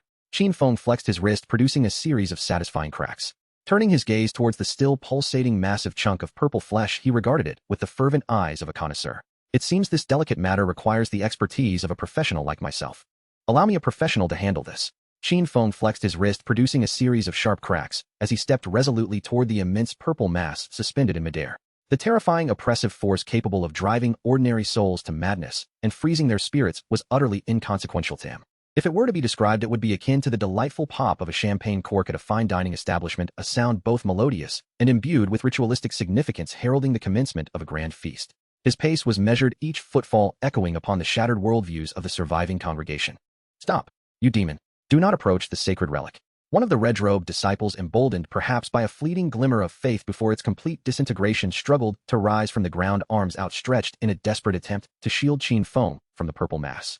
His countenance was a tempest of profound terror and frenzied determination. Blasphemy! You shall perish. You will be utterly purified into a puddle of putrescence by the holy artifact. Qin Feng paused momentarily. Tilting his head, he regarded this deluded figure with a semblance of pity akin to that one might extend to a fool. In the next instant he moved, not to strike nor to evade. He simply raised his hand and pressed it upon the disciple's head, effortlessly tossing him aside like a bothersome chick.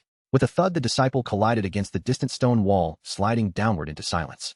The world felt utterly still. No one dared to intervene. The remaining congregants huddled on the ground like lambs awaiting slaughter, trembling in fear as they beheld the man more terrifying than all the monsters of the wasteland approach their deity. Qin Feng stood before the colossal, pulsating purple mass. The proximity heightened his anticipation. Its exquisite texture, the translucent hue through which deep purple energy flowed, was a testament to nature's craftsmanship, nay, to the universe's artistry. He extended his right index finger with a reverent fervor akin to that of a pilgrim gently prodding the mass. The sensation at his fingertip was soft yet astonishingly elastic, reminiscent of the finest rice cake or the freshest fish belly. Quite springy. This assessment resonated through the air, reaching the ears of every survivor present. Springy. He dared to describe their exalted god with such a term. The psychological defenses of a red-robed disciple crumbled entirely. His eyes rolled back and froth escaped his lips as he fainted from sheer shock. It was as if he felt the raw, unadulterated insult emanating from the apex of the food chain. The massive purple mass suddenly quickened its pulsation. A hum. An intangible mental shockwave erupted from the center of the mass. In the stone chamber, every surviving red-robed disciple felt a piercing agony in their minds, clutching their heads as they writhed on the ground in torment. However, this mental assault, potent enough to shatter mortal resolve, failed to even elicit a blink from Qin Feng. He merely clicked his tongue, likening the sensation to a sip of carbonated soda, slightly tingling, yet rather appetizing. The assault had proven ineffective, seemingly inciting the purple mass into a state of furious rage. From its smooth surface erupted hundreds, if not thousands, of slender purple tendrils akin to strands of hair.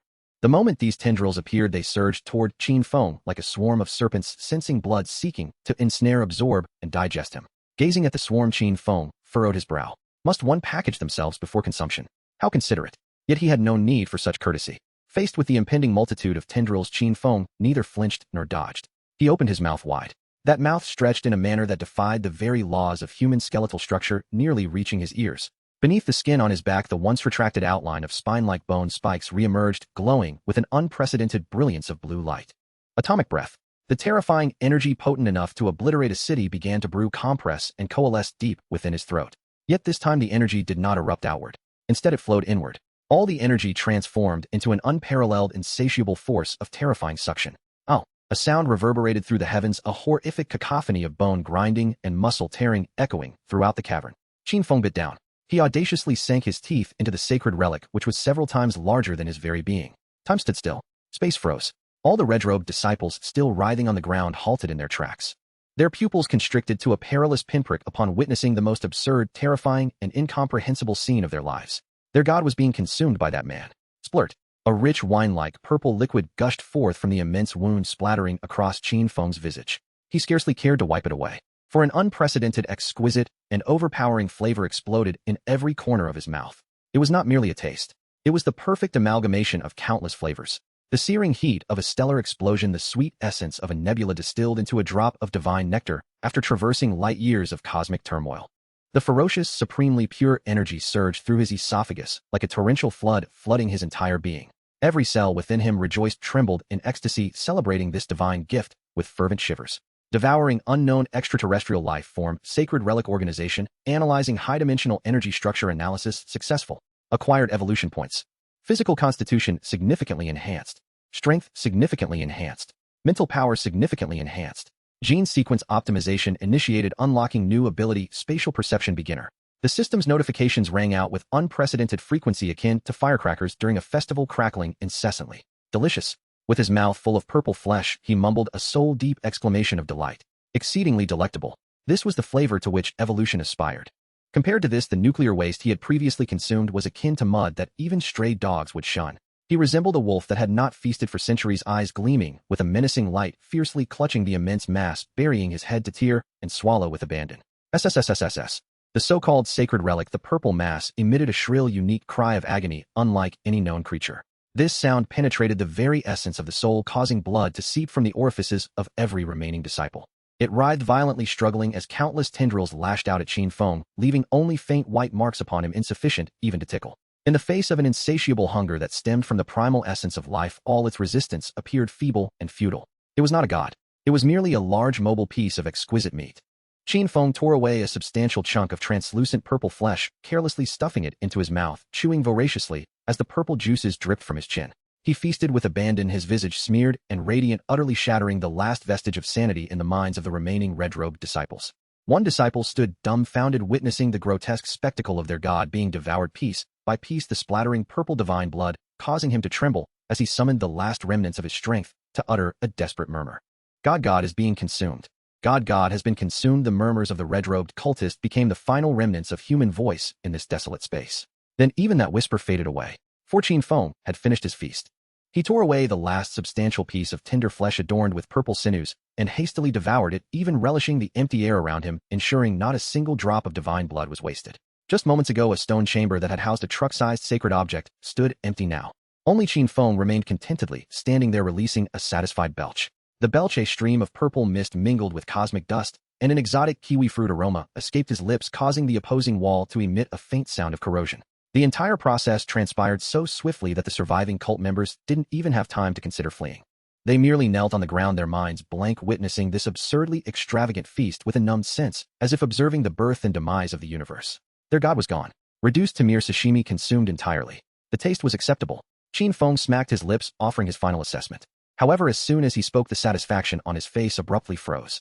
In the next moment, he clutched his abdomen, collapsing to the ground with a thud, curling up like a large shrimp. An unprecedented, soul-rending pain erupted from his stomach. This was not merely physical agony, it was a frenzied rejection stemming from the depths of his very genes. Damn! Qin Feng spat out a single word through gritted teeth. It had gone awry. The energy contained in that extraterrestrial meat was overwhelmingly vast and tyrannical. It was not simply an energy body, but a living, willful genetic bomb. At that moment, the bomb was detonating within his body. Countless purple, aggressive alien gene strands surged through his bloodstream like millions of the tiniest venomous serpents, attempting to alter, overwrite, and seize control of every cell within him. Crackle!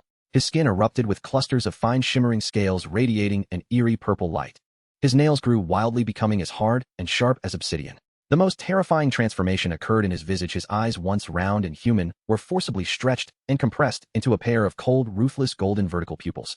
An alien, superior and indifferent will began echoing in his mind, seeking to obliterate his self-awareness and turn him into a puppet entirely subservient to that extraterrestrial being. Warning. High-dimensional genetic contamination detected. Gene collapse rate. Warning. Host life signs undergoing rapid aberration. Purification sequence initiated. Full power suppression in progress. The system's alarm echoed with urgency akin to a death knell. Suppress this nonsense. Qin Feng lay on the ground, his body convulsing violently, the bones creaking under immense pressure. He felt the purification sequence within him, golden energy that had proven unassailable until now was facing a formidable adversary for the first time. The purple alien genes resembled an endless ocean of violet, while the golden purification energy felt like a solitary island struggling against the tide, perilously close to being submerged. Attempting to seize my domain. Though his consciousness was becoming hazy under the relentless assault, the inherent ferocity within him surged to life at that moment. He abruptly lifted his head, his half-amon, half-beast visage contorted with a savage frenzy. Having entered my belly, you shall become my excrement. Digest. Now. With every ounce of strength, he unleashed a roar that resonated from the depths of his soul. At this cry, the purification sequence within him responded, as if commanded by a sovereign, shifting from passive defense to unleashing a golden flame that fervently surged toward the violet ocean, commencing a desperate sacrificial charge. Boom. Within Qin Feng, it felt as if a supernova had detonated. Gold and purple, two energies representing divergent evolutionary paths, clashed in a primal, brutal frenzy within every cell. This was more perilous than any battle. Victory would mean boundless freedom. Defeat would result in the utter eradication of his self, transforming him into a monster cloaked in human skin. The surviving cult members were petrified with terror. They beheld Qin Feng writhing in agony on the ground, his form oscillating between that of a human and a beast, and a singular horrific thought emerged. The sacred object had not perished. It was being reborn. It was re-emerging into the world through the body of this demon. Just as everyone believed Qin Feng would be irrevocably consumed by that purple force. Another transformation occurred. His writhing ceased abruptly. He lay still on the ground, motionless. Then a bizarre scene unfolded, shattering all conventional laws of physics.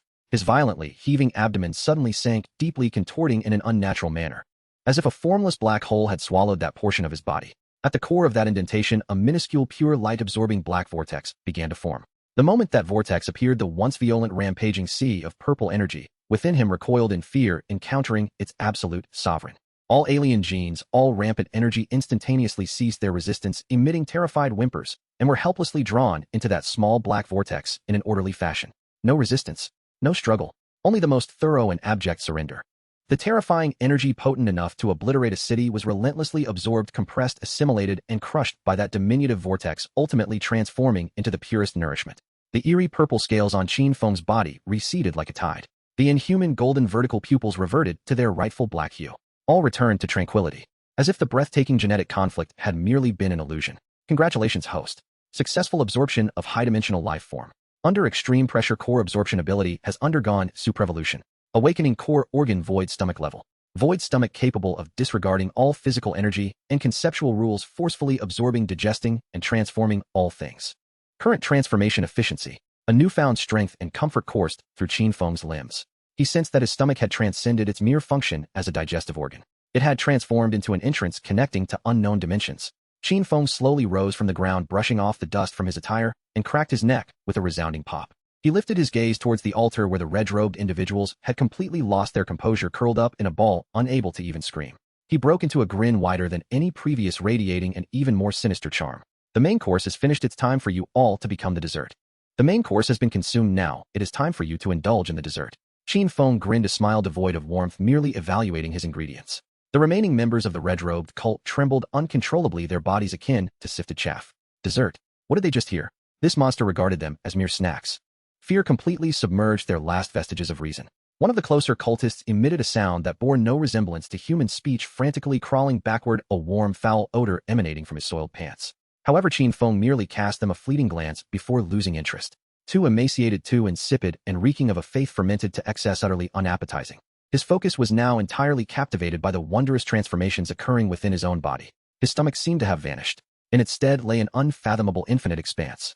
There was no gastric acid, no peristalsis, only an unblemished void so profound that even thought could not penetrate it. This sensation was utterly novel. He felt compelled to conduct an experiment. Qin Feng turned casually, kicking aside a shattered altar stone slab, revealing the hard bedrock beneath. He bent down, thrusting his hands into the rock, forcibly extracting a chunk of granite the size of a basin, sharp-edged and heavy. Under the horrified gazes of the surviving cultists, Qin Feng weighed the stone, which must have weighed at least 70 or 80 pounds, and then, without hesitation, opened his mouth and stuffed it in. No chewing, no swallowing, not even the sound of bones dislocating. The massive stone, upon touching his lips, seemed to be drawn in by an invisible black hole, vanishing silently. Qin Feng smacked his lips, feeling nothing. No sensation of fullness, no foreign object in his throat, not even the weight of the stone was perceptible. Void stomach activated. Detected substance, silicate mixture. Classified as low-level energy source, conversion in progress, conversion complete. Biological energy reserve acquired. The system's notifications vividly materialized in his mind. Instantly, a radiant joy blossomed on Qin Feng's face, a euphoric delight emerging from within. By the heavens, this is a buffet paradise. Now this was the hallmark of a top-tier cheat.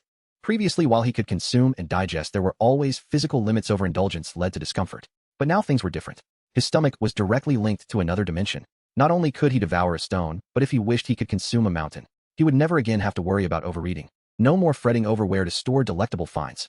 This ability was tailor-made for him, a gourmet of the wasteland, a terminal hoarder. While Qin Feng reveled in the ecstatic acquisition of his new power, a series of cracking bones echoed from the other side of the altar. He turned to see the high priest from whom he had torn off a mechanical arm, his body visibly withering and collapsing at an alarming rate. The holy object had been consumed, severing the lifeline of energy he depended upon as its most devoted servant. The evolutionary form he had so proudly assembled had transformed into a lethal poison, ravenously devouring the remnants of his vitality. His skin rapidly dehydrated, resembling dried bark tightly clinging to bone. The transplanted mutated organs began to necrotize, oozing black pus. In just a matter of seconds, the once mighty high priest had morphed into a foul-smelling half-amon, half-machine cadaver. With the last of his strength, his remaining hand shakily rose, pointing at the self-satisfied Qin Feng, his parched throat struggling to produce a final utterance. You are a demon." Before the words could fully escape, his head slumped, and he fell silent. Wiping non-existent grease from the corner of his mouth, Qin Feng glanced disdainfully at the corpse. "I am a gourmand. Thank you for your hospitality, though the service was lacking. The ingredients were indeed exquisite." This scene shattered the psychological defenses of all the red-robed cultists present. What had they just witnessed? Their deity devoured. Their most formidable high priest withered away. And that man who had consumed everything remained unscathed, even grinning foolishly from the pleasure of his feast. One cultist, dazed, stared at the desiccated corpse of the high priest, then glanced at the invigorated Qin Feng, who appeared as if he had just enjoyed a grand rejuvenation. An absurd yet starkly realistic thought began to fester within his mind, now a muddle of fear and madness. The old god is dead. The new god shall arise. The old god required their sacrifices and their servitude, but could not even handle a heretic. Yet this new god before them demanded nothing. He embodied everything. He could devour all. This was true strength. This was the ultimate power worthy of reverence. The cultist's body quaked not from fear, but with a morbid excitement born of newfound faith. He suddenly spun around facing Qin Feng, and with all his might slammed his forehead against the cold stone slab.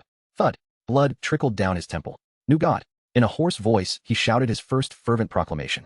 "He is the new god, who devours all." This exclamation ignited a powder keg. The remaining cultists paused momentarily, then grasped the truth. Begging for mercy was a path to demise. Resistance was utter folly. The sole avenue to survival was to become the most devout followers of the new god.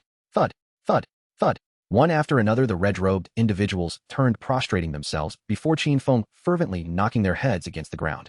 "Bow before the new god. O Divine One, accept your most humble servant, God of devouring, eternal and undying." The fervent cries echoed throughout the cavern, filled with absurdity and eeriness.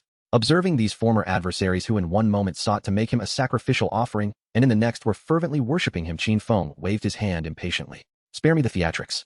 He had no interest in being a so-called deity, nor in taking a bunch of delusional zealots as followers. "Bring forth all your supplies, food, drink, gear, weapons, ammunition, everything."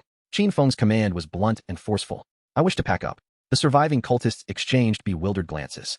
Pack up? Does even a god need to pack? Yet no one dared to question nor defy. Soon, under Qin Feng's guidance, this newly minted congregation hastily transported decades of accumulated resources from their base to the open space before the altar. Boxes upon boxes of sealed military ration packs, barrels of precious purified water, towering piles of energy cells, and an array of firearms, ammunition, and medical supplies. These resources enough to drive any wasteland survivor faction mad with envy now formed a small mountain. A trembling red-robed subordinate approached Qin Feng cautiously. "Divine One, all the items are here. How do you intend to carry them away?" Were they expected to act as porters for the deity, delivering the goods to the surface? Qin Feng offered no reply. He simply walked to the mound of supplies, and before all present slowly opened his mouth. An invisible, indescribable force erupted from his mouth. It was neither wind, nor any known physical phenomenon.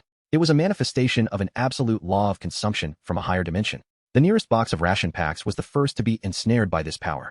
It trembled violently, then defied all Newtonian laws, soaring into the air as a streak of light vanishing into Qin Feng's mouth. Next came the second box, then the third. Then barrels of purified water, boxes of energy cells. The entire scene descended into chaos. The mountainous supplies seemed to encounter an unseen super tornado, creating a flood of various resources that surged wildly, racing toward Qin Feng's body. All the red-robed cultists stood petrified. They gaped, their eyes wide as if they would pop from their sockets. Their god was consuming a small mountain in a manner they could not comprehend. A torrent of amassed supplies surged toward Qin Feng's form, creating a breathtaking spectacle. It was not mere consumption. It was annihilation. All the crimson-robed cultists stood petrified, their mouths agape, their eyes bulging, as if they might leap from their sockets, their minds rendered utterly inoperative, unable to process the horrific sight that defied the fundamental laws of the universe. Their deity was consuming a hill in a manner they could not comprehend. The last crate of energy batteries soared gracefully through the air, vanishing soundlessly into Qin Feng's mouth. All came to an abrupt halt. Qin Feng slowly closed his lips, contentedly patting his once flat abdomen. The void stomach has stored supplies: compressed biscuits, X crates, purified water, X barrels, high-energy batteries, X crates. A lengthy list materialized in his mind, a sensation more exhilarating than emptying a shopping cart on Double 11. With this mobile warehouse, he was the wealthiest being in the wasteland. Just as Qin Feng reveled in the joy of his bounty, a sudden disturbance erupted. The entire underground cavern trembled violently without warning. This was not an earthquake, but a more profound tremor emanating from the very fabric of space itself. Qin Feng's smile vanished, replaced by instant wariness. Before he could discern the source of the tremor, the heavy layers of rock above him unexpectedly illuminated. No, it was not the rock that radiated light. Something had penetrated hundreds of meters of stone and earth, casting brilliant rays downward. Divine, a miracle. It is the miracle of the new god. One cultist was the first to react, mistaking the phenomenon for a sign triggered by Qin Feng's consumption of all things, and immediately knelt in fervent worship. However, Qin Feng raised his gaze. His perception had explosively amplified after devouring the sacred object, allowing him to clearly see everything transpiring outside. Beyond the base in the skies above the wasteland, the radiation clouds that had blanketed the planet for eons, resembling thick green soup, were suddenly torn apart by an invisible cosmic hand, creating a perfect circular void. The edges of the void were as smooth as if sliced by a knife. Through the opening, one did not behold a blue sky, but rather the profound, cold, and utterly pure blackness of the cosmos. In the next moment, a blinding crimson beam of light shot down from the depths of that cosmic darkness, disregarding the atmospheric barrier and the ruins of the earth, precisely targeting the underground base, where Qin Feng resided, enveloping the entire cavern and the surrounding mountains in an ominous blue-red glow. Warning: high-frequency directional signal detected and locked. Source: extraterrestrial synchronous orbit. The system's alert tone now carried a sharpness akin to an air raid alarm. Qin Feng squinted, gazing up at the divine beam of red light, sensing its cold, emotionless scanning intent. He smirked, muttering to himself, "Hey, caught for dining and dashing. This means it's time to settle the bill." The kneeling crimson-robed cultists also sensed something amiss. There was nothing sacred about this red light, only a chilling, deathly silence that sent shivers through their very souls, as if they had become specimens pinned beneath a microscope observed by an unknown entity. No destructive attack accompanied the red light. Instead, a jarring, incomprehensible audio signal filled with chaotic electrical noise surged into the cavern. "Oh, my head. My brain is exploding." Several mentally fragile cultists collapsed, clutching their heads as black blood oozed from their orifices. To ordinary carbon-based organisms, this sound was akin to the deadliest of viruses. Yet Qin Feng felt nothing. The audio signal was perfectly filtered and translated by the system the moment it entered his ears. A cold, emotionless, mechanical voice resonated in his mind. "Biological sample X-99 life beacon has vanished based on the final signal coordinates. Contamination area has been locked. The exterminator program has been activated. Estimated arrival time, standard Earth hours." Qin Feng paused for a moment after listening. Then he burst into laughter. Biological sample X-99. Wasn't that the large purple chunk of meat he had devoured as sashimi? After all that commotion, it turned out that the item was not only someone else's food supply, but also a GPS locator. By consuming it, the signal was severed, and they directly reported to their backend, dispatching an exterminator to his location. What was this? He had snatched someone else's takeout, and now the platform was sending security to silence him. Realizing this, Qin Feng felt neither tension nor fear. Instead, he found the situation absurdly amusing. He even had the leisure to jest. This after-sales service is commendable, quite efficient. Beside him, a small cult leader who had miraculously escaped the audio onslaught cautiously crawled over, attempting to grasp his leg. God, what is that? Is it the retribution of the old gods?" Qin Feng glanced down at him, disdainfully shifting his foot away. "Retribution? No." He lifted his gaze again, staring at the red beam of light that resembled the eye of a creator god, a malicious, ruthlessly cruel smile spreading across his face. "This is just takeout delivery." With that under the bewildered gaze of all the surviving cultists, Qin Feng slowly raised his right hand. He faced the beam of red light that pierced heaven and earth, aimed at the unknown gaze from the extraterrestrial orbit, and without hesitation raised his middle finger. A gesture so standard it could be inscribed in textbooks, filled with universally understood provocation. Upon completing this act, it seemed he was still unsatisfied. Clearing his throat, he summoned all his strength and bellowed into the depths of the darkened sky, releasing the most arrogant, audacious roar since arriving in this wasteland world. "Come on, delivery boy, don't get lost. I'm right here waiting for you. Make sure to bring plenty of meat." His shout reverberated like thunder, echoing within the crimson beam, flowing back along that signal, reaching deep into the cold expanse of the universe. The roar of Qin Feng resembled a tempest surging against the current, charging toward the heavens along the crimson beam of light. That beam, piercing through the heavens and the earth, seemed incensed by the provocation, steeped in primal hunger, flickering violently for a moment. Suddenly, the red light contracted as if snatched away by an invisible hand, vanishing without a trace. The rocky overhead returned to its oppressive darkness, yet the suffocating atmosphere engulfing the entire red zone intensified, resembling the heavy silence preceding a storm pressing down upon every heart. Within the cavern, the surviving red-robed cultists remained in a posture of supplication, each face pale as ashes, their bodies trembling uncontrollably. What had they just heard? That man, their new god, had made a dining invitation to an unknown, terrifying entity capable of tearing through the radiation clouds. Had he even insulted it as a delivery boy? Insanity. This world had utterly lost its mind. The luckless small leader among the red-robed cultists found his mind unable to process this unimaginable scene. Instinctively, he sensed that a catastrophe far more horrific than the descent of the sacred artifact would arrive within 24 hours. His lips quivered as he contemplated advising their new god to flee at once. Yet Qin Feng had already retracted his raised middle finger, looking down at the prostrate believers, his expression contemplative. 24 hours. Neither too long nor too short. Although he was unaware of what this so-called eradicator entailed, its ominous name suggested it was certainly not a benevolent visitor. A fierce battle was inevitable. And here he stood a solitary commander. Though unafraid, he felt an unsettling solitude. It was akin to preparing to partake in a lavish feast only to find oneself devoid of even a server to present the dishes. A thought crystallized in his mind filled with the dual notions of sustenance and survival. If we are to feast, someone must serve the dishes. Qin Feng's voice, though soft, echoed clearly in the ears of each cultist. Serve dishes? What dishes? Confusion etched across every face. None could keep pace with the leaps of thought from this new god. Disregarding their bewilderment, Qin Feng strode directly to the decayed throne of the high priest, kicking aside the pile of tattered bones, and seated himself with an air of authority. Propping his chin upon his hand, he surveyed the trembling lambs before him akin to a monarch selecting his soldiers. From this day forth your so-called human sect is dissolved. A heavy silence fell as despair gripped the cultists.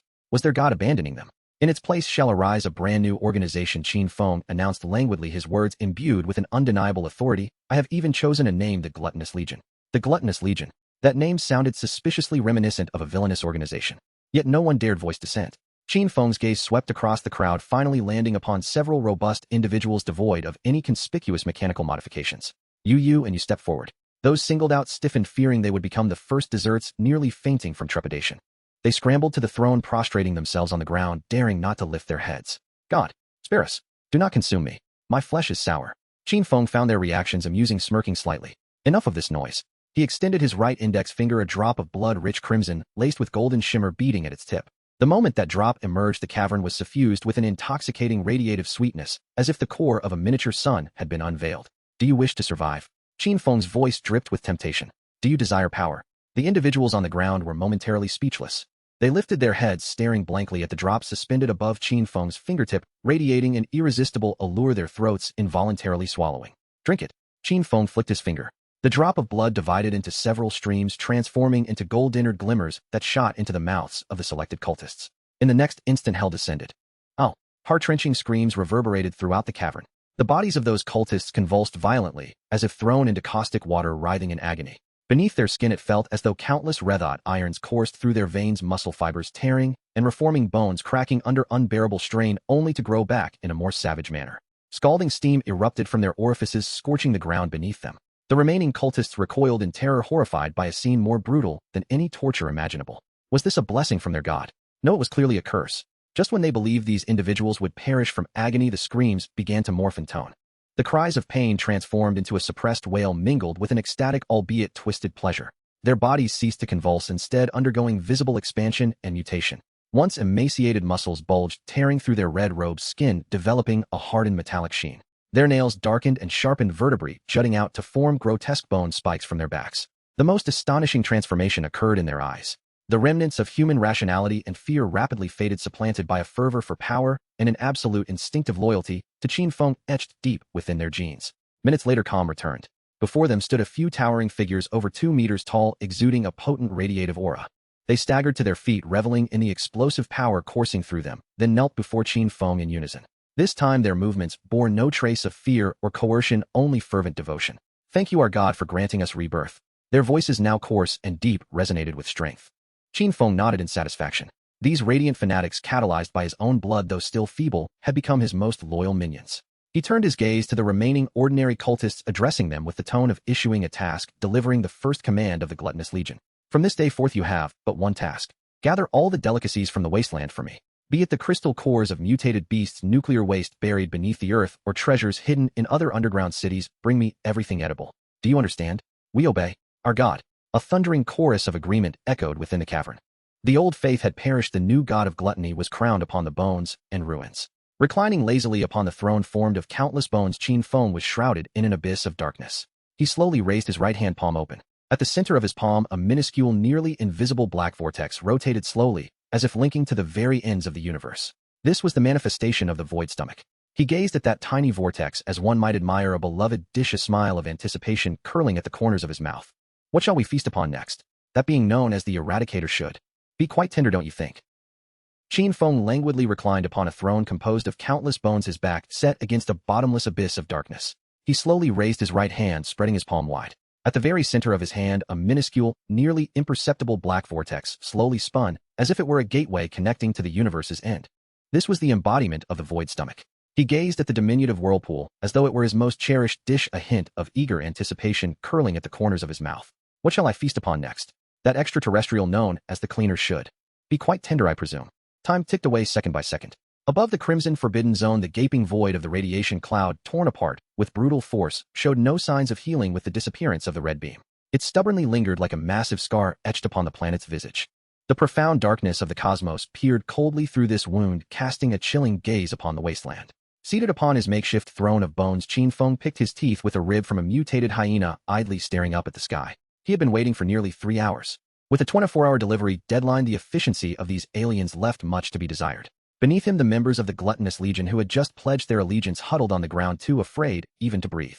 They dared not look upwards or at Qin Feng upon his throne, burying their heads deep within their arms, adopting the most abject posture, praying fervently to survive the day. Fear enveloped the cavern like a viscous mire.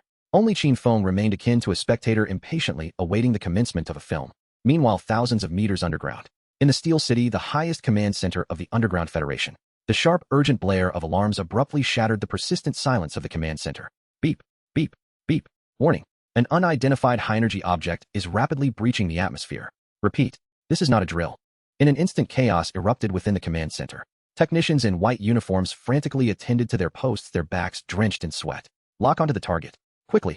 An old general bearing 3 gold stars upon his shoulders and a weathered visage shoved aside a clerk obstructing his path, rushing to the main screen, his bloodshot eyes fixed intently upon the rapidly enlarging red dot on the radar. Whose nuclear missile is this? Have they lost their minds? Is there even a nuclear arsenal capable of piercing the radiation cloud on this wasteland?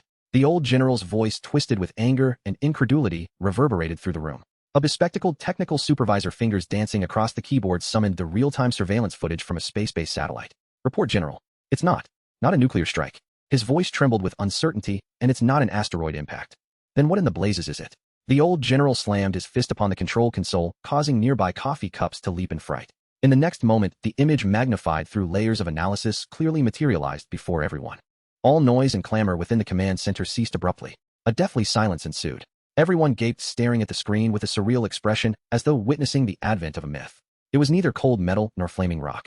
Instead, it was a colossal egg of unfathomable size, radiating an eerie crimson hue. Its surface was not smooth but shrouded in a translucent, pulsating biological membrane beneath, which countless vascular structures throbbed, each pulse intensifying the crimson glow. It resembled a living heart having plummeted from the depths of the cosmos. My God! A young technician slumped into his chair, murmuring, "What in the world is that?" The old general stood frozen, having spent a lifetime on the battlefield witnessing the most grotesque, mutated beasts of the wasteland, and commanding the fiercest wars of the underground city, yet the sight before him surpassed all comprehension. That entity emanated a pure, unrelenting malice, intent on crushing every form of life upon this planet. Calculate its impact point. The old general forced the command through clenched teeth. Calculating. The result is in. The technical supervisor's voice sounded choked. Target. The Crimson Forbidden Zone. In the Crimson Forbidden Zone, Qin Feng ceased his toothpicking. He rose, stretching lazily as his bones emitted a series of sharp cracks. The atmosphere shifted. No longer merely oppressive heat and the scent of radiation, it now bore an additional weight of pressure. An overwhelming dread descended, imbued with an absolute dominance of life heavy enough to distort the very space around him. He grinned widely. Finally, it has arrived. He looked up to see a small red dot materializing against the backdrop of the inky cosmos. The red dot rapidly expanded, transforming into a blazing fireball, trailing a long tear-streaked tail hurtling directly toward his position. The pressure intensified, even eliciting a long-forgotten prickling sensation akin to needles. But more than that, he felt exhilaration.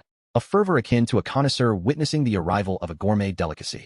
Ah, this packaging is splendid, vacuum-sealed and insulated. It looks so fresh. With a thunderous roar, the fireball's violent friction with the atmosphere produced a sound akin to thunder, reverberating not merely through the air, but shaking the very fabric of space itself, causing the entire wasteland to tremble. Outside the base, within the Crimson Forbidden Zone, the once dominant mutated beasts now succumbed to panic. Swarms of radioactive sandworms frantically burrowed into the earth. Massive mutated vultures abandoned their aerial supremacy, diving into crevices, and even the mindless corpses instinctively curled up in the shadows of ruins, trembling in fear. All creatures beneath this heavenly might chose submission and concealment. Except for one. Qin Feng not only refrained from hiding, but instead threw open his arms, closing his eyes, inhaling deeply, a look of profound ecstasy illuminating his face. Ah, the aroma of this energy is intoxicating. Warning. Planetary impact energy detected. The impact force will far surpass any nuclear explosion in history. Immediate maximum evasion is advised. The system's alarm rang out sharper than ever, nearly piercing his eardrums. Qin Feng opened his eyes disdainfully, curling his lips at the flashing red alert in his mind. Why evade? Why turn away from the meat that comes to your door? No sooner had he spoken he moved. Before the horrified gazes of the members of the gluttonous legion, Qin Feng not only refrained from retreating into the depths of the cave, but instead with a powerful thrust of his legs propelled himself like a cannonball towards the ground. He was charging toward the falling sun. Like a mad goalkeeper faced with a shot capable of obliterating the entire field, he not only refused to flinch, but actively abandoned the goal, racing toward the lethal ball with abandon. Qin Feng surged forth like a bullet in reverse, charging headlong towards the falling sun.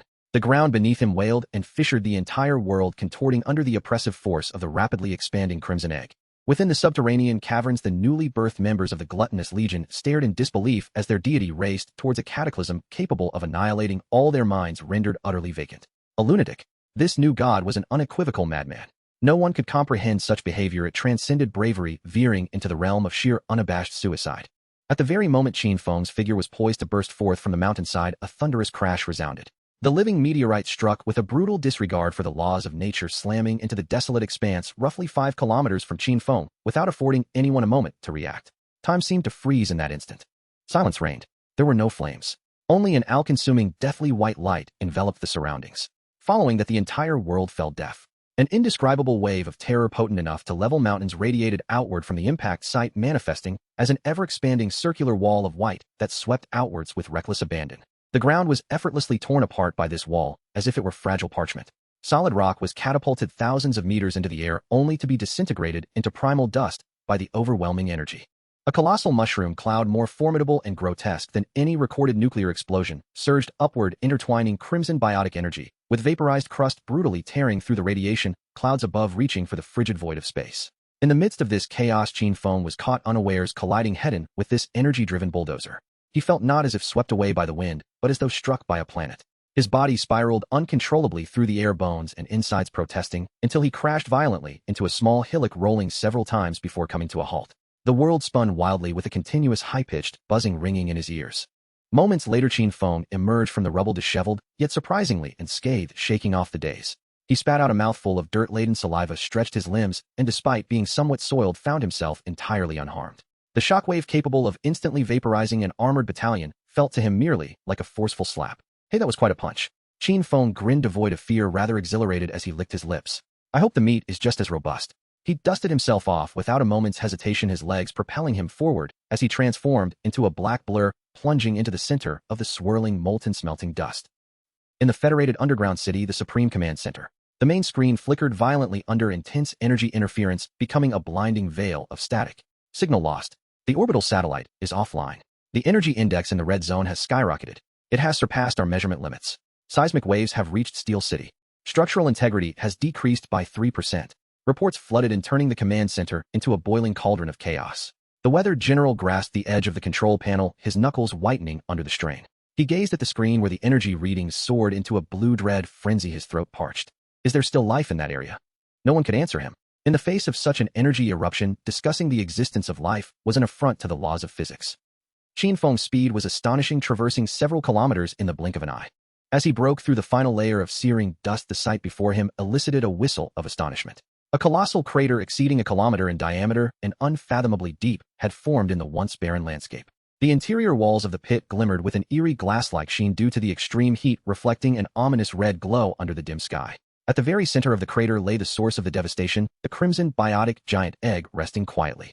Its size appeared somewhat diminished, the surface's scarlet radiance having dimmed considerably, yet its overwhelming aura of life had intensified. Qin Feng stood at the edge of the pit, akin to a seasoned gourmand assessing a freshly presented main course.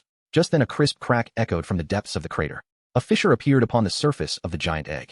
Soon after, the second and third cracks followed. The fissures spread like a spider's web, thick acrid green slime oozing from the crevices.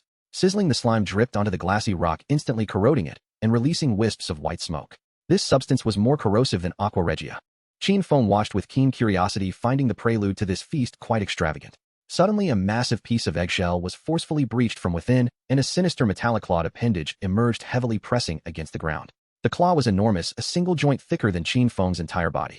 Following that, a similarly menacing head gradually protruded from the rupture. This head bore no eyes, only a gaping maw lined with layered serrated teeth continuously opening and closing, accompanied by 2 scythe-like antennae. Ultimately, this biological weapon from the depths of space completely freed itself from the confines of the eggshell and slowly rose. The Eradicator codename Hunter had made its grand entrance. Standing over 10 meters tall, its body was enveloped in a chitinous exoskeleton as dark as ink, exuding an aesthetic of lethal elegance. Its back bristled with sharp bone spines while a long, powerful tail trailed behind, tipped with a gleaming bone whip capable of penetrating alloy armor. Positioned in the center of the crater, it seemed to be acclimatizing to the planet's environment. Moments later, it abruptly raised its head, stretching its horrifying maw to the limit. Roar! A deafening roar, not of this world, composed purely of high-frequency sound waves, erupted forth. The sound waves manifested as visible, transparent ripples sweeping across the entire crater. The hard, glassy rocks of the pit were pulverized into dust under the force of this roar. Standing at the edge of the pit, Qin Feng felt his clothes whip violently, yet he remained firmly in place, not retreating an inch. He rubbed his ears, slightly irritated by the reverberations, and surveyed the newly emerged behemoth, forming his first impression. It looks quite unique, like a peeled shrimp. He smacked his lips, murmuring a final question only audible to himself. I hope it's edible. Qin Feng's murmured words, I hope I can eat, seemed to evoke a profound insult that transcended the barriers of species. At the center of the crater, the newly hatched hunter slowly rotated, its grotesque head devoid of visual organs. Lacking eyes, Qin Feng could distinctly sense an invisible, frigid wave of scanning energy purely for data analysis locking onto him from head to toe in an instant. Scanning complete. Target advanced carbon-based life form. Contains high-density bioenergy reactions. Threat level elimination sequence 3. Execution directive complete. Disintegration. A series of silent information streams processed within the biological brain of the hunter. In the next moment, roar. That roar was no longer a declaration of sovereignty, but a pure command to kill. The hunter's figure vanished from its original position in an instant. Not faded to a blur, but disappeared in the literal sense. The air was torn apart by its supersonic movement, producing a piercing crack, leaving only a shallow indentation where it once stood. A dark trailing silhouette hurtled straight toward Qin Feng, who stood at the edge of the pit. The speed was astonishing. So fast that even Qin Feng's dynamic vision barely managed to catch a glimpse of a shadow. At the entrance of the underground cavern, several radiation fanatics recently transformed by Qin Feng's blood clung to the edge, their enhanced vision fixed in horror on the scene. In their eyes, the black monstrosity had not moved, it simply vanished from one spot and instantaneously reappeared before them like a deity. God! One fanatic gasped, his heart nearly leaping from his throat. Yet in the fraction of a second before those claws capable of tearing through tanks could touch Qin Feng's body, he moved. He merely took a simple step to the left. Just that single step. The black bolt of death skimmed past him, the fierce wind whipping his clothes wildly, even leaving shallow white scratches on his exposed skin. Boom! The hunter's claws struck the very spot where Qin Feng had just stood. The hardened glassy rock was as fragile as tofu beneath its grip, easily carved into 3 horrific chasms, each several meters deep and dozens of meters long. Fragments of stone shot forth and dust filled the air. With one strike missed, the hunter showed no sign of pause, fluidly twisting its body to face Qin Feng, once more resuming its aggressive stance. However, Qin Feng paid no heed to the claw marks on the ground. All his attention was focused on the explosive muscle lines of his opponent. Impressive speed, it seems you are quite the athlete. He nodded sagely, offering a connoisseur's critique. This meat, when prepared as sashimi, should have a firm texture with a good bite. Before his words could fully echo, he pushed off the ground with great force, causing the earth to shatter beneath him. This time it was his turn to launch an attack. His figure transformed into a blur, arriving at the hunter's side in an instant, delivering a powerful punch to its intricately structured mechanical-like knee joint. This blow gathered all of his conventional strength enough to pierce through a small hill. Bang! A deafening sound erupted akin to a heavy hammer striking an ancient bell. At the point of contact between his fist and the exoskeleton, a brilliant flash of sparks erupted from the violent collision. Yet contrary to expectations, the scene of shattering bones did not unfold. The hunter, towering over 10 meters, swayed slightly from the impact, but remained unmoved. It stood firmly in place, not even bending its knee. Instead, Qin Feng felt as if he had struck a block of vibranium. A violent recoil surged back through his arm, leaving it tingling. He shook his slightly aching right hand, a flicker of surprise gracing his face for the first time. This creature was harder than he had anticipated. While that shell is quite sturdy, Qin Feng grinned, his demeanor not one of discouragement, but rather excitement. It seems I'll have to eat the shell, otherwise it might be hard on my teeth. In that fleeting moment of distraction, the hunter seized the opportunity. Its reaction speed surpassed that of any computer. The long, powerful tail, tipped with a bony whip, sliced through the air with a piercing shriek, sweeping toward him from an awkward angle. Too fast. Qin Feng barely had time to cross his arms in front of himself. Bang! An irresistible force struck his arms with tremendous impact. He felt as though he were not struck by a tail, but rather collided head-on with a high-speed train. He was uncontrollably thrown backward, tracing an arc through the air before crashing violently into a massive boulder the size of a truck, finally coming to rest amidst a cloud of debris. God! The fanatics at the cavern's entrance cried out in despair once more. To them, their god, the all-powerful devourer, had been knocked away by a single blow. Was that alien monstrosity even more powerful than their deity? Dust swirled, obscuring their view. The hunter slowly lowered its tail, its head tilting slightly, as if to confirm the target's life signs. In the next moment, the sound of shifting rubble echoed from beneath the debris. Qin Feng staggered to his feet, brushing the dust from his clothes and flexing his arms, the bones cracking audibly. He opened his mouth, spitting out saliva tinged with dark red blood.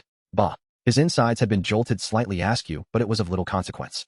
He raised his head, gazing at the imposing black killing machine at the center of the crater, a smile, not only unfading, but becoming even more radiant, even perverse. This is intriguing. Now this is the kind of physical activity one should engage in while dining. The warm-up was complete. Qin Feng's feet spread apart, slightly, his body sinking into a solid stance. He slowly closed his eyes, his bioenergy beginning to surge with unparalleled speed. Buzz, a visible blue luminescence radiated from his heart, flowing throughout his body in an instant. Beneath the skin on his back, the bone structure began to reorganize and protrude, forming a row of menacing spiny protrusions akin to Godzilla's dorsal fins. Each spine's tip ignited with brilliant blue electricity arcs crackling in the air. Back fins charging initiated bioenergy output increased by. The system's alert echoed in his mind. Qin Feng suddenly opened his eyes. His irises were no longer the black of humanity, but rather replaced by a pure, brutal blue light, as if intent on incinerating the entire world. Come, let me see just how hard that shell of yours really is.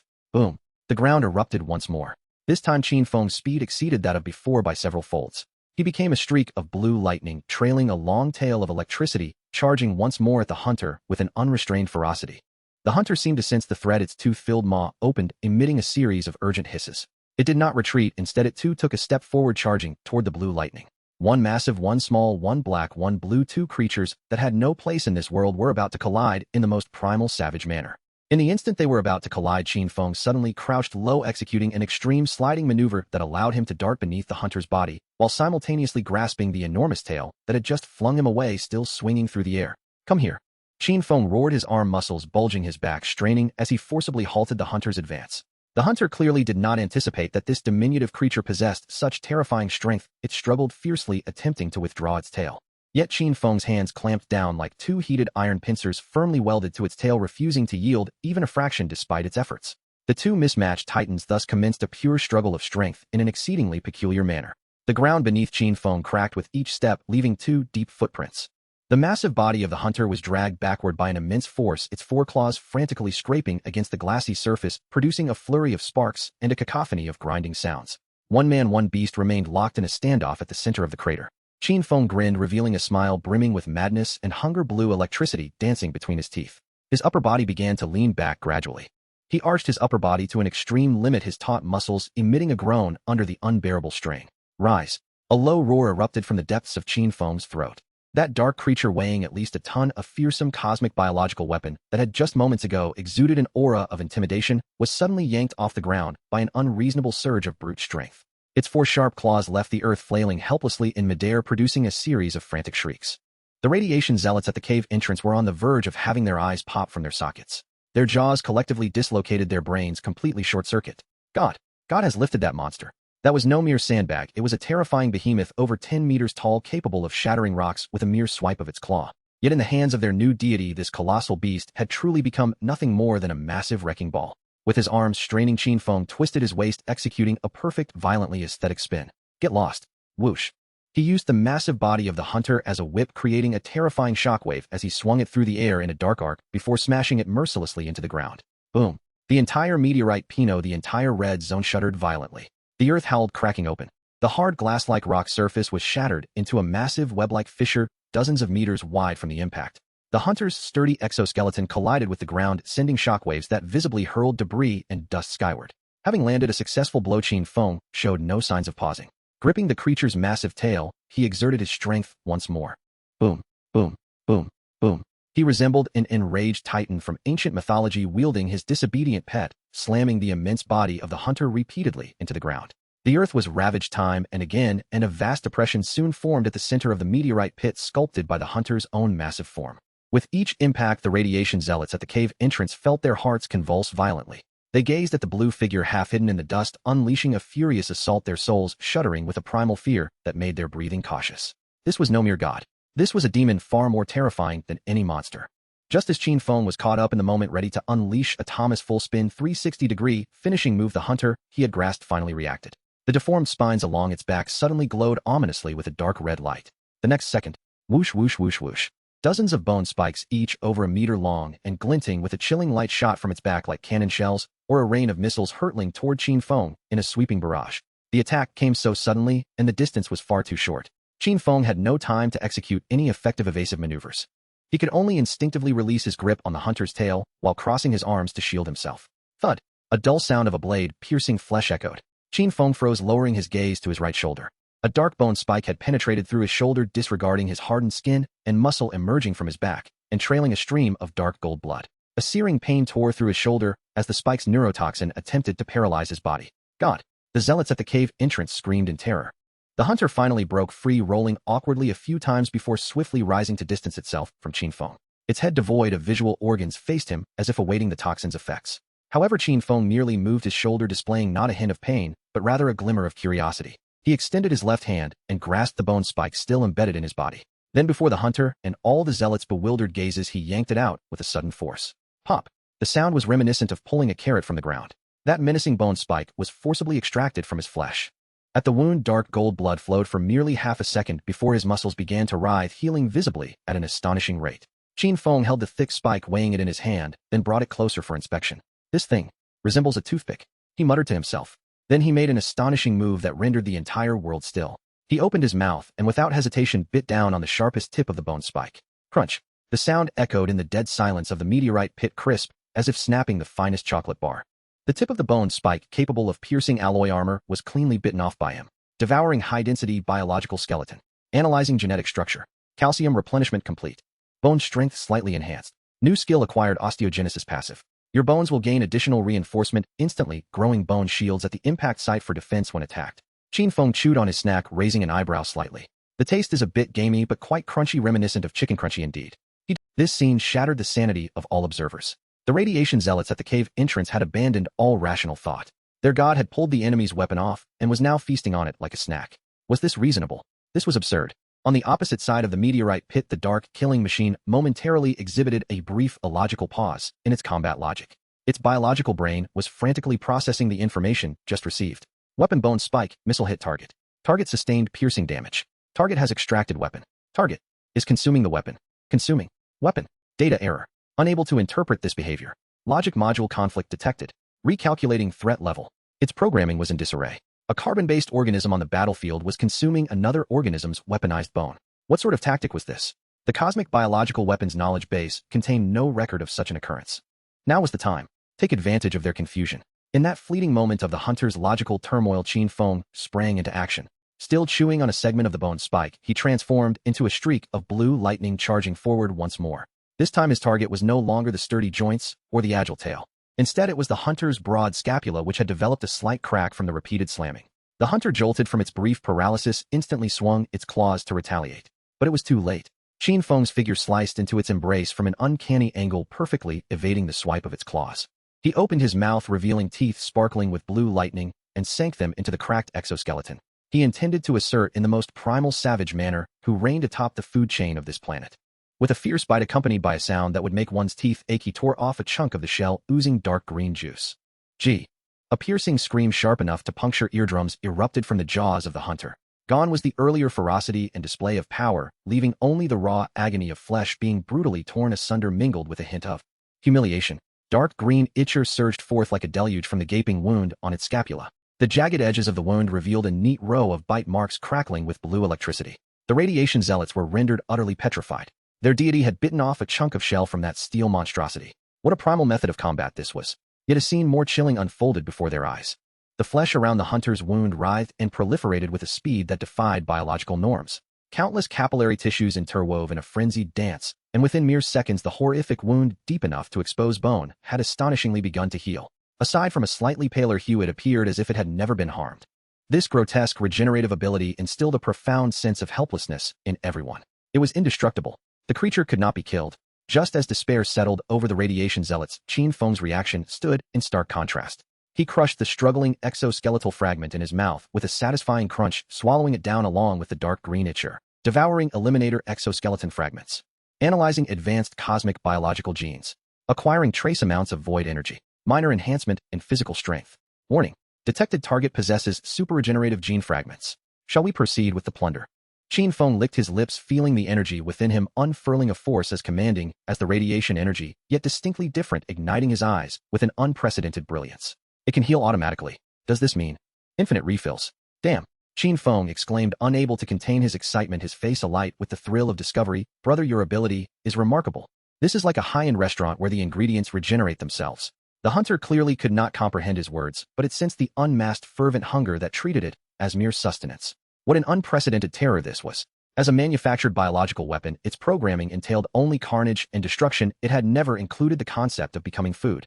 It roared in fury, its entire body aglow with red light, claws thrashing towards the proximity of Qin Feng, intent on shredding this audacious carbon-based creature to pieces. Yet this time Qin Feng's strategy had evolved completely. He no longer sought a decisive blow, even relinquishing direct confrontations.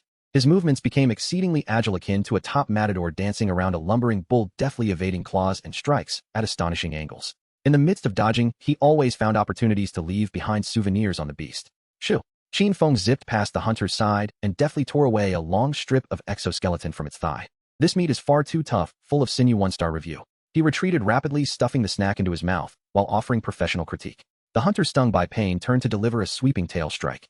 With a leap, Qin Feng vaulted onto its back, seizing one of the newly sprouted bone spikes and wrenching it with force. Crack! The spike snapped cleanly. This one's quite good, crunchy enough to serve as a post-meal toothpick. Qin Feng clutched the broken spike, darting across the hunter's back, evading its frantic attempts to capture him with its bent limbs, all while audibly chewing the sound, eliciting visceral discomfort among the distant zealots. The battle's atmosphere had completely shifted.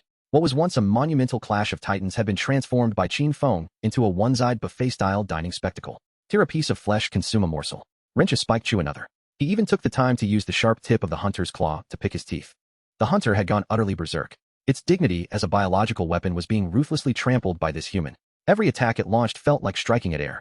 Yet each of Qin Feng's counterattacks, though not fatal, bore an excruciatingly humiliating weight. What terrified it most was the realization that no matter how fiercely it attacked, this human could instantly recover from his wounds, and with each bite of its flesh the human's presence grew stronger. As their strengths ebbed and flowed, a stream of data known as fear began to dominate its biological mind for the first time. Roar!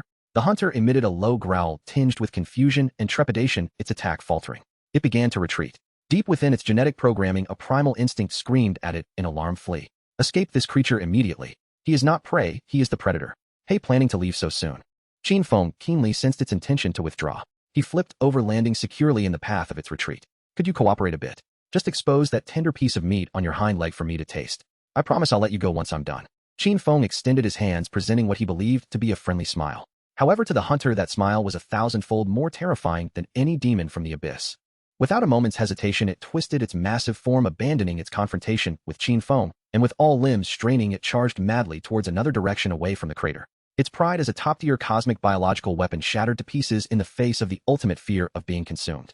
Thinking of escaping? Not a chance. Qin Feng would never allow this easy meal to slip away. Did you think you could leave without paying the bill? With a powerful thrust of his legs, he propelled himself off the ground, creating a deep crater, and like a bolt of blue lightning, he surged forth, swiftly catching up to the fleeing hunter. He leaped high, landing precisely atop the hunter's fearsome neck, locking his legs around it tightly, while his hands clamped down like iron vices around its head. The hunter thrashed violently, attempting to dislodge its unwelcome passenger. Yet Qin Feng seemed glued to its form, unaffected by its furious struggles. You think you can run without paying? Today you're going to be my meal until closing time. As he held on tightly, he opened his mouth, preparing to deliver a harsh lesson to this obstinate takeout. Just then, buzz, buzz, buzz. A cacophony of dense, resonant roaring approached from afar, echoing from the skies above. The sound, brimming with a metallic timbre, carried an undeniable sense of order and authority, instantly overshadowing all noise within the crater. Qin Feng's grip momentarily faltered as he instinctively looked up. There at the edge of the crater, beyond the energy storm-ravaged radiation clouds, enormous black silhouettes emerged. Dozens of V-22 Osprey modified aerospace aircraft adorned with the silver-white insignia of the Federation circled like a flock of vultures, encroaching from all directions. And behind the formation of aircraft, 3 fortress-class floating destroyers, each over 300 meters long, resembling hovering mountains of steel, slowly entered the battlefield. On the dark hulls, rows of menacing electromagnetic cannons and missile launchers turned with a deliberate slowness, their cold metallic sheen glinting ominously under the dim sky. The Federation's aerospace fleet had arrived. The 3 floating destroyers formed a triangular formation, completely sealing off the crater. On the bridge of one flagship, an elderly general clad in a white uniform adorned with 3 golden stars peered through a high-powered electronic telescope, fixated on the 2 entangled monsters below, his bloodshot eyes reflecting shock and absurdity. Report. Report to the general. The technician beside him stammered, his voice trembling. According to biological signal scans, the humanoid unit riding the unknown creature is human. The general remained silent, gripping the edge of the control panel tightly. He had seen it. He had witnessed that human riding atop a terrifying creature larger than an armored vehicle. He had also seen that human open his mouth, revealing a ravenous predatory smile aimed at the back of the beast's head. On the flagship's bridge, the veteran general clutched the edge of the control panel tightly. He saw it. Through a high-powered electronic telescope, he distinctly observed the creature referred to as human by the technicians, its mouth agape. Within that mouth, teeth gleamed with a strange blue electric light. Then the human displayed a smile filled with appetite as it faced the grotesque beast beneath. The old general, having fought through countless battles, had witnessed ghouls feasting on the living and mutated beasts devouring their kin. Such scenes were rife with bloodshed and madness. Yet the spectacle before him exuded an inexplicable professionalism. The sensation was not that of a life-and-death struggle, but rather akin to a famished diner who, after 3 days of hunger, finally beheld a grand feast. Report, General. The technician beside him trembled, nearly unable to grip the datapad. According to the biological signal scan, the humanoid unit riding on the unknown creature's neck is as human. The question lacked conviction, for on the screen the human had already taken action. It bit down. Crunch. Even from several kilometers away, the agonizing sound of shattering teeth echoed clearly through the command center. That was not the sound of flesh being torn, it was the brittle crack of an extraordinarily hard substance being crushed by teeth. Silence enveloped the bridge. Everyone stared at the absurd scene on the main screen. A human was perched atop a 10-meter-tall, entirely black extraterrestrial beast, gnawing at its skull as if it were a gigantic corn on the cob. Dark green juices trickled down from the corners of his mouth, yet he paid no heed, chewing with even greater vigor. The old general felt his worldview, along with decades of military expertise, being shattered in that moment. His mind struggled to process the information before him. A senior technician, suppressing the churn in his stomach, hastily typed on the keyboard, pulling up another report. Commander, target identity confirmed. It is Qin Feng, a low-level exile from District 9. Record states he was exiled due to severe radiation exposure. Qin Feng. The name made the old general's pupils constrict slightly. He remembered it was the one who had caused a massive energy fluctuation in the red zone, even tearing through the radiation clouds. So it was him. And the technician's voice rose higher. The extraterrestrial creature, based on preliminary data analysis, exhibits biological structures and energy reactions that far exceed any known mutant. This is an invaluable specimen. Invaluable specimen. These 4 words struck the old general like a bolt of electricity. The shock and absurdity in his eyes swiftly faded, replaced by the cold decisiveness characteristic of a soldier. Whatever it was, whether or not it was human, the most crucial matter at hand was to recover the extraterrestrial specimen. It must not fall into anyone else's hands, nor could it be consumed by the creature before them. The old general raised his head, blood vessels bursting in his eyes, and issued a command through the communicator devoid of any emotion. Prepare everyone. Target the center of the crater. Execute the purification protocol. Conduct indiscriminate saturation bombardment. Order. Ensure the recovery of the extraterrestrial specimens remains. The command resonated through the airwaves, relayed to every warship and aircraft. Received. Received. Cold metallic hatches slid open on the underside of the aircraft, revealing the menacing tips of Hellfire, high-explosive missiles marked with red warning signs. The armor plates on either side of the floating destroyer flipped outward, and rows of densely packed hive-like vertical launch systems locked onto the same coordinates. Within the crater, Qin Feng was savoring a piece of the skull infused with rich void energy. It was delectable. Just as he prepared to take another bite, intending to thoroughly crack open the obstinate delivery, had an overwhelming sense of danger caused every hair on his body to stand on end. He jerked his head up. Dozens of fiery trails, trailing long tails, descended from the sky like scythes wielded by death, sealing off all his escape routes. A rain of missiles. A torrential barrage of missiles. Boom, boom, boom, boom, boom. In the next moment, the entire world was engulfed in blinding white light and deafening explosions. The violent blasts carved another layer from the bottom of the crater. The terrifying shockwave, mixed with ultra-high temperature flames, surged upwards, transforming into a deathly lotus more ferocious than when the hunters descended. Inside the flagship's bridge, everyone was jolted by the intense vibrations. The old general gripped the control panel tightly, his gaze fixed on the screen, displaying the inferno engulfing the area, his face devoid of expression. Under such a level of carpet bombing, even the highest-grade mutant beast would be reduced to mere fragments. As the flames gradually receded, smoke billowed. In the center of the crater, a larger, still smoldering black pit emerged. The once mighty predator had now become a heap of smoldering debris. Most of its body had been obliterated, its hard exoskeleton riddled with cracks, dark green blood pooling around it. Clearly, it was beyond saving. Not far away, Qin Feng's figure was also hurled by the blast, crashing violently against the crater wall, his body covered in a thick layer of char with patches of his skin showing signs of charring. Target life signal lost. Qin Feng's life signal extremely weak. The technician's report rang out. The old general released his grip on the control panel, exhaling a heavy breath. Deploy ground troops to recover. Before he could finish, on the screen, the faint light representing Qin Feng's life signal suddenly began to flicker wildly. Then, in a manner defying reason, it turned from red to green, the signal strength even surpassing that before the bombardment. General, he's still alive. Under the astonished gazes of everyone, In the charred pit, the charred corpse stirred. With a rustling sound, the charred remnants fell away, revealing beneath intact skin that even shimmered with a metallic sheen.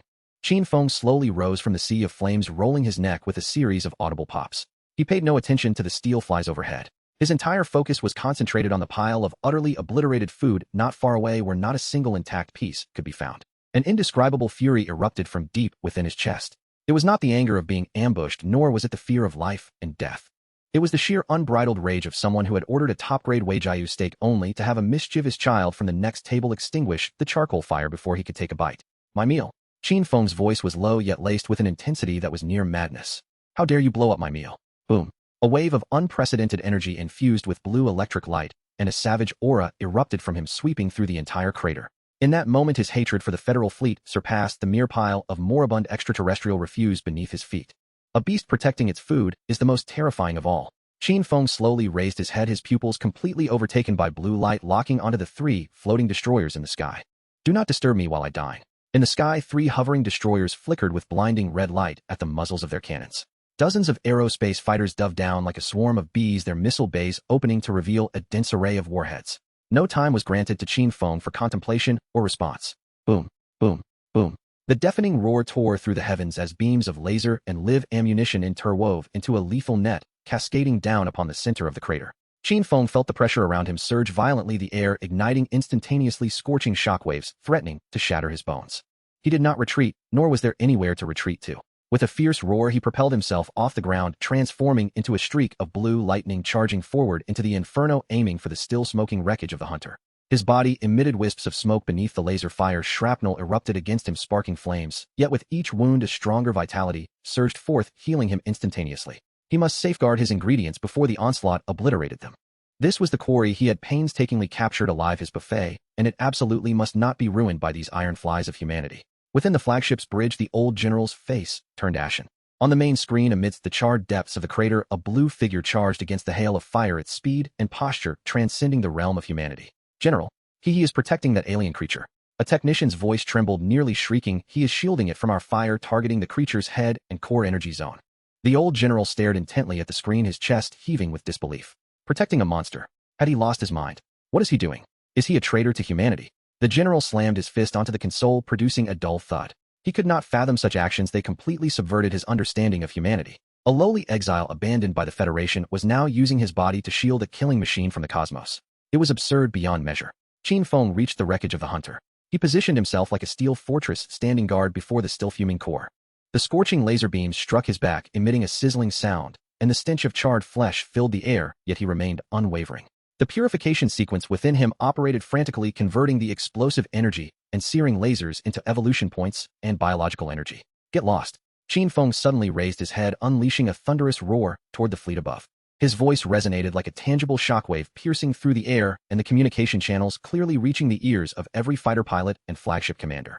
His voice brimmed with brutality and impatience, as well as a fury that indicated his limits had been crossed. Don't char my meat. His words plunged the flagship's bridge into an eerie silence. Everyone was taken aback. Meat. Charred. What could this possibly mean? The old general's pupils dilated, repeatedly digesting Qin Feng's statement, a chill racing up his spine. He was not protecting the monster, he was safeguarding his food.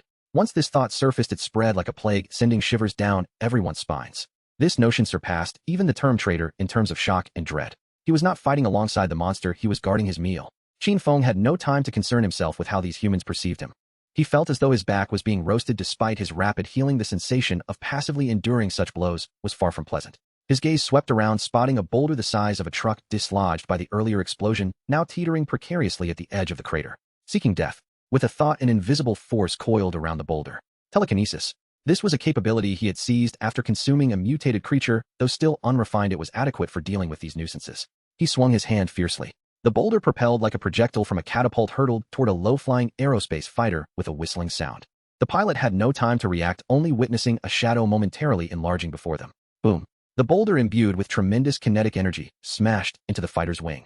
The rigid alloy wing instantly twisted and deformed, the fuselage losing balance, billowing black smoke as it plummeted like a wounded bird. A tremendous explosion resonated at the crater's edge, flames soaring skyward. One drone down. A technician exclaimed. Qin Feng snorted coldly. He lowered his gaze, noticing that the half-destroyed hunter was still writhing. its massive claw seizing upon the opportunity while Qin Feng was occupied with the fleet stealthily lifted, attempting to ambush him from behind. Do you dare move again? A flicker of displeasure flashed in Qin Feng's blue eyes. He retaliated with a swift slap, striking the creature's grotesque head with immense force. Bang! A resounding impact echoed. The struggling hunter was instantly knocked off balance, its massive frame pressed back to the ground, with a muffled growl rendered motionless. Behave. Qin Feng's tone was icy, infused with an undeniable authority. You'll be my meal later. This spectacle rendered everyone on the flagship's bridge utterly astounded. On the screen, the human held down a cosmic monster that could effortlessly annihilate armored units with one hand, while simultaneously contending with the firepower of the entire Federation fleet, even managing to shoot down a fighter. Was this merely absurd? It was sheer fantasy. Is he reprimanding that monster as if it were a pet? A young communications officer murmured, his worldview shattered. The old general's breathing grew labored. He witnessed the monster's submission and recognized the might of the human.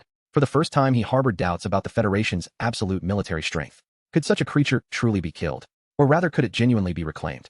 General, conventional fire is ineffective. The technician shouted. The target's energy response continues to amplify. Our attacks are merely supplying him. The old general ground his teeth in frustration. Gravity bombs. He abruptly gestured toward Qin Feng on the screen. Deploy gravity bombs. Pin him down. We want him alive for questioning or dead for evidence. With the command given, several massive hatches on the undersides of the 3 hovering destroyers slowly opened, releasing cylindrical black objects. They fell silently, devoid of missile trails, yet the air began to distort. An invisible force enveloped the center of the crater in an instant. Qin Feng felt his body suddenly weighed down, as if a mountain had been placed upon his shoulders. The ground beneath him cracked instantly, his knees nearly buckled. This force directly affected his body, warping the light around him and slowing everything in his surroundings. Gravity. This was one of the Federation fleet's ultimate weapons, designed specifically for combating massive and powerful mutated creatures. It could instantly generate gravity multiple times stronger, rendering the target immobile, ultimately crushing it under its own weight. Qin Feng's body began to emit creaking sounds of protest from his bones under the immense pressure. Beneath his skin, blue arcs of energy flickered frantically, the nuclear reactor within him unleashing full power, converting every ounce of absorbed energy into strength to counter the gravity. His muscles swelled, veins bulging. He resisted the terrifying weight of the gravity, his body trembling yet remaining upright. He could even sense the energy fluctuations from the gravity bombs being subtly absorbed by his purification sequence, transforming into his own power. Is that all you've got? A bloodthirsty smile curled upon Qin Feng's lips. He lifted his gaze, his eyes ablaze with blue flames locking onto the hovering destroyers above. Are you testing my patience? His voice dripped with unprecedented ferocity. He was thoroughly enraged. This was not merely an infringement upon his meal, it was a blatant disruption of his domain. He stomped his foot, causing the glass-like ground beneath him to erupt into a deep pit, a visible blue shockwave radiating from him, like a volcanic eruption soaring into the sky. The 3 hovering destroyers trembled violently, as if struck by a colossal hammer. The hull of the 3 floating destroyers trembled violently. Inside the bridge, the elderly general staggered momentarily, colliding heavily against the control panel. He steadied himself and fixed his gaze intensely on the blue beam of light displayed on the main screen. The energy fluctuations emanating from it were more ferocious than any recorded aberration by the Federation. It even caused the energy shield of the destroyer to emit an unstable buzzing sound. General, energy readings are exceeding limits. The energy shockwave from the target is disrupting our systems. A technician shouted in terror. Where are the gravity bombs? Deploy them now, the general bellowed. He could not accept that a forsaken exile abandoned by the Federation could unleash such terrifying power. This was no longer a matter of samples, it was a blatant provocation. At the bottom of the crater, Qin Feng's body trembled slightly. His muscles protested and his bones groaned under the unbearable strain. The pressure from the gravity bomb made every movement feel like carrying a mountain. Yet within his blue pupils, there was not a trace of retreat. Only the pure ferocity of an enraged beast remained.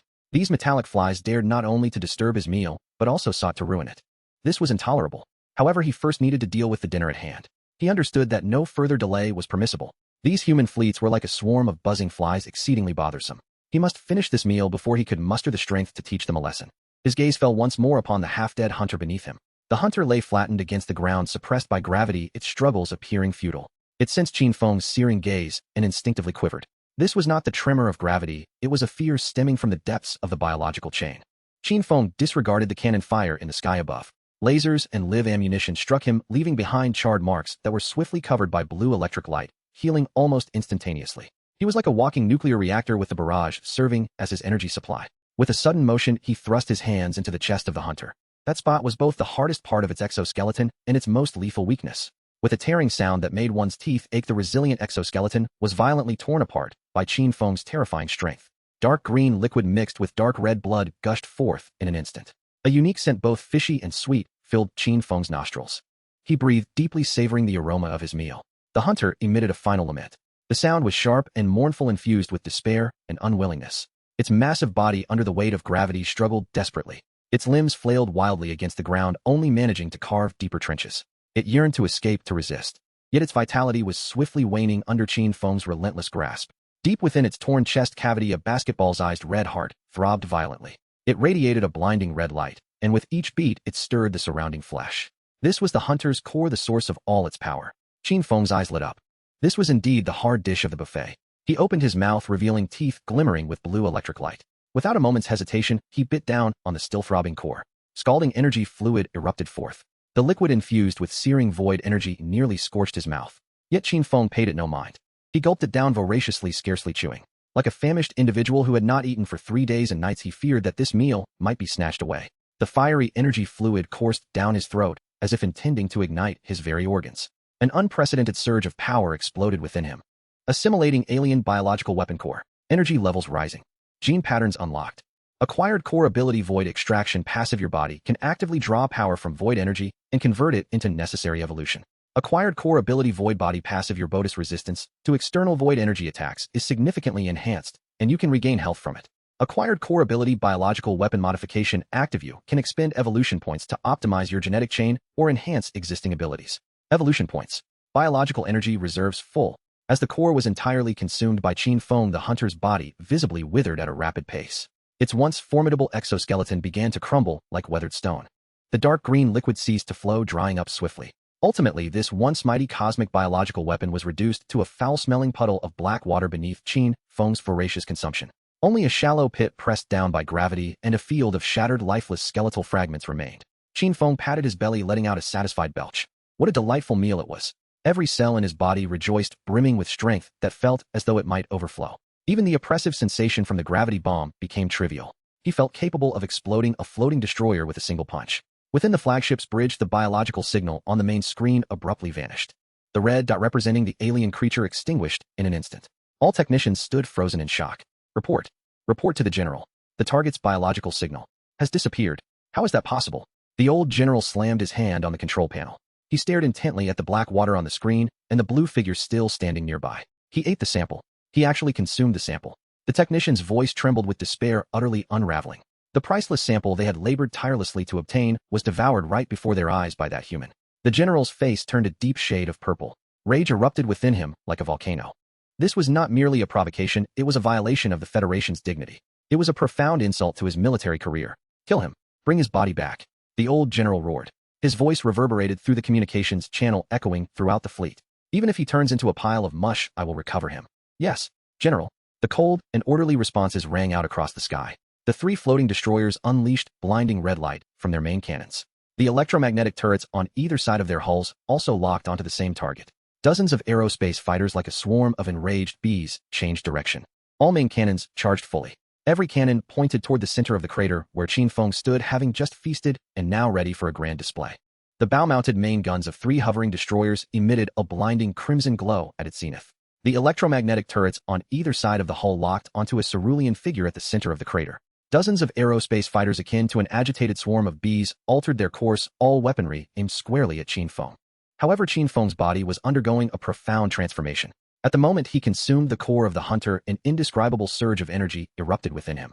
His skin turned a striking shade of crimson, not the scorched red of fire, but rather an inner glow reminiscent of a heated branding iron. A terrifying heat radiated from him, causing the charred ground beneath to bubble and rapidly melt away. Molten lava flowed, engulfing him entirely. The sky was ablaze with bombardment. Laser beams, live munitions, and high-energy particle streams rained down upon him. Yet these assaults, potent enough to annihilate anything, were instantaneously vaporized upon contact with the layer of crimson light enveloping his body, leaving not even a trace of ash. The air surrounding Qin Feng distorted due to the extreme heat, forming a visible force field. Qin Feng felt a conflagration igniting in his throat. This fire was no ordinary flame. It was the fierce clash of void energy colliding with his internal purification sequence of fusion and transcendence of 2 supreme forces.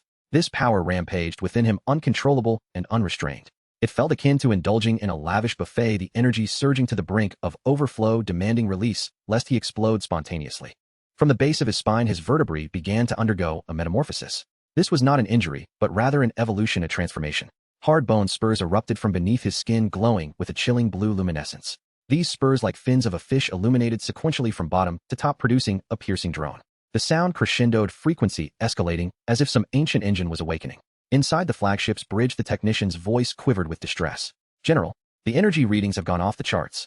His internal energy reaction curve has completely surpassed our comprehension." On the main screen, the energy fluctuations representing Qin Feng had transcended mere points of light, becoming a dazzling, expanding vortex of energy that consumed all surrounding signals. The old general's face turned ashen, his gaze fixed intently on the screen, veins bulging on his forehead. "What is he doing?" A tremor laced his voice, a primal fear in the face of an unknown power. "This level of energy is beyond human capability." The technician's reports followed in rapid succession. "The destroyer's energy shields are overloading. The fighter systems are experiencing widespread chaos. General, our weapons are utterly ineffective against him. Instead, he absorbs the energy." The old general spun around, bellowing into the communicator. "Retreat. Ascend immediately. All units disengage from the attack range at once." His command carried an unprecedented urgency. He realized they were not confronting an infected being or a mere mutant. They faced a deity undergoing a terrifying evolution in ways beyond their understanding. It was too late. Qin Feng abruptly lifted his gaze, his pupils now consumed by blue light, fixated on the fleet in the sky. He opened his mouth wide, his jaw dislocating at an exaggerated angle resembling a vast chasm of despair. Between his teeth, blue lightning coalesced violently, forming a rapidly spinning sphere of energy. It was neither a laser nor a particle cannon. It was a primal, more destructive force. A deep growl rumbled from Qin Feng's throat, growing louder, reverberating thunderously. Atomic breath, full power version. Boom. A beam of blue light, a million times more radiant than the sun, erupted from Qin Feng's mouth. It surged forth with the fury to obliterate worlds racing skyward at the speed of light. Where the beam passed, space warped, air evaporated, and even light could not escape. Within the flagship's bridge, the screen was engulfed by a blinding white light. "General, the energy shield has shattered. The hull is beginning to disintegrate. We are locked on." The technician's screams abruptly ceased. The blue beam mercilessly struck the foremost destroyer of the formation. There was no explosion, no flames, only an extreme silence, as if something had been utterly erased in an instant. The 300-meter-long iron behemoth, under the impact of the blue beam, offered no resistance. It vanished from the material realm like a block of ice thrown into a furnace upon contact with the beam. It dissolved into nothingness. It left no fragments, no wreckage behind. Only a fleeting void akin to a black hole remained in the sky, surrounded by the other two destroyers and dozens of fighters, all ignited in a moment of sheer paralyzing terror. The remaining two destroyers and the aerospace fighters seemed to be paused in time. All attacks ceased at this moment, all engines fell silent. Inside the flagship's bridge, the old general fixated on the blank screen. His mouth opened, yet no sound emerged. What had he witnessed? A steel leviathan obliterated in one breath. At the bottom of the crater, Qin Feng retracted his breath, panting heavily. He felt slightly fatigued, yet simultaneously filled with unprecedented strength. It was a sensation akin to having just completed a marathon and then indulging in a hearty meal. He raised his gaze. After a brief silence, the fleet in the sky finally reacted. All fighters and destroyers, as if seeing a ghost, fled in all directions without hesitation. They were no longer circling vultures, but rather sparrows being pursued by a cat. "Trying to escape, are we?" A dangerous smile crept across Qin Feng's face. He flexed his neck, cracking his bones. "Having devoured my meal, you think you can flee? Such good fortune does not come easily." He stomped fiercely. The ground beneath him erupted once more, and he transformed into a streak of blue lightning, soaring skyward in pursuit of the fleeing fleet. His speed was unparalleled, leaving behind phantoms in the air resembling bolts of blue lightning weaving through the fleet. Inside the flagship's bridge, the old general watched in trepidation as the blue dot on the screen closed in on his fleet at an unbelievable speed, his breath growing heavy. He is gaining on us." The technician's voice was laced with despair. "Damn it. What kind of monster is he?" The old general slammed his fist onto the control panel, his palm throbbing with pain. He could not fathom how a carbon-based organism could possess such terrifying power and speed. This was no longer a biological weapon, it was a natural disaster. Qin Feng charged into the fleet. He refrained from utilizing atomic breath again. While devastating, it was also exhausting and prone to scorching his ingredients. He preferred a more primal, direct approach. He barreled toward a fighter, extending his hand and seizing its wing. Creak. The alloy wing tore away in his grip as if it were mere paper. The fighter lost balance, trailing black smoke as it plummeted. Qin Feng did not pause, grasping the massive wing. He wielded it as a weapon. He swung the wing like a club, smashing it down upon another fighter. Boom. That fighter was obliterated into fragments, bursting into a shower of sparks. He is tearing our fighters apart with his bare hands. He's using the wings as weapons. Inside the flagship's bridge, everyone fixated on the absurd, yet horrifying scene on the main screen, trembling uncontrollably. Cold sweat dripped down the old general's forehead. He had once believed he faced a formidable enemy, a threat requiring saturation bombardment to neutralize. Now he understood they were confronted with a genuine prehistoric behemoth, an enraged Godzilla. Qin Feng rampaged through the fleet. Fighter after fighter was shredded, destroyer after destroyer was battered to a pulp by his wing. He was like a blue whirlwind, leaving only wreckage and flames in his wake. His movements were simple, yet brutal, embodying an exquisite aesthetic of violence. He was not merely fighting, he was venting, retaliating against those who dared to disrupt his feast. General, we cannot hold them back. Requesting withdrawal. Requesting a tactical retreat. The technician's voice had devolved into a desperate wail. A sense of despair hung heavy in the flagship's bridge. The old general observed as the blue figure locked onto the flagship. He realized he had nowhere left to run. He picked up the communicator, his voice hoarse and weary. All units heed my command. Initiate self-destruct protocol. At all costs, prevent him from approaching Earth. Humanity must never be enslaved by a monster. Qin Feng arrived before the flagship.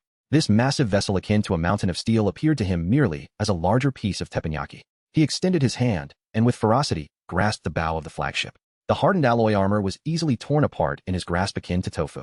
A colossal fissure spread from the bow, extending toward the bridge. Inside the flagship, alarms blared piercingly. The old general trembled as he witnessed the rapidly enlarging blue figure on the screen. He saw Qin Feng's face. That visage bore no anger, no intent to kill, only an extreme impatience. Do not disturb me during my meal. Qin Feng's fist crashed toward the bridge. The armor capable of withstanding nuclear blasts buckled under his punch. Inside the bridge, sparks flew, glass shattered. The old general was hurled by the shockwave, colliding heavily against the wall. Struggling, he lifted his head to behold the blue figure now within arm's reach. Qin Feng extended his hand, seizing the old general's head. You are the leader of this swarm of flies. The old general felt his head in Qin Feng's grip, akin to a walnut. He beheld the blue glowing eyes of Qin Feng. Those eyes held no human emotion, only coldness, and a hint of merciless rage. Qin Feng's mouth split open once more, revealing a mouthful of sharp teeth. He opened his jaws wide, biting down hard on the old general's helmet. Crunch. Kabang. Qin Feng's teeth shattered the old general's helmet, scattering metallic fragments. The visage beneath was etched with shock and terror. Qin Feng refrained from proceeding further. He released his grip. The old general's body crumpled like a rag, collapsing onto the bridge of the flagship. Qin Feng felt the surging power within him. The energy of the void core melded perfectly with the purification sequence. He had fully assimilated it. This sense of fullness ignited a desire for further amusement. He turned his head. Those eyes now ablaze with a blue luminescence fixated on the two hovering destroyers in the sky. Also the aerial combat aircraft resembling startled sparrows attempting to distance themselves. These metallic insects dared to disrupt his meal. This debt was far from settled. Qin Feng opened his mouth. This time it was not a bite, but a gathering. A deep rumble emanated from the depths of his throat. The sound resonated like the tremor of a planetary core. A tremendous, uncontainable energy rapidly coalesced within his mouth. The surrounding air began to warp, crackling with electrical sounds. The energy fluctuations caused the entire flagship to tremble. Within the bridge, the Federal soldiers who had not yet fled collapsed in fear. Virum, a column of blue-violet light several dozen meters wide, surged skyward. It carried an unparalleled aura of destruction, shooting straight up from the flagship's bridge. Where the light passed, space was torn apart, and air evaporated. It was not a laser, it was a more pure primal release of energy. In an instant, the light column pierced through the right side hovering destroyer of the fleet. There was no explosion, no flames. That 300-meter-long steel titan was struck by the blue-violet column like a heated knife through butter. It was pierced from end to end. The hull did not shatter, but was instantaneously vaporized. The structural integrity collapsed upon contact with the light, dissolving into nothingness. In just a fleeting moment, that massive destroyer was erased from existence, leaving no debris, not even a wisp of smoke. The column continued its ascent unabated. It penetrated the dense radiation clouds. The clouds were scorched away, creating a vast void. Through this opening, the pitch-black cosmic backdrop and twinkling stars were vividly revealed to all. The entire battlefield fell into an eerie silence. The remaining hovering destroyer and dozens of aerial combat aircraft appeared to be under a spell of paralysis. The roar of their engines ceased. All weapon systems halted. They merely hovered silently in the air. 1 second, 2 seconds, 3 seconds. Run. A piercing scream shattered the stillness. It was the primal instinct of terror unleashed. In the next moment, all aerial combat aircraft darted in a frenzy like startled flies, veering away at the utmost speed in every direction. They abandoned all formations, all tactics, driven solely by a profound fear of death. The remaining hovering destroyer also abruptly activated its engines, tilting unnaturally as it fled into the distance. On the ground within the Federal Ground Forces Command Center, everyone stared agape at the main screen. On the radar, the pinpoint representing a hovering destroyer vanished in an instant. On the screen, the thick blue-violet light column and the enormous void in the sky were starkly evident. Report to the commander. A technician's voice trembled. The third destroyer, signal completely lost. It has been erased. The commander's body jerked backward, crashing heavily into his chair. The data pad in his hand clattered to the ground. His mouth opened, yet no sound emerged. His hands and feet turned cold. Is this divine retribution? He murmured. His worldview collapsed entirely in that moment. At the bottom of the crater, Qin Feng retracted his breath, feeling a slight dryness in his throat. Burp, he let out a long, satisfied belch. A stream of blue light infused with nuclear energy spilled from the corner of his mouth, quite spicy on the throat. He lifted his gaze. In the sky, the fleet dwindled to a few scattered lights hastily retreating. Observing the panicked ingredients, a flicker of displeasure crossed his face. Do I still need to fight? Qin Feng's voice was low yet imbued with undeniable authority. I am still not sated. As his words fell, the fleeing fleet seemed to heed his call. Their speed surged once more than doubling. They fled as if pursued by death, desperately attempting to escape this realm of annihilation. The globally broadcast satellite feed abruptly cut off.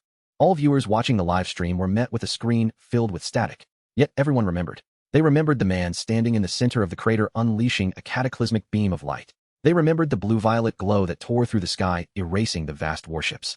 Qin Feng gazed at the retreating fleet, licking his lips. He felt an abundance of energy still unspent within him. He craved more delicacies. Slowly he cast his gaze toward the distant east, home to humanity's greatest bastion. What shall I feast upon tonight? He murmured to himself as the ground beneath him began to emit fine cracks, succumbing to his formidable aura. What shall we eat tonight? Qin Feng's voice reverberated solemnly within the vast depths of the colossal meteorite crater. The ground beneath his feet, now vitrified, emitted a subtle crackling sound. Fissures extended outward, weaving a grand tapestry reminiscent of a spider's web. The fleet in the sky had completely vanished from sight. The wasteland had returned to a profound silence. Only at the center of the crater did the charred earth, cleansed by the breath of atomic fire, continue to emit wisps of steam. The rising vapor distorted the air. Qin Feng stood at the bottom of the pit. Surrounding him lay the shattered remnants of the hunters. Dark green blood mingled with charred flesh. Molten rock exuded a pungent, acrid odor. He raised his hand to inspect his palm. The skin on his palm glimmered with a faint blue sheen. Ding! You have acquired the title Federal Nightmare. Legend degree. The system notification abruptly echoed through Qin Feng's mind. Federal Nightmare. Qin Feng chuckled softly. This title held a certain gravitas. It suggested that he had left an indelible shadow in the minds of the high-ranking officials of the Federation.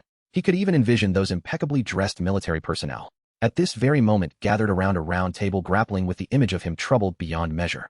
Yet all of this was merely a hollow accolade.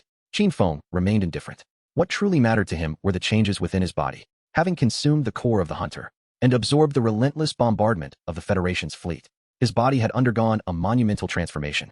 Qin Feng touched his skin. A delicate layer of black keratin enveloped his former skin. It was resilient, yet it did not hinder agility. It felt cold to the touch, possessing a metallic quality. This keratin brought to mind the hunters he had torn apart previously. His defensive capabilities had undoubtedly surged. He casually squeezed it. The keratin emitted a faint cracking sound beneath his fingertips. This was an entirely new force, a strength that bordered on the inhuman. Qin Feng felt a sense of satisfaction. This was the evolution he desired. No longer mere enhancement, but a metamorphosis at the very core of his genes. Ding. Host detected completion of high-level biological weapon consumption. Congratulations, host has acquired core ability biological weapon manufacturing permission beginner. The system notification chimed again. Qin Feng paused for a moment. Biological weapon manufacturing permission. He repeated it, pondering its implications. This ability sounded quite intriguing. So I can produce my own minions now. Qin Feng mused, stroking his chin. His gaze fell upon the mangled remains of the hunters scattered across the ground. The dark green liquid exuded a potent aura of void energy.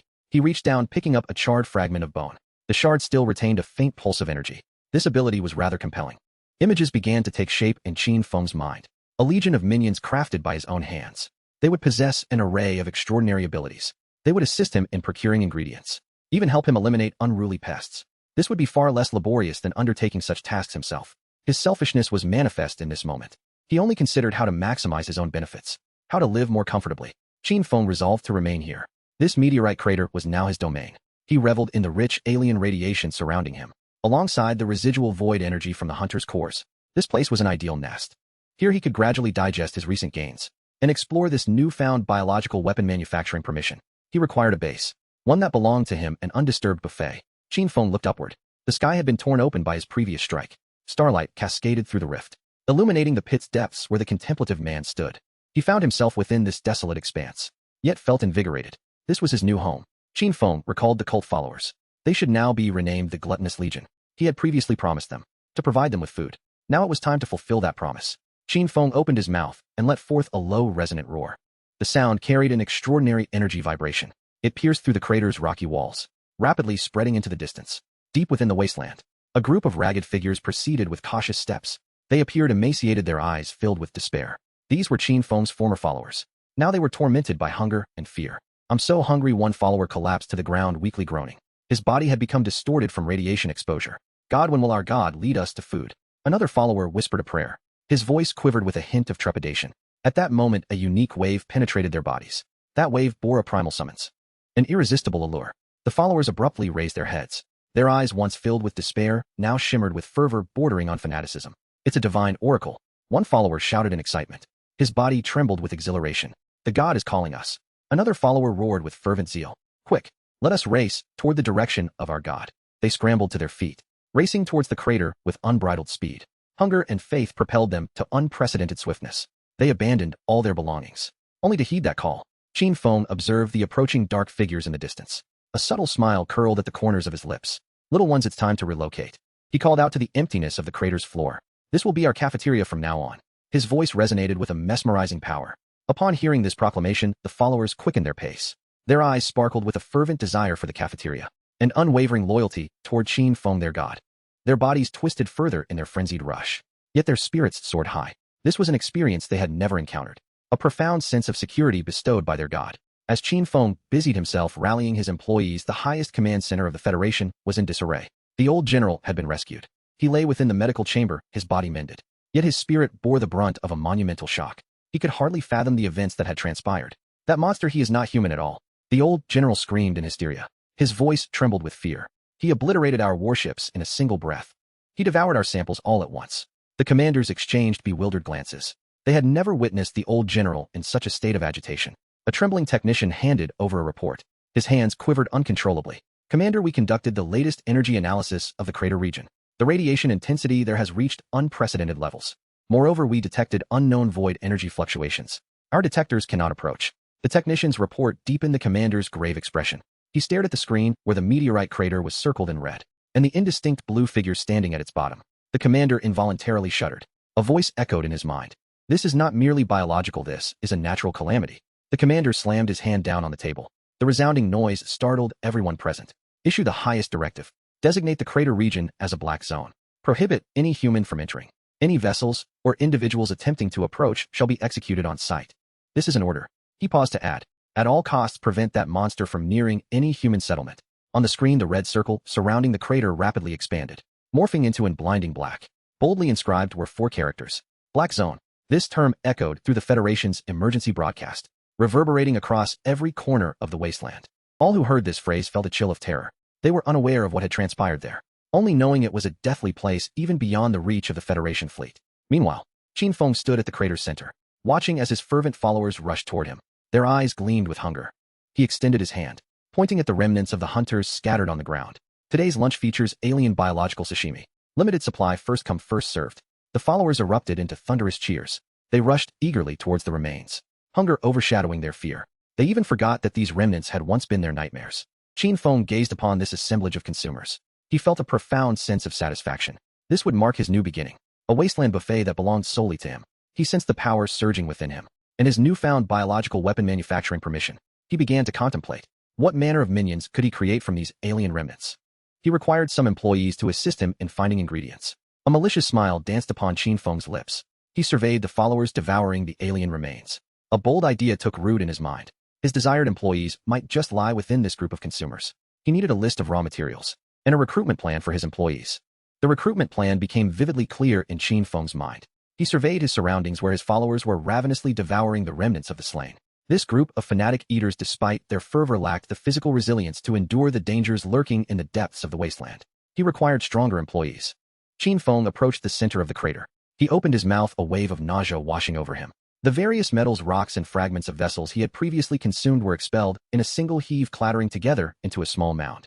These constituted his building materials and provisions. He intended to establish a robust stronghold here, a headquarters for his own buffet. Everyone gather here, Qin Feng bellowed.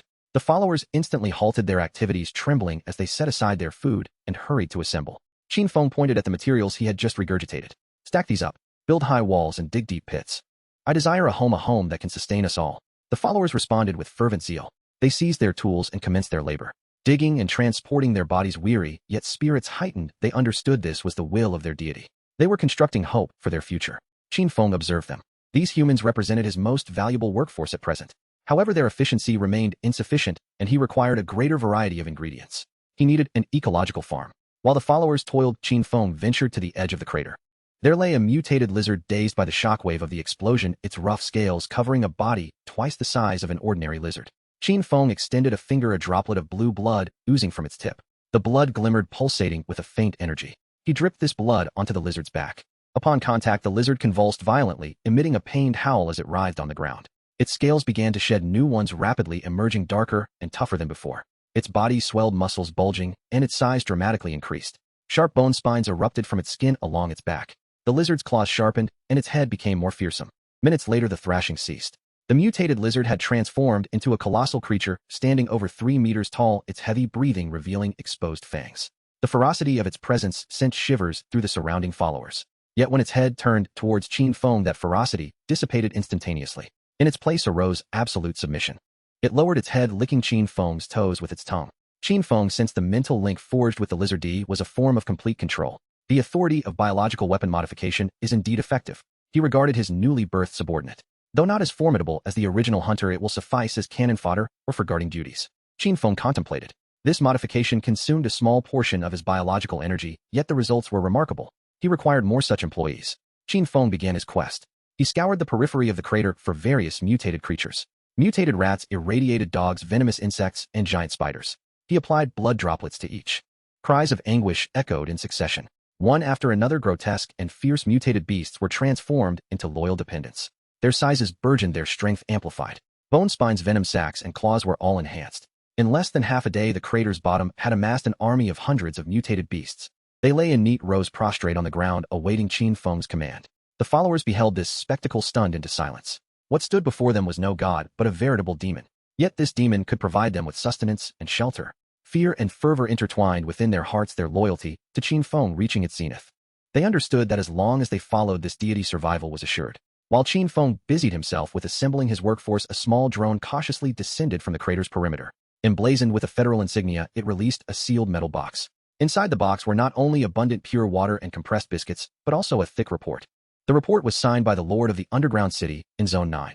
It brimmed with exaltation for Qin Feng, heralding him as the guardian of the wasteland and the savior of the new era. Yet beneath the flattery lay a palpable tone of supplication. They implored Qin Feng to keep his distance from the underground city, offering to provide double the supplies each month. The Lord notably emphasized that Qin Feng had been designated as a VIP of the highest order. Accompanying this was a VIP card adorned with Qin Feng's likeness, stating unrestricted access to all underground cities. Qin Feng surveyed the provisions, casting a glance at the plea for mercy. Double supplies. He picked up a compressed biscuit, breaking it open to inhale its scent. No radiation, no flavor. He tossed it to a mutated dog, which eagerly wagged its tail and devoured it in one gulp. Qin Feng addressed the drone. Relay this to them.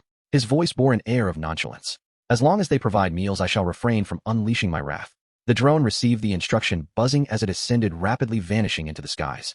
Qin Feng turned, contemplating his industrious followers and the gradually forming army of mutated beasts. Void stomach. Qin Feng willed absorb these supplies. Notification. 1,000 liters of pure water have been stored. 500 kilograms of compressed biscuits have been stored. Notification. Federal VIP card Zone 9 has been stored. Qin Feng was pleased with this outcome. He had acquired supplies effortlessly. These resources were vital for sustaining his followers, as he did not wish to view his employees as mere ingredients. As night fell, the followers had erected a rudimentary camp at the crater's base. Qin Feng reclined in his nest constructed from metal and rocks. Gazing through the opening above, he admired the profound starry sky. That celestial expanse appeared even clearer than the night over the wasteland. He understood that the Federation's plea for mercy and double supplies were merely the initial probes. Those humans remained fearful, hesitant. They feared him, yet wished to exploit him. Qin Feng's thoughts drifted farther afield. The wreckage of the Federal fleet still smoldered at the crater's edge. The vessel he had incinerated in one breath. The flagship he had torn apart with his hands. These were merely playthings of humanity. The true threat did not originate from the ground. It came from the stars. The alien civilization would undoubtedly seek retribution. They had lost a hunter as well as a reconnaissance fleet. The next arrival could very well be a true fleet. Perhaps even the embodiment of the alien civilization itself. Qin Feng extended his hand towards the cosmos, gently grasping the air. He needed more ingredients. He desired stronger employees. He required a more fortified cafeteria. He needed to become more powerful. Qin Feng closed his eyes, feeling the purification sequence within him fervently at work. He sensed his strength continuously growing. His bones quivered. His muscles expanded. He knew a greater buffet awaited him on the horizon. He eagerly anticipated its arrival. Qin Feng gestured towards the materials that had just been expelled.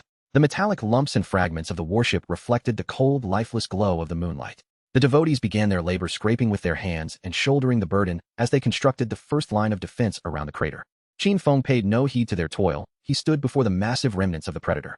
Although he had gnawed through most of it, the remaining skeleton and biological tissue still harbored an intense void energy. He extended his right hand, the tips of his 5 fingers trembling slightly. In an instant, his skin split open and slender barbed blue tendrils emerged from between his fingers. These tendrils seemed to possess their own consciousness, twisting wildly in the air, emitting faint sounds like tearing fabric. Qin Feng pressed his hand against the shattered spine of the predator. The tendrils burrowed into the marrow cavity, voraciously siphoning the residual active cells. This sensation was extraordinary. With his eyes closed, a complex genetic blueprint vividly unfolded in his mind. It was the life code of the predator laid out before him, like a chaotic assembly of building blocks. High-level biomass detected. Biological weapon manufacturing permissions activated. Current available materials: void biological tissue, mutated beast skeletons, nuclear waste. A translucent pale blue screen materialized before Qin Feng. The screen displayed several grotesque biological icons, each accompanied by detailed metrics. Unit name: Radiation Hound. Rank: second rank. Consumption: units of biological energy, units of high-energy materials.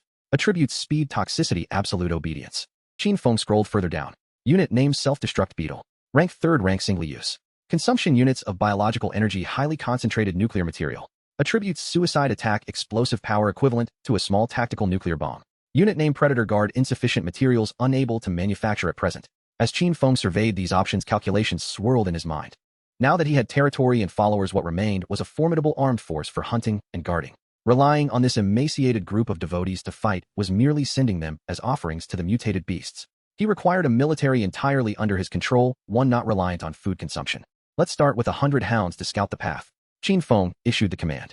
He retrieved from his void stomach the supplies he had extorted from the underground city of District 9. They were heavy lead-sealed metal barrels filled with highly concentrated nuclear waste. Such substances were fatal to ordinary men, but to Qin Feng, they served as the finest batteries. He lifted one metal barrel with a single hand and applied pressure with his fingers. With a crunch, the hard lid shattered under his grip, releasing a viscous liquid that emitted a ghostly green luminescence. Qin Feng evenly doused the land before him with this liquid. Upon contact, the soil hissed and corroded, releasing plumes of thick smoke. He then tossed in the plundered genetic materials of the predator. The ground began to writhe violently. This scorched earth transformed into a boiling pot of flesh porridge. Colossal dark red flesh sacs erupted from the ground. These sacs stood over a meter tall, their surfaces riddled with veins pulsating rhythmically. Thud, thud, thud. The muffled sound of heartbeats echoed within the crater, causing the surrounding devotees to clutch their chests in alarm. One devotee who had been transporting stones suddenly buckled and fell to his knees, trembling at the sight of those bizarre flesh sacs. God is creating life. Another elderly devotee trembled and knelt fervently, bowing his head. He watched as the sacs absorbed the green nuclear waste liquid, their colors shifting to a more ominous hue, radiating an aura of destruction.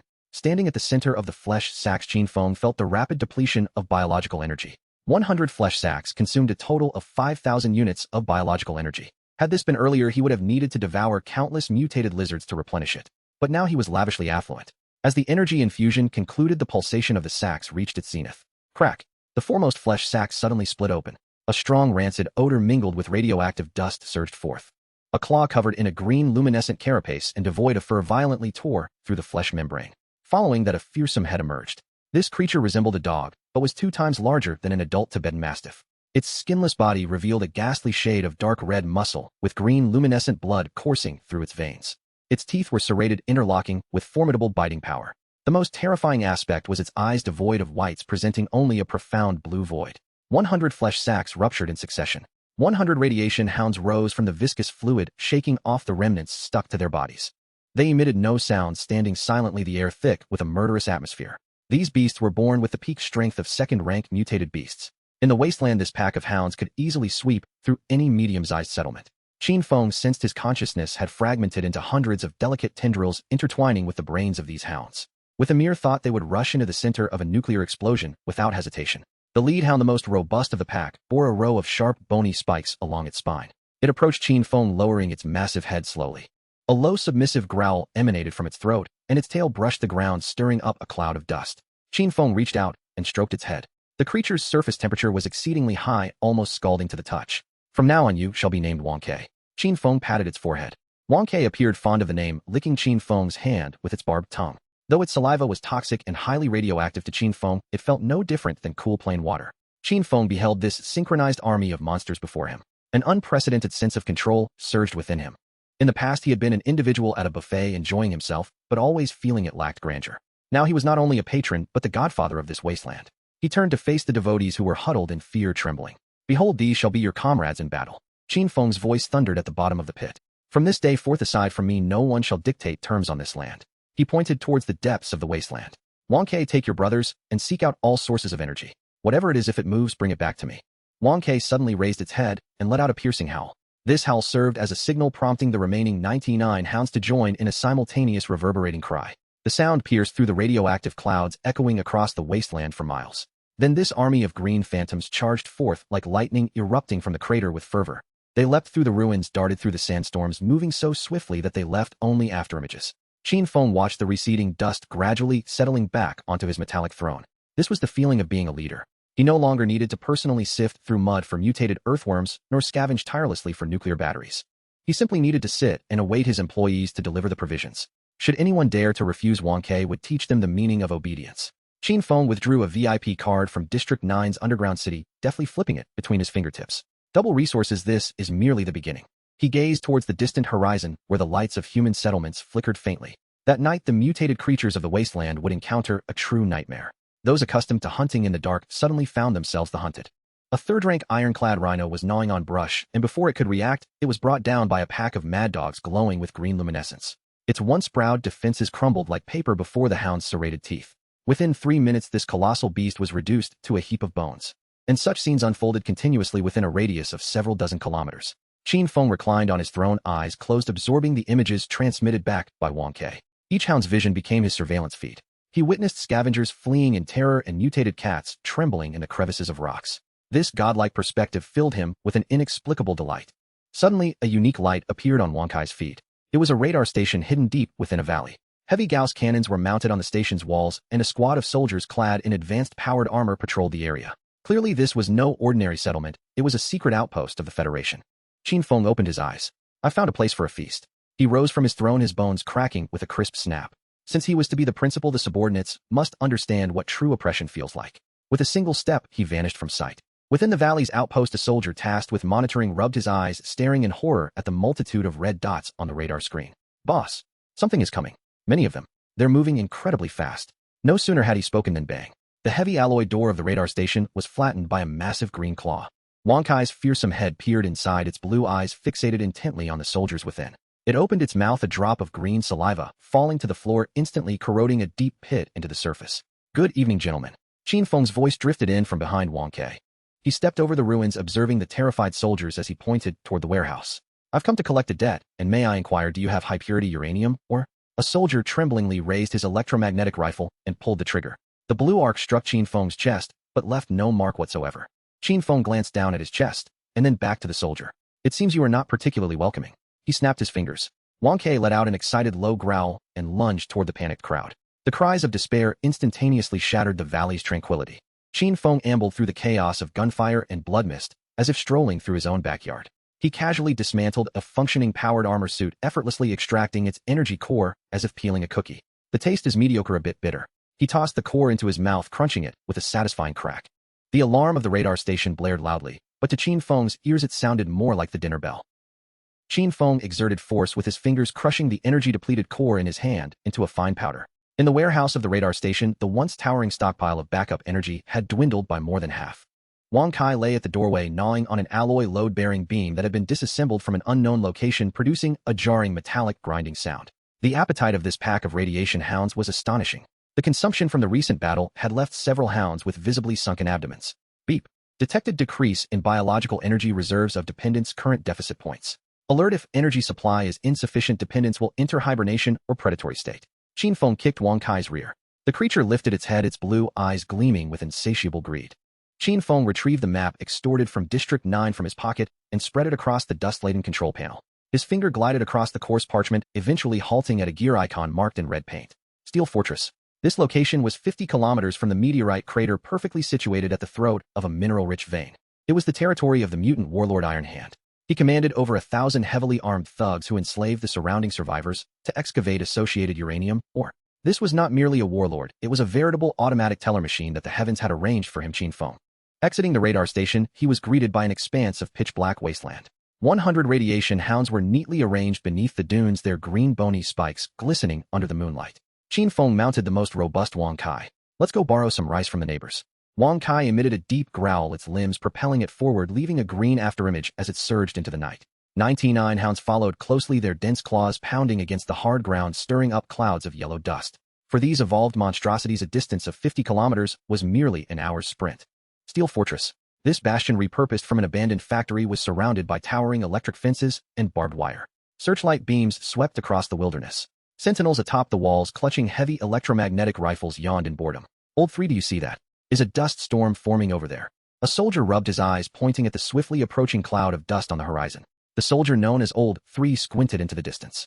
The speed of the dust cloud was alarmingly rapid, defying the usual logic of wind speed. Within the cloud, a multitude of bluish light points flickered ominously. Something's amiss. Oh, where would the light in a dust storm come from? Old 3 grabbed a pair of binoculars, adjusting the focus. Through the lens, he beheld a horrific, skinless creature roaring towards him with a gaping maw.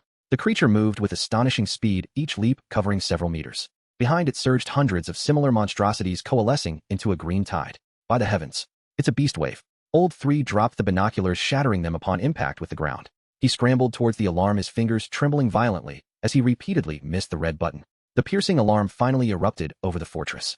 The previously silent bastion erupted into chaos. A throng of soldiers clad in makeshift armor burst from their dormitories, frantically rushing to their respective combat positions.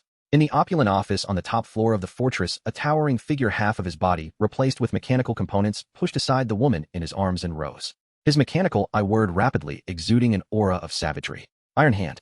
He approached the window, gazing at the unstoppable green tide in the distance, and snorted derisively.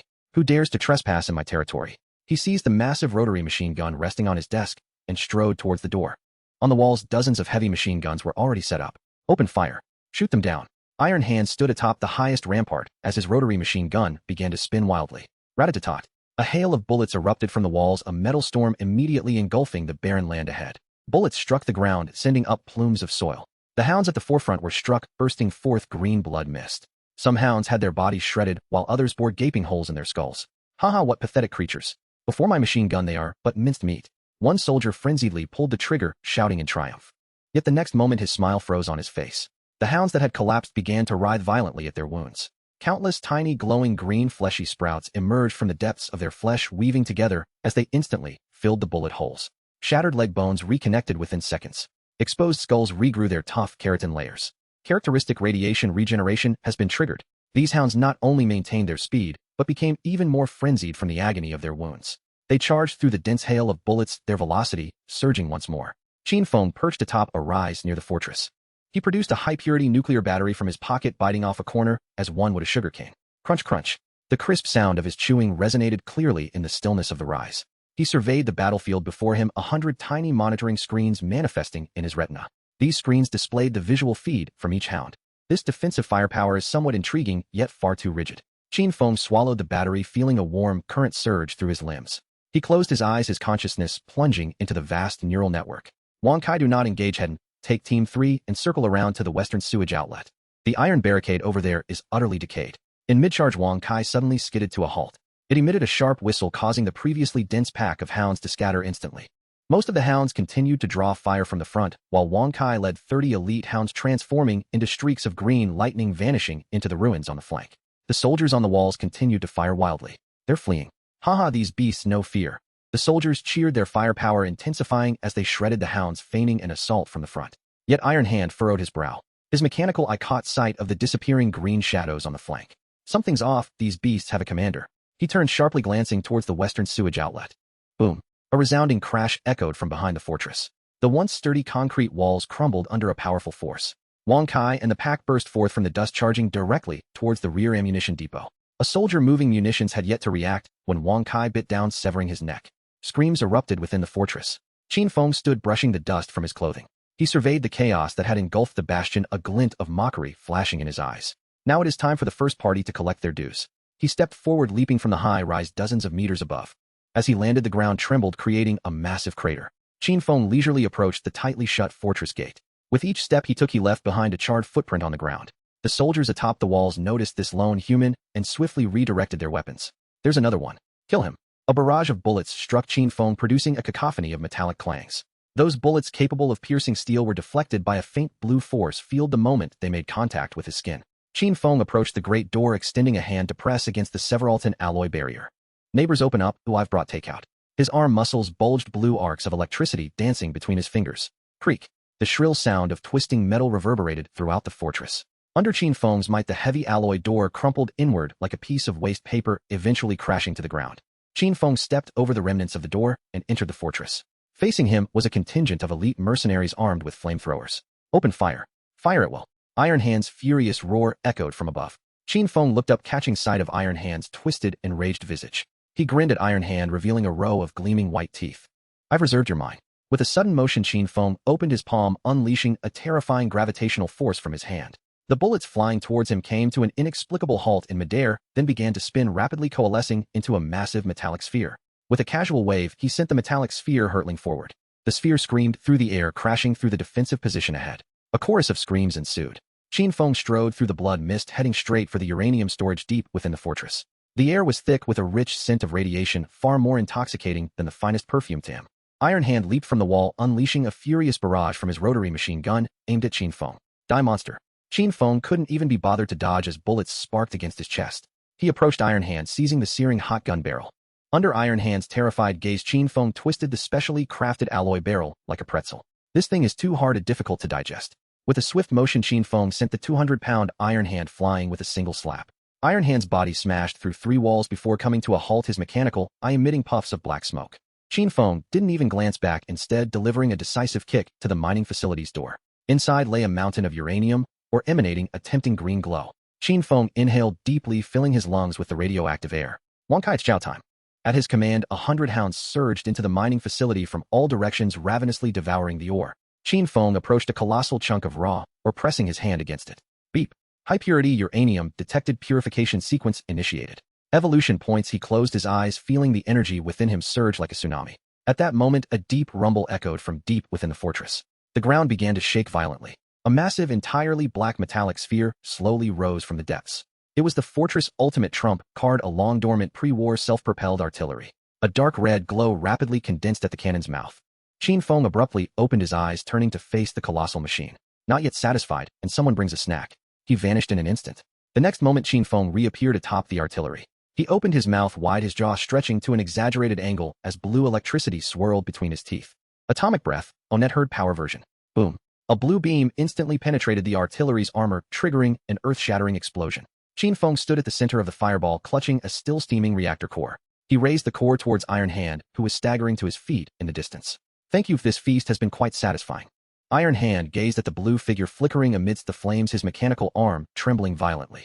He opened his mouth, but only a mixture of blood and machine oil spilled forth. Qin Feng tilted his head back, stuffing the invaluable reactor core into his mouth, as if it were a bun. Crunch. Wang-Kai emitted a sharp, piercing howl. This sound resonated throughout the vast steel fortress, possessing an unsettling, penetrating quality. The pack of hunting hounds that had gathered at the front, assaulting the city wall, quickly diverted upon hearing this command. The majority remained at the forefront, furiously gnawing at the seams of the alloy gate, battering the heavy steel plates with their bodies, effectively drawing nearly all of the garrison's heavy firepower. Bullets sparked against their forms. Meanwhile, Wang-Kai, accompanied by 30 smaller, more agile hounds, stealthily slipped into the sewage outlet on the western side of the fortress. The area was filled with stagnant, foul-smelling black water. Wang-Kai opened its serrated jaws, clamped down on the iron bars of the outlet, which were as thick as an infant's arm, and exerted tremendous force. With a creak, the iron bars twisted at a bizarre angle under its terrifying bite. It was the first to enter, followed closely by the hounds. Inside the fortress, chaos had erupted.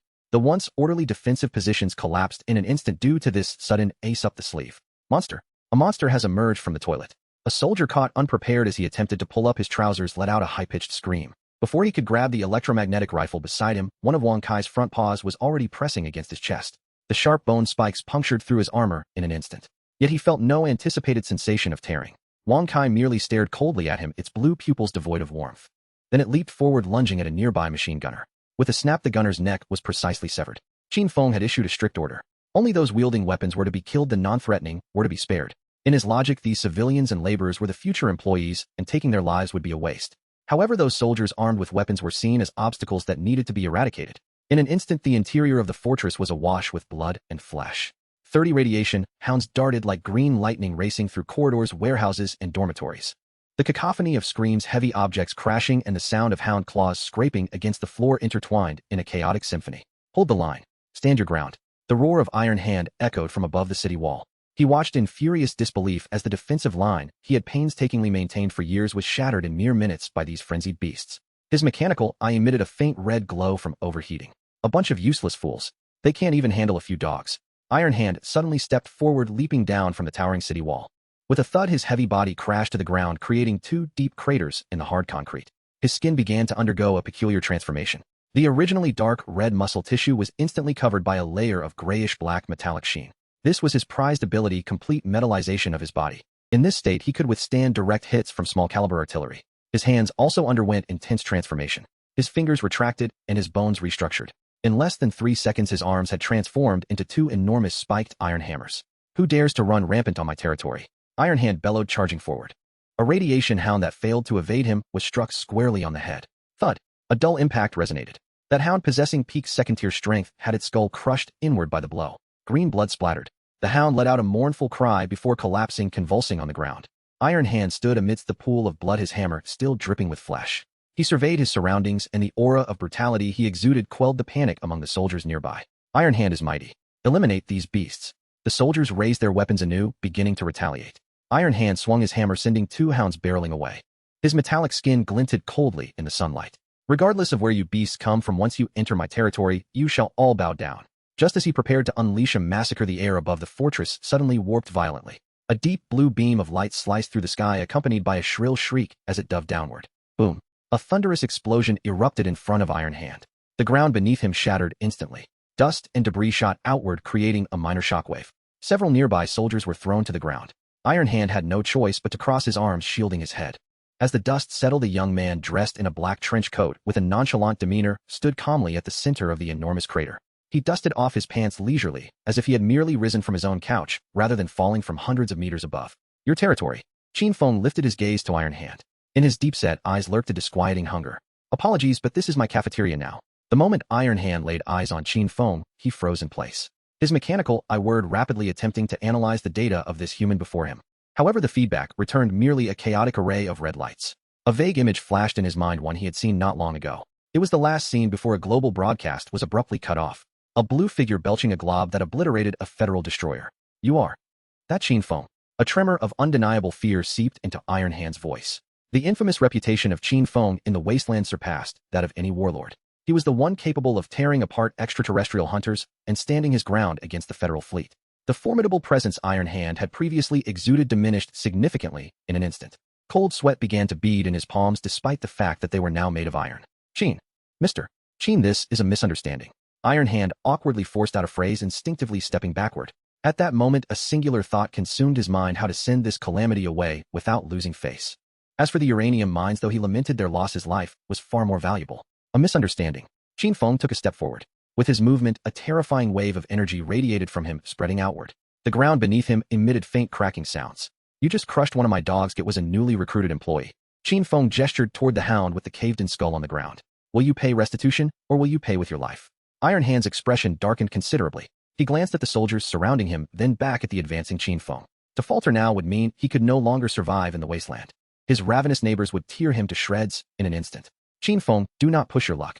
Iron Hand growled like a cornered beast. Even if you wish to seize the mines, you cannot disregard all rules. My 1,000+ brothers under me are no pushovers. He swung his hammer, fiercely smashing it into a nearby concrete pillar. The pillar exploded into fragments. Even if I must die, I will take a piece of flesh from you.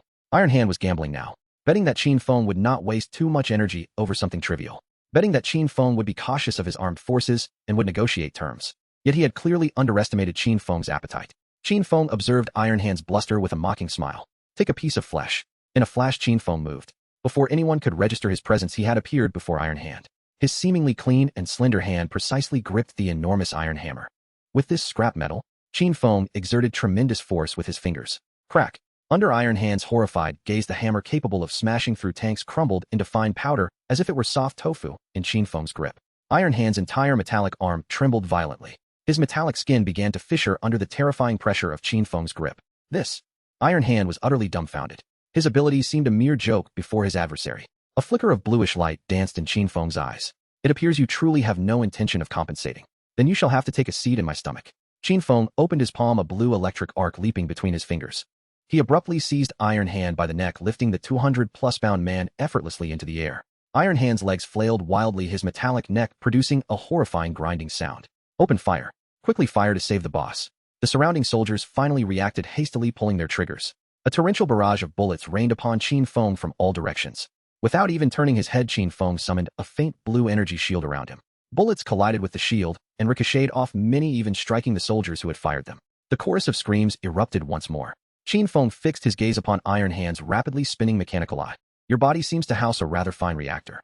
Though a bit small, it should be quite palatable. With that, one of his hands plunged into Iron Hand's chest cavity. The metallic skin at that moment was as fragile as paper. With a ripping sound, Qin Feng's hand emerged from Iron Hand's back.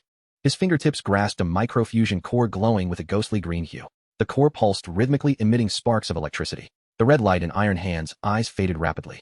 He opened his mouth as if to say something, but only coughed up a mouthful of blood mixed with machine oil. Qin Feng casually discarded Iron Hand's lifeless body onto the ground.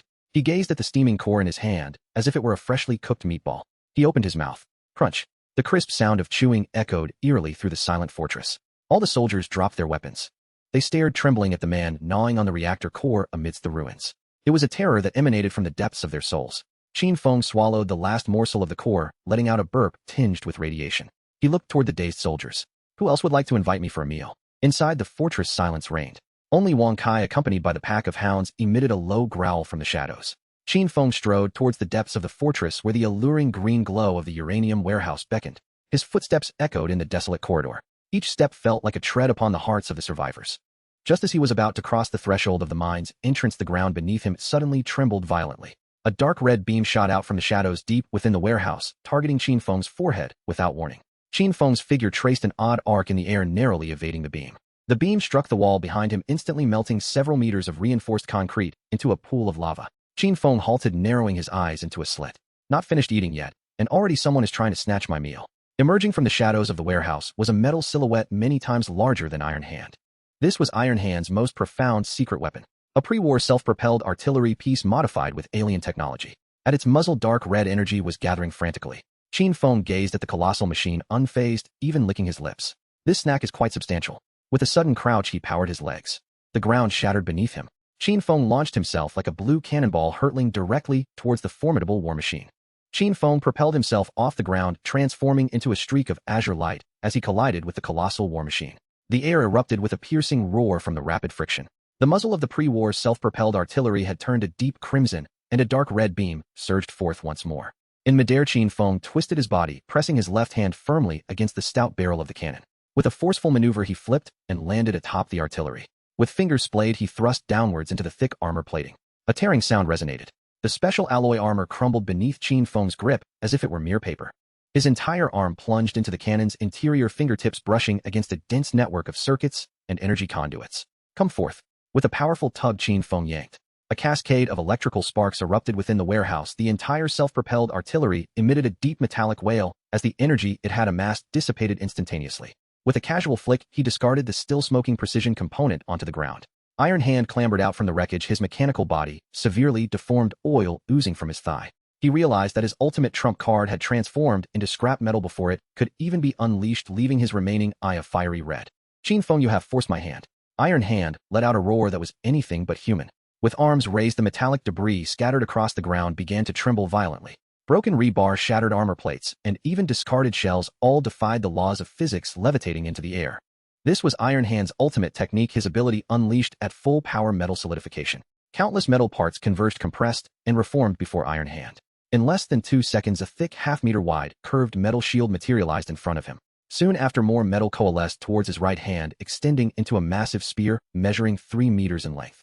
The spear gleamed with a gray-black metallic sheen, its tip sharp enough to slice through the air effortlessly. Qin Feng, perched atop the artillery wreckage, observed this spectacle without haste to attack. He pondered the implications of such an ability to manipulate metal at will. If he absorbed it, he would no longer need to search for can openers. Whether it was a nuclear waste barrel or the alloy gates of the underground city, with a mere gesture they would yield before him. As this self-serving thought surfaced, Qin Feng's gaze towards Iron Hand grew increasingly avaricious. What a formidable weapon this would be! It transcended the role of a mere warlord, resembling a sophisticated multifunctional kitchen tool. Die! Iron Hand expended every ounce of strength to hurl the spear, coalescing nearly all the metal essence from the warehouse. The spear sliced through the air with a ferocious wind, moving so swiftly it was nearly unseen. Its tip aimed directly at Qin Feng's throat. The soldiers hiding atop the city wall held their breaths, knowing this was their leader's most potent strike. This spear had once penetrated the defenses of a fifth-tier mutated beast. Yet Qin Feng stood motionless, even his hand unraised. He merely parted his lips slightly. Clang! A sharp impact echoed throughout the warehouse. Everyone was stunned. The metal spear capable of piercing a tank was caught firmly between Qin Feng's teeth. Sparks erupted violently between his lips, the force of the impact causing the artillery wreckage beneath him to sink several centimeters. However, the spear could advance no further. Qin Feng chewed. Crack! The tip of the spear was bitten clean off. Like a cookie, he swallowed the small piece of special alloy. Ding! Absorbed high-density alloy evolution points. Qin Feng spat out the remaining lengthy segment of the spear, casually discarding it onto the floor. High iron content, but a bit rusty. The taste was mediocre. He commented nonchalantly, as if critiquing subpar fried chicken from a street vendor. Iron Hand was utterly unhinged. He felt his worldview shatter in that moment. Is this what humanity has come to? That was the metal essence he had painstakingly coalesced with immense mental energy. Even pure steel should not be severed by mere teeth. He watched as Qin Feng advanced step by step, each footfall akin to a strike upon his nerves. What are you? Iron Hand's voice trembled, his body involuntarily retreating until he collided with a support pillar. Qin Feng offered no reply, simply continuing to close the distance. Is that all? This is hardly enough to fill a gap between my teeth. Iron Hand frantically manipulated all the surrounding metal. The metallic floor was uprooted, transforming into a colossal guillotine aimed at Qin Feng. Ceiling lights and wall pipes twisted into grotesque appendages attempting to ensnare him. Yet Qin Feng did not even flinch. He shattered the oncoming metallic guillotine, the strikes that could sever rebar, merely producing dull clangs against him.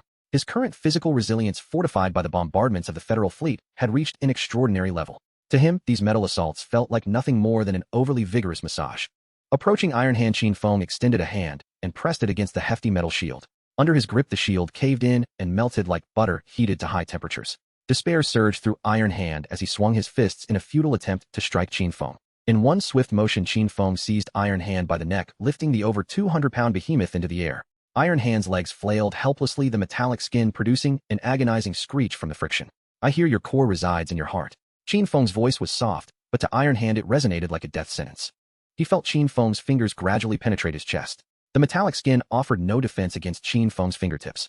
Please spare me, Iron Hand managed to squeeze out a few words, his eyes filled with a pleading desperation. He still had vast wealth unspent, and this formidable fortress he did not wish to die. Qin Feng remained impassive. In this wasteland, begging was the cheapest currency. Had the tables been turned, Iron Hand would undoubtedly have sliced Qin Feng into pieces to feed to dogs. Qin Feng's fingers fully penetrated Iron Hand's chest, coming into contact with a hard, cold object pulsating with high-frequency vibrations. With a fierce pull, he yanked. Rip! A silvery white, still quivering metallic heart was extracted from within. The heart's surface was adorned with intricate patterns emanating a unique energy pulse. Iron Hand's body convulsed violently, the light in his eyes fading rapidly as his metallic skin began to peel away, revealing charred, decaying tissue beneath. Qin Feng discarded Iron Hand's lifeless form aside. He gazed at the metallic heart in his hand, sensing the potent supernatural vitality contained within. This was truly a premium supplement. Qin Feng opened his mouth and swallowed the fist-sized metallic heart whole. Crunch! The crisp sound of chewing echoed starkly in the silent warehouse. Ding! Absorbed supernatural core metal manipulation.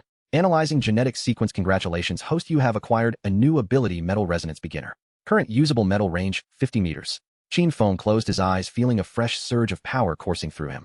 He extended his right hand, lightly beckoning towards the massive wreckage of the self-propelled artillery beside him. With a hum, several tons of scrap metal levitated, instantly twisting into various shapes, as Qin Feng guided them with his fingers. Ultimately, under Qin Feng's will, the scrap transformed into an enormous metallic throne inscribed with the character Qin. Qin Feng settled into the throne, surveying the soldiers who had cast aside their weapons, now kneeling and pleading for mercy. Wang Kai emerged from the shadows, accompanied by a pack of hunting dogs flanking the throne. From this day forth, this place shall be renamed. Qin Feng gestured towards the massive uranium warehouse. From now on, it shall be known as the Qin family buffet. He turned his gaze to the soldiers, his tone tinged with mockery. Do not kneel, your benefactor is hungry. Go fetch those ores. Those who lag behind will find themselves feeding my dogs. The soldiers, feeling as though they had been granted amnesty, scrambled towards the mine. Their sole thought was to put as much distance as possible between themselves and this creature capable of swallowing hearts. Leaning back against the metallic throne, Qin Feng reveled in the surging energy within him. Having absorbed Iron Hand and the core of the reactor, his evolutionary progress surged ahead significantly. He looked out towards the wasteland beyond the fortress, aware that more neighbors awaited. This sense of neighbors stockpiling grain while he amassed weapons was indeed gratifying. Suddenly, Wang Kai emitted a low warning. Qin Feng opened his eyes, directing his gaze towards the entrance of the fortress. An old man clad in tattered robes and wielding a gnarled wooden staff trembled his way inside. Following him were several similarly attired youths, each marked by fervent expressions etched upon their faces. They belonged to another notorious faction in the wasteland, the cult of the suffering. They sought neither wealth nor sustenance, only the elusive divine revelation. The old man approached the throne and knelt before Qin Feng. "Great master of the sacred meal, we have finally found you." His voice trembled, infused with a near-maniacal devotion. Qin Feng furrowed his brow. In these times one can garner fans, even from a buffet. Before he could respond, the old man prostrated himself again. "We bring you the finest ingredients located in the Black Marsh to the north of the fortress. There lies a calamity-grade mother nest undergoing transformation." Qin Feng had initially intended to dismiss these fanatics, but upon hearing calamity-grade mother nest, his stomach unexpectedly growled. A mother nest? That sounds quite substantial. Qin Feng rose from his throne and clapped his hands. "Lead the way. If it's not as delectable as you claim, I shall stew you." The old man, far from frightened, beamed with ecstasy as he guided them. Qin Feng, accompanied by Wang Kai and 100 hunting dogs, marched forth from the steel fortress. Above the fortress, the once dense layer of radiation clouds split apart, allowing a beam of pale moonlight to illuminate Qin Feng's silhouette. The night in the wasteland was only just beginning. At the moment Qin Feng shattered the metallic heart, a wave of searing and weighty energy erupted along his esophagus. This sensation was not akin to consuming flesh, rather it felt as though he had swallowed a chunk of molten lead. The extraordinary energy contained within that heart was immensely active, thrashing violently within his stomach, striving to amalgamate once more. Ding. Absorbing special mutated core. Analyzing metallic abilities sequence. Analysis progress. Congratulations, host, you have acquired the skill Metal Manipulation Intermediate. Qin Feng opened his mouth, a wisp of lingering silver mist escaping through his teeth. Extending his right hand, no luminescence emerged from his palm, yet the electromagnetic field in the surrounding air underwent subtle transformations. He could sense that within a 50-meter radius, every screw, every armored plate, and every rusted rebar became an extension of his very being. He reached towards the twisted alloy door of the warehouse with an empty grasp. Creak. The heavy door emitted a piercing groan, the 30-centimeter thick special steel bending under an invisible force akin to a crumpled newspaper. With a flick of his fingers, the heap of scrap metal spun rapidly in the air, ultimately transforming into a sharp-edged metallic sphere quietly hovering above his fingertip. This skill indeed proved to be quite convenient. Qin Feng weighed the metal sphere in his hand, his gaze sweeping over the lead-sealed supply crates piled in the corner of the warehouse. Previously, to access the nuclear waste within, he would have to laboriously pry open the lids. Now, with merely a thought, the sturdy lead-sealed barrels would automatically crack open, revealing the glimmering green jelly inside. With a casual wave, the floating metal sphere instantly morphed into dozens of slender steel needles, precisely piercing into the insides of the unsuspecting self-propelled artillery. The intricate gears and circuits within were mercilessly shredded by the steel needles. Outside the warehouse in the corridor, the guards who had been attempting to rally a counterattack were now utterly despondent. They witnessed their leader, Iron Hand, devoured of his heart, saw their most cherished war machines reduced to scrap, and beheld the man standing amidst the flames commanding metal as if it were water. One guard dropped his electromagnetic rifle, his knees crashing heavily to the ground. Then came the second and the third. The sound of metal clanging against the floor resonated like a chorus. These mercenaries, who usually ruled the wasteland with an iron fist, now appeared as docile as a flock of lambs awaiting slaughter. They dared not lift their heads, fixating instead on the tips of Qin Feng's feet, veined with blue blood. Stepping over the remains of Iron Hand, Qin Feng exited the warehouse, reclaiming his seat upon the makeshift throne fashioned from scrap metal. Wang Kai emerged from the shadows, accompanied by 100 radiation hounds, each dog clutching severed limbs in their jaws, green saliva dripping onto the ground, releasing puffs of white smoke. "Who is the second in command here?" Qin Feng's voice, though low, resonated with clarity in the stillness of the stronghold. A burly man clad in half a powered suit, missing an ear, trembled as he crawled forward. He was Iron Hand's deputy, responsible for managing the mines. Now his face, once brutish, was pallid. "My lord, I am Mach, in charge of logistics." Mach prostrated himself, his forehead pressed firmly against the cold metal floor. Qin Feng gestured towards the faintly glowing mines deep within the stronghold. "Iron Hand is dead. From now on this place shall bear the surname Qin. I am not fond of trouble, nor of killing that which holds no value." Qin Feng extended his hand, applying pressure in the air towards Mach.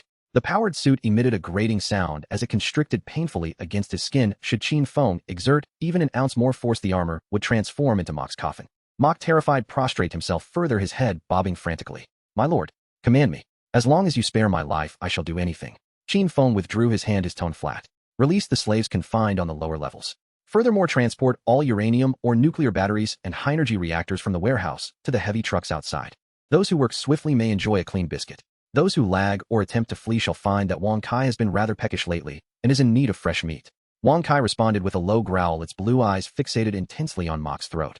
Mach dared not delay, scrambling to his feet and rallying the remaining guards to commence their labor. The mercenaries, once armed, now became mere laborers. They discarded their weapons, plunging into the dim, damp lower cells, prying open the rusted iron doors.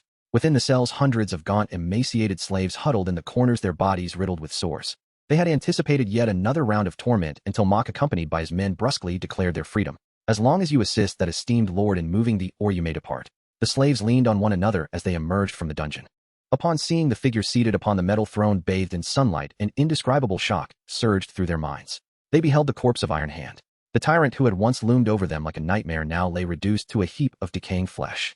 And the man upon the throne of scrap was languidly gnawing on a piece of high-concentration uranium ore. Each bite elicited a crisp crunch accompanied by a flow of eerie green energy sliding down his throat. This is a god. An elderly slave collapsed onto the sandy ground, murky tears streaming down his weathered cheeks. In the wasteland, the one who can slay the demon is in their eyes the sole savior. Even if that savior is currently devouring nuclear waste. Hundreds of slaves erupted with unprecedented vigor. They rushed towards the ore storage, several working together to lift the heavy lead-sealed crates.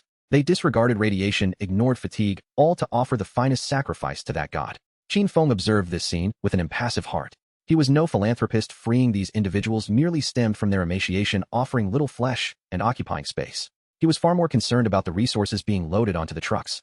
Evolution points. System notification: biological energy reserves have reached A, unlocking the next stage of evolutionary pathways. Qin Feng felt the tumultuous energy within him. The sensation of establishing a forward base was undeniably pleasant. Without lifting a finger, the ingredients were continuously delivered to him. He rose and approached the stronghold's main gate. Extending his finger, he pressed firmly against the heavy alloy door frame. Sparks erupted from his fingertip as the resilient steel plate was sliced through like tofu. The characters Qin Feng City were elegantly etched above the door. This territory I claim. Qin Feng turned to the elderly zealot kneeling beside him. The old man's face was alight with fervor, incessantly murmuring phrases of communion and redemption. Old fool, lead the way. Qin Feng kicked the elder's staff. Let's see the so-called disaster-class mother nest you spoke of. Should its flavor surpass this iron lump, I might consider sparing you in full. The old man's face lit up with joy, as if bestowed a great blessing. He trembled to his feet, gesturing towards the northern expanse, shrouded in green toxic mist. Great master of the communion, the life energy, there is sufficient for you to achieve true ascension. Qin Feng scoffed, vaulting onto Wang Kai's back. The 100 radiation hounds surged forth like a green torrent, closely following suit.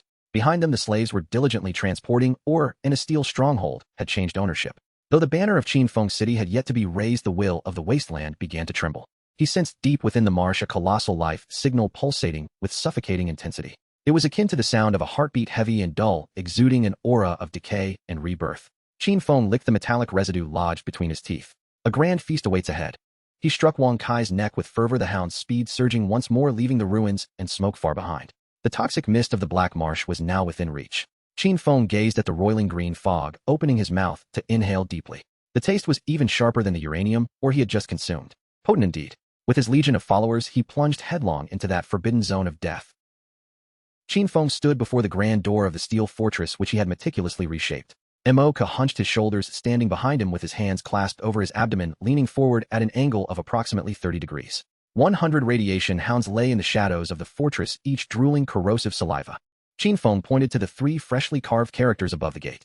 This place will serve as my transit station henceforth. Mo-Ka nodded vigorously, his gestures exaggerated. My lord, I will vigilantly guard the home, counting every fly that enters and exits, ensuring their genders are noted. Qin Feng brushed off the dust from his attire and gestured toward the slaves and mercenaries emerging from the dungeon. The rules shall be amended. From now on, no gold or food will be accepted here. Anyone seeking refuge in the city or wishing to pass through must pay a tax. Mo-Ka hesitated for a moment before daring to ask, my lord, what shall we collect? High-energy materials. Qin Feng extended a finger. Nuclear waste, discarded batteries, mutated beast cores, or anything radioactive. As long as the energy is sufficient, this place will be their sanctuary. Should anyone fail to comply or attempt to deceive us with inferior goods, Wang Kai will instruct them on the art of reincarnation.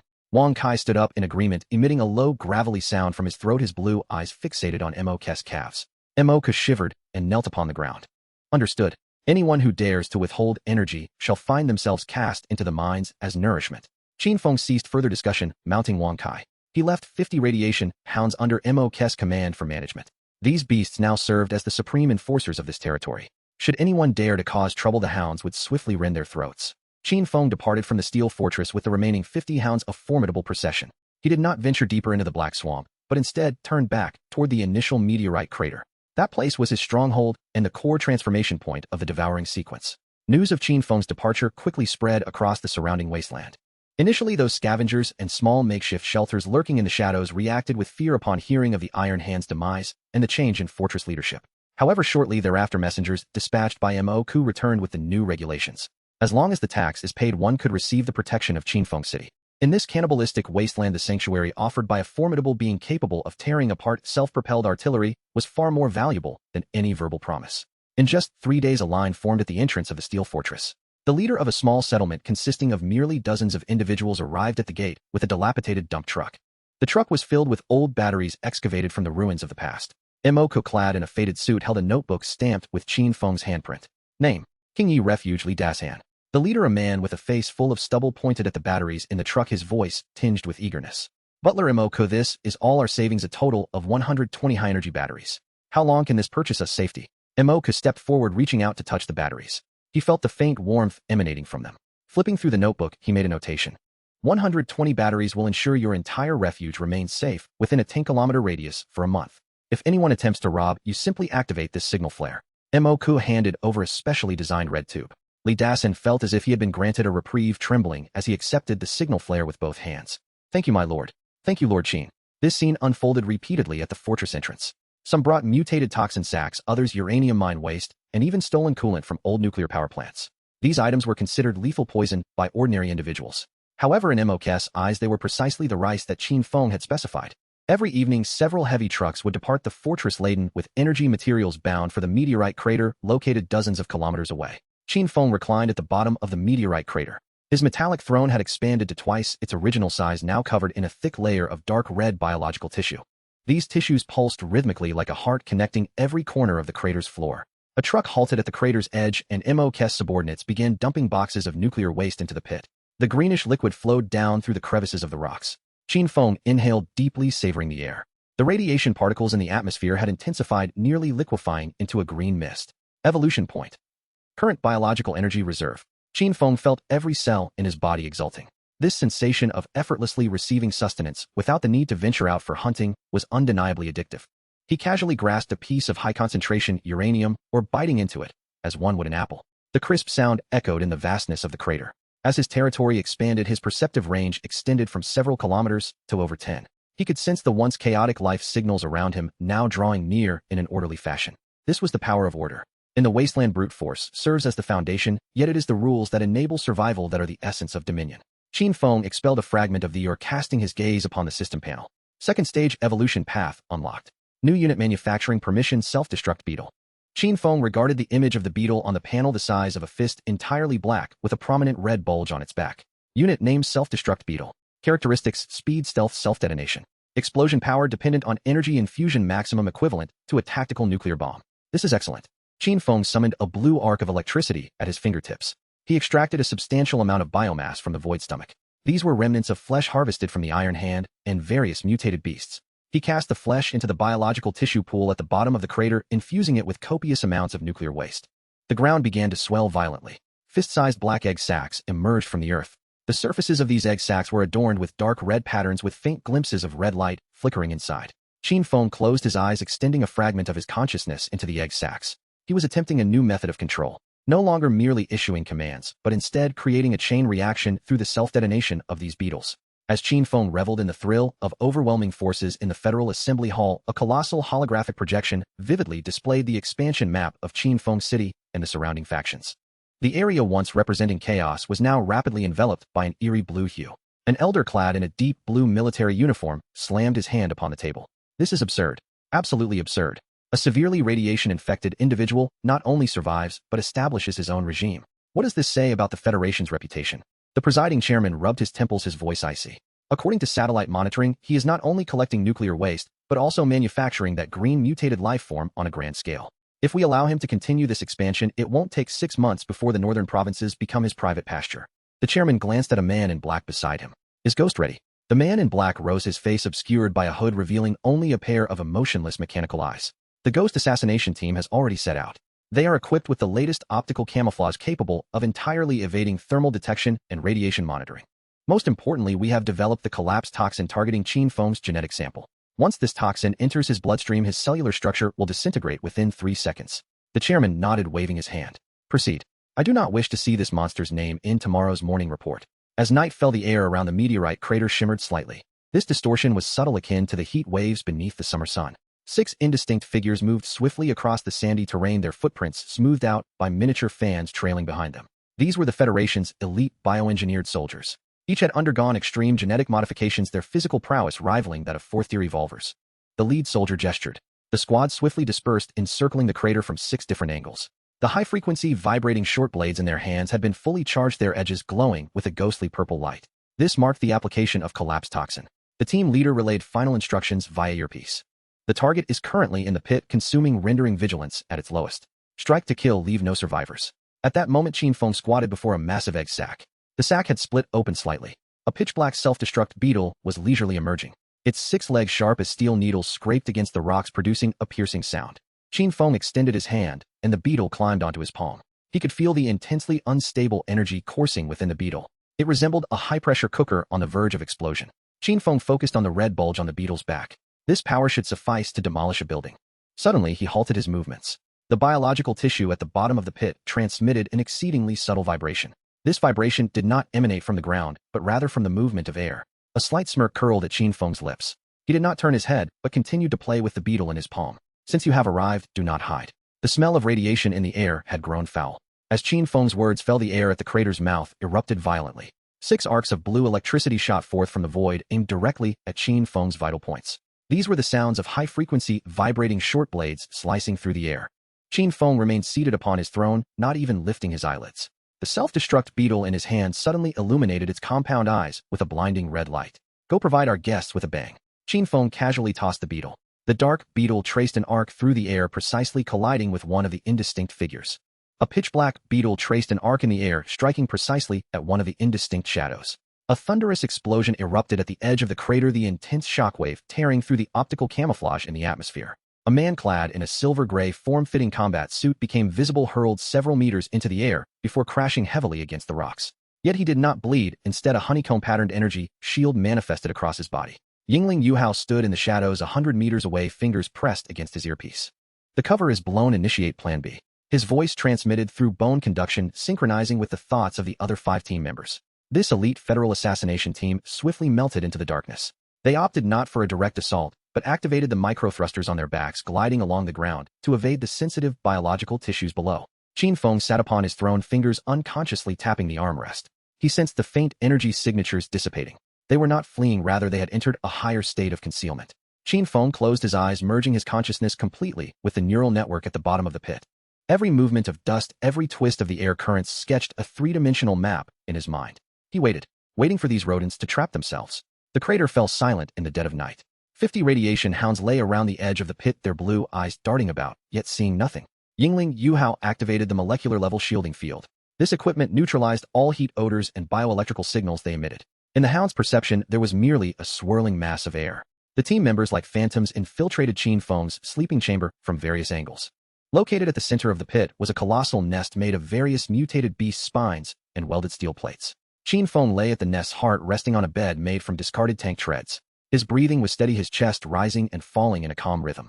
Yingling Yuhao concealed himself behind a pillar 3 meters from the bed. He observed Qin Feng. This monster, which had caused the Federation considerable distress, appeared entirely unguarded at that moment. Qin Feng's right hand dangled over the edge of the bed, remnants of green uranium were lodged beneath his fingernails. Yingling Yuhao retrieved a black syringe from a tactical box at his waist. The needle exhibited a peculiar translucent hue crafted from high-temperature ceramics and special polymers, easily piercing the keratin layer of 5th-tier mutated beasts. Inside the syringe, a milligram of pitch-black liquid swayed slightly. This was the Federation Academy's supreme masterpiece, gene collapse toxin. Its mechanism did not destroy organs, but directly severed the telomeres of the gene strands, rendering cells incapable of self-replication within seconds, thus disintegrating into a puddle of ichor. Even a deity could not endure such a microcosmic dimensional assault. Yingling Yuhao signaled.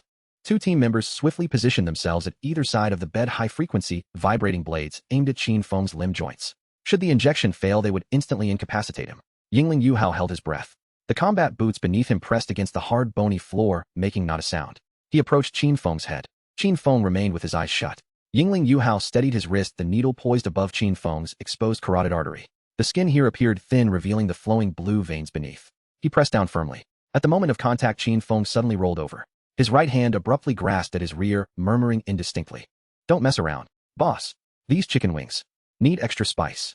Yingling Yuhao's motion froze midair. His heart raced, cold sweat instantly soaking through his lining. He stared intently at Qin Feng. After scratching his rear, Qin Feng withdrew his hand into his embrace, shifting to a more comfortable position, and resumed snoring. Yingling Yuhao scrutinized Qin Feng's neck. He had briefly feared he had exposed himself. It seemed merely a stroke of luck for a foolish bumpkin. Yingling Yuhao adjusted his angle and reinserted the needle. With a soft thud, the needle successfully penetrated a blood vessel. He quickly pushed the plunger. The black toxin flowed through the syringe and vanished beneath Qin Feng's skin. Yingling Yuhao swiftly withdrew the needle. Mission accomplished. He quietly commanded through the earpiece. Retreat. The 6 figures withdrew rapidly, their movements synchronized without disturbing a single hound.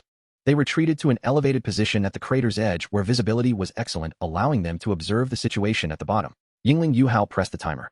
3, 2, 1. He counted silently in his mind. According to experimental data, the toxin should have disseminated throughout Qin Feng's body by now. His skin would first turn black, then peel away like melting wax, finally transforming into a putrid puddle of goo. However, 1 minute passed. Qin Feng's snoring even grew more rhythmic. 2 minutes elapsed. Qin Feng smacked his lips twice, as if savoring some delicacy in his dreams. Yingling Yuhao gazed through the infrared telescope. Target vital signs, stable temperature, slightly elevated. His hands began to tremble. This was impossible. The collapsed toxin was unresolvable. Even mutated creatures at the epicenter of a nuclear explosion would succumb to just a drop. Yingling Senyeo questioned through the earpiece. Boss, could the agent be expired? Or perhaps you didn't inject it properly? Yingling Yuhao remained silent. He had personally inserted the needle. The sensation of penetrating muscle was unmistakable. At that moment within Qin Feng's body. Ding. Detecting unknown high-energy biological toxin entering the bloodstream. Purification sequence forcibly initiated. Assimilating. Assimilation progress. The mass of black toxin was instantly enveloped by countless blue light points upon entering Qin Feng's bloodstream. These light points, akin to ravenous piranhas, voraciously consumed the toxin molecules. What was originally capable of collapsing genes was dismantled into the purest form of biological energy through the purification sequence. Ding. Consumed gene collapse, toxin biological energy reserve. Gained temporary resistance, gene stability beginner. System prompt: this substance has a strong flavor. It is recommended to consume with high concentration radioactive materials. Qin Feng abruptly opened his eyes. The blue glow within them was more dazzling than ever before. He sat up, reaching to touch the small needle mark on his neck. Looking down, he noticed a trace of black liquid lingering on his fingertip. He placed his finger in his mouth and licked it. Bitter, with a hint of an intensely spicy aftertaste. Qin Feng threw aside the tank tread blanket and stood up from the bony bed. He gazed toward the elevated position at the edge of the fortress. Delivering takeout at this hour with door-to-door service. Qin Feng's voice resonated through the vast crater.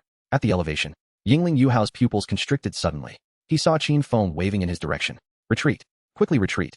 Yingling Yuhao shouted. He finally comprehended that the information provided by the Federation was worthless. This monster was far from just a radiation-infected entity. He was a demon capable of chewing on gene toxins as though they were snacks. The 6 figures fled frantically into the depths of the wilderness. Qin Feng chuckled coldly, pressing his right hand down against the ground. Metallic resonance. The earth within 100 meters instantly roiled. Abandoned rebar and iron scraps buried underground surged upward like mushrooms after rain.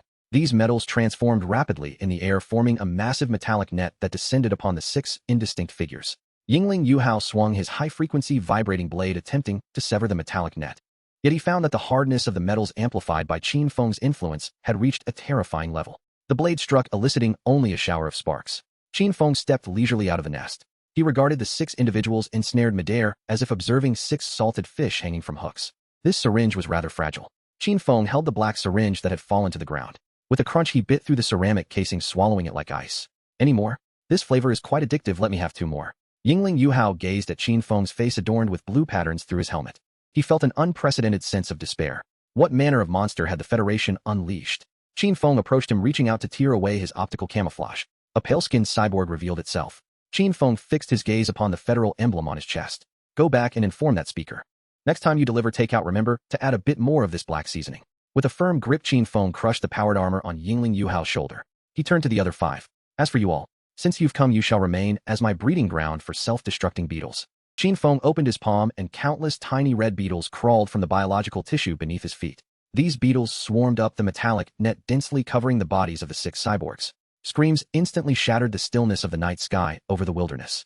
Qin Feng turned his gaze toward the north, where the dark swamp's life signals were intensifying. He licked the ceramic shards wedged between his teeth. The warm-up is over. It's time to feast. He leaped onto Wang Kai's back. Let's go. 100 hounds transformed into a green torrent, vanishing into the toxic fog. In the crater, only 6 bodies, now being parasitized by beetles, twitched faintly under the pale moonlight. Qin Feng lay upon a hard bed formed by the tank tracks, his body ensnared within the cold embrace of metallic chains. In his dreams, he found himself seated at an enormous crimson lacquered round table. Before him lay a platter of freshly cooked, extraordinarily spicy chicken wings. These wings were a deep, ominous red coated with a thick layer of chili oil, steam rising and invading his nostrils. He grasped one and shoved it into his mouth. Before he could even chew, an intense wave of heat surged down his throat. This spiciness felt amiss. It was not merely a sensation of pain, but rather an overwhelming fervor that threatened to dismantle every bone in his body. In the dream, Qin Feng grimaced, reaching for a chilled cola on the table. Yet before his fingers could grasp it, a blinding flash of red light erupted from the depths of his consciousness. Warning. Illegal biological factor detected invading the bloodstream. Warning. Genetic chains are undergoing microassault.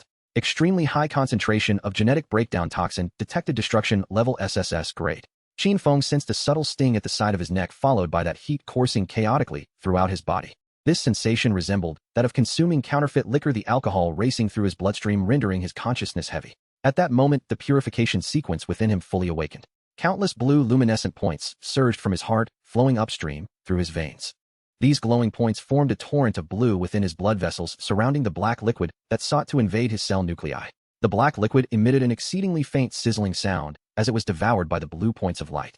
Qin Feng felt a rising heat engulf him, sweat starting to bead and trickle down his skin. As the droplets hit the bone floor, they inexplicably burned small black holes into it. He belched in his dream. The potency of this intoxication was remarkable. It felt akin to drinking aged liquor unearthed from a cellar decades ago, setting his insides ablaze. Purification sequence assimilating. Assimilation complete. High-energy biochemical energy detected, converting into biological energy. Evolution points. Acquired permanent passive skill, genetic breakdown immunity. Qin Feng abruptly opened his eyes, his body springing up from the track bed. He gasped for air, the atmosphere filling his lungs with a pungent chemical scent. This aroma was overwhelming, reminiscent of spilled disinfectant intermingled with a hint of burnt rubber. He lifted his hand to touch the left side of his neck. His fingertips encountered a hard small point. With force, Qin Feng squeezed, and a drop of incompletely digested black liquid oozed through his fingers. As this drop fell to the ground, it instantly emitted a plume of green smoke. Who gave me an injection in the middle of the night? Qin Feng mumbled to himself. He peered down at the black residue on his fingertip, bringing it to his nose for a sniff.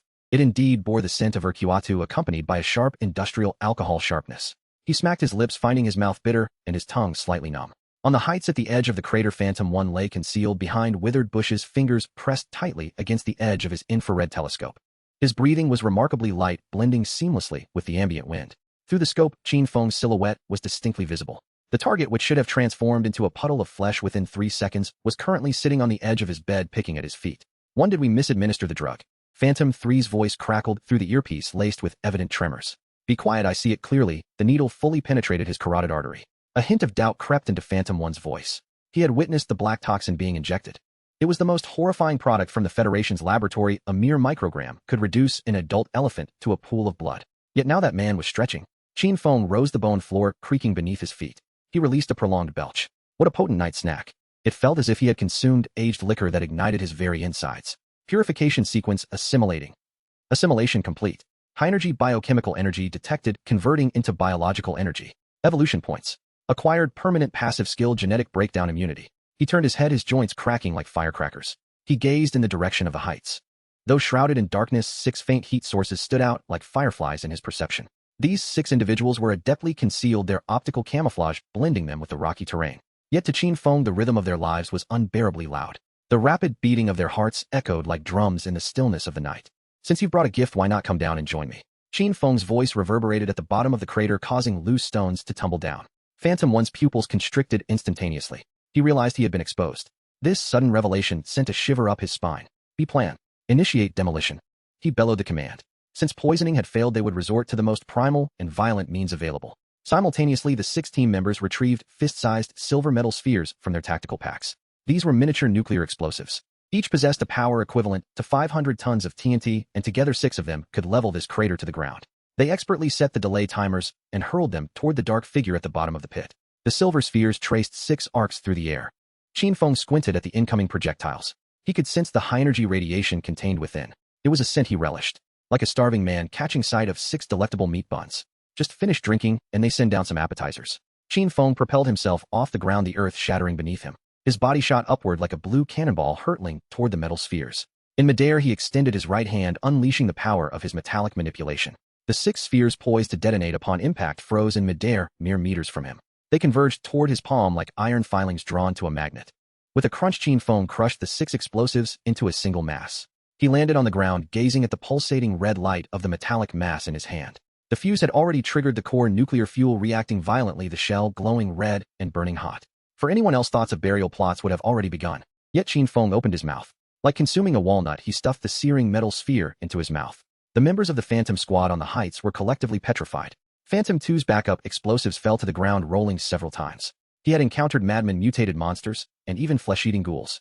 But he had never seen anyone gnawing on nuclear explosives like they were bread rolls. He ate it. Phantom 3's voice cracked, teetering on the edge of tears. He felt his entire understanding of science collapse in that moment. That energy capable of obliterating them all was being chewed with audible crunching sounds in that man's mouth. Qin Feng chewed vigorously. The sound of the metal shell shattering echoed sharply in the quiet of the crater. With each bite, blue electric sparks leapt from between his teeth. The concentrated nuclear energy slid down his throat, causing his biological energy reserves to surge once more. Devoured mini nuclear core biological energy. Evolution progress. Acquired temporary enhancement, thermal breath. Qin Feng swallowed the last remnants of metallic debris and patted his stomach. He felt a warm sensation within, far more comforting than the earlier urquiatu. He lifted his gaze toward the heights. Is there more? I could use some more of this crunchy delicacy. Phantom 1 finally cracked. He drew his high-frequency vibrating blade, leaping from the heights. Monster, die. His body contorted midair, consumed by sheer terror. The vibrating blade generated visible ripples as it aimed for Qin Feng's head. Qin Feng stood his ground, not even raising a hand. He simply opened his mouth and unleashed a thick plume of blue smoke toward the descending Phantom 1. This smoke, infused with undigested nuclear waste and remnants of the earlier urquiatu, enveloped Phantom 1. The moment he collided with the smoke, his optical camouflage armor began to dissolve rapidly. The black breakdown toxin catalyzed by the nuclear energy unleashed a destructive force far more terrifying than in the laboratory. Ah! The scream lasted only half a second. Phantom 1's body began to disintegrate midair, first his limbs, then his torso. When he hit the ground, all that remained was a smoking silver-gray skeleton. The remaining 5 team members completely lost their will to fight. They turned and fled, even maximizing the power of their propulsion devices. Qin Feng watched the fleeing figures, his right foot lightly grinding against the earth. Countless tiny self-destructing bugs emerged from the soil. The red bulges on their backs flickered ominously in the night. Since you've come, you might as well stay and serve as fertilizer. Qin Feng's voice was soft. The bugs streaked forward like black lightning, pursuing the fleeing figures through the crevices of the rocks. Soon muffled explosions echoed from the depths of the wasteland. Qin Feng withdrew his gaze, feeling the energy within him reach a critical threshold. The desire to destroy and devour was swelling within him. He turned his gaze northward. The life rhythms in the black swamp had transformed into a deafening roar. The so-called disaster-level mother nest seemed to sense the commotion, emitting unsettling signals. Qin Feng licked the metallic fragments lodged between his teeth. He turned around and beckoned to Wang Ke, hidden in the shadows. Let's go, the night snack is finished. It's time for the main course. With a low growl, Wang Ke rose 100 hunting dogs simultaneously, standing, their blue eyes merging into a chilling ocean of light in the darkness. Qin Feng leaped onto Wang Ke's back, and the pack surged forth like a green torrent, shattering the stillness of the night. Barely 5 minutes after his departure from the crater, the 6 remains began to tremble violently. Countless red mycelium sprouted from the cracks in the bones, swiftly enveloping the damaged power armor. These mycelium grew wildly under the moonlight, ultimately twisting into several humanoid shapes. They bore no eyes, no noses, only a gaping maw filled with jagged teeth. These monsters shakily rose to their feet, emitting silent screams in the direction Qin Feng had departed. The flag of Qin Feng's city had yet to be raised, but his Legion of Death was already taking shape. As Wang Kai's front paw stepped beyond the edge of the meteorite pit, the ground behind him heaved unexpectedly. A blazing white fireball surged forth from beneath the foundation of the palace, instantly engulfing the nest constructed from tank treads and the skeletal remains of mutated beasts. The muffled roar drowned out the winds of the wasteland, while a shockwave swept through, scorching the sand and leveling the ground within dozens of meters.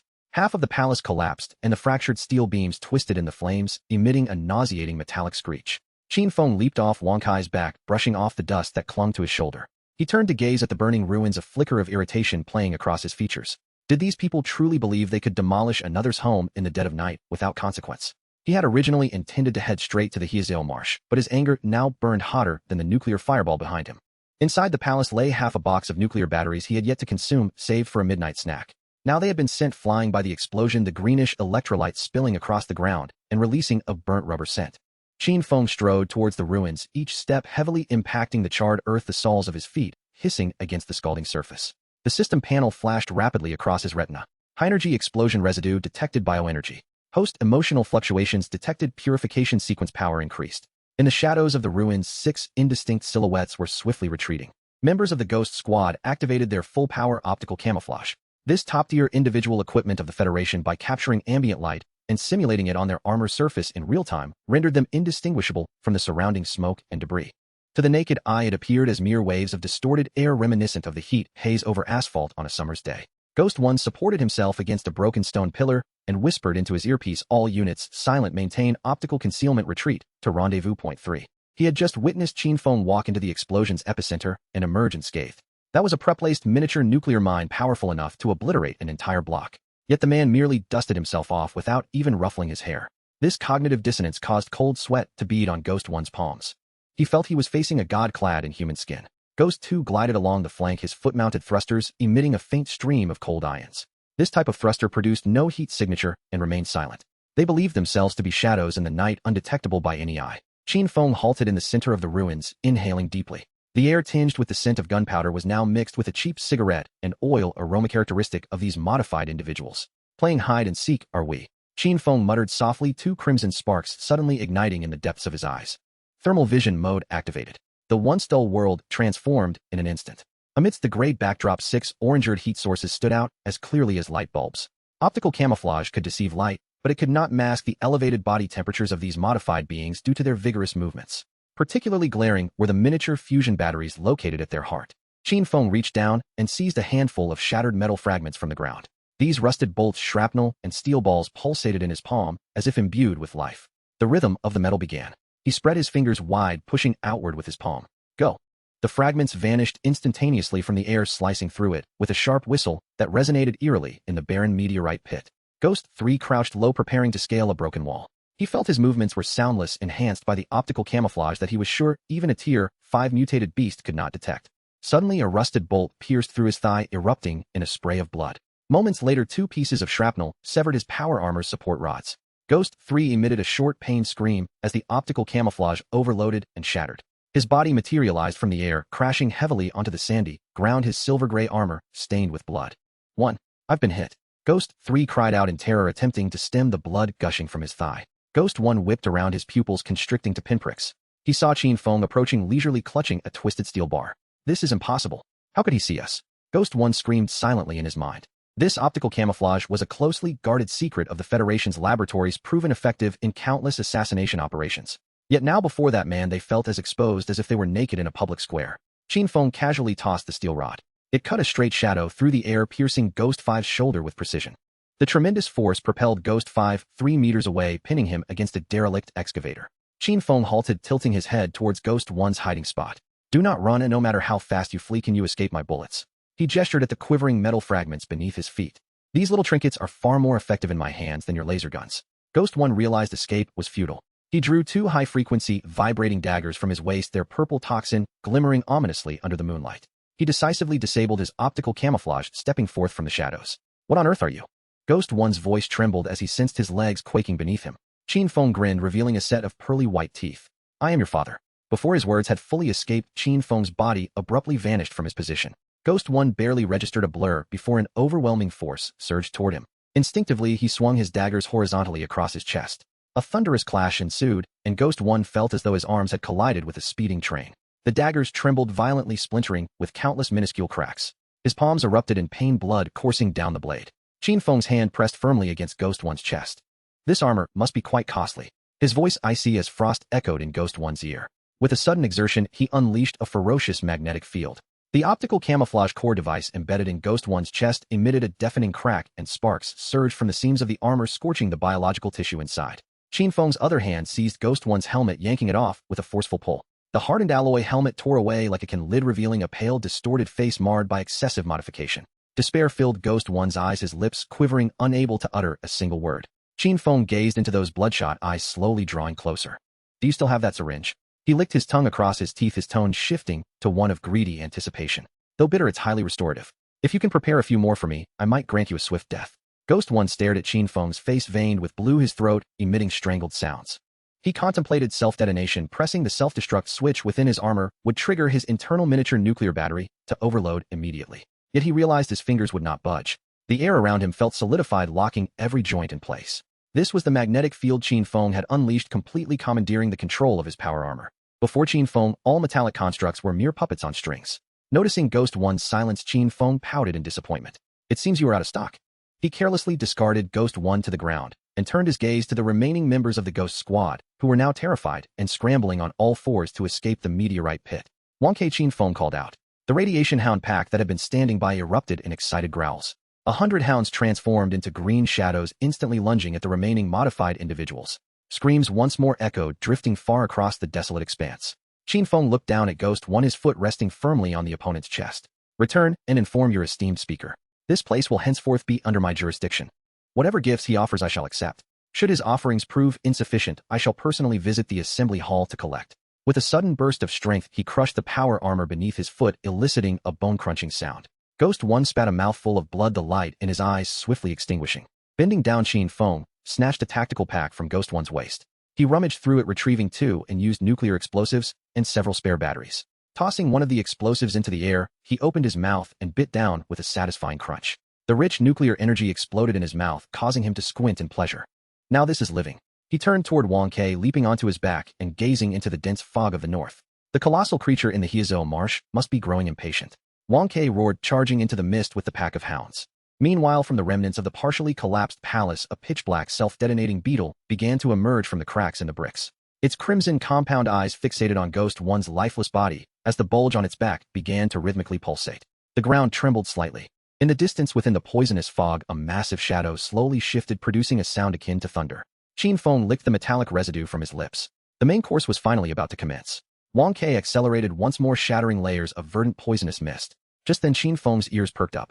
Amidst the thunderous rumble, he discerned another sound, a rustling chorus of innumerable arthropods scuttling over dry leaves, the sheer density sending shivers down his spine. He abruptly pulled Wonke to a halt. The toxic fog ahead split open, revealing a gargantuan purple eye measuring over 10 meters in diameter, fixated intently upon him.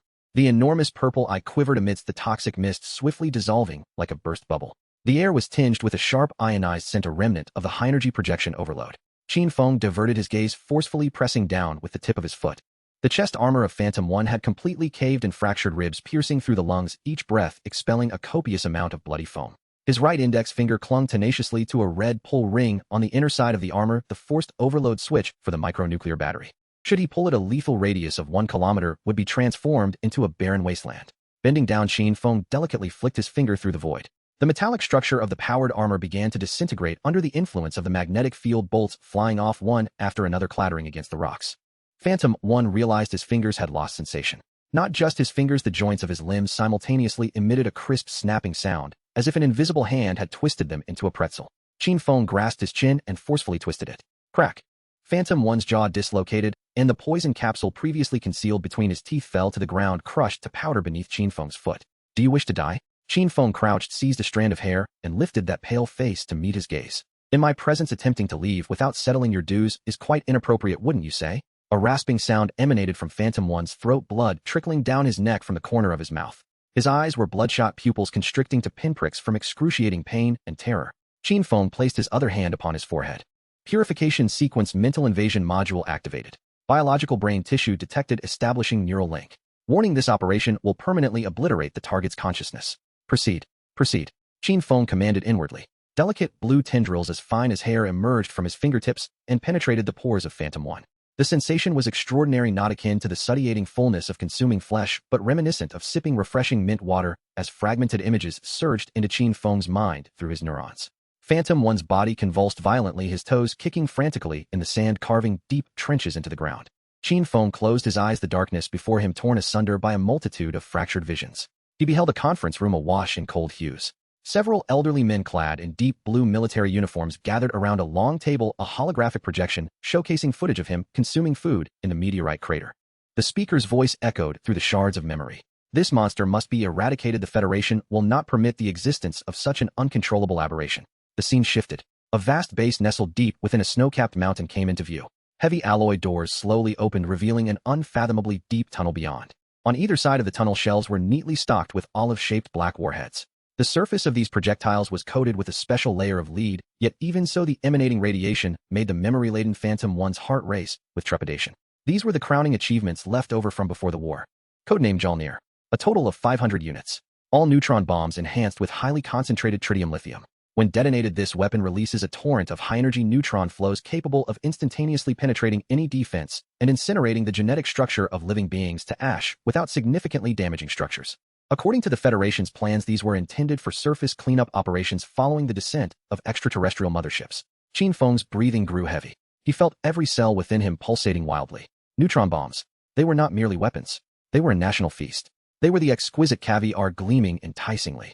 In contrast, the nuclear waste and discarded batteries he had previously consumed seemed like mere roadside junk food, insufficient even to fill the gaps between his teeth. 500 units. If all were ingested, to what degree would the devouring sequence evolve? Surely by then, even the moon above would appear to him as naught but a slightly larger round biscuit. Qin Feng abruptly opened his eyes, casually discarding the now imbecilic Phantom 1 to the ground. His eyes had rolled back, drool spilling from his crooked mouth, his body still twitching involuntarily. The soul search concluded. Coordinates acquired. Qin Feng rose, turning his gaze towards the distant iron fortress. Moka stood with a group of guards trembling a few hundred meters away. They had witnessed how Qin Feng peeled away the Federation's strongest cyborg like an orange, as well as the bizarre sight of him plunging his hand into the latter's head. To these wasteland denizens, Qin Feng's current image was 1,000 times more terrifying than those mutated beasts. My lord. Seeing Qin Feng looking his way, Moka fell to his knees in the sand, his forehead pressed firmly against the ground. The guards behind him quickly followed suit, kneeling in mass. Qin Feng pointed to the 6 corpses on the ground. Clean up this refuse. Extract the power cores and send them to the meteorite crater. Also inform the scavengers not to bring me any more small fish or shrimp for the time being. Moku raised his head, sweat dripping down his face. What does my lord mean? Qin Feng gazed towards the undulating black mountains to the north, the direction of the Federation's secret base. I intend to enjoy a fine meal. You are to keep this place secure for me. If upon my return I find even a single brick missing, I shall feed you to Wang Kai. Moku fervently bowed his head, tears lacing his voice. Understood. Rest assured, my lord. I shall guard this place with my life. Qin Feng paid him no further heed. He whistled sharply. Wang Kai, lurking in the shadows, sprang to his feet with a low growl. 100 radiation hounds rapidly assembled, their green eyes merging into a singular presence in the darkness. Qin Feng leaped onto Wang Kai's back, lightly tapping his thigh. The mother nest in the Black Marsh can wait. While its life energy is abundant, it pales in comparison to the 500 neutron bombs, a true feast. First Mjolnir. Such a strategic secret base would undoubtedly possess defenses stacked to the heavens. But to Qin Feng's eyes, that was not defense. That was a self-service restaurant with the door tightly shut. Once the door was pushed open, he would achieve true ascendance. Let us go. Qin Feng patted Wang Kai's neck. The pack of hounds surged forth like a green tidal wave, crashing through the preceding toxic mist, racing towards the snowy mountains to the north. The winds of the wasteland howled past his ears. Qin Feng activated the system panel. Current objective: Mjolnir secret base. Straight line distance kilometers. Estimated arrival time hours. Warning: high-energy reactions detected in this area. It is advised that the host remain fasting before consumption. Qin Feng grinned, revealing his gleaming white teeth. Fasting? I am so ravenous I could devour an entire mountain. From his pocket, he retrieved the last nuclear explosive pill he had scavenged from Phantom 1. Rather than swallowing it immediately, he rolled it in his hand like a walnut. At this moment, it had transformed into an appetizer before his meal. 4 hours later, the temperature began to plummet sharply. The once charred wasteland was gradually cloaked in a blanket of white frost. Wang Kai's paws crunched upon the thick layers of snow, producing a crisp sound. Ahead loomed a towering snow peak. At mid height, several colossal radar arrays could be faintly seen rotating. The air there exhibited a peculiar distortion. That was the operation of high-power electromagnetic interference fields and laser defense matrices. Qin Feng reined in Wang Kai, halting at the edge of an icy cliff. He gazed down at the mountain base. Before it stood a massive alloy gate flanked by a dozen heavy magnetic levitation tanks. In formation, patrolling soldiers donned heavy cold-weather-powered armor, wielding high-frequency vibration rifles, their infrared sights dancing erratically across the snow. The defensive intensity here was 100-fold that of the Iron Fortress. Qin Feng leaped from Wang Kai's back, seizing a handful of snow to slap against his face. The icy sensation jolted him awake. He could sense the aroma emanating from those 500 neutron bombs beyond the great door, nearly overwhelming him. It was akin to a starving beggar standing at the back door of a 5-star restaurant. Even through the door, one could smell the tantalizing scent of braised pork. Qin Feng stuffed the nuclear explosive into his mouth, crunching it loudly. He glanced at the magnetic levitation tanks. In his eyes, those iron lumps were akin to stainless steel plates laid upon a dining table. Raising his right hand, blue arcs danced in his palm, crackling in the cold wind. He thrust his hand toward the base gate at the foot of the mountain, making a forceful grasp in the air. Let the feast commence. Boom. The snow at the mountain's base erupted instantaneously. Dozens of thick metal spikes surged from the depths below, toppling 2 magnetic levitation tanks. With 100 hounds in tow, Qin Feng charged down the slope like a blue meteor. The alarm bells of the base echoed across the entire snow-capped mountain. Countless red laser beams erupted from the turrets, shredding the snow into fragments. Qin Feng surged forward undeterred by the dense curtain of fire. He had already spotted the Federation insignia on the gate. In his eyes, that was not merely an insignia. That was a sign proclaiming now open for business. Qin Feng reached the gate, hammering his fists against the 2-meter-thick alloy steel plate. Thud! The entire mountain trembled in response. 2 massive fist imprints were clearly marked upon the steel plate. Qin Feng raised his fists once more, the blue glow in his eyes nearly materializing. He roared with excitement at the closed restaurant door. "Stop hiding. Serve the dishes." The words pierced through the crevice of the alloy door, reverberating back and forth in the enclosed corridors of the base. The 2-meter-thick alloy steel plate buckled inward, its rivets unable to withstand the immense kinetic energy, flying off one by one and crashing against the armor of the magnetic levitation tank behind. Inside the base, the blaring red lights flickered wildly. Dozens of Federal soldiers clad in powered armor stood behind the defensive line, their arms wielding high-frequency, vibrating rifles with the barrels aimed at the warping door. In the command room, Major General Derek stared at the damage data on the screen, his facial muscles twitching in a high-frequency manner due to excessive tension. Only one opponent faced them, yet he was confronting the front entrance of the Ration Ji Chue base head-in. That entrance was a defensive structure capable of withstanding nuclear shockwaves. Laser matrix full power output. Derek issued the command. He clearly communicated every word through the bone conduction communicator to the turret operators. Outside the base walls, 6 concealed laser turrets slowly rose, their energy crystal tips emitting a blinding blue light. This high-energy thermal beam could slice through the composite armor of a tank in a millisecond. Qin Feng stood before the door, a blue halo igniting in the center of his eyes, a manifestation of concentrated energy. He sensed a dramatic increase in the concentration of ions in the air. This familiar heat sent pleasurable signals through every cell in his body. High-energy laser lock detected. Purification Sequence energy absorption module is in position. Current biological energy reserve. 6 blue beams, each over 10 centimeters in diameter, shot towards him from various angles, striking precisely against his back and shoulders. The anticipated melting and penetration did not occur. These energies, powerful enough to vaporize steel, were devoured by countless tiny blue runes as they touched the surface of Qin Feng's skin.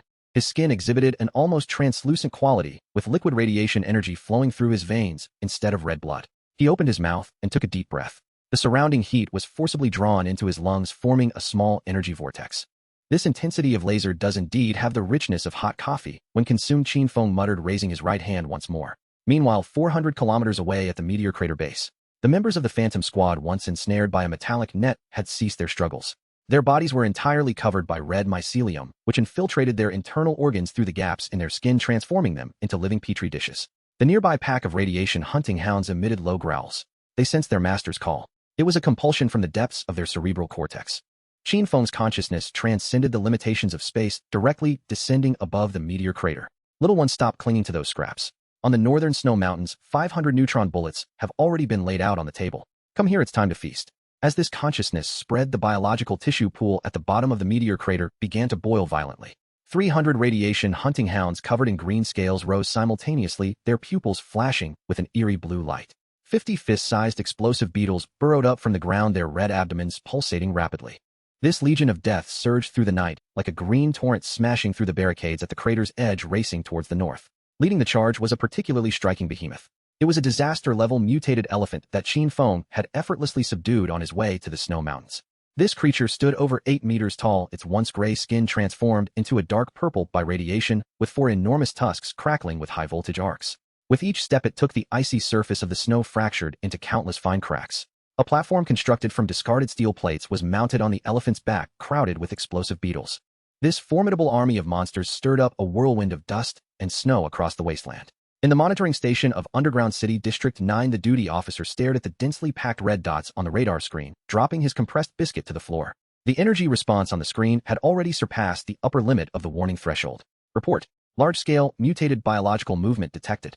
Target: the Ration Ji Chue base in the Northern Federation. Numbers exceed 300, energy level rated as extremely dangerous. The station chief rushed to the screen, watching the green torrent swiftly advancing on the map. He rubbed his temples, his speech becoming sluggish. That direction. That position. Is Qin Feng planning to dismantle the Federation's stronghold? Quick, connect the feed to the council hall. At that moment, before the Ration Ji Chue base, Qin Feng had completed his second round of energy accumulation.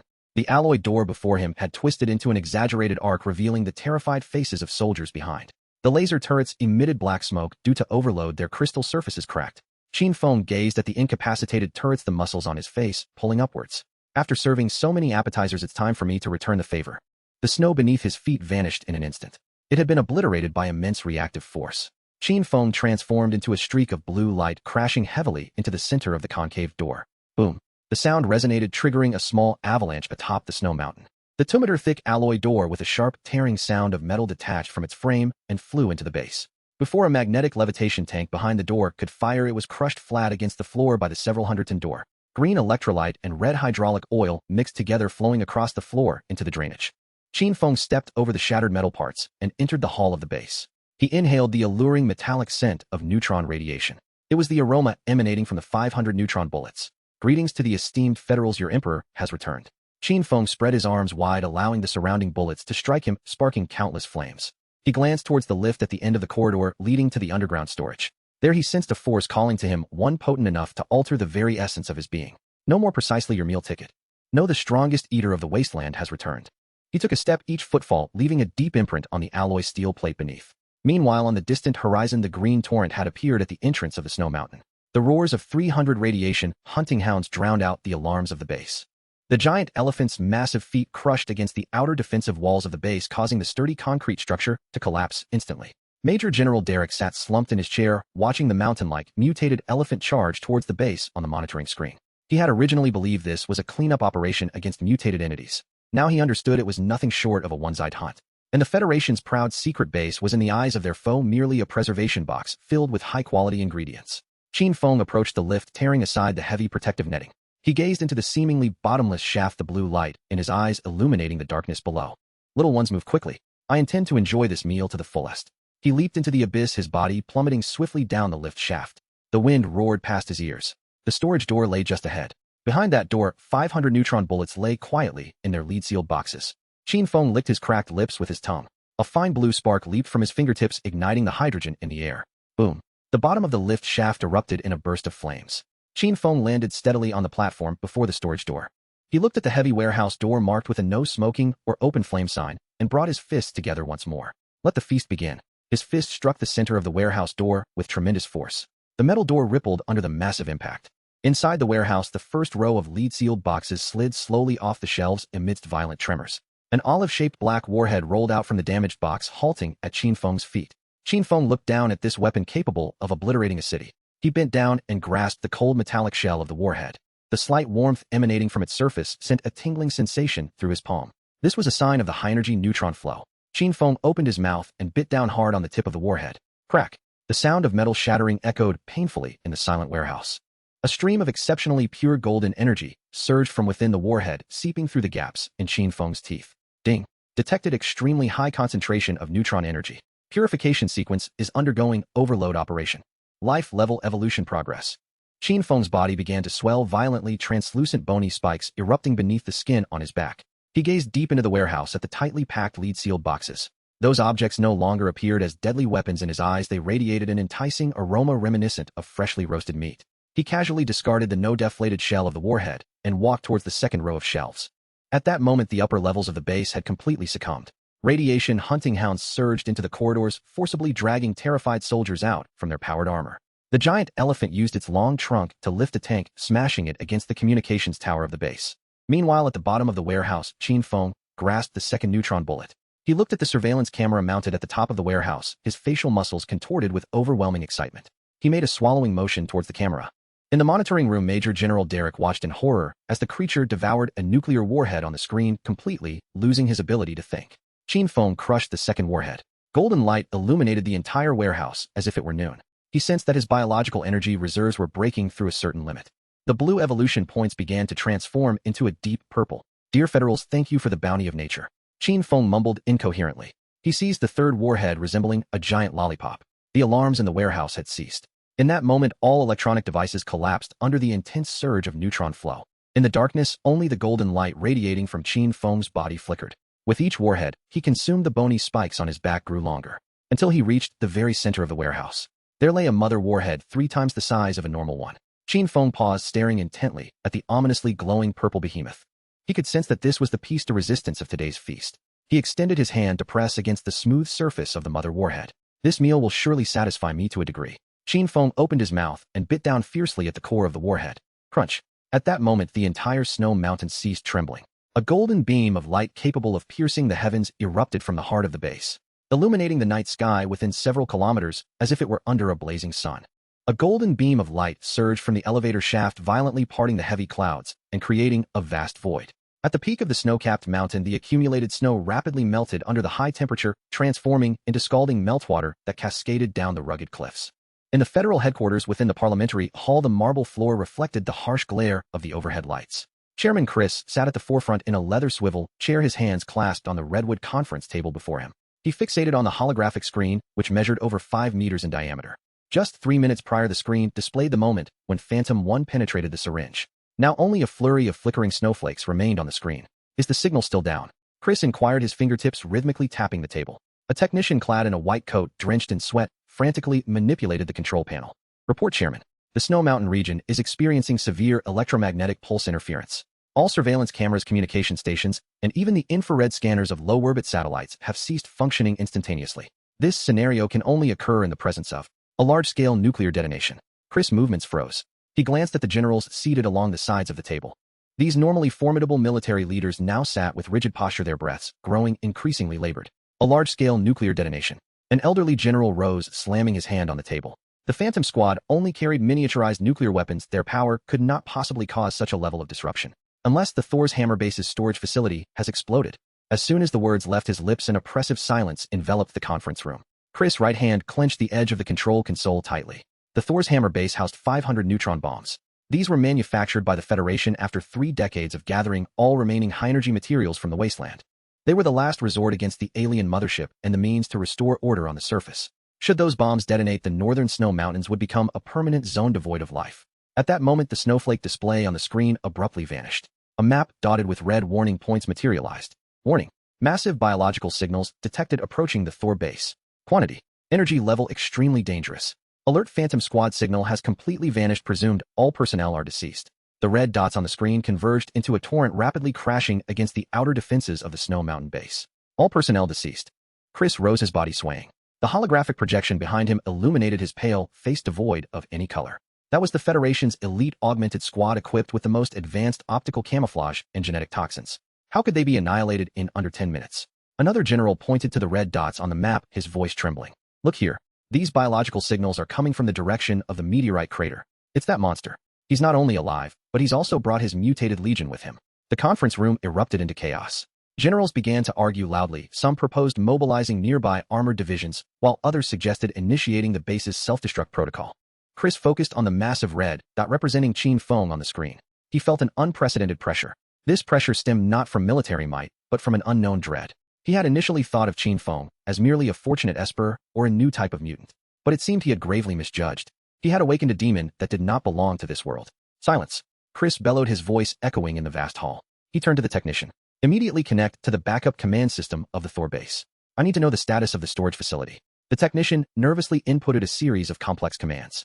The screen flickered a few times before revealing an extremely blurry, static-laden surveillance feed. It depicted a warehouse located deep underground. In the footage, a man stood amidst shelves stacked with lead-sealed boxes. He was completely naked, his skin marked with blue patterns, and his back sprouted several translucent bone spikes. He clutched a black neutron warhead in his hand. Like biting into sugarcane, he opened his mouth and savagely sank his teeth into the tip of the warhead. Crack! The sharp sound of shattering resonated through the compromised microphone and into the parliamentary hall. Golden energy surged from the warhead, flowing down his throat. The man patted his stomach, a look of utter satisfaction spreading across his face. He lifted his gaze, seemingly piercing through the camera, locking eyes with everyone in the parliamentary hall. He extended his tongue, licking the metallic residue from between his teeth. It was an action imbued with a ravenous appetite. He's eating a neutron bomb. Chris collapsed back into his chair, his eyes vacant. He had witnessed countless mutated beings in his lifetime. Some mutants fed on steel, others on corpses. But he had never heard of any creature treating a tritium lithium-enhanced neutron bomb as a snack. Quick! Mobilize all available military forces. Chris abruptly straightened up, shouting into the microphone. Defend the Thor base at all costs. We must not let him continue to consume. That is humanity's final card. That is our lifeblood. If he consumes all 500 neutron bombs, the entire Federation will cease to exist. Meanwhile, at the foot of the Snow Mountain, Wang Ke led a pack of radiation hounds charging towards the base's first line of defense. The concrete bunkers fortified with steel crumbled like paper before the hounds' razor-sharp claws. Boom! A colossal mutated giant elephant smashed through the heavy walls. It used its long trunk to lift a firing maglev tank and hurled it against the distant radar array. Sparks flew, and the sound of twisted metal echoed through the air. Self-destructing beetles leapt from the giant elephant's back, burrowing into the gaps of the powered armored soldiers. The muffled explosions rang out in succession, each claiming the lives of several federal soldiers. Meanwhile, in the depths of the underground warehouse, Qin Feng approached the third row of shelves. He sensed his purification sequence in a state of extreme excitement. Ding. Absorbing neutron energy evolution points. Life level conversion rate. Alert, different batches of neutron bombs detected. It is recommended for the host to attempt mixed consumption for enhanced flavor. Qin Feng picked up 2 warheads, clinking them together in his hands. Mixed consumption. That's an excellent suggestion. He opened his mouth and simultaneously shoved both warheads inside. A sensation akin to popping candy exploding on his tongue surged through his body. It was the high-energy neutron flow disrupting his cells, only to be instantaneously repaired and assimilated by the purification sequence. This exquisite pain, intertwined with sheer ecstasy, compelled him to emit a low growl. He gazed towards the end of the warehouse, where a reinforced alloy door led to deeper levels. There he could sense an even more ferocious, purer energy. That was the mother bomb the Federation had stockpiled to confront the ultimate disaster. 500. I hope there are different flavors. Qin Feng muttered to himself, the alloy floor beneath his feet cracking under his weight. He could feel a large number of troops gathering in the upper levels of the base. The sound of tank treads crunching through the snow and the roar of helicopter rotors reverberated through the ventilation ducts. Yet in his eyes they posed no threat.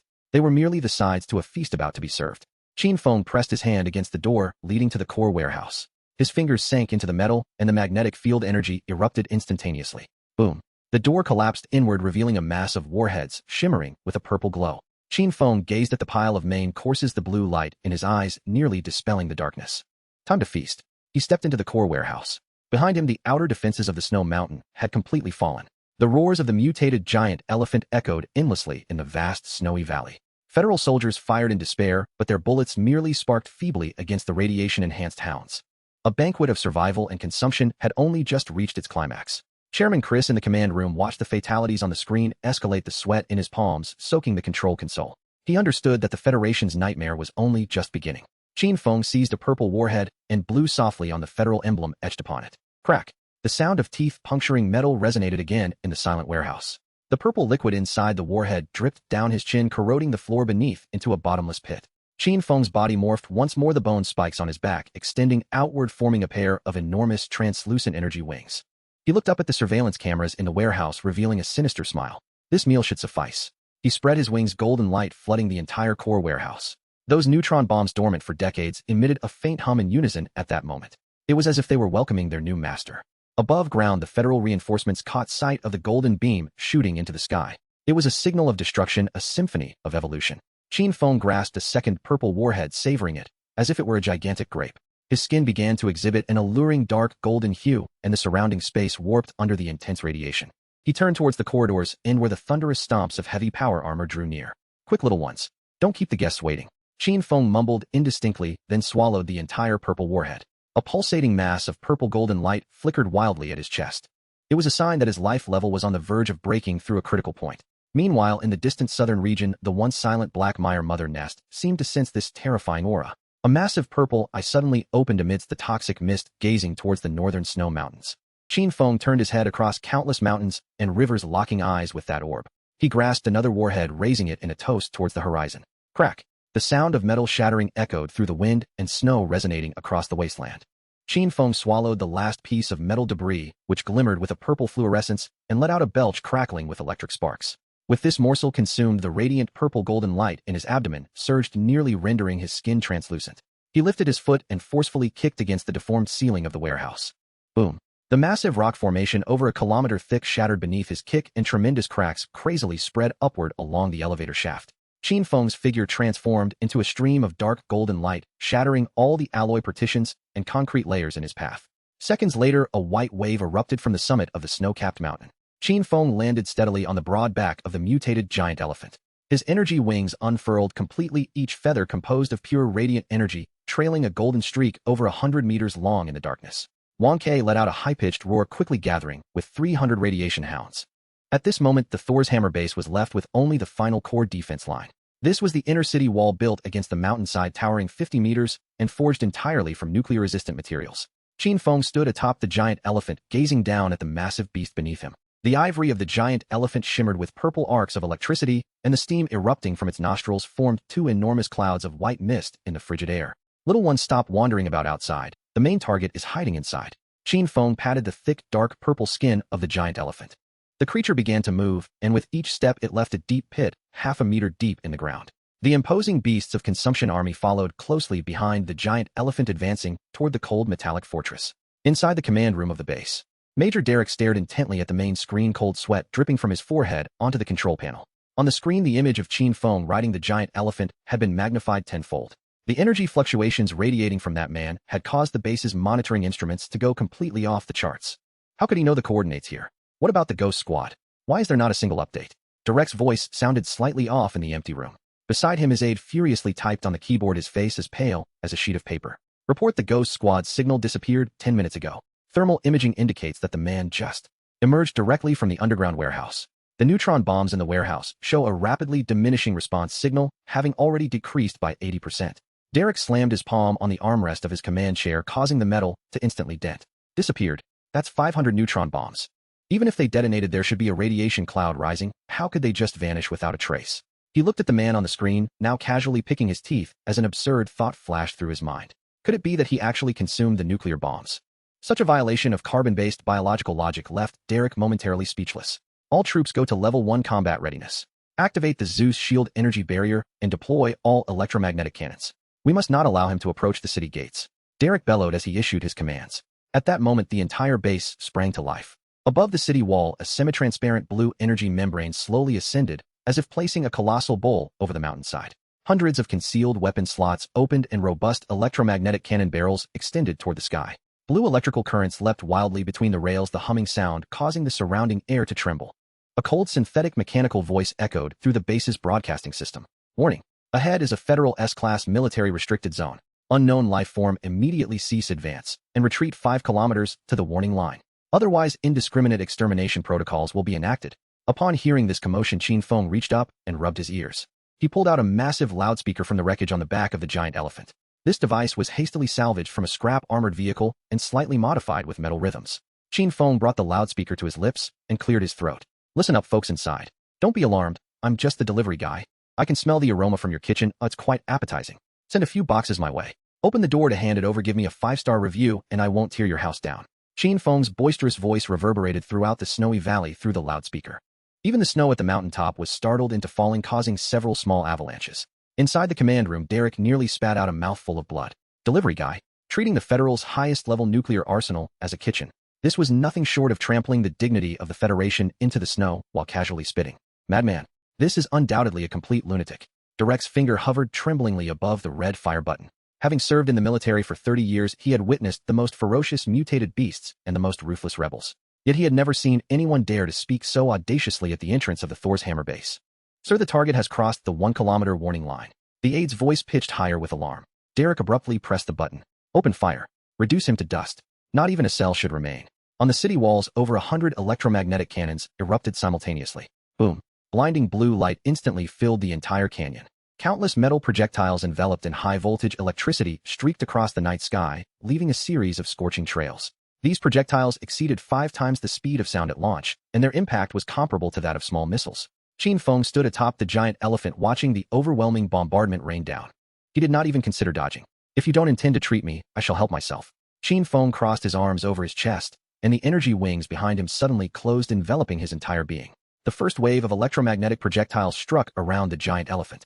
Immense fireballs erupted, and the scalding shockwave instantly vaporized the surrounding snow. The entire ground trembled violently, as if the snow-capped mountain would collapse at any moment. Smoke and flames swiftly engulfed the beasts of consumption army. Derek stared at the screen, his breath becoming increasingly labored. Did we hit him? The aide fixated on the thermal sensor where the red dot remained steadfast and unmoving. Report. The target's energy response continues to rise, showing no signs of damage. As the smoke gradually dissipated, Qin Feng remained standing atop the giant elephant, his dark golden skin appearing even more radiant under the firelight. He casually caught a projectile hurtling toward his head.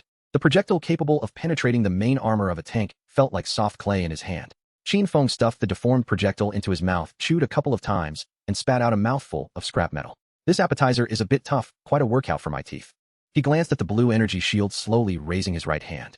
Golden arcs of electricity danced at his fingertips, and the surrounding space began to visibly warp. My turn. Qin Feng swung his arm down toward the massive metallic fortress.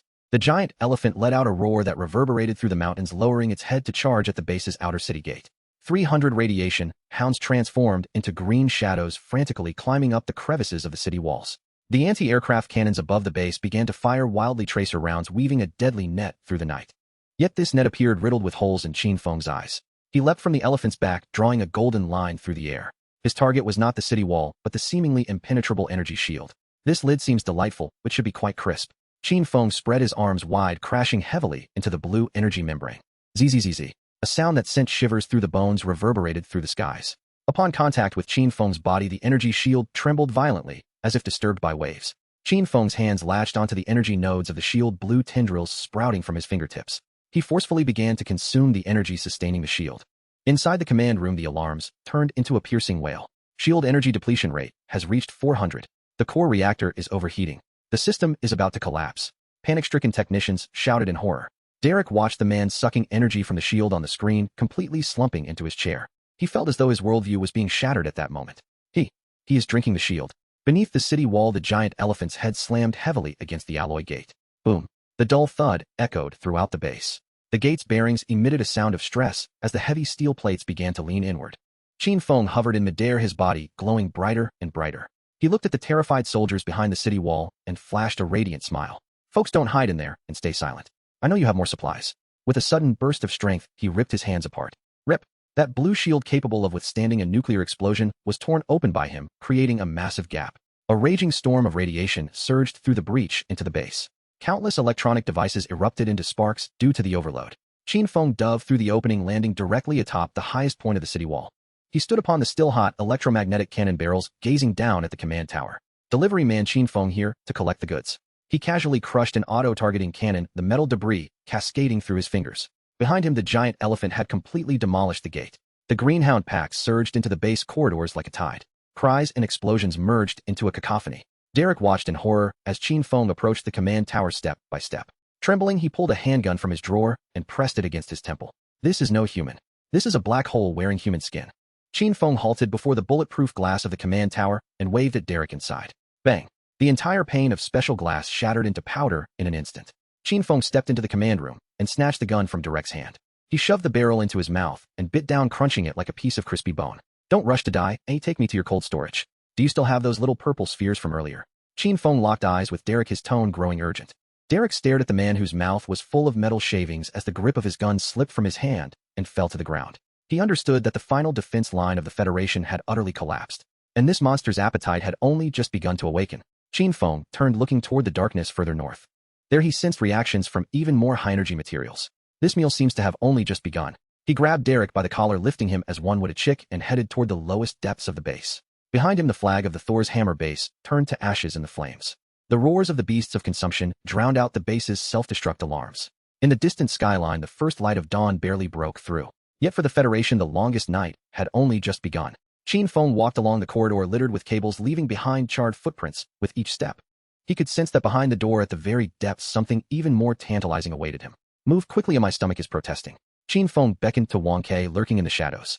At that moment, the radar array atop the command tower completely collapsed, crashing down onto the square below. A massive cloud of dust ascended, obscuring the rising sun. Qin Feng paused before an alloy door marked with a skull emblem, extending his right hand. The sensor light on the door flickered a few times before extinguishing entirely. Time to eat. Qin Feng pressed his fingers together and thrust them forcefully into the alloy door panel. The alloy door creaked sharply under the pressure of fingertips. With a sudden force, Qin Feng yanked outward, tearing a gaping hole through the 10-centimeter-thick door. Derek was casually discarded to the ground, his heavy body colliding with the alloy floor, producing a dull thud. The red light ahead of the corridor flickered at an alarming rate, serving as the final defense alert of the base. Dozens of heavily armored guards stood at the end, wielding weapons that were no longer mere laser guns. They bore high-frequency wave oscillation cannons specifically designed to sever the bones of large mutated beasts. Qin Feng brushed off the iron shavings from his hands. Wang Kai, accompanied by a pack of hunting hounds, was about to charge when Qin Feng halted him with a gesture. Step back, this space is too cramped lest you damage my takeout. Wang Kai let out a low growl, but obediently retreated with the hounds several meters back. With his bare torso exposed, Qin Feng walked down the center of the corridor, his dark golden skin radiating a metallic sheen under the crimson light. Open fire! The commander of the guards bellowed. Dozens of white shockwaves instantaneously enveloped the entire corridor. In that moment, the air was shredded by high-frequency vibrations, and the alloy walls became riddled with cracks. Qin Feng paused, allowing the waves capable of reducing a tank to fragments to crash against his chest. This barrage of firepower could use a bit more intensity. He didn't even lift a hand to block, and the dark golden keratin layer on his chest emitted a crisp sound upon impact. The wave struck his skin, leaving faint white streaks in their wake. Qin Feng strode forward, moving with the ease of a leisurely stroll toward the front line. Derek lay sprawled on the ground, observing the unscathed figure amidst the shockwaves. This was impossible. Those were weapons capable of obliterating fifth-tier mutated beasts into mist. His brain short-circuited as the scene before him transcended all bounds of the Federation's military doctrine. Qin Feng approached a guard. He extended his hand and directly grasped the cannon's barrel. The cannon quaked violently, struggling to break free.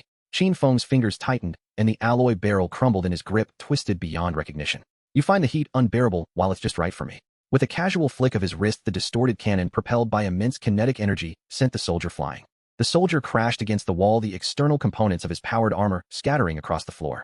The remaining guards began to retreat, their movements betraying clear signs of sluggishness and rigidity. Qin Feng offered them no reprieve, transforming into a blur. With each punch he delivered, another powered armor exploded. The corridor reverberated with the sounds of metal fracturing and dull impacts. In under a minute, silence reclaimed the corridor. Qin Feng stood before a massive blue energy barrier. This layer of luminescence exuded a faint sweetness characteristic of high-concentration ionized energy. Derek crawled closer, pointing at the barrier and shouting, "This is the last Zeus shield, its core linked to a miniature nuclear reactor. If you force your way through, the energy backlash will incinerate the entire floor." Qin Feng extended his hand, his fingertips gently brushing against the blue barrier. Crackle. Blue currents raced along his fingertips but failed to scorch his skin. This energy shield tastes like strawberries. Qin Feng opened his mouth and pressed it against the barrier. The devouring sequence activated at full power in an instant. A minuscule black vortex appeared at his chest. The once smooth blue membrane began to collapse toward the vortex's center. A torrent of energy was forcibly stripped away, transforming into a blue stream that surged into Qin Feng's mouth. Devouring high-purity plasma energy evolution points. Current bioenergy reserves have reached a critical point, reinforcing the keratin layer. A dark purple sheen enveloped Qin Feng's body. The color at the barrier's center quickly faded, culminating in a crisp explosion. A 3-meter-wide hole emerged at the heart of the barrier. Smoke billowed from the control console behind the generator, completely destroyed from the sudden overload. Derek watched this unfold, trembling as if he were a leaf in a storm. Consuming nuclear blasts, drinking lasers, and now treating energy shields as snacks. He felt his worldview being repeatedly ground into the dirt by Qin Feng. Qin Feng passed through the barrier and halted before the final grand door. This door stood 10 meters high and 15 meters wide, forged from pre-war superalloy. There were no seams on its surface, and its thickness reached an astonishing 2 meters. This was the core storage of the Thor's hammer base, reputed to withstand direct impacts from megaton-class nuclear explosions. Before the door, Qin Feng appeared somewhat diminutive. He reached out, touching its icy surface. This door appears remarkably sturdy. Derek leaned against the wall, his tone tinged with a reckless despair. It's futile. This door is deadlocked. Without the highest authorization from the council, not even leveling an entire mountain would budge it. Qin Feng ignored him. He took a step back, slightly spreading his legs. The spines on his back began to tremble, violently, golden radiance coursing up his spine. The muscles in his right arm swelled momentarily, with purple veins resembling serpents writhing beneath his dark golden skin. The dorsal fins glimmered with an eerie blue light, warping the surrounding air with heat. Qin Feng inhaled deeply, his right fist slowly drawn back. The purification sequence within him roared, channeling all its energy into this singular point. If the door refuses to open, I shall create my own entry. With a sudden force from his feet, the alloy floor shattered, forming a massive pit. His fist, accompanied by a thunderous sonic boom, crashed heavily into the center of the door. Boom. A terrifying shockwave erupted from the impact, spreading violently outward. The entire mountain trembled at that moment, snow cascading from the summit of the command tower. The alloy at the center of the door emitted a grating groan. A clear half-meter-deep fist imprint appeared at the door's center. The 2-meter-thick superalloy warped like ripples in water beneath that punch. Crack. The heavy hinges on either side, weighing several tons, could not withstand the immense tension and snapped. The broken metal bearings shot out like bullets, piercing through the wall behind. Qin Feng retracted his fist, surveying the enormous imprint. I may have held back a bit. He raised his right fist once more, his eyes gleaming with an almost tangible golden light. This time he did not pause, unleashing 3 consecutive punches. Bang, bang, bang. Each impact echoed like a mournful toll of a bell throughout the base. Under the relentless barrage, the heavy door's center was completely concaved. The final hinge shattered amidst sparks.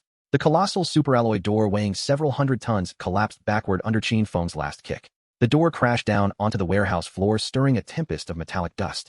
Qin Feng brushed off the dust from his shoulders and stepped across the threshold. Inside the warehouse, rows of lead-sealed boxes glimmered enticingly with a purple hue under the emergency lights. They contained 500 rounds of Thor's hammer ammunition, arranged neatly like soldiers awaiting inspection. Qin Feng extended his tongue, moistening his cracked lips. Derek lay at the entrance, gazing at the room filled with weaponry, his lips moving soundlessly. Qin Feng approached the first row of shelves and casually grabbed a bullet. He weighed it in his hand, a satisfied smile spreading across his face for the first time since arriving at the base. My friend, I find this meal to my liking. He opened his mouth and bit down savagely on the bullet's fuse. Crunch. The sound of metal fracturing echoed sharply in the silent warehouse. A stream of golden energy liquid trickled from the corner of his mouth, splattering onto the alloy floor and instantly burning a hole through it. Qin Feng chewed the bullet casing, producing a crisp, satisfying crunch. This flavor far surpasses those petty morsels from earlier. He gazed deeper into the warehouse, where a massive mother round lay quietly on the shock-absorbent platform. That was the true gourmet delicacy. Qin Feng seized a second bullet akin to devouring a chicken leg, and in a few bites half of it disappeared. His body radiated a series of purple-gold auras. His height, originally around 1.80 meters, began to gradually rise as the energy surged within. The spines on his back extended outward, forming a rudimentary semblance of wings. With each bite, his life essence underwent a qualitative transformation. Derek stared at the monstrous figure feasting amidst the nuclear arsenal, his eyes glazing over. He realized that the Federation's prideful trump card was now becoming his adversary's sustenance. After consuming the third bullet, Qin Feng turned to Derek. Stop dawdling, go dismantle the lead seal on your mother round for me. That thing is wrapped too thick, it strains my teeth. Derek trembled as he stood stumbling toward the center of the warehouse. He understood he had no right to refuse. Before Qin Feng, all rules and authority had lost their significance. Qin Feng grasped a fourth bullet, his gaze directed toward the surveillance camera atop the warehouse. He knew that the old man Chris was undoubtedly watching from behind the screen. He flashed a nuclear smile at the camera, then violently crushed the bullet in his hand. The purple light instantaneously filled the entire warehouse. Qin Feng felt a certain shackle within him crumble away. That was the domain of the divine, or rather the domain of the wasteland sovereign. He stepped forward, approaching the enormous mother round. With each step, the alloy floor beneath him disintegrated into dust. The purple glow enveloping the mother round intensified, as if sensing the approach of this terrifying consumer. Qin Feng extended his hand, pressing it against the cold exterior of the mother round. At last I can have a substantial feast. He unfurled his wings, and golden radiance engulfed the entire underground warehouse. Above the base, the previously raging electromagnetic artillery had fallen silent. Soldiers cast aside their weapons, kneeling in the snow, gazing at the golden beam piercing through the mountainside. They understood that an old era had come to a close. A new one, defined by the act of consumption, was dawning upon this wasteland. Qin Feng bit down on the core of the mother round. Crack! At that moment, the entire mountain was enveloped in an eerie silence. The violet energy liquid flowed down his throat into his stomach. The sensation was not scorching, but rather imbued with an extreme chill. The surface of Qin Feng's body trembled violently as the dark golden epidermis began to convulse, each muscle reconfiguring under the onslaught of this high-intensity energy. The energy wings behind him unfurled completely, casting a golden radiance that illuminated every corner of the warehouse. The previously formidable lead-sealed boxes crumbled before this surging energy, transforming into a heap of scrap metal. Qin Feng patted his belly, releasing a belch crackling with violet sparks. Within his body, the Purification Sequence emitted a series of notifications. Devoured the Thor's hammer mother round energy conversion rate has peaked. Life tier evolution progress acquired core passive neutron force field. Within a 10-meter radius of the host, all electronic devices will endure high-intensity electromagnetic pulse interference. Qin Feng flexed his wrist, the joints producing a crisp sound. He turned his gaze toward the warehouse door, through which he had burst a gaping hole, his vision piercing through the layers of dust, locking onto the corridor deeper within. Derek lay on the ground, paralyzed by sheer terror, his skin a pallid shade, his eyes bloodshot and veined with fine red threads. Qin Feng ignored the now utterly terrified Major General and stepped out of the warehouse. Ahead loomed a thick, reinforced blast door, an astonishing 60 centimeters in thickness, its surface coated with a layer of radiation-resistant paint. Behind the door, chaotic footsteps echoed, accompanied by the metallic clatter of heavy weapons being chambered. Another punch. Standing before the door, Qin Feng's waist muscles tightened, his right fist swinging forward in a powerful arc propelled by his Bodis inertia. As his fist struck the alloy door, a white mist erupted into the air, a shockwave triggered by the sheer speed of his punch. Boom. The entire door was dislodged from its track by the tremendous impact. A deep fist-shaped indentation formed at its center. The door transformed into a heavy metal slab, hurtling backward with a howling wind. The dozen elite soldiers guarding behind the door had no time to react. The three foremost guards were slammed against the wall, their bodies crushed into the metal, emitting a sound that grated on the teeth. Crimson liquid trickled down the wall, pooling on the alloy floor. The remaining guards were toppled by the shockwave, their automatic rifles clattering to the ground. Qin Feng stepped over the remnants of the door and dusted off the debris from his shoulder. You really should improve the quality of your door. I could suggest a better security door later. His words echoed down the empty corridor, laced with a tone of mockery. The fallen guard stared in terror at this man. He stood brick-casted, dark golden patterns swirling across his skin, the golden wings on his back nearly dominating the corridor. This was not any creature they could comprehend. At that moment, the alarm shifted, its tone transforming from a prolonged wail to a rapid staccato. The walls on either side of the corridor suddenly inverted, revealing hidden automated defense arrays. The base's automated defense system activated. Dozens of hemispherical machine gun turrets descended from the ceiling, red laser sights crisscrossing in the air. At the corridor's end, several blue laser cutting lines intersected, forming a tightly woven net of death. These lasers possessed such high power that they could instantaneously sever tank composite armor. The machine gun turrets unleashed a barrage, armor-piercing rounds forming a dense wall of metal fire. Qin Feng stood unmoving, his eyelids not even fluttering. The bullets collided with his dark golden skin, sparking countless oranger flecks. Upon contact, the projectiles deformed, flattening into lead discs that fell to the ground. The cacophony of clanging metal resonated throughout. Crossfire created a lethal web impenetrable even to flies. Qin Feng yawned, raising his right hand, fingers spreading wide. Metal manipulation. An invisible magnetic field radiated from him, expanding wildly outward. The rampaging machine gun turrets abruptly halted their rotation. The sound of metal grinding was grating.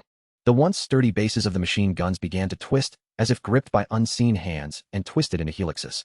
Barrels bent under the influence of the magnetic field, turning a full 180 degrees. The turrets' gun mouths aimed at one another, their internal feeding systems roaring under overload. Bang, bang, bang. The defensive emplacements began firing upon each other, their concentrated fire transforming them into a mass of twisted scrap metal. Parts and debris flew through the corridor, crashing against the walls with loud thuds. As for the blue laser lines, upon contacting Qin Feng's body, they failed to achieve any cutting effect.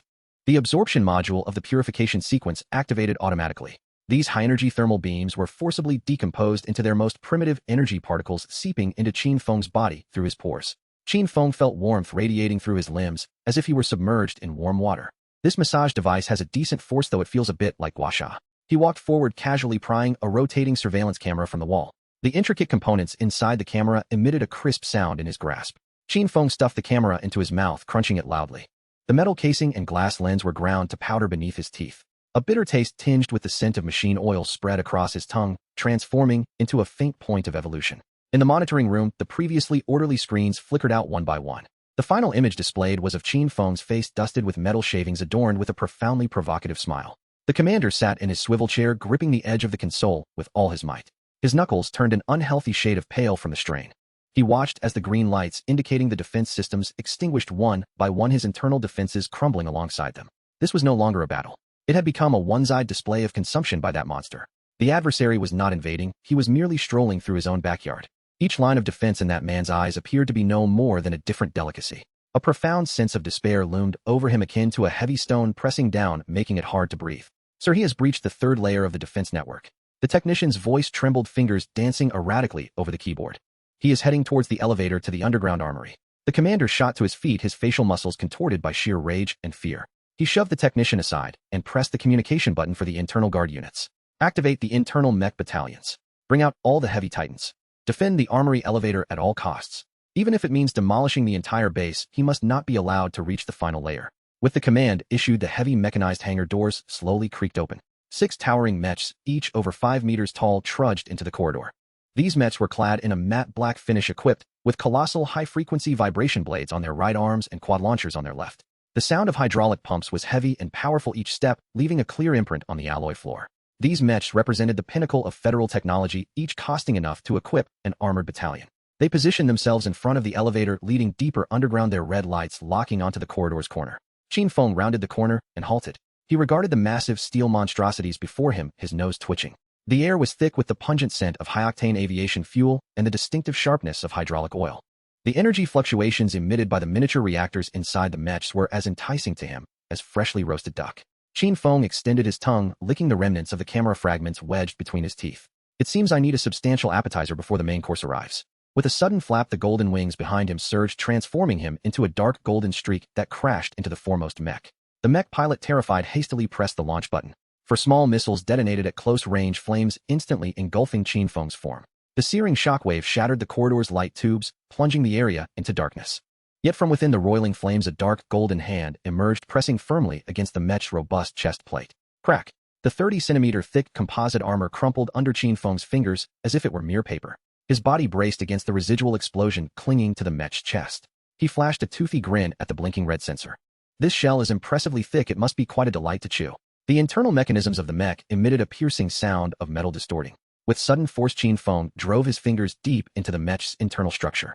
He sensed the micro-nuclear reactor pulsating wildly behind the armor. The pure essence of energy sent every cell within Qin Feng into a euphoric uproar. He opened his mouth wide and sank his teeth into the shoulder joint of the mech. Sparks flew chaotically throughout the corridor. The mech emitted a dull alarm as its massive body began to tremble violently under Qin Feng's relentless tugging. The remaining 5 mechs roared in fury, their high-frequency vibration blades whirring through the air, striking at Qin Feng from various angles. Without looking back, Qin Feng flicked his left hand behind him. The golden energy wings transformed into dozens of sharp spikes, slicing effortlessly through the air. Those vibration blades capable of severing steel clashed against the winged spikes, creating a sharp metallic resonance. Qin Feng abruptly twisted his neck, tearing a large metal component, complete with cables from the mech's shoulder. As he chewed on the searing hot parts, he glanced at the remaining prey. No rush, one at a time, no one is leaving work early today. At that moment, the elevator door emitted a soft chime. It signaled the elevator's arrival. But to the mech pilots it sounded more like the death knell. Qin Feng swallowed the metallic remnants and thrust his right leg against the mech's chest. The Tintin mech was propelled like a cannonball directly into its companion behind. Standing amidst the debris, he gazed at the slowly opening elevator door. Below, he felt a surge of even more violent and exhilarating energy calling to him. That was the true core of the Federation, the final delicacy in his grand design. Qin Feng strode toward the elevator, leaving behind a corridor littered with twisted steel and flickering sparks. He pressed the button for the lowest level. The elevator began its slow descent. As he looked at his reflection in the mirrored elevator doors, he ran a hand through his disheveled hair. Waitstaff, it's time for the final course to be served. The elevator's display flickered rapidly. Deep underground, the oppressive vibrations intensified. Qin Feng could sense a massive, vibrant source of energy awakening beneath the rock layers. This was no mere inanimate object. It was some form of life energy, forcibly confined. His breathing quickened. This was not fear, but a thrilling excitement at encountering a kindred spirit. The elevator doors emitted a soft sound in the dark once more. Qin Feng stepped out of the elevator cabin. Before him lay a vast underground cavern. At the heart of this void stood a colossal cylindrical container shimmering with a dark purple glow. Within the container, a viscous liquid pulsated with life, fluctuations flowing slowly. This was the culmination of all research by the Federation. Codenamed Zero Sequence. Qin Feng halted before the container, pressing his hand against the cold glass outer shell. His reflection appeared oddly distorted in the purple light. So this is the treasure you've been hiding. Qin Feng's fingers gradually closed, causing the glass shell to fracture with a myriad of cracks. The purple liquid seeped through the fissures, dripping onto the back of Qin Feng's hand. The extreme energy surge turned the keratin layer of his entire arm deep purple. Qin Feng opened his mouth wide, sucking forcefully at the crack. The entire underground cavern trembled violently at that moment. The elevator's display flickered to -99. Ding! With a soft chime, the elevator doors gradually slid open. A pungent aroma of machinery oil and the acrid scent of ionized ozone surged forth. Before Qin Feng could step out of the elevator, 3 crimson laser sights were firmly fixed on his chest. Ahead, 3 towering heavy guard mechas, each exceeding 5 meters in height, were arrayed in a triangular formation. These iron behemoths were entirely black, their composite armor gleaming with a cold, hard sheen under the lights. The high-frequency oscillation blades attached to their right arms vibrated at an alarming rate, emitting a buzzing sound that distorted the air around them. On the left shoulder, a quad-mounted micromissile launcher stood ready for action. These mechas were specially developed by the Federation to guard the core laboratory, each possessing combat capabilities equivalent to an armored platoon. Monster, halt here. The voice from the loudspeaker trembled noticeably, yet echoed particularly loudly down the corridor. This is the highest forbidden zone of the Federation. Any unauthorized organism entering will be regarded as a hostile target, and extermination protocols will be enacted. As Qin Feng stepped out of the elevator, his bare feet met the alloy floor. His upper body was bare, the dark golden carapace shimmering with a purplish glow in the light. The energy wings on his back slightly folded, each feather composed of pure radiative energy. He paid no heed to the commands being shouted. His gaze pierced through the thick chest armor, directly locking onto the core within the mecha. There, a miniature nuclear fusion reactor pulsed with fervor, radiating an enticing orange-eared glow. Qin Feng inhaled deeply. The scent of this high-purity nuclear energy was more alluring to him than freshly roasted goose. He felt every cell in his body rejoicing at this intoxicating aroma. Wow, what a massive teppanyaki. Qin Feng extended his tongue, licking the metallic residue lodged between his teeth. He raised a hand, pointing at the foremost mecha. This looks good, perfectly cooked, and it's definitely stuffed generously inside. Inside the mecha's cockpit, the pilot gaped in disbelief. What had he just heard? Teppanyaki. This individual who single-handedly took down the Thor's hammer base was treating the Federation's top war machines like street food. Madman. This is definitely a madman. The pilot roared abruptly, slamming down the control stick. Open fire. Reduce him to rubble. Boom. The foremost mecha lunged forward.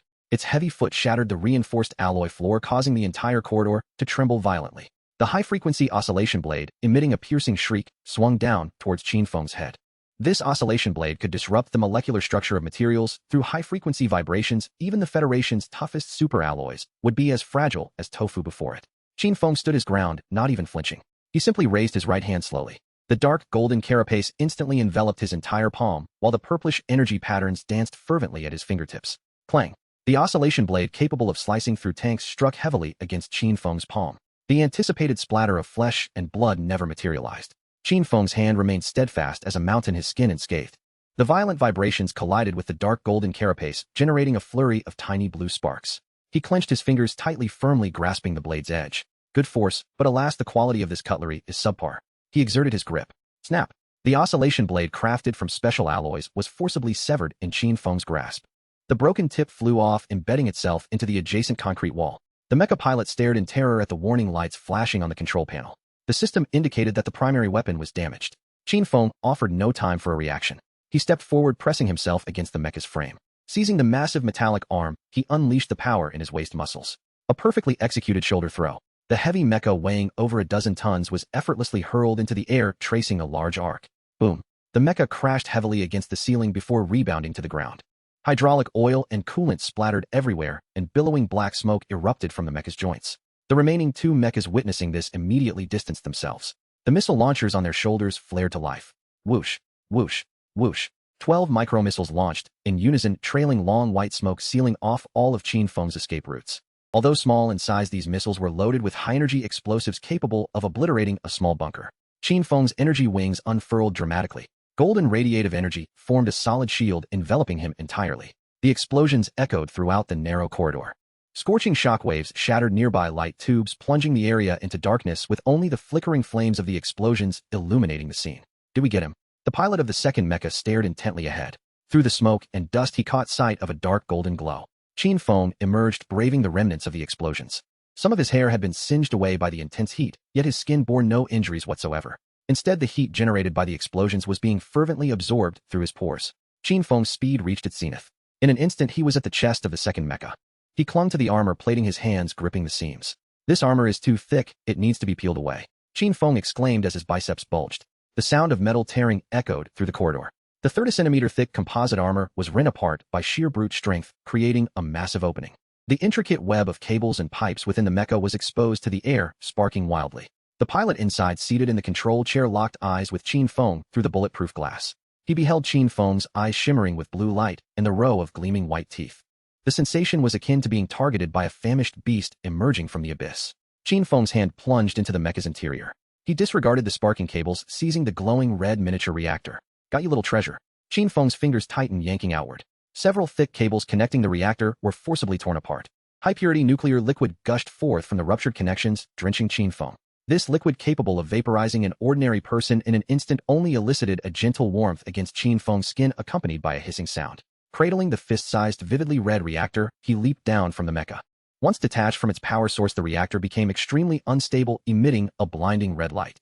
But to Qin Feng, it resembled a freshly cooked beef ball. This filling is piping hot and flavorful. Qin Feng opened his mouth wide and bit down forcefully on the top of the reactor. Crunch. The specialized ceramic and alloy shell crumbled under his teeth, akin to chewing crispy bones. Gold-entered nuclear liquid dripped from the corners of his mouth, burning through the ground and creating deep holes.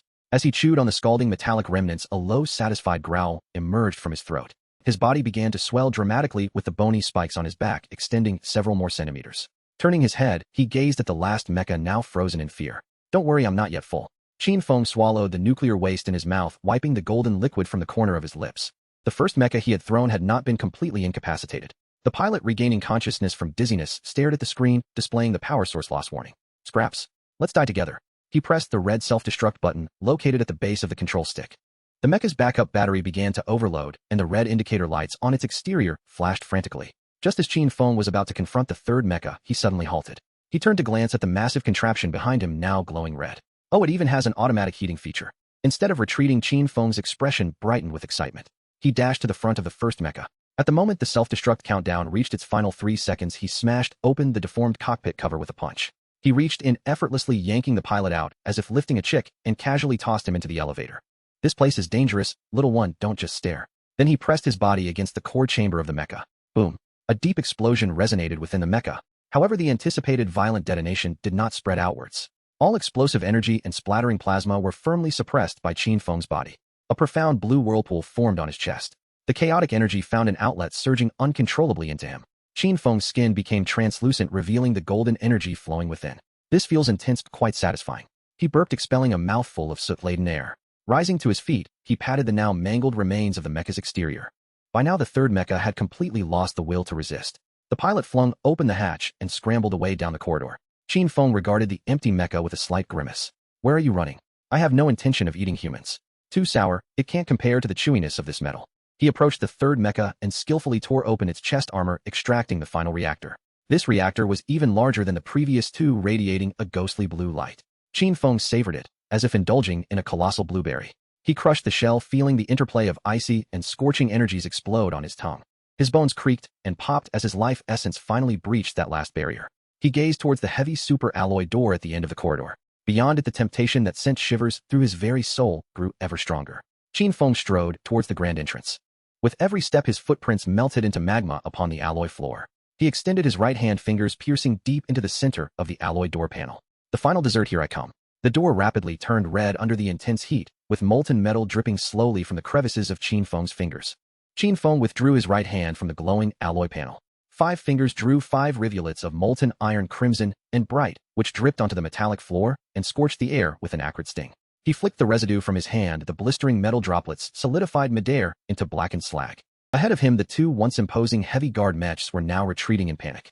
Their massive mechanical feet pounded the alloy decking with chaotic clangs. One nearly smashed into a load-bearing pillar from the haste of its retreat. Voices over the mech's internal channel had become strained and panicked. Withdraw. Fall back to B at once. This thing isn't carbon-based. Its shock blades are severed. Self-destructs fail. How the hell do we fight it? The two machines spun their dorsal thrusters, spitting blue flame as they tried to force distance. Qin Feng watched those ponderous steel rears, and a twitch crossed his face. You came this for. What are you running for? I loathe it when a host cuts the meal short. He stood motionless, yet his chest swelled unnaturally like a balloon inflating from within. Bone spines along his back ignited simultaneously, a violacious gold radiance racing up his spine to concentrate at his throat. He did not open his mouth, but the terrifying energy translated into a dense pattern of popping in the surrounding air. His gaze fixed on the leg joints of the mechs. Those were the mech's weakest points, the nexus of densely packed hydraulic conduits. A hum.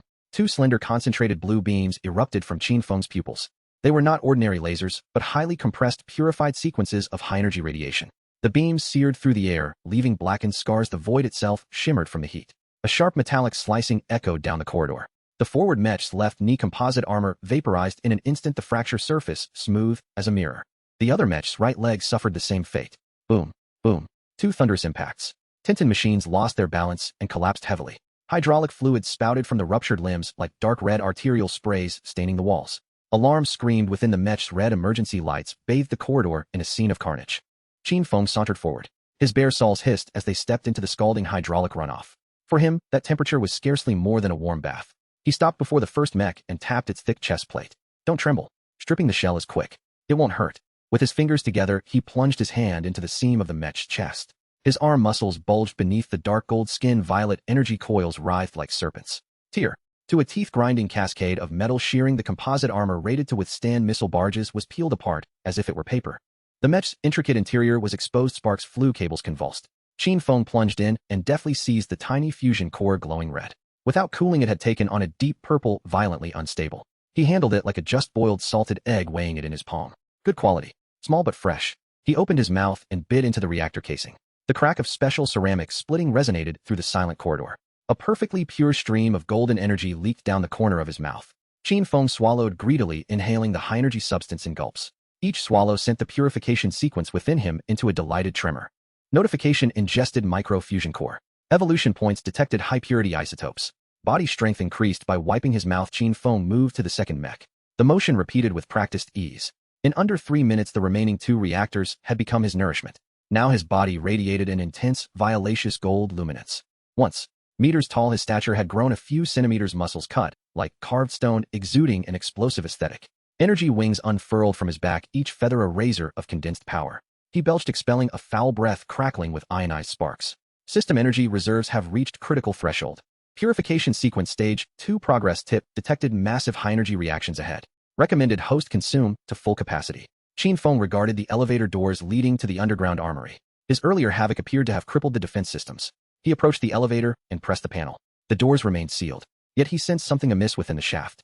Down in the surface command, Khalees Yizhang stared at the monitors, his palms soaking the redwood desk with sweat. Is it sealed? His voice rasped with despair. Technicians pounded keys, faces drenched in sweat. Chairman, we initiated the Iron Curtain Protocol. All elevator cables have been severed. Levels -99 to -100 have been filled with a 10-meter layer of special aerospace concrete. This concrete is laced with lead powder and high-strength alloy fibers. Even a nearby nuclear blast would take a month to breach.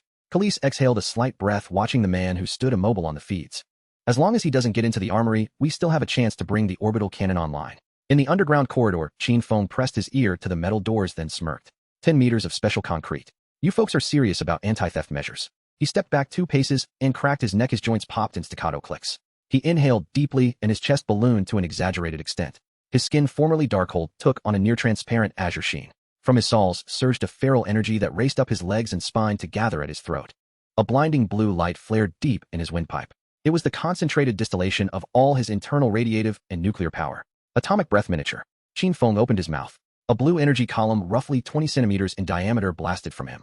There was no conventional explosion, only a high-frequency, ear-ringing hum. When the beam struck the elevator doors, the alloy did not melt so much as transmute into a cloud of gaseous metal. It struck the 10 meters of concrete next, and the impregnable mix behaved like ice before flame. Hisses filled the air as white smoke poured from the breach, concrete sublimated into choking dust. Qin Feng braced against the backwash and marched into the shaft. His feet carved deep impressions in the alloy decking. The blue beam drilled vertically, a superlative bore, carving a direct route to the depths. 5 meters, 8 meters, 10 meters. The final protective barrier yielded in molten collapse. Qin Feng withdrew his breath, the blue light in his throat dimmed. He surveyed the crystalline, red-glowing chasm at his feet, and then leaped. Wind screamed past his ears as he fell. Seconds later, his feet struck the armory floor with a resounding impact. The ground caved and dust roiled. He lifted his head. The cavernous underground chamber was packed with silver crates, each stamped with the fearsome insignia Lishan Jicue. At the center lay an enormous object more than 5 meters across, black as void, its surface shifting with a violet gleam cradled on shock mounts. It was the Federation's last dignity and the most terrifying weapon across the wasteland. A Depu Dong Jizong's mutant. Qin Feng surveyed the room of provisions, his eyes nearly spilling blue light. He sauntered to the mother bomb, tore open a nearby crate, and plucked out a neutron warhead, biting into it like an apple. This meal finally has its main course. He stood before the mother bomb and laid his hand upon its cold casing. Above him, inside a surveillance camera, Khalees Yizhang watched the bomb that Qin Feng pressed and crumpled into his chair. It's over. All over. Qin Feng turned to the camera and offered a grin as benign as a nuke. He snapped his mouth upon the bomb's fuse. The metallic fracture sound of destruction traveled clearly through the communication networks to every Federation official. Qin Feng unclenched his jaw, allowing his body to plunge down the vertical channel, melted by the atomic breath. The wind howled fiercely past his ears, and the residual heat in the air created a searing sensation throughout his descent. In an instant, the 300-meter drop vanished under the acceleration of gravity. Boom. Qin Feng's feet slammed heavily against the center floor of the underground armory. The half-meter-thick alloy floor instantly buckled downwards with cracks radiating outwards in a web-like pattern from the point of impact. Dust and shattered concrete were lifted by the shockwave, forming a murky, earthy haze throughout the hall. Qin Feng straightened himself, casually brushing off the fallen debris from his shoulder. The space around him was astonishingly vast, comparable in size to 4 football fields. Rows of cold light fixtures adorned the ceiling, buzzing and flickering erratically.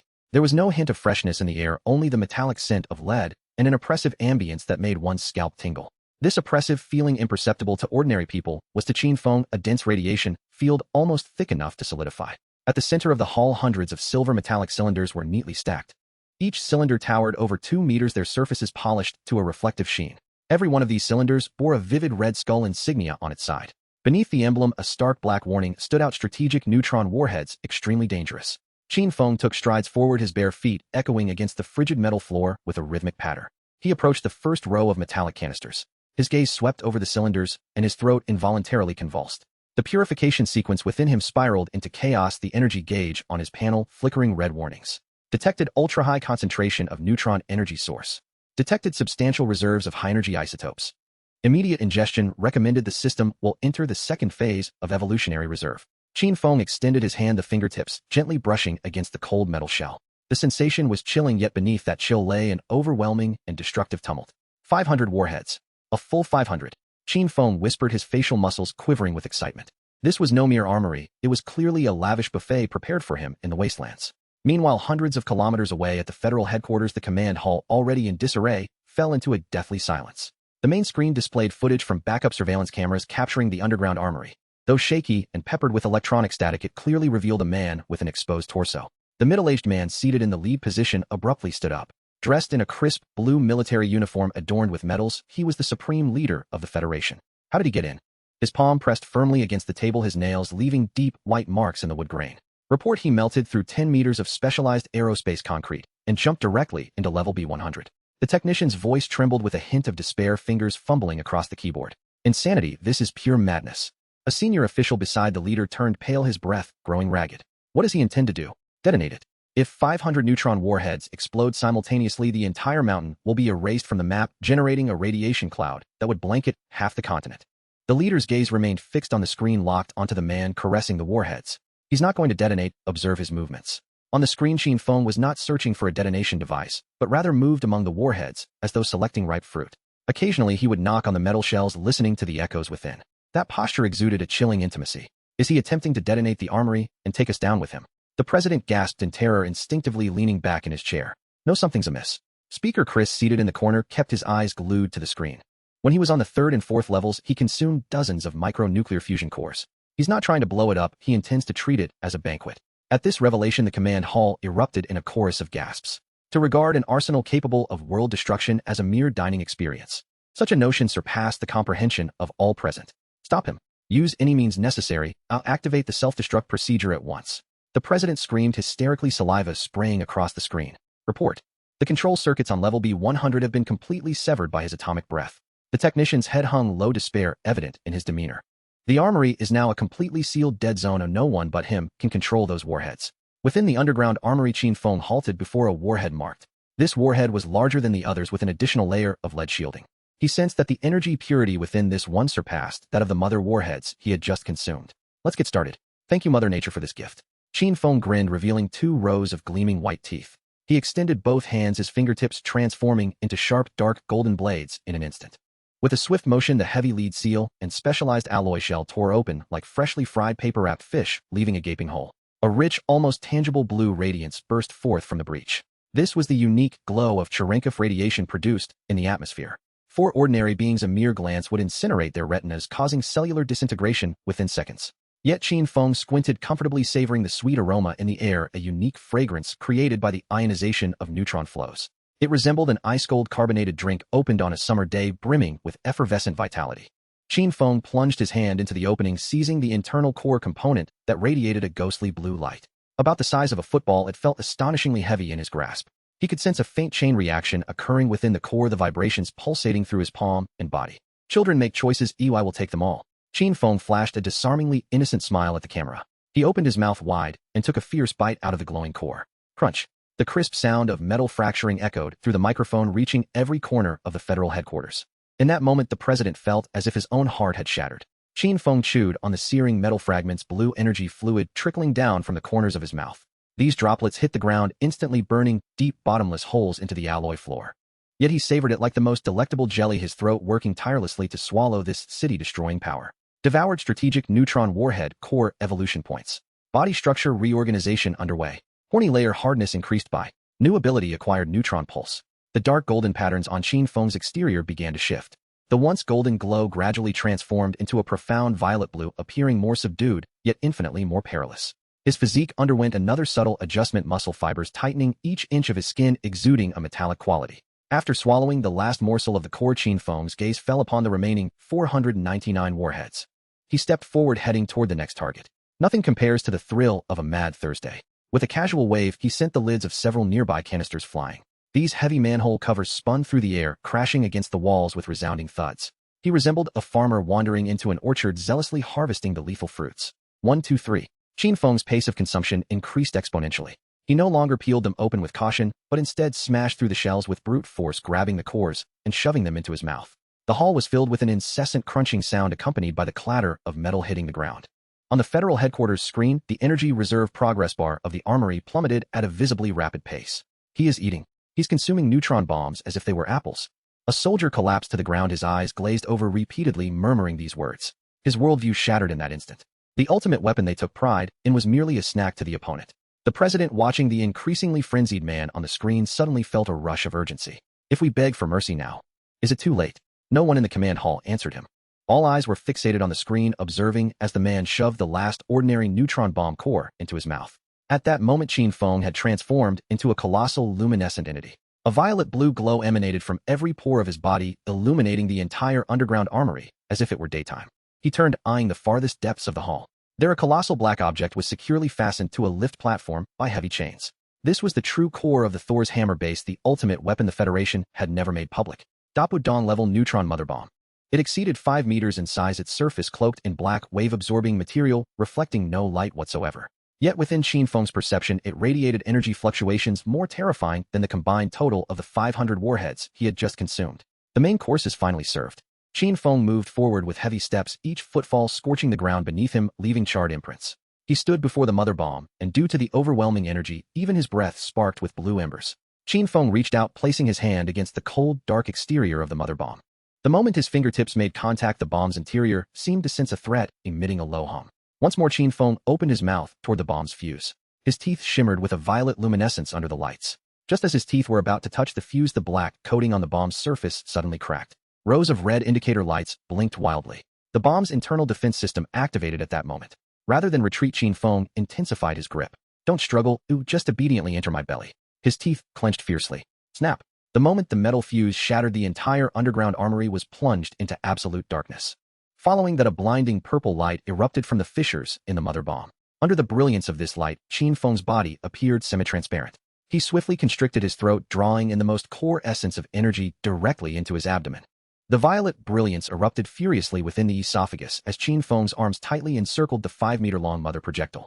With the fuse crushed between his teeth, the internal pressure sensor surged wildly in that moment. The alarm systems of the subterranean warehouse blared in disarray, while the crimson emergency lights spun chaotically in the darkness. Qin Feng forcibly yanked the mother projectile from its shockproof stand, his feet thudding heavily against the alloy floor. This iron mass, weighing several tons, felt almost frivolously light in his grasp. He crouched down, positioning the mother projectile horizontally before him. With outstretched hands, his nails transformed into a pure dark golden hue under the infusion of energy. He eschewed any unlocking tools, instead plunging his fingertips directly into the seam of the projectile's midsection. The metal screeched with a sharp friction, a wail of the specialized steel under violent pressure. Qin Feng's muscles bulged dramatically as purple energy coursed wildly beneath his dark golden skin. With a rip, the layer of specialized armor reputed to withstand the pressure of deep seas was torn open by him, creating a gaping chasm. The intricate circuit boards and complex detonation devices lay exposed to the air. With a casual sweep, he severed the myriad of wires, discarding them behind him as if they were refuse. He peeled away the outer shell layer by layer, the heavy metallic plates crashing to the ground with a resounding clang. This motion appeared exceedingly practiced, akin to peeling a colossal peanut. As the shell fell away, a sphere emanating concentrated violet light revealed itself from the depths.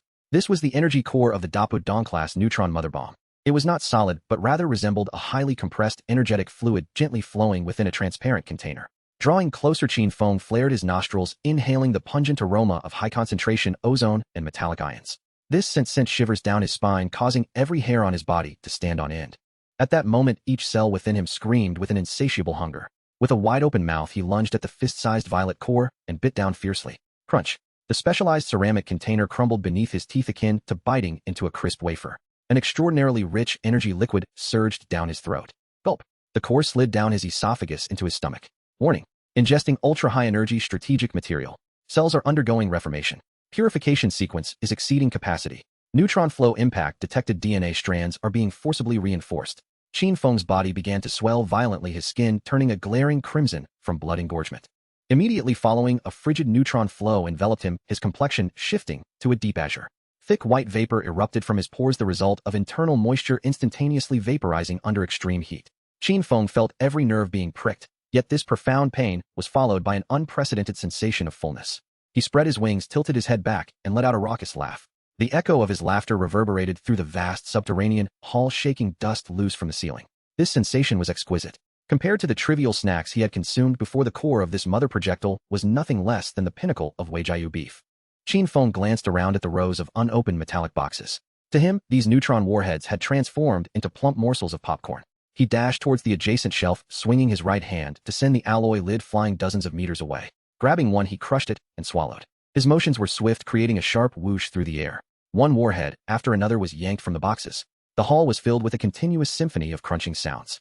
Meanwhile, hundreds of kilometers away in the Federal Headquarters Command Hall, Chairman Chris gripped the chair back, his fingers sinking into the leather from excessive tension. The energy monitoring graph on the main screen was completely in disarray. The red bar representing ammunition reserves plummeted like a diver towards zero. The commanding officer seated at the forefront abruptly rose to his feet. His impeccably tailored military uniform was drenched in cold sweat. He is devouring our trump card. A colonel slumped at the control panel, a large wet patch forming in his trousers, emanating a foul odor. This was beyond human comprehension. The energy capable of sinking half a continental plate was now being consumed by a single man, as if it were a buffet. Stop him, by any means necessary. The president screamed frantically, his facial muscles twitching from sheer terror. Report the control lines on level B have completely melted. The technician hung his head in despair, withdrawing his hands from the keyboard. The current armory has become a fully enclosed death trap. We can only watch as he devours every last warhead. On the screen, Qin Feng's rate of consumption escalated. No longer did he delicately peel, he smashed through the outer shells with brute force. Seizing the core within, he shoved it into his mouth. The hull resonated with unending crunching sounds. With a flourish of his hand, he sent the lids of several adjoining metal canisters flying. These heavy manhole covers spun through the air, crashing against the walls with a dull thud. He resembled a farmer entering an orchard, frantically harvesting these lethal fruits. 1, 2, 3. Devouring strategic-grade neutron warhead cores, evolution points. Body tissue structure reformation in progress, epidermal hardness increased by. New ability acquired, neutron pulse. The dark golden patterns on Qin Feng's surface began to shift. The golden radiance gradually transformed into a profound violet-blue hue. His physique underwent slight adjustments, with muscle fibers tightening further. Every inch of his skin exuded a cold metallic texture. Qin Feng swallowed the last remnants of the core, directing his gaze toward the remaining several hundred warheads. Nothing compares to this thrill. He set forth toward his next target. At this moment, Qin Feng had transformed into a colossal luminescent entity. Violet-blue light radiated from every pore of his being. He illuminated the entire underground armory as if it were daytime. Turning, he gazed into the deepest part of the hall. There lay the final row of reinforced lead-sealed boxes. Qin Feng approached and kicked the box open. Inside rested high-concentration neutron warheads specifically designed for subterranean assaults. These warheads possessed greater density and more stable energy. Seizing one, he bit into it, as if it were an apple. Blue energy liquid streamed down the corners of his mouth. This liquid dripped onto the ground, instantly burning deep bottomless holes into the alloy floor. Yet it was as if he had tasted the most delectable jelly, his throat incessantly convulsing. He voraciously consumed this power capable of annihilating cities. On the federal headquarters screen, the energy reserve progress bar, representing the armory, had plummeted to a mere. The president watched in horror as the man grew increasingly frenzied on screen. He suddenly felt a wave of intense exhaustion wash over him. If we plead for mercy now, is it too late? No one in the command hall responded. All eyes were glued to the screen, watching as that man stuffed the last warhead core into his mouth. Qin Feng stood amidst the empty shells, his height now towering around 2.5 meters. The wings behind him had solidified into what appeared to be purple crystal. Each feather radiated suffocating waves of radiation. He twisted his neck, the joints cracking with a cacophony of sounds. This overwhelming sense of power compelled him to find something to crash against. He glanced at the surveillance camera, tossing the final core into his mouth. Crunch. At that moment, the feed abruptly cut off. Qin Feng exhaled a breath laced with violet sparks. He sensed the shackles within him shattering completely. That was the threshold of a fifth-tier evolver crushed beneath his feet in this moment. Slowly, he raised his right hand. A mass of deep violet electricity coalesced at his fingertip. This electricity danced through the air, drawing nearby metallic components toward it, and then disintegrating them into dust midair. Qin Feng gazed up at the thick rock layers above, several hundred meters high. He could feel the federal soldiers, akin to ants on the ground, trembling in fear. With a powerful thrust of his foot, he collapsed the ground beneath him, creating a 10-meter-wide chasm. Qin Feng transformed into a stream of violet light, shooting upward through the molten passage. His speed reached its zenith, producing a deafening roar as air violently collided with him. Boom. Amidst the ruins of the command tower on the surface, a violet beam shot skyward, piercing through the clouds. Qin Feng hovered in midair. He looked down at the anti-aircraft fire wildly directed at him. The projectiles struck his skin without leaving a mark. Reaching out, Qin Feng grasped a flying missile. He opened his mouth wide towards the missile's warhead. Crunch. Crack. The metallic shell of the missile shattered beneath Qin Feng's teeth, the high-explosive payload and precision detonator devoured in mere bites. A warm current imbued with a whiff of sulfur coursed down his throat into his stomach, yielding a pitiful amount of evolution points, far less than those mechanical components he had consumed moments earlier. Not even an appetizer. Qin Feng nonchalantly discarded the remnants of the missile's tailpipe, allowing it to transform into a fiery meteor that plummeted to the ground, detonating an anti-aircraft gun emplacement that had yet to collapse. Suspended 1,000 meters above the earth, his violet-blue energy wings fluttered slowly, each motion leaving visible ripples of energy in the air. From this height, the entire Thor's hammer base resembled a vast inferno. The shockwave generated by his ascent had leveled every structure on the base's surface. At this moment, the ground around the breach he had created was gradually vitrifying as the terrifying heat radiating from him melted rock and soil into an ever-expanding dark red lake of magma. Due to the excessive accumulation of energy, the subterranean space exhibited subtle distortions in the gravitational field. Fragments of stone and metal defied the laws of physics, slowly floating upwards and spiraling around him. He had become the singular focal point of this realm. In the command hall of the federal headquarters, an oppressive silence reigned. The president of the Federation collapsed into his expensive leather chair, his legs giving way beneath him. His mouth agape, he emitted a wheezing sound from his throat, yet could utter not a single word. It was over. This thought echoed frantically in the minds of everyone in the command hall. They had just witnessed their ultimate trump card, 500 neutron bombs capable of obliterating half a continent, now reduced to mere midnight snacks within that monstrous being. They had nurtured a god, a malevolent deity that fed on nuclear energy. A monster. An insurmountable monster. The president murmured to himself, his spirit seemingly extracted, utterly bereft of vitality.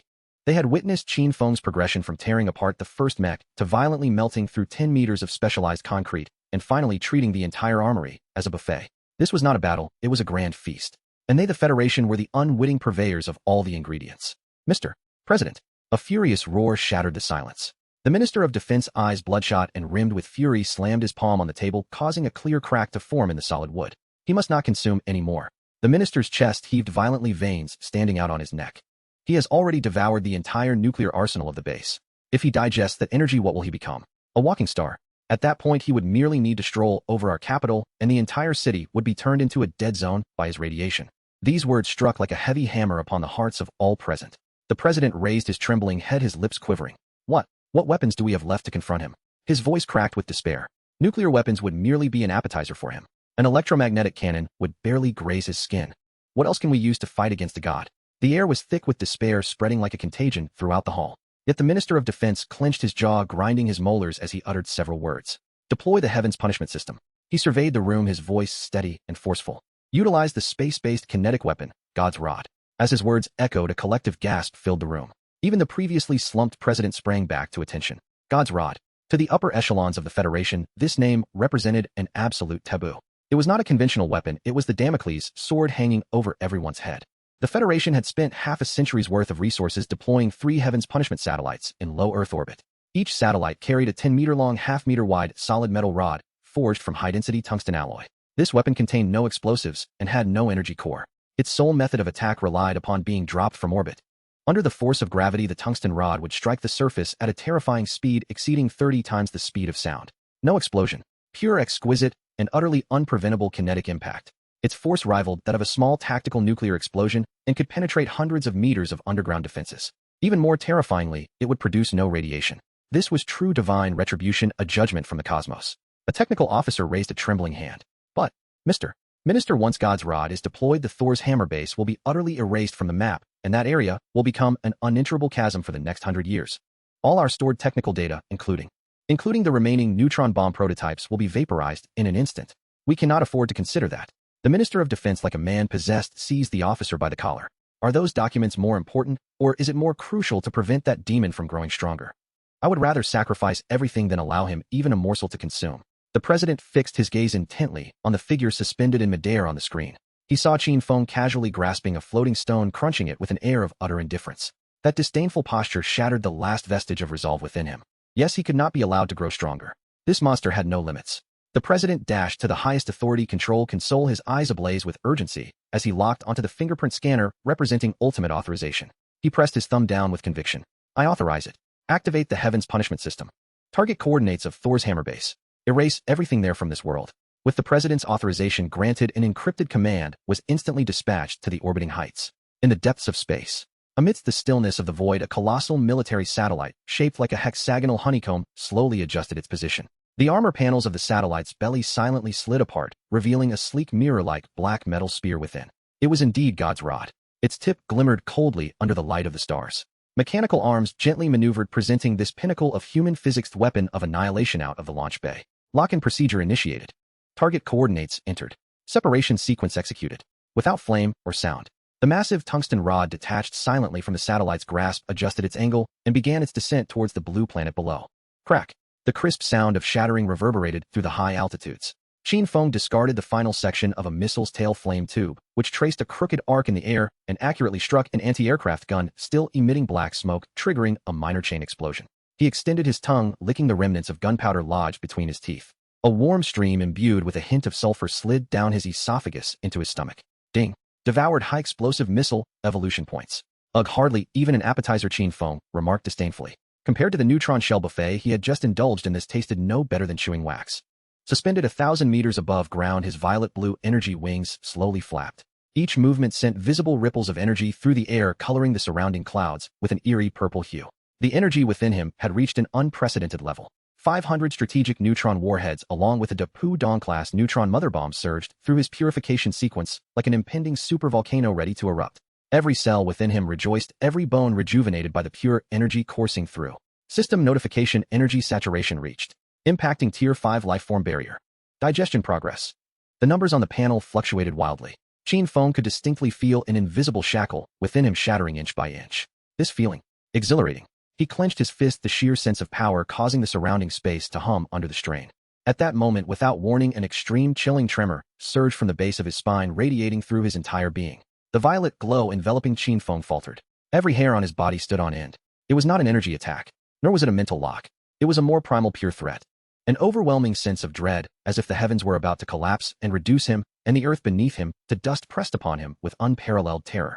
This pressure did not emanate from the insignificant creatures below, nor from the surroundings, but from above. From the purple sky he had tainted, from the more distant, darker depths of the cosmos. The long-forgotten ability of beast instinct suddenly blared an unprecedented, heart-wrenching alarm. It was a fear etched deep within his very genes, faced with a natural enemy. What is that? Qin Feng froze. He abruptly looked up, his gaze piercing through the clouds toward the endless expanse above. There was nothing. No warships, no foes, only a profound silence. Yet the sensation of being targeted intensified, as if an invisible needle was aimed directly at the top of his head, ready to pin him to the ground in the next heartbeat. Moving at an incredible speed, so fast that my eyes can hardly follow. A thought flickered through Qin Feng's mind. This entity emitted no energy fluctuations, resembling none of the weapons he was familiar with. It was more akin to a massive hard stone plummeting from the cosmos. A stone that could reduce him to a mere pulp. In the command hall of the federal headquarters, everyone stood transfixed, their eyes glued to the main screen. The screen was divided into two images. On the left, real-time trajectory data relayed by the Heavenly Punishment satellite displayed a tungsten alloy rod representative of the Staff of God entering the atmosphere at a terrifying angle, its speed reading skyrocketing to a spine-chilling value.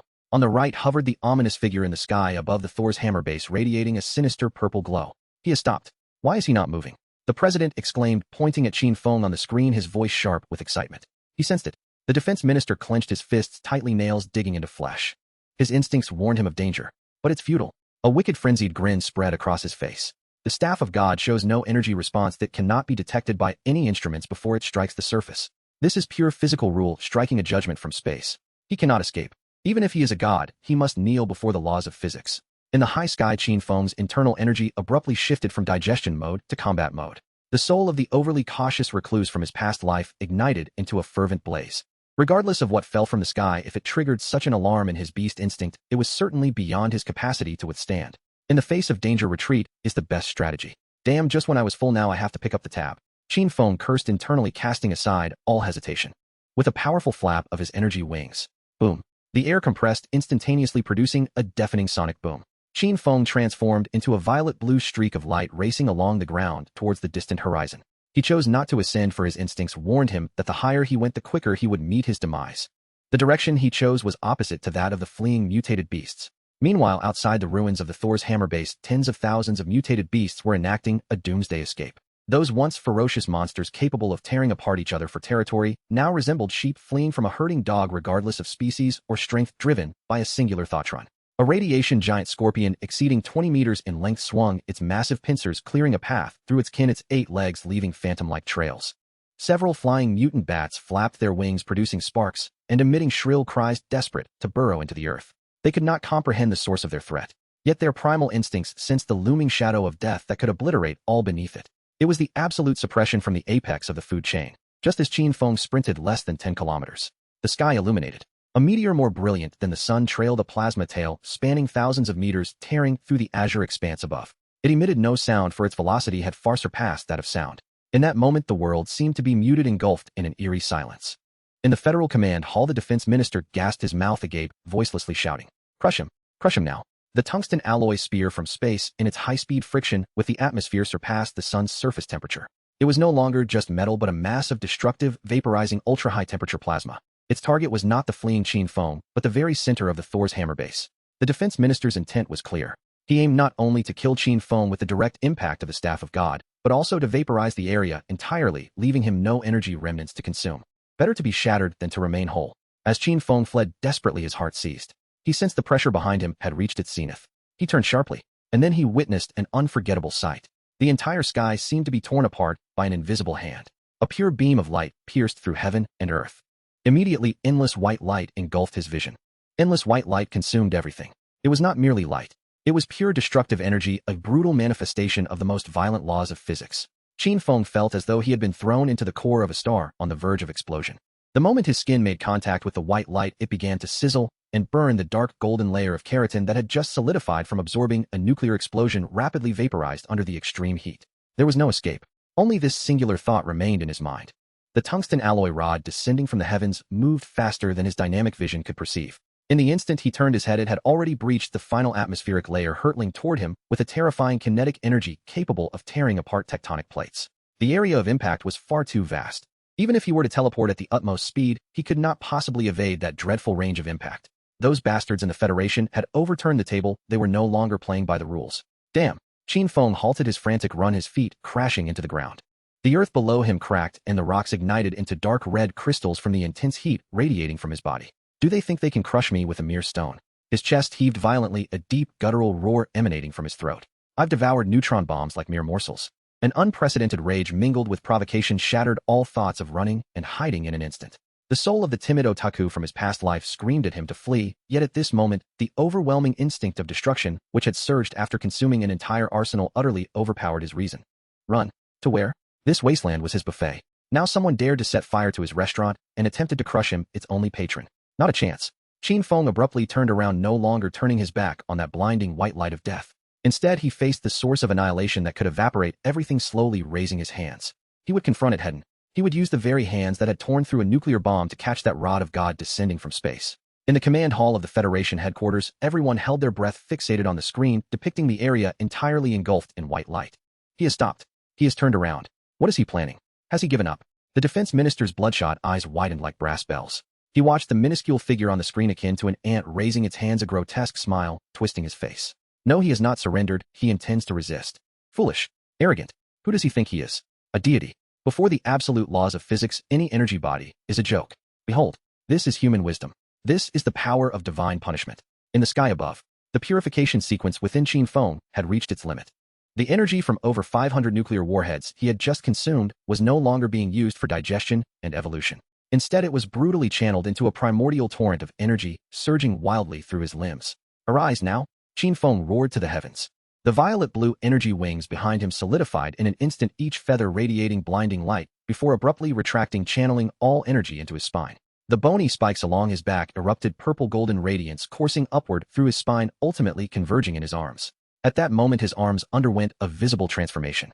Muscle fibers proliferated, twisted, and reorganized. Frantically dark golden scales emerged densely on the surface of his skin, and his fingernails elongated into gleaming lethal claws.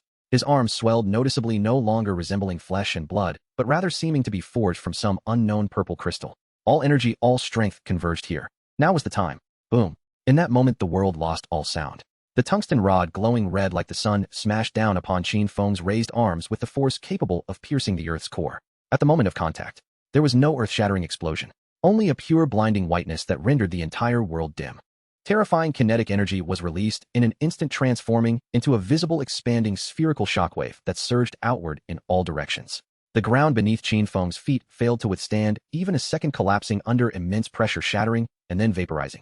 A colossal impact crater exceeding 5 kilometers in diameter rapidly formed around him. The remaining walls of the Thor's hammer base, constructed from special alloys, crumbled before this shockwave, as if they were mere sandcastles, along with their foundations instantly torn apart into a cloud of metallic dust. Within a 10-kilometer radius, the surface resembled a vast expanse that had been ruthlessly swept by an invisible divine hand, peeling off layers of crust several hundred meters thick.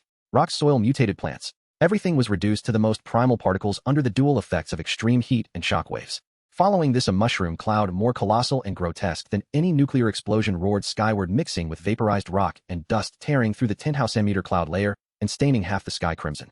Seismic waves like a furious dragon rampaged deep underground, centered around the Thor's hammer base, spreading across the entire continental plate. Hundreds of kilometers away, in a surviving human underground city, the heavy seismic doors groaned under the strain, awakening countless people from their slumber. They looked up in terror at the dust falling from above, fearing the apocalypse had returned. In the Federation command room, At the moment the rod of God struck its target, all monitoring screens flickered before becoming a blinding snowstorm of static. Zzz. The communication channels were filled with meaningless electrical noise. It hit. It definitely hit. A technician exclaimed, leaping from his seat, fist raised in triumph. All life signals have vanished. Energy readings have returned to 0. The seismic rating in the target area has surpassed 9 on the Richter scale. We did it. We succeeded. We won. We triumphed. The command hall erupted into a cacophony of cheers after 3 seconds of stunned silence. The defense minister sank back into his chair, drained of strength, a manic grin plastered across his face, as if he had survived a cataclysm. The president was even more emotional, tears streaming down his face as he grasped the shoulder of his aide, shouting incoherently, "Do you see this? This is the power of the Federation. This is humanity's ultimate weapon. Even gods must perish." They had won. With the Federation's most costly weapon, they had vanquished that which they could not comprehend. The price was steep. The entire Thor's hammer base, along with all its technological data, had been reduced to nothingness. Yet all of it was worth it. Report. An officer in charge of data analysis stood up, his voice trembling with excitement. According to the final analysis of the energy model, the target endured a pure kinetic impact equivalent to 30 million tons of TNT at the moment of impact. No carbon-based life form could survive such a strike. The officer paused, summoning his strength to yell the final conclusion. The target has been confirmed as completely obliterated from the surface. Crack. The sound of shattering reverberated deep within the earth. The blinding light gradually faded from the retina, replaced by a shroud of ominous gray-yellow dust. This cloud surged upward, reaching several thousand meters into the sky, forming a colossal ring-like wall of clouds that utterly obscured the sunlight over a vast area. What was once the location of the Lei Shinjichue base was now reduced to a bottomless chasm. The rocks at the edge of the pit had been completely vitrified by the instantaneous high temperature, presenting a bizarre, translucent dark red hue, with molten rock continuously dripping down. In the command hall of the federal headquarters, the screen flickered with static before finally reconnecting. The image trembled violently as the satellite struggled to penetrate the dense cloud of dust. The president fixated intently on the screen, leaning forward with his hands pressed against the control panel, his knuckles contorted from exertion. Is it dead? That monster could not possibly withstand this strike. The destructive force generated by this kinetic impact had exceeded the known limits of all biological defenses. The defense minister's gaze was locked onto the energy monitoring device. The curves on the display had plummeted to the bottom, nearly forming a straight line. It's done. The minister exhaled a heavy breath, his tense shoulders relaxing. No matter what kind of fifth-tier life form it was, before a tungsten rod traveling at 30 times the speed of sound, it would be reduced to mere pulp. A low murmur of discussion filled the hall. Several senior officers began to adjust their uniforms, preparing to welcome the impending declaration of victory. The president reached out for a glass of purified water to soothe his throat. Just as his fingertips brushed the rim of the cup, the screen captured the details at the bottom of the crater. The dust, influenced by thermal convection, was pushed aside by an invisible force. At the center of the pit's bottom, a pitch-black metallic pillar, still radiating a blinding red light, was slanted within the rock layers. That was the Staff of God. It was originally intended to pierce through the crust, shattering everything within a few kilometers. Yet now this 10-meter-long tungsten alloy rod was inexplicably suspended in midair. More precisely, it hovered 2 meters above the crater's floor. Beneath the metallic column, a figure charred black was kneeling half-heartedly. Due to the high temperature, the dark golden scales on Qin Feng's body had completely carbonized, resembling a burnt coal sculpture. His arms were raised, palms pressed firmly against the scorching base of the tungsten rod. His palms had already split open, purplish golden blood flowing down his arms, evaporating into swirling violet mist before it could reach the ground. But he was not dead. Not only was he alive, but his legs had not even buckled to their limits. The president's water cup clattered to the floor, shattering into a million pieces. How is this possible? At such kinetic forces, even a god would be turned to mush, wouldn't they? The president muttered, his chin trembling violently from sheer terror. The defense minister abruptly shoved aside his aide and rushed to the main console, frantically pounding on the keyboard. Zoom in. Quick, show me clearly. The satellite feed quickly zoomed in. On the screen, Qin Feng slowly lifted his head. The carbonized skin on his face flaked off with the movement, revealing new dark purple skin shimmering with metallic luster beneath. His gaze pierced through layers of smoke, locking onto the satellite high above. It was an expression tinged with mockery and madness. Qin Feng exerted a sudden force, his nails digging deeply into the alloy of the tungsten rod. The sound was that of several tons of tungsten alloy being crushed by brute strength. Qin Feng gradually stood upright, his formerly hunched back straightening inch by inch. He unleashed a wild, unrestrained laugh. The laughter echoed within the vast crater, causing the surrounding pools of molten rock to surge with great fiery waves. Now that's power. Truly magnificent. Qin Feng thrust the tungsten rod upwards, his movements as light as if he were lifting a piece of sugarcane. This massage force deserves full marks. He twisted his neck, the joints cracking with a series of loud pops. System notification: sustained ultra-high energy kinetic impact, bodily tissues damaged by Purification Sequence, fully operational, kinetic energy conversion rate at repairing damaged cells. Evolution points. The barrier of the fifth-tier life form has been completely shattered. Evolution commencing. Qin Feng felt a qualitative change in the energy within him at that moment. If the energy before was like a surging river, now it had solidified into tangible crystals embedded in every crevice of his bones. His wings unfurled again, this time no longer mere illusions of light, but transformed into pure crystalline purple structures, each feather resembling a miniature broadsword. The high-ranking officials of the Federation were collectively rendered speechless. A technician responsible for data monitoring, witnessing the energy readings soar on the screen, fell off his chair in shock. A foul odor emanated from his pants, but he was beyond caring about shame. He's not dead. Is this really a carbon-based life form? The technician let out a desperate wail, curling up beneath the control panel, trembling uncontrollably. The defense minister stared intently at Qin Feng, his breathing becoming increasingly labored. The staff of God was his last pride. Now this pride was casually hoisted on that man's shoulder, becoming a trophy of his martial prowess. The president slumped in his chair, his eyes glazed over. He seemed to see a walking star rising slowly from that desolation. At the bottom of the pit, Qin Feng regarded the incandescent tungsten rod in his hand. This weapon, forged from high-density tungsten alloy, still radiated heat in the thousands of degrees. An ordinary person would be instantly roasted if they approached. Yet in Qin Feng's eyes, the crimson glow it emitted was more enchanting than candlelight in a top-notch restaurant. He could sense the extreme density contained within the tungsten rod. It was the pinnacle of human physics, one of the hardest and heaviest substances on this planet. To waste it would be a disgrace. Qin Feng murmured softly, involuntarily swallowing. He opened his mouth wide, revealing 2 rows of teeth that had fully crystallized. Crack. He bit down hard on the scorching edge of the tungsten rod. The screech of metal grinding echoed through the remains, clearly reaching every corner of the federal headquarters. This sound left everyone's molars feeling inexplicably sore. Qin Feng chewed on the alloy capable of crushing tanks, a look of ecstasy on his face. Crunch, crunch. This texture had more bite than those neutron bombs. It was akin to savoring perfectly cooked tendon. Though tough, it filled his mouth with a rich mineral flavor. Consumed high-density tungsten alloy. Bone strength increased by. Acquired passive ability, kinetic energy, immunity, beginner. Qin Feng swallowed the first piece of alloy, violet energy liquid dripping from the corner of his mouth, creating deep pits in the ground. He gazed at the remaining 9-meter-long tungsten rod, his eyes glimmering with greedy light. This hard dish, though a bit tough, was truly nourishing. Qin Feng embraced the tungsten rod once more, opening his mouth wide again. His teeth sank into the midsection of the rod. Snap! Qin Feng's teeth sank into the midsection of the tungsten rod. The sound was sharper and more piercing than any metallic crunch he had made before. Through the few remaining communication devices amidst the ruins, this sound was amplified infinitely, resonating clearly in every corner of the Federal Command Hall. In the hall, hundreds of federal elites, including the President and the Minister of Defense, instinctively covered their molars at that moment. An indescribable sensation of acidity surged from the roots of their teeth to the crowns of their heads. That was tungsten alloy, one of the hardest materials humanity can currently produce, more than sufficient to manufacture armor-piercing projectiles. Now this monster was gnawing on it. What are his teeth made of? A young staff officer stammered, his lips pale and his body trembling. No one could answer him. Everyone's gaze was fixed on the screen, watching as the man chewed on the glowing red metal with the laborious yet blissful demeanor of someone savoring a piece of dried beef jerky. Crunch, crunch. At the bottom of the crater, Qin Feng's jaw muscles flexed. This thing was indeed hard. Harder than anything he had ever consumed before, even more resilient than the casing of the neutron bomb he had encountered earlier. Yet the harder it was, the more it ignited his innate desire for conquest. The searing metal fragments slid down his throat into his stomach, unleashing an unprecedented sensation of heat mingled with pure physical weight. The operational power of the Purification Sequence surged to an unprecedented height. This time, it was not merely decomposing thermal energy and material structure. Ding. High-density material detected. Analyzing. Analysis successful. Residual high-dimensional kinetic energy detected. Absorbing. Warning. Kinetic energy absorption exceeds normal threshold. Energy conversion mode forcibly altered. A new torrent of energy was extracted from that small tungsten alloy fragment, flowing into Qin Feng's limbs.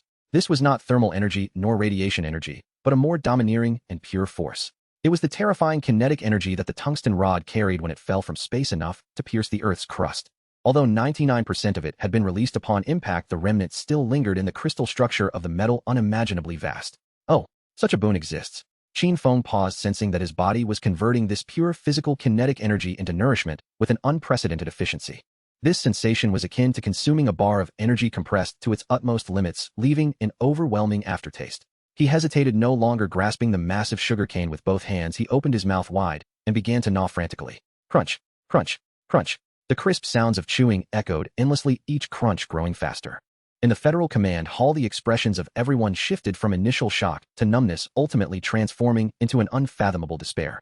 Their pride, the staff of God, the pinnacle of human physics, and the last dignity of the Federation, was now being devoured by the enemy, as if it were a chew toy, piece by piece. This was no longer a war. This was humiliation. A one-sided, blatant disgrace, ruthlessly grinding the Federation's face into the ground. Enough. The president slumped in his chair, his eyes vacant, repeatedly murmuring those two words: enough. No more broadcasts. Yet no one dared to turn off the screen. The fear within them held their gaze captive. They had to witness the true nature of the monster they had created. As the last substantial piece of tungsten alloy was swallowed by Qin Feng, the energy accumulation within him finally reached an unprecedented pinnacle. Warning. Consumption of high-density space-based weapon completed. Massive kinetic and thermal energy absorbed. Energy reserves have breached the critical point. Evolution program initiated. Boom. An indescribable wave of terror erupted from Qin Feng, centered around him. This time it was not a purple radiation glow nor a golden energy flame, but a pure formless light-bending force field. As the force field passed, the rolling magma at the bottom of the crater solidified instantly, then shattered into fine dust. Qin Feng's body began to surge upwards violently within this force field. 2 meters 5. 2 meters 8. 3 meters. The charred carbonized shell from enduring the staff of God crumbled away like dry mud. What emerged was no longer flesh and blood. It was a new substance straddling the line between metal and crystal, exhibiting a profound dark purple hue, its surface adorned with facets akin to diamonds, reflecting a dazzling, yet lethal light in the red glow of the molten rock below. His arms, chest, and legs were imbued with explosive power, as if fashioned from the hardest materials in the universe. On the Federal Headquarters energy monitor, the reading representing Qin Feng's energy, after hitting 0, reappeared. But this time it did not ascend slowly. Instead, it surged past the top of the screen upon emergence. Beep, beep, beep, beep, beep. The piercing alarm resonated throughout the hall as all instruments emitted a cacophony of overloaded wails. The energy reading has exploded. Our instruments cannot calculate his energy level.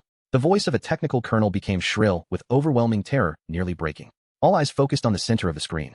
The 3-me turtle giant, shimmering with a diamond-like luster, slowly opened his eyes. What eyes they were! No longer the previously ethereal blue, they had transformed into an intensely profound dark blue devoid of focus, swirling with endless darkness, occasionally flashing with the horrific images of star births and annihilations. Just by locking eyes with that gaze through the screen, everyone in the command hall felt as if their souls were being drawn and utterly crushed by the infinite darkness. Congratulations, host. Successful breakthrough of barriers. You have evolved into a Tier 3 lifeform, planetary class juvenile. New ability unlocked: Gravitational Manipulation Beginner. Gravitational Manipulation. Qin Feng absorbed the information relayed by the system, a mystical sensation washing over him. He sensed a wondrous connection between himself and the ground beneath him, as well as all surrounding materials. He could push them or pull them. As this thought arose, Qin Feng instinctively lifted his hand toward a boulder the size of a truck at the edge of the crater. In the next moment, the Federal Headquarters, along with all forces around the world covertly observing this sight, witnessed a scene they could never comprehend. That massive boulder, weighing several tons, shifted slightly, without any external force acting upon it. Then it defied the law of universal gravitation, violating all known physical rules, and began to silently, slowly float from the ground. Next came the second, the third. Hundreds and thousands of shattered rocks, twisted metal debris, and enormous concrete fragments broke free from the constraints of the crater's walls and bottom, gently ascending. They circled around the 3-me turtle dark purple giant, forming a spectacular and terrifying, slowly rotating ring of debris. At that moment, Qin Feng was a star. And those tons of rubble were the planets revolving around him. Oh my! The Minister of Defense swallowed hard, laboriously uttering a single word, as if all strength had been drained from him, collapsing to the ground. It's over. Completely over. Humanity's last weapon had not only failed to kill him, but had instead catalyzed his evolution. They had unwittingly nurtured a true deity. A deity that feasted on destruction. At the bottom of the crater, Qin Feng reveled in this newfound power of command over all things, nodding with satisfaction. Though merely at a beginner level, it felt quite splendid. With a casual wave, the vast array of floating boulders instantly lost all support, crashing back down like a cataclysmic meteor shower, raising clouds of dust. He stretched, feeling the new power surging within him, and let out a contented belch. Burp! A small plume of scorching gas tinged with purple sparks erupted from his mouth, distorting the air before him. This hearty meal, while slightly tough, was indeed immensely nourishing. Having feasted to his fill, it was time to settle accounts. Qin Feng slowly raised his head. His dark blue eyes, imbued with the essence of star births and deaths, seemed to pierce through the dense clouds of dust, through the thin atmosphere, and across the vast distances of tens of thousands of meters. They locked onto that desolate, cold expanse of the cosmos. The iron lump that had just served him. To the one tossing sticks from above, just wait for me. A cold, emotionless thought, yet brimming with insatiable greed, surged through an unknown energy wave, instantaneously crossing the barriers of space and resonating within the communications channel of the Federal Command Hall. When I get up there, I'll devour even your satellites. The moment the words fell, the screen flickered, displaying surveillance images from high-altitude satellites. Then it was engulfed in complete darkness. 联邦总部指挥大厅，大屏幕设计飞了下去，那种信号被强行切断的滋味，在大厅里反复发酵。总统看在真皮中里，领带歪到了一边。他看着自己那上发抖的手，刚才他当水杯的时候，思考一口的。国防部长坐在地板上，背靠着控制台。他那身笔挺的军装已经乱了套，肩膀上的尖星在昏暗的灯光下显得特别讽刺。大厅里没人说话，只有一些沉重的呼吸声。刚才那一幕把所有人的胆子都吓裂了。上帝之杖，那是联邦最后的底牌。结果呢？那个怪物不仅没被砸成人粉金棒当成牙棒给嚼了，咔嚓咔嚓的声音现在还在大家的脑子里转圈。一名议员扶着桌子站起来，腿肚子一直在转筋。他看着总统，声音抖得不成样子。这还打个锤子？咱们这是在打仗吗？咱们这是在给人家送外卖，还是自费送上门的那种？他抹了一把脸上的冷汗，继续说着。连上帝之杖都成了他的口粮，咱们还有什么？核弹是人家的加餐，激光是人家的热咖啡，现在连太空掉下来的棍子都被他啃了。再打下去，他是不是要把整个地球都给嚼了？另一个议员猛地拍了一下桌子，发出一声脆响。投降吧，趁着他还没把目标转向地下城，趁着咱们手里还有点筹码，向他俯首称臣，这是人类延续下去的唯一希望。虽然这话说出来很耻辱，但在座的思想变成那个怪物嘴里的零食。大厅里陷入了更深的死寂。国防部长抬起头，眼睛里全是血色。他惨笑了一声，点了点头。我也同意，咱们这不是投降，这叫战略性认怂。那根本不是生物，那是神。人类怎么跟神斗？总统闭上眼睛，眼角流出一行老泪。他颤抖着在搜寻书上签了字，怕他特使劲，搭上所有的诚意，搭上地主区所有的控制权，只要他肯听手，什么条件都能答应。雷神支持 GD 飞行。秦风拍了拍肚子，打了一个响亮的饱嗝，一团紫色的电火花从他嘴里喷出来，把地上的岩浆都吹散了一片。这种高密度金属入腹的感觉，比刚才那些荷本头还要扎死。他握了握拳头，按着色的晶体皮肤在阳光下闪着光光，每一层都充满了无法想象的爆发力。他尝试着动了动念头，周围那些几吨重的碎石立刻轻飘飘地浮了起来。这种掌控引力的感觉，让他觉得自己现在就是这片区域的主宰。他双脚微微用力，整个人没有借助任何意义，直接违背了重力，缓慢地从空地升起。这叫什么？这就叫新星际有体。虽然还没成年，但在这个破烂飞图上，已经可以风着走了。他飞到陨石坑边缘，落在了滚烫的地面上，远处的烟尘里传来了一阵阵低沉的嘶吼。那是他的剑术军团。虽然刚才上帝之杖的冲击波震死了一些低级的变异兽，但那些皮糙肉厚的家伙大部分都活了下来。看到秦风出现，数以万计的变异兽瞬间安静。那头身高20米的辐射巨象，此刻像个受惊的小猫，四条腿跪在地上，长鼻子贴着地面，瑟瑟发抖。那只刚才还横冲直撞的辐射巨蟹也收起了毒钩，趴在沙地上一动不敢动。他们感受到了，他们的王已经进化到了一个让他们连仰望都感到窒息的高度。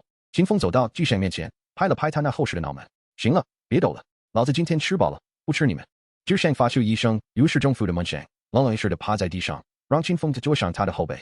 秦风大概似的坐在象背上，原本打算打道回府。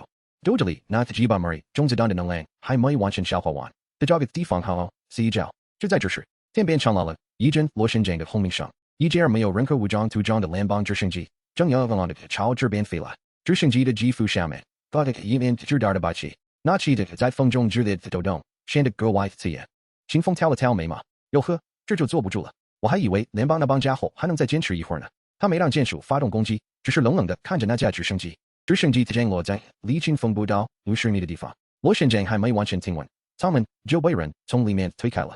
联邦特使连个带爬的从飞机里冲出来，他穿着一身高级西装，此刻却沾满了灰尘和泥土。他看着坐在巨象背上的秦风，看着那个浑身散发着暗紫色光芒的巨人，那种来自生命等级的压制，让他当场就跪了。特使双手支过头顶，手里捧着一根千斤打造的斧子，他整个人趴在地上，露簌簌地滴着滚烫的沙子。伟大的秦风阁下，联邦向您致以最崇高的敬意。我们错了，我们承认之前的行为是极其愚蠢的犯罪。特使的声音带着明显的哭腔，身体抖得像塞糠。为了表达诚意，联邦愿意交出第9区的所有主权，还有这是联邦最高前线的密钥，以及所有的物资仓库坐标。只要你能平息怒火，联邦愿意成为您的最忠诚的仆从。秦风坐在象背上，居高临下看着这个像个一群人的特使，他随手照了照，那个金盒子在引力的作用下，自动飞到了他的手里。他打开盒子看了一眼，里面是一卡闪着蓝光的电子芯片。他随手把盒子捏扁，把芯片扔进纸里，嘎嘣一声嚼碎了。分是高能电子芯片，获得联邦的数据库分文权限。芯片里的数据在他脑子里飞速划过。他看着趴在地上的特使，又看了看远方那些还在冒烟的地下城入口。他突然笑起来，笑声很大，真的特使耳朵里全是血。刚才还想拿棍子砸死我，现在又跑过来跪着求我。你们联邦的人是不是都觉得我脾气特别好？特使趴在地上，头都不敢抬，只是一个劲的磕头。阁下息怒，阁下息怒，我们愿意献上一切，只要你能饶过地下城的1000万人民。秦风站起身，中之声悲伤跳了下来。他每走一步，地面都会发出一声沉闷的轰鸣。他走到特使面前，用那双暗蓝色的眼睛盯着对方。饶了你们，给我个理由。要是理由不够好，我今天就把地下城的盖子掀了，把里面的人全当成自助餐。特使浑身一软，瘫在地上。他颤抖着从怀里掏出另一份文件，双手递了上去。这是我们要献给您的终极食材计划。我们发现了一处古老的核废料埋藏点，那里的能量比雷森基地还要庞大10倍。Qin Feng的动作停住了，他看着特使，眼神里闪过一丝感兴趣的光芒。10倍？你最好没骗我。要是到了地方我没吃饱，我就把你切片蘸着辐射蒸出来。特使拼命的点头，脸上的汗水和泥土混在一起，像个滑稽的小丑。不敢欺骗，绝对不敢。就在那座废弃的大宅边一击深处。秦风转过身，看向那些严阵以待的便衣搜侦团，他挥了挥手，都跟上，去换个地方开自助餐。他一把揪住特使的领子，像拎小鸡一样把他扔回了直升机。大刘，要是飞慢了，我就把这架飞机的螺旋桨拆下来当利是。直升机再次起飞，长长微微的朝着荒野深处飞去。秦风坐在直升机舱门口，晃荡着2条长腿，他看着下方那片死寂的废土，心里却在盘算着：行星级幼体，如果把那个10倍能量的地方出来，是不是就能进入成长期了？到时候，这颗星球是不是就真的不够生了？他回头看了一眼藏那儿缩进一藏的特使，喂，你们联邦还有多少这种好吃的？特使愣了一下，结结巴巴的回答：还有几处致密仓库，但那都是留着。秦风咧开嘴，露出一口上着自高的牙齿，留着干什么？留着给我加餐啊！特使看着那排牙齿，吓得白眼一翻，直接晕了过去。秦风撇了撇嘴，真没用，连个玩笑都开不起。他转过头，看向地平线的尽头，那里有一股让他灵魂都感到饥渴的能量气息，正暗显的散发出来，好香的味道。他舔了舔干裂的嘴唇，这顿饭看来能吃个大饱了。直升机越过一片干涸的海床，朝着一座被迷雾笼罩的废墟城市飞去。秦风能感觉到那里的引力场正在发生某种诡异的扭曲。这道菜不仅大，好像还挺有性格。他猛地从直升机上站了起来，在特使惊恐的注视下，秦风直接从1000米高空跳了下去。轰！他像一颗紫色的流星，笔直地砸向了迷雾中心，地面剧烈晃动，迷雾被巨大的冲击力瞬间驱散。秦风站在废墟中心，看着眼前那个巨大散发着光芒的地下入口，他深深吸了一口带着腐朽和高能辐射的空气，这味儿地道。他抬起脚，正要往里走，入口深处突然传来了一声沉闷的吼叫，那声音竟然让秦风体内的进化序列产生了一丝共鸣。他停下脚步，眼中闪过一抹狂热，里面还有活物，会动的食材，那口感可就不一样了。他大步走进黑暗，身后数万头变异兽如潮水般涌入废墟。特使坐在直升机上，看着下方那片被吞噬的森林，他知道从今天起，联邦再也不是这片土地的主人。一个ephemer和吞噬为乐的新生正式降临了。迷雾深处，一道绿色的光柱冲天而起，秦风的笑声在地下隧道里疯狂回荡。别躲了，我都闻到你的香味了。Qin Darren, the Federal Assembly extends its highest respect to you. The envoy's voice trembled uncontrollably, his entire being prostrate, forehead pressed firmly against the half-glassified ground scorched by intense heat, lacking even the courage to raise his head for a fleeting glance. Behind him, the solitary helicopter's rotor still spun slowly, emitting a feeble buzz that seemed exceedingly insignificant on the desolate edge of the vast pit. Qin Feng was preoccupied using a twisted rebar to pick at the remnants of tungsten alloy lodged between his teeth. He heard the voice, but did not turn around, nor did he pause in his actions for even a moment. It felt akin to a person indulging in a post-meal dessert rudely interrupted by a fly. It was not anger, but a profound, genuine disregard. This indifference instilled a deeper fear in the envoy than any ferocious roar could. His suit was already soaked with cold sweat clinging tightly to his back, while his heart thundered in his chest, each beat tugging at his frail nerves. He dared not move, maintaining that humiliating posture, awaiting divine judgment. At last, Qin Feng finished his dental task, and casually tossed aside the no-bent rebar. The steel struck the ground with a sharp clink, the sound echoing across the desolate ruins. This noise seemed to serve as a signal, causing the envoy's body to jerk involuntarily. Only then did Qin Feng leisurely turn around, his towering 3-meter dark purple crystalline form, casting a massive distorted shadow in the red glow of the molten rock below, enveloping the envoy entirely. From his lofty vantage point, he gazed down at the trembling little insect on the ground, his expression neutral, as he casually remarked, "What's this? Finished with your stick and now delivering takeout." The mundane inquiry struck the envoy like a heavy hammer, reverberating deep within his soul. Takeout. The term instantaneously reminded him of the missiles that Qin Feng had crushed like mere snacks of the staff of God that had been ruthlessly devoured. Fear obliterated his mental defenses in an instant. It's a misunderstanding, Darren. A colossal misunderstanding. The envoy, gripped by terror, cast aside all notions of federal dignity, repeatedly banging his head against the ground, blood seeping from his forehead and mingling with the dust beneath him in a scene of utter disgrace. It was that lunatic from the Ministry of Defense acting unilaterally. He has already been dismissed and is under investigation. The Federal Assembly has no intention of opposing you. Absolutely none. He continued to bow, his voice hoarse and pleading. To demonstrate our regret, the Federal Assembly has unanimously agreed to acknowledge your absolute dominion over the surface world. From now on, you shall be the sole king of this wasteland. Qin Feng crossed his arms, watching him with keen interest. Now this was amusing. Just moments ago, they had been shouting threats eager to obliterate him, and now they were crowning him as king. The audacity of these fools surpassed even the thickest alloy walls of the Thunder God base. Yet he found it entertaining. Seeing Qin Feng silence, the envoy assumed he was still enraged, and his heart sank further. He clenched his teeth and laid down his final card. We are willing. We pledge to offer you all the high-energy waste rare metals and mutated biological cores we can gather each month. We only ask that you show mercy and spare us. By the end of his plea, the tremor in his voice was laced with desperation. In the minds of the federal elite, Qin Feng was a cosmic demon that feasted on sentient beings, and what they were doing resembled ancient tribes sacrificing to a dark god for self-preservation. Qin Feng found delight in these words. Had he subdued them? What a pleasing turn of events. He had been concerned about scrounging for food in the future. Now he wouldn't even need to lift a finger, they would deliver it right to his doorstep. This was no mere surrender, it was akin to securing a might-win membership for the wasteland. From now on, there would be no need to rob, he could simply await his meals. Life was indeed comfortable. The soul of the once lazy recluse within him rejoiced at this moment of fulfillment. Very well. Qin Feng finally granted his approval. That single word sent a wave of relief crashing over the envoy, who slumped to the ground, gasping for air, as if just pulled from the depths of water. I accept your surrender. Qin Feng continued in his leisurely manner. However, the tribute must be doubled. The envoy abruptly raised his head, his face painted with astonishment. Double. That was already the limit the Federation could bear. Yet upon meeting Qin Feng's deep dark blue gaze, wherein swirled the imagery of extinguished stars, all bargaining thoughts evaporated.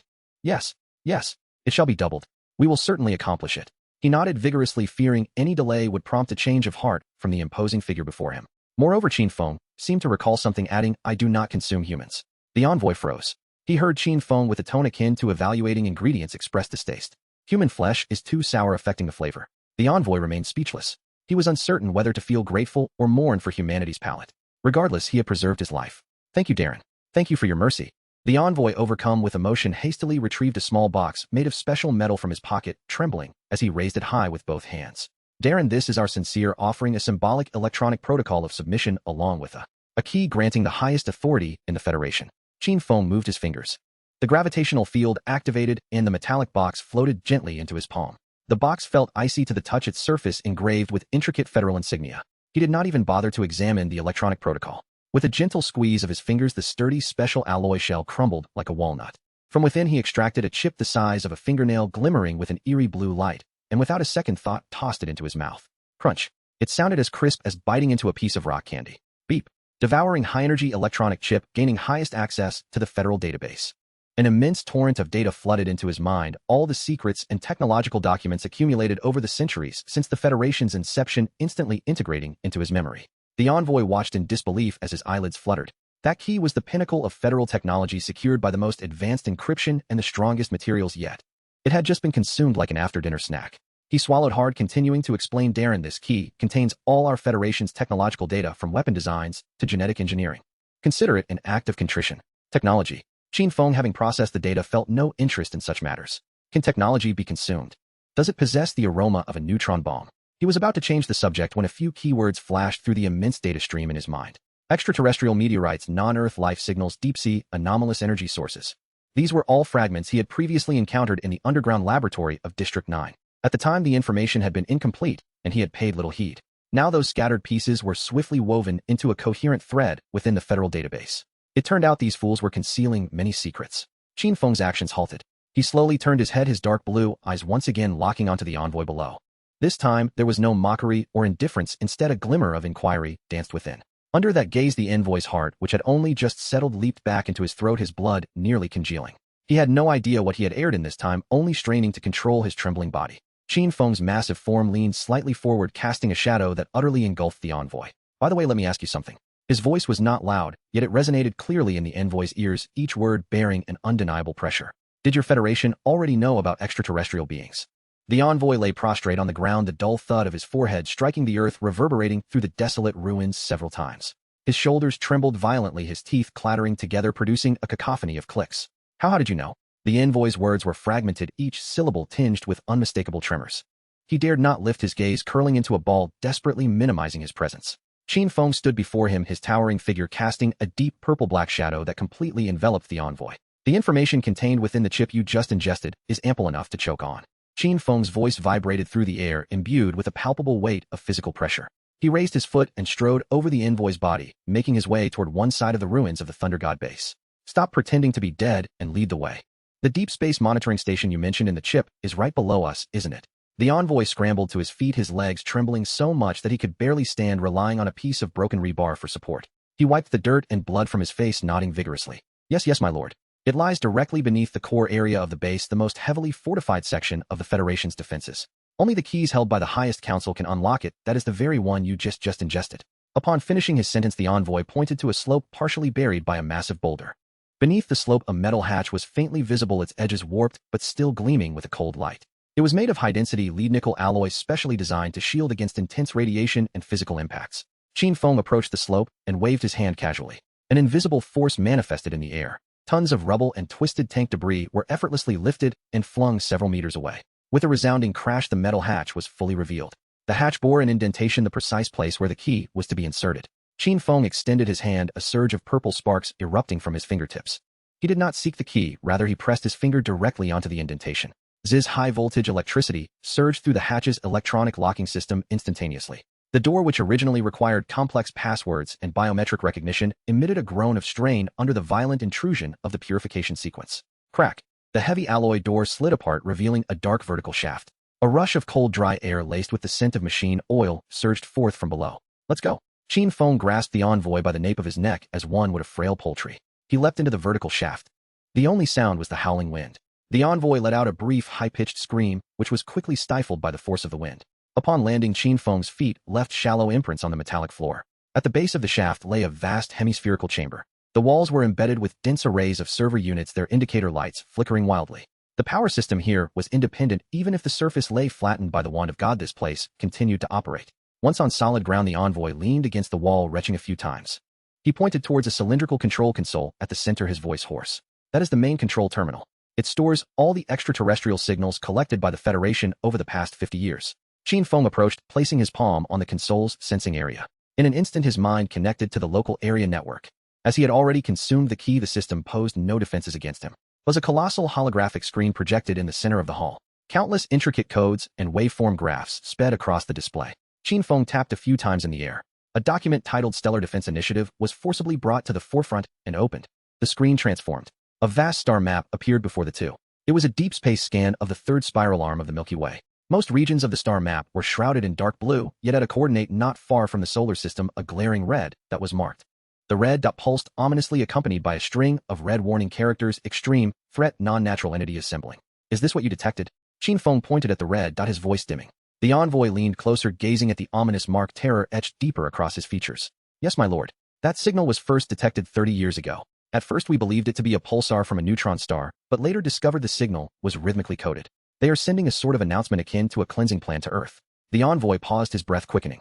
The Federation's frantic production of nuclear weapons and relentless research into neutron bombs and the Wand of God was not for civil war. It was to confront the impending fleet. That red dot is their advance guard, less than 3 light years from Earth.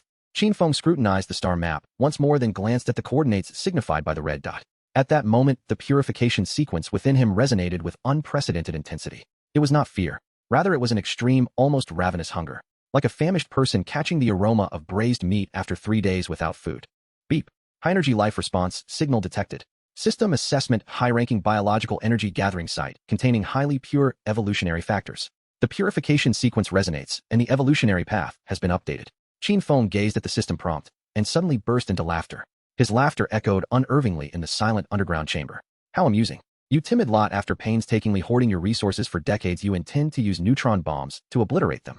The envoy was momentarily taken aback, nodding blankly. That is our only hope. Though we know the odds are slim, we have to try. Qin Feng shook his head, patting the console. In the end, all the neutron bombs ended up in my belly. The Wand of God has become my chewing stick. Upon hearing this, the envoy's expression was a mixture of astonishment and dread. Indeed, all the lavish feasts the Federation prepared to combat extraterrestrials had been devoured by the man before him. The current Federation resembled a robust man stripped bare, lacking even a wooden stick to defend himself. My lord, since you are already aware of the truth, the envoy tentatively spoke, his voice laced with a hint of plea. Could you please, for all of humanity, lead us? Qin Feng interrupted him. Lead you to battle? Don't make me laugh. He turned his gaze towards the flickering red dot, his tongue gliding across his teeth. To you that signifies doom, but to me it resembles a lavish banquet. Qin Feng's palm exerted force, crumpling the console's metallic panel into a mangled heap. 3 billion tons of neutron bombs are insufficient for me to consume. That tungsten alloy rod is merely an appetizer. I am currently at a loss for where to find something more substantial to chew on. He pivoted and strode towards the exit. Tell those old men in the Federation to cease their lamentations. Since the weapons are gone, direct all your detectors towards that location. Keep a close watch on this dish. Once it draws nearer, I shall personally attend to it.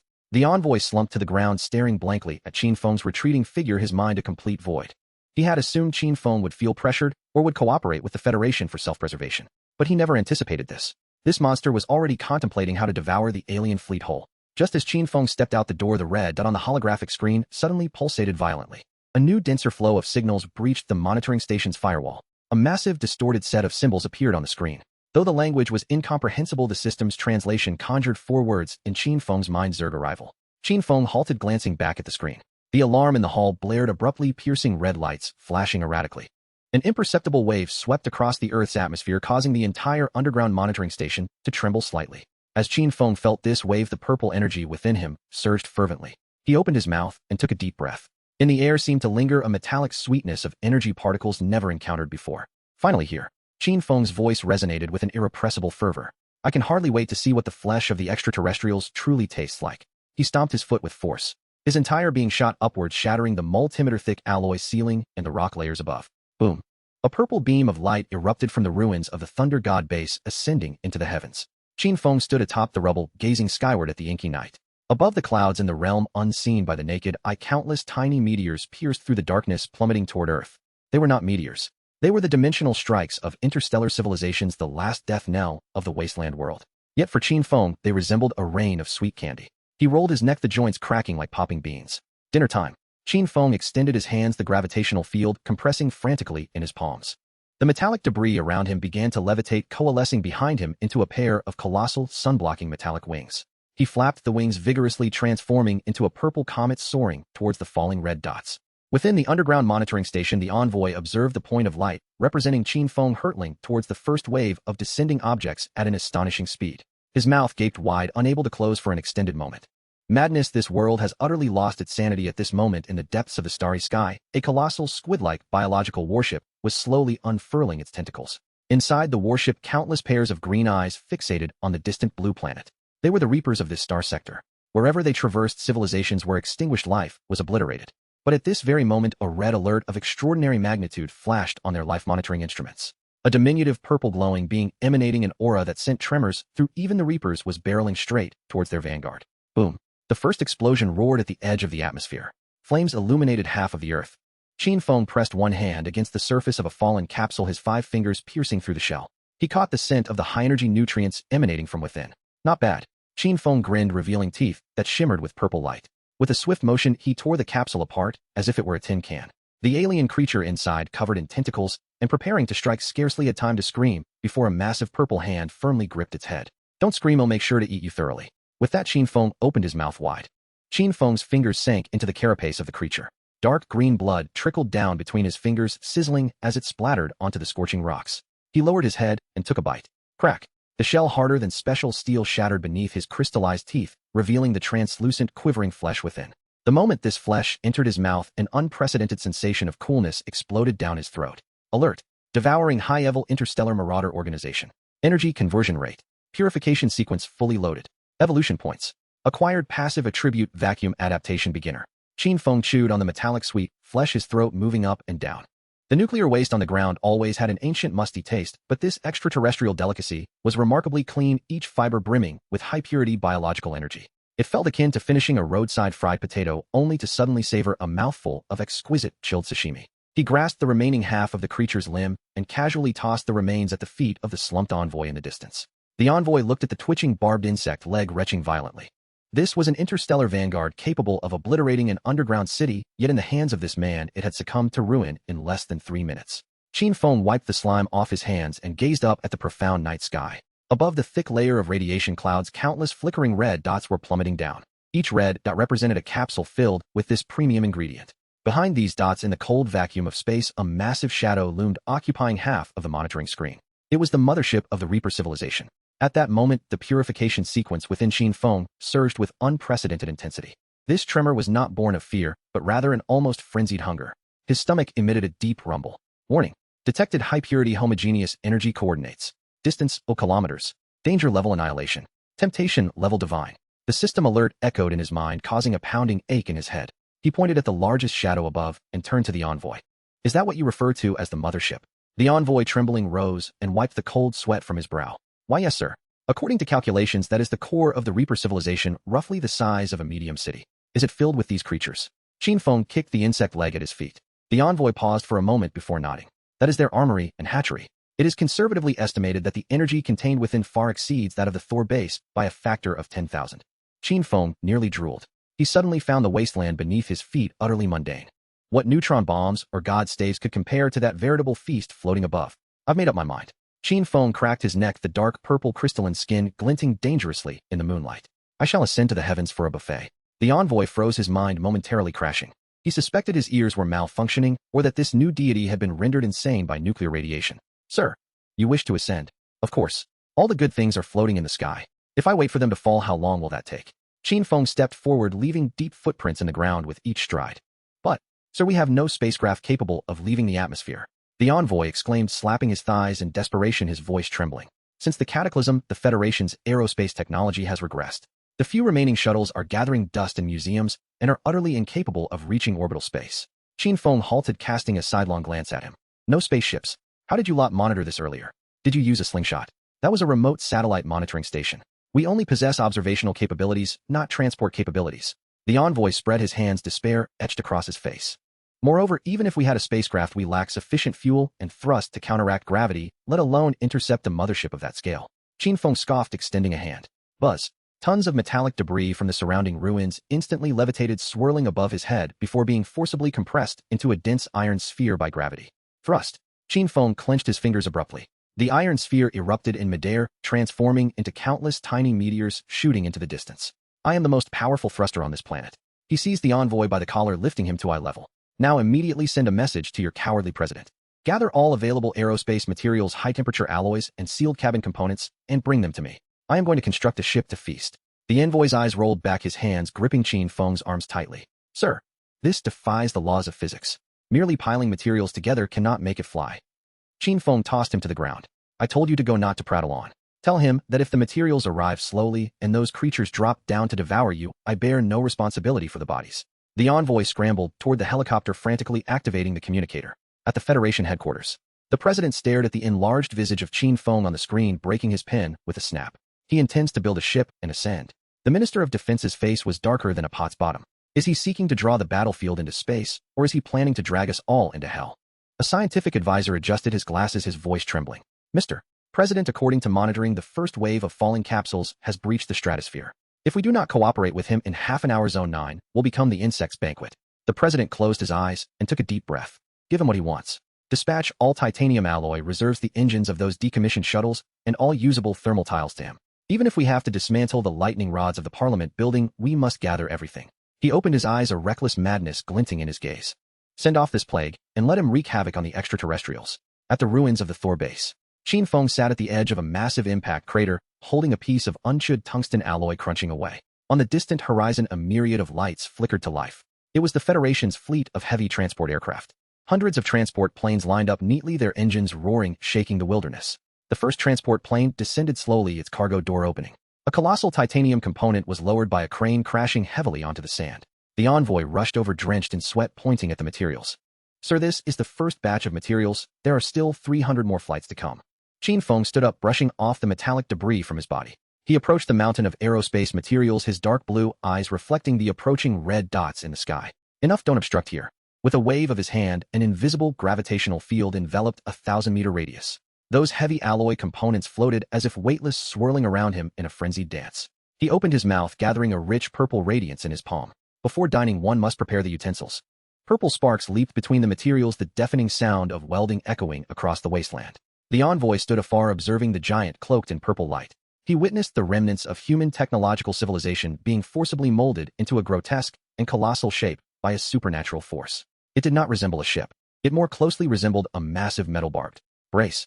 Qin Feng stood at the center of the material pile, the ground beneath him beginning to collapse under pressure. He abruptly looked up at a falling capsule that had pierced the clouds. That capsule, trailing a long tail of fire, was headed straight for him. Qin Feng grinned, revealing teeth shimmering with purple light. He did not flinch. Instead, he spread his arms wide, metal wings unfurling behind him. The first course has arrived. Boom. As the capsule struck the ground, flames soared into the sky. Qin Feng braced himself against the inferno capable of melting steel, his fingers digging deeply into the metal shell of the capsule. With a horrifying metallic screech, he forcibly tore the 5-meter diameter iron sphere in half.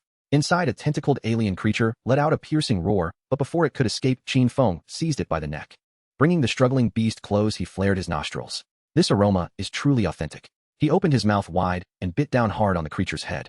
Blood splattered across his purple crystalline skin, evaporating instantly under the high temperature. As he chewed, he gazed at the densely packed red dots in the sky, his eyes brimming with greed. Bring the materials quickly. I intend to indulge heartily at this buffet. On the distant horizon, more transport planes were landing. Deep in the starry sky, that enormous mothership had fully locked onto this region, countless ghostly green lights illuminating its hull. Qin Feng spat out a bloodied shell, casually grasping a titanium alloy support just delivered. Using it as a skewer, he impaled the alien creature's corpse as if stringing together a massive roast. He hoisted the roast onto his shoulders, striding towards the monstrous metal vessel taking shape. The night breeze swirled, lifting clouds of radioactive dust. Qin Feng's silhouette appeared distorted and ferocious in the firelight. Throwing his head back, he let out a thunderous, maniacal laugh into the dark firmament. Hey, you lot up there, wash your necks and wait. My takeout ship is about to set sail. The propellers of the first heavy transport aircraft whipped up enormous gusts, carrying Qin Feng's laughter far away. The envoy shrank in the helicopter's back seat, watching the man who was now treating aerospace engines as scrap metal, his teeth chattering. He understood that at this moment the fate of this planet had entirely slipped from everyone's grasp. A monster that fed on the annihilation of civilizations was preparing to charge into the starry sea. Qin Feng suddenly turned his gaze towards a freshly landed crate of high-energy aviation fuel. He strode over, effortlessly slicing open the sealed box with one hand, lifting a barrel of fuel and taking a large swig. The spicy liquid flowed down his throat into his stomach, causing an instantaneous surge of energy within him. He belched a burst of purplured flames erupting from his mouth, turning a thermal panel before him to ash. This drink packs a punch. He discarded the empty barrel, his feet thundering against the ground. Boom. The ground within 100 meters shattered abruptly. Behind him, the metal wings flapped wildly, creating two massive purple whirlwinds. The suspended aerospace materials began to accelerate towards him, producing ear-splitting crashes as they collided. Standing at the eye of the storm, he gazed at the increasingly proximate interstellar mothership, his expression now solely one of primal hunger. Qin Feng casually discarded the headless corpse of the alien creature onto the sandy ground. Just then, the envoy scurried over his toes, accidentally kicking the severed limb that was still oozing green fluid, causing him to leap half a meter into the air in fright. The heavy transport aircraft of the Federation had already begun to circle above the ruins of the Thor base. The roar of their colossal engines stirred the dust on the ground into swirling eddies. The first batch of titanium alloy plates tumbled from the cargo hold, crashing heavily before Qin Feng, sending sparks flying in all directions. The envoy wiped the cold sweat from his brow and pointed at the aircraft above. Sir, this is aviation-grade titanium alloy from the entire Federation's inventory, along with the third-generation propulsion units just dismantled from the Aerospace Museum. The President has stated that as long as you can take these materials, the entire resource reserve of Zone 9 is at your disposal. Qin Feng paid him no mind, his gaze sweeping over the gleaming metallic components. To the average observer, these items represented advanced technology. To him, they were merely raw materials for constructing a makeshift dining table. He spread his fingers, his palms facing the mountain of materials. A hum resonated through the air, and the previously motionless titanium alloy plates began to tremble violently before rising off the ground, suspended in midair. The third-tier energy core within Qin Feng surged to life, generating a gravitational field centered around him, forming a force field with a diameter of 100 meters. The heavy metal blocks began assembling according to a crude logic under the influence of his gravitational pull. With a crack, two massive remnants of wings collided midair, their edges deforming under the violent pressure of the gravity. Sparks danced along Qin Feng's fingertips, crackling with purple electricity. He strode towards the pile of materials and grasped a thick, load-bearing beam. His fingers pressed down, bending the rigid alloy like dough into a curved shape. The strength is still too low, he remarked, frowning. At this level, the metal would be torn to shreds by the mothership's defensive fire upon entering outer space. He turned his gaze towards the remnants of the alien insects that had yet to be cleared away. The hardened shells of these creatures could withstand the residual shockwaves of neutron bullets, making them the finest biological armor. With another wave of his hand, a dozen mangled alien corpses soared into the air. Purification Sequence biological weapon manufacturing initiated. A purple light enveloped the remnants. The previously lifeless cells began to exhibit a bizarre vitality under the infusion of energy. Dark green muscle fibers crawled like vines over the titanium alloy plates, weaving through the minuscule holes in the metal surface to stitch the armor pieces together. The fusion of metal and flesh produced a disconcerting sound under the manipulation of the purple light. In the distance, several Federation scientists behind the envoy observed this spectacle through remote monitoring. Their computer screens displayed various complex physical models, all turning red, indicating a logic collapse. An elderly scientist removed his glasses, his trembling hands unable to hold the pen. What is he doing? Is he replacing rivets and welding with biological tissue? This defies the fundamentals of materials science. How could metal and organic matter achieve such a molecular-level bond? Look at that shape. That is not a spacecraft, it resembles a monstrous creature covered in spikes. On the screen, a hideous object approximately 50 meters long was taking shape. It lacked a smooth aerodynamic shell, its surface riddled with dark purple biological conduits. Massive metallic spikes jutted out at angles from the hull, resembling the fangs of a great beast. Qin Feng had no time to concern himself with their speculation. He retrieved 3 undigested neutron warheads from his void pouch. These city-destroying weapons felt like oversized batteries in his hands. He tore open the lead casing of the warheads, revealing cores that emitted an eerie blue light. Qin Feng directly inserted these cores into the propulsion chamber at the bottom of the spacecraft. There were no complex ignition mechanisms, suddenly a sphere of compressed purple energy held firmly by gravity. The energy of the neutron warheads was forcibly channeled into the energy sphere, producing a deep resonant roar. The entire vessel began to tremble violently, the biological tissue on its surface pulsing with excitement. Qin Feng brushed his hands, now dusted with metal shavings, and gazed at his creation. This vehicle required no oxygen circulation, as he did not need to breathe. It required no sophisticated radar, for his senses were sharper than any electronic device. This was merely a powered shield, a platform to transport him to his grand buffet. He turned to the edge of the ruins where the radiation giant elephant and the radiation giant scorpion were anxiously burrowing into the ground, emitting low growls at him. Qin Feng raised his hand, a thought penetrating the minds of these minions. You lot guard the home. Anyone daring to approach this wasteland will be devoured. Once I've feasted in the skies, I'll bring you back some high-end goods. The giant elephant raised its trunk and let out a thunderous trumpet. Qin Feng turned away, striding towards the biological rocket, still dripping green fluids. A patch of flesh on the spacecraft's side split open, revealing a narrow entrance. He crawled inside. Inside there were no seats, nor any control panel, suddenly countless tendrils shimmering with purple light dangling down. Qin Feng stood in the center of the cabin, allowing those tendrils to penetrate his crystalline skin. System connecting, synchronization rate. In that moment, Qin Feng felt as though he had transformed into a colossal furnace. The spacecraft was an extension of his body. He could sense the tension in each titanium alloy plate and perceive the frenzied energy being unleashed by the neutron warheads in the propulsion chamber. We have sufficient fuel and the necessary utensils, he commanded with conviction. The 3 propulsion units at the bottom of the spacecraft emitted blinding white light. This was not the combustion of chemical fuel, but a reaction generated by the forcible expulsion of pure radiative energy. Boom. The ground collapsed instantaneously, creating a massive pit in the center of the Thor base ruins. A pillar of purple fire shot skyward, illuminating the night sky within a 10-kilometer radius, as if it were day. On the Federation headquarters display screen, the red dot representing the spacecraft surged forward at an acceleration surpassing physical limits, shooting straight into the atmosphere. The president stood in front of the large screen, watching the frantically fluctuating speed readout. 3 Mach, 6 Mach, 10 Mach. He truly ascended. He rammed his way up using a heap of scrap metal and insect corpses. The scientific advisor fixated on the thermal imaging display, his voice laced with terror. Report.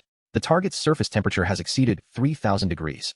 But he shows no sign of slowing down. He is accelerating. He is treating the atmosphere like a sharpening stone. High above, Qin Feng felt the intense friction against the hull. The titanium alloy plates glowed red hot, their edges beginning to melt. The fused biological tissue was scorched, releasing a foul odor. Yet he remained unperturbed. The thermal energy coursing back along the neural tendrils into his body instead provided a wave of refreshing comfort akin to indulging in an ultra-high-powered hot bath. Faster, Qin Feng urged, his thoughts igniting again. The neutron cores in the propulsion chamber emitted a sharp whistle. The spacecraft's velocity surged once more as he pierced through the thick radiation clouds. Ahead, the black curtain of the sky was no longer distant. In that frigid vacuum, the colossal Harvester mothership radiated an eerie green glow. Countless small aircraft surged forth from the mothership like flies attempting to intercept the uninvited guest. Qin Feng, gazing at the swarm of snacks, revealed a cruel smile. The first appetizer is being delivered right to me. He clenched his fist tightly. The metallic spikes on either side of the spacecraft suddenly unfurled, morphing into a pair of enormous predatory appendages. Purple energy coalesced at the tip of the vessel, forming a colossal drill. Boom. The spacecraft obliterated the initial wave of obstructive alien craft. Metallic debris exploded silently in the vacuum. Qin Feng did not halt. He steered the grotesque beast straight toward the thick energy shield of the mothership. Bang! The entire starry expanse seemed to shudder violently. The purple drill ground against the green shield, erupting in blinding brilliance. Qin Feng could sense the immense electromagnetic energy contained within that shield. He opened his mouth, though separated by the hull, the delectable aroma wafted in through the neural connections. This protective membrane is rather thick. He increased the energy output once more. The propulsion units at the bottom of the spacecraft operated beyond their limits, and large cracks began to form on the metallic shell. Just as the spacecraft teetered on the brink of disintegration, a crack appeared on the surface of the green shield. Qin Feng abruptly stood from the cockpit, pressing one hand against the wall. Breakthrough. With a resounding crash, the monstrous biological spacecraft drove itself into the interior of the mothership like a colossal nail. The hatch exploded upon impact. Qin Feng stepped onto the searing metallic wreckage, striding into the corridor of the mothership. The air was suffused with the scent of high-purity oxygen and some alien spice. At the end of the corridor, hundreds of armed insects brimming with tentacles surged toward him in a frenzy. Qin Feng cracked his neck, the joints emitting a crisp sound. He regarded the creatures brandishing bone blades, a broad grin stretching across his face. No rush, let's take them one at a time. We've got plenty of time for this buffet. He seized a broken energy conduit nearby, stuffing it into his mouth and pulling hard. Zzz. The high-pressure energy surged down his throat. Qin Feng let out a contented sigh, his gaze locking onto the enormous insect general charging at the forefront. He lunged forward. The ground crumbled beneath his feet.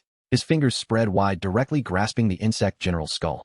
Qin Feng's 5 fingers clenched fiercely, and the head of the insect-like creature shattered under the pressure of his violet force. Dark green brain matter splattering against the walls of the biological spacecraft, immediately absorbed by the writhing fleshy tissues. He stood at the core of the ship, the pulsing of the flesh beneath his feet resonating with urgency. The entire vessel craved energy. At that moment, in the command hall of the federal headquarters, a massive circular screen was divided into thousands of small windows. Each window represented a reconnaissance satellite, altering its trajectory. All cameras locked onto the ruins of the Thor base at that instant. At the center of the image, an enormous grotesque entity adorned with metallic spines and purple tumorous growths lay in a meteorite crater. It appeared devoid of any aerodynamic characteristics, yet emitted a formidable energy fluctuation that caused the monitoring instruments to spike alarmingly. The president stood before the screen, sweat pooling in his palms as his knuckles turned a sickly pale from gripping the armrests of his chair with tension. He focused intently on the enlarging purple light. His mind was in turmoil. If this monster fell from the sky, those alien insects would undoubtedly turn Earth into a breeding ground in the next instant. Should he triumph, humanity would face a deity capable of consuming alien fleets. Regardless of the outcome, the reign of the Federation was at an end. The Minister of Defense stood beside him, observing the fluctuating energy readings, his voice hoarse. The creature's energy levels were still rising. What was it attempting to achieve? Without booster rockets or launch platforms, did it intend to leap directly into orbit? The president remained silent.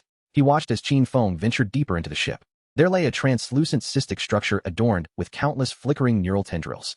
Qin Feng spread his arms wide, allowing those tendrils to pierce through the crystalline skin of his back and penetrate his spine. In that moment, he completely seized control of the vessel. Inside the spacecraft, Qin Feng closed his eyes. He could sense the tension in every titanium alloy armor plate, feel the 3 neutron bullets in the power chamber anxiously releasing streams of neutrons. The purification sequence within him emitted a series of high-pitched cries. It was the roar of evolutionary instinct. Hunger. An insatiable hunger. The detritus of the surface could no longer satiate his appetite. He required superior fuel, the high-energy biological essence that traversed galaxies. Qin Feng inhaled deeply. The nuclear reactor within his chest began to operate at overcapacity. A dark blue light spread through his veins, converging at his throat. His neck swelled, the luminescence beneath his skin blinding. Ignition. Qin Feng issued a low command. This sound reverberated through the entire spacecraft via the biological neural network. At the rear of the ship, 3 massive thrusters repurposed from alien appendages suddenly flared wide open. Qin Feng opened his mouth. Atomic breath. Boom. A terrifyingly powerful blue beam erupted from the rear of the ship. This was not the combustion of chemical fuel, but pure nuclear fusion energy highly compressed by gravitational forces. The ground vaporized upon contact with the blue beam. The already charred land of Thor base transformed into a bottomless lake of magma in that instant. A tremendous backlash surged forth. The entire biological spacecraft trembled violently. Then it shattered the silence of the night sky. On the monitors of the federal headquarters, the speed readings surged past the speed of sound. 2 Mach, 5 Mach, 10 Mach. The vessel shot upwards like a meteor in reverse, trailing a blue flame stretching several kilometers into the sky. Gasps filled the command hall. The scientific advisor stared wide-eyed at the trajectory displayed by the holographic brain, nearly astonished to the point of disbelief. He hadn't utilized any orbital calculations. He was forcefully contending against gravity. Such acceleration would reduce any living being inside to a pulp. Yet he forgot Qin Feng was not human. Inside the spacecraft, the terrifying overload pressed Qin Feng firmly against the core's fleshy pad. His crystalline skin emitted a cacophony of unsettling friction. Had it been an ordinary organism, its innards would have been reduced to mush by now. But Qin Feng was exhilarated beyond measure. He reveled in the exhilaration of tearing through the air, feeling the diminishing constraints of gravity around him. Too slow. Speed up. Qin Feng let out a maniacal laugh. He increased the energy output once more. The blue beam from the ship's rear thickened by another fold. The entire wilderness was illuminated by this light. Even those in the underground city miles away could see a blue sun rising on the horizon. The spacecraft breached the troposphere. Fierce winds attempted to tear apart this uninvited guest. The titanium alloy exterior glowed red from the intense friction, beginning to show signs of melting. The biological tissues sewn to the surface burned, releasing a pungent odor. Yet under the influence of the purification sequence, these tissues, while being incinerated, frantically self-repaired. Charred remnants fell away as new granulation rapidly covered the metallic seams. This ship, amidst the pain and rebirth, grew increasingly resilient. Stratosphere. Middle layer. The speed of the vessel reached an unfathomable level. Qin Feng gazed out the porthole at the encroaching darkness of the sky, watching the battered blue planet shrink beneath him. He felt an unprecedented sense of freedom. The weight of gravitational pull from the ground vanished. In its place was a sensation of weightlessness and lightness. Finally, the spacecraft shuddered violently, and the cacophony of friction ceased instantaneously, replaced by an absolute silence. They had broken through the final atmospheric barrier, entering the cold, dark, and boundless vacuum. Qin Feng stood in the center of the chamber, severing his deep connection with the neural tendrils. He approached the viewport, gazing into the distance. Against the backdrop of twinkling stars, a massive squid-like Reaper mothership slowly rotated. It emitted a ghostly green light, surrounded by countless flying vessels resembling flies. That was the harbinger of civilization's end. But in Qin Feng's eyes, it was a banquet laid out before him. He extended his tongue, moistening his dry lips. His teeth glimmered with a violet sheen in the dim light. The Earth chapter concluded. What lay ahead was the time for feasting. Qin Feng pressed a hand against the wall of the chamber, conveying his intent. Target the largest morsel ahead. Full speed ahead. The biological spacecraft unleashed a slender blue beam in the vacuum, like a purple sword piercing straight towards the heart of the interstellar behemoth. At that moment, the mothership's internal alarm system blared in a deafening shriek. Countless pairs of green eyes simultaneously turned towards the speeding toothpick. They remained unaware that what approached was not a doomed native, but a ravenous new deity. Qin Feng fixated on the green glowing energy shield of the mothership. He could already scent it. The aroma of high-purity electromagnetic energy. How delectable. The drill at the spacecraft's tip began to spin rapidly, purple energy coalescing frantically upon it. The impact would come in the next moment. Boom. The grotesque biopod, an unholy amalgamation of flesh and metal, shuddered violently under the dreadful propulsion of atomic breath. Qin Feng found himself inexorably pressed against the core's fleshy cushion by an irresistible force. Inside the vessel, the biological tissues writhed frantically, attempting to dissipate the ferocious impact, yet their efforts proved futile. The sensation was akin to being thrust into a colossal industrial washing machine, with someone activating the spin cycle at maximum power. Every crystalline bone emitted a lament of overwhelming strain as muscle fibers were stretched to their limits. Any carbon-based life form would have been crushed into a mere thin patty in that instant. Yet Qin Feng was unfazed. Instead of retching, he grinned with a fierce intensity, unleashing a torrent of unrestrained laughter from his throat. Exhilarating. This sensation of being thrust back is far more thrilling than a roller coaster. The soul that had once yearned for more excitement than the drop tower found unparalleled satisfaction in this moment. The ship tore through the dense cloud of radiation, hurtling like an uncontrollable projectile towards the heavens. The vista outside the porthole transformed at a breathtaking pace. The murky yellow sky rapidly fell behind, replaced by a thin veil of azure. As the altitude continued to rise, the blue deepened until it surrendered entirely to the profound darkness of space. The outline of the planet became distinctly visible, a beautiful arc of blue suspended against the backdrop of inky blackness. Suddenly, the immense pressure that threatened to crush him dissipated. The entire vessel lightened abruptly. Qin Feng felt the heavy sensation of descent vanish in an instant. He attempted to move his fingers, and his entire body floated upward from the cushion, gently gliding within the confines of the cramped cabin. Is this weightlessness? Like a child who has just received a new toy, he clumsily flipped in midair, extended his arm, and with a gentle push against the wall, floated toward the opposite end.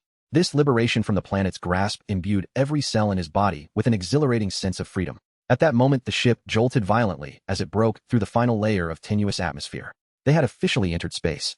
Without the filter of the atmosphere, the blinding sunlight streamed unreservedly onto the biopod's exterior. In an instant, the temperature on the ship's surface began to soar uncontrollably. The searing heat of several hundred degrees Celsius charred and carbonized the exposed biological tissues, releasing a noxious odor of burning protein. Chunks of chitin fractured and fell away due to thermal expansion and contraction. Yet in the next moment, something even more bizarre occurred. Beneath the charred tissues, new flesh buds proliferated at an astonishing rate. They greedily absorbed high-energy particles from the sunlight, becoming more resilient and robust under the nourishing radiation. The newly formed dark purple tumors even began to emit a faint glow. Ding. Warning. Entered vacuum environment. External radiation intensity assessment extreme. High-intensity solar wind particle flow detected. Purification sequence initiated, actively absorbing biological energy. Reserves. A barrage of system notifications flooded Qin Feng's mind. He glanced at the energy readings in the power chamber. The progress bar, representing energy reserves, surged at an extraordinary rate. Qin Feng chuckled. After all this time, the nuclear waste on Earth was merely scraps. The sun above was the true feast, in Aliakanite buffet, a supercharged power bank with infinite refills. He felt as if he were soaking in a scalding hot spring, warmth enveloping him, every pore expanding as he greedily absorbed this pure, overwhelming energy. Staying inside the ship to absorb it felt too slow. The barrier felt insufficient. A frenzied idea blossomed in his mind. Qin Feng floated to the ship's rudimentary hatch. This door, repurposed from the carapace of an alien creature, was connected to squirming neural bundles to ensure airtightness. He did not engage any complex switches. He lifted his foot and delivered a powerful kick to the center of the door. Bang! A dull thud echoed in the silent cabin. The sturdy biological armor door bulged outward, leaving a distinct footprint with cracks radiating from the center. The remaining thin air within the cabin was instantly evacuated, producing a sharp whistle. Qin Feng was unfazed.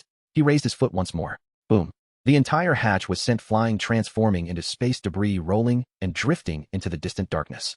The bone-chilling vacuum and the searing, deadly solar radiation surged in simultaneously. Qin Feng stood before the open hatch, unadorned by any spacesuit. His dark purple crystalline skin was directly exposed to the onslaught of cosmic rays and solar winds. A thin layer of frost momentarily formed on his skin due to the sudden drop in temperature, only to be scorched by the relentless rays of the sun. This extreme juxtaposition of icy and fiery sensations rendered him nearly euphoric. He spread his arms wide, allowing the high-energy particles to wash over his body. Warning: host's flesh exposed to extreme vacuum environment. Cellular activity unaffected, adaptive evolution underway, gained passive attribute, vacuum adaptation intermediate. Warning: gamma radiation storm detected. Intensity lethal. Absorbing gamma radiation, energy conversion in progress, evolution points. Qin Feng felt as if he were a sponge tossed into a microwave, voraciously absorbing all the surrounding energy. He gradually, step by step, exited the ship. His feet hovered above the void with the menacing biopod behind him and the infinite sea of stars ahead. He cast a glance at the azure planet below, then raised his gaze to the immense shadow in the distance, glowing with a ghostly green light. The Reaper mothership. The grand feast he had long awaited. Qin Feng broke into a silent smile. He extended his hand towards the mothership, making a grasping gesture. I am coming. Qin Feng extended his hand towards the colossal Reaper mothership and made a grasping gesture in the suffocating silence of the vacuum. I have arrived. Although the words lacked a medium for transmission, this thought traversed the neural link of the biological ship, reaching Earth located 380,000 kilometers away. In the Federal Command Hall, everyone witnessed this scene. On the screen, that diminutive figure exposed to the void assumed a provocative posture against the interstellar behemoth capable of annihilating civilizations. The following moment revealed an even more outrageous spectacle. Coldness marked the first baptism of the vacuum. In the shadowed side devoid of sunlight, the temperature on Qin Feng's back plummeted to over 100 degrees below zero. A thin layer of frost rapidly formed on his crystalline skin, emitting a faint cracking sound. Heat represented the universe's other gift. On the sunlit side of his body, with the atmosphere no longer diminishing its impact, the sun's energy poured down unreservedly. The temperature on his skin soared to hundreds of degrees Celsius within seconds, enough to render steel molten. Any carbon-based life form would have seen its internal fluids boil and cellular structures collapse into a mist of blood in such extreme conditions of ice and fire. Yet Qin Feng remained unharmed. At this moment, the density of every cell in his body had been tempered by the neutron bomb and the staff of God, far exceeding human comprehension of resilience. As soon as the frost appeared, it melted away under the heat conducted from within. The extreme temperatures capable of melting metal merely caused a slight warmth on his skin. He even spread his arms wide, positioning himself in an expansive T shape, allowing the invisible, yet lethally potent cosmic rays to permeate his body. Gamma rays, high-energy particle streams, solar winds, these energies deemed equivalent to death by scientists, transformed into countless warm currents that surged into his limbs and bones. Delightful. Qin Feng's chest resonated with a satisfied vibration. This sensation was simply exquisite. It felt as if innumerable unseen hands were providing him with the most profound cellular massage, dispelling the fatigue he had incurred from forcefully breaching the atmosphere. What was this, if not lethal radiation? This was in fact the epitome of a royal-level spa experience. A comprehensive treatment with no angles left untouched. Warning: high-intensity gamma ray storm detected. Energy conversion underway. Purification sequence is operating at an accelerated frequency. Evolution points. Passive attribute vacuum adaptation intermediate has upgraded to vacuum adaptation advanced. Skin tissue is undergoing adaptive evolution. Light energy conversion efficiency increased by. A flurry of system notifications flashed in his mind. Qin Feng glanced down at his body. His crystalline skin, which previously radiated a dark purple hue, was now undergoing a wondrous transformation. No longer reflecting light, it actively began to absorb all surrounding light and heat. His complexion deepened, ultimately transforming into a pure non-reflective jet black, as if he had donned a suit of armor woven from the very darkness of the cosmos itself. Simultaneously on Earth in the Federal Command Center, the atmosphere was eerily silent. Everyone seemed to be frozen in place, mouths agape, as if they could fit an egg inside. Report to the president. A young scientist responsible for monitoring vital signs trembled as he pointed at the screen displaying a string of overwhelming red data. The target's heart rate, cellular activity, energy response is not only continuously rising, but has also exceeded the theoretical limits of any known organism in our database. His body is treating solar winds as sustenance. An elderly physics advisor fixated on the thermal imaging of the increasingly dark silhouette dropped his tablet with a resounding thud. Impossible, this defies the laws of thermodynamics. He is absorbing light. He has transformed his body into a perfect black body. How is he achieving this? Is his skin a miniature Dyson sphere? This is madness. The world has completely lost its sanity. The president paid no heed to the incoherent ramblings of the scientists surrounding him. He merely gazed at the figure floating comfortably in the cosmos, feeling a chill ascend from his soles to the crown of his head. What on earth had they sent up? A creature that treated gamma rays as a massage and solar winds as a midnight snack. In this moment he experienced a profound despair for humanity's future. Qin Feng stretched languidly in the void, his joints cracking like popping popcorn. This sunbathing invigorated him, yet his stomach began to rumble inappropriately. Earlier, using atomic breath as a propulsion system had drawn considerable energy. He turned his gaze towards the massive Reaper mothership in the distance, which surely held a proper meal, though it was still too far away. As he contemplated whether to return to the ship and nibble on some alloy rations to satiate his hunger, his peripheral vision caught sight of a peculiar area. What was that? To his left front, a massive river shimmering with metallic luster was slowly drifting by. This river comprised countless fragments of various sizes, including twisted steel beams, shattered solar panels, defunct satellite antennas, and even complete sections of space stations. These remnants, products of humanity's golden age, had become space debris, the artificial relics launched into orbit by various nations before the Great Catastrophe. In the reports of the federal scientists, this was labeled the orbital graveyard, a threat to space travel safety. Yet in Qin Feng's perception, this thing had another more fitting name. A sushi conveyor belt. Hey, just as I was getting hungry, let's start with some appetizers. Qin Feng grinned, revealing teeth that sparkled with a strange luminescence under the sunlight. He gently propelled himself in the void, creating a subtle repulsive force behind him. Transforming into a shadow, he silently glided towards the debris field. His speed was not fast, yet it was strikingly precise. He deftly avoided several sharp fragments spinning at high velocities and seized a solar panel measuring over a dozen square meters.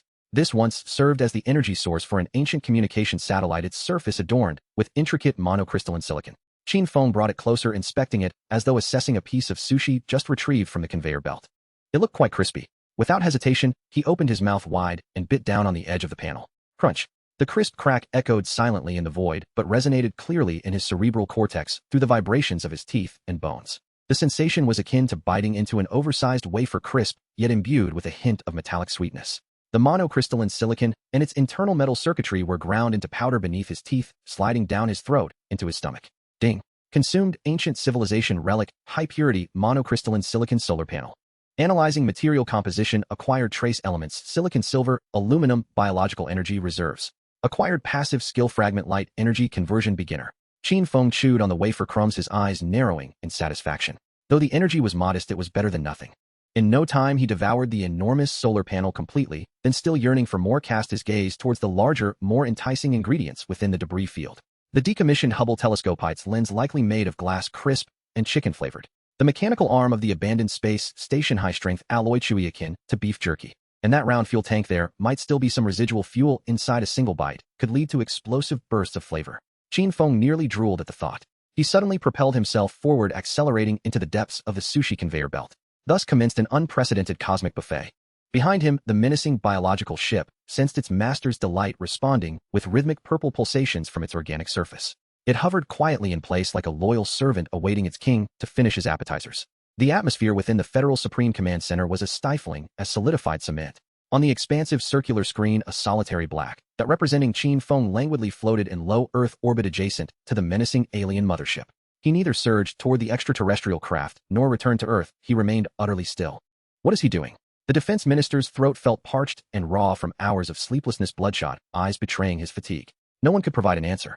In the command hall, over 100 of the Federation's foremost scientists and technicians resembled a group of monkeys encountering a microscope for the first time, confused and helpless.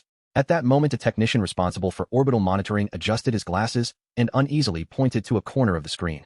Report, the signal from Eagle Eye 7 appears to have been interrupted. His voice pierced the suffocating silence of the hall, starkly out of place.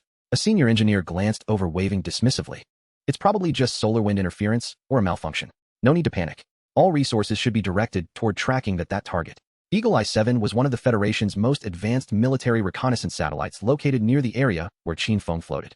The technician, a bit stubborn, mumbled protocol mandates a check and tenaciously retrieved the last data stream transmitted before Eagle Eye 7 lost contact. To conserve bandwidth, the data was compressed and required local decoding for interpretation. The progress bar on the screen crawled slowly upward.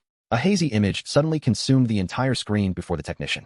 It was a face that was infinitely magnified, pure black, reflecting no light. Then the focus shifted as the image seemed to zoom in abruptly. A massive mouth filled the entire frame, its teeth not white, but shimmering with a dark purple crystalline glow. The image abruptly cut off. Crack! A piercing sound erupted from the audio channel akin to an industrial shredder, crushing metal, transforming into a perpetual static noise. The technician was stunned.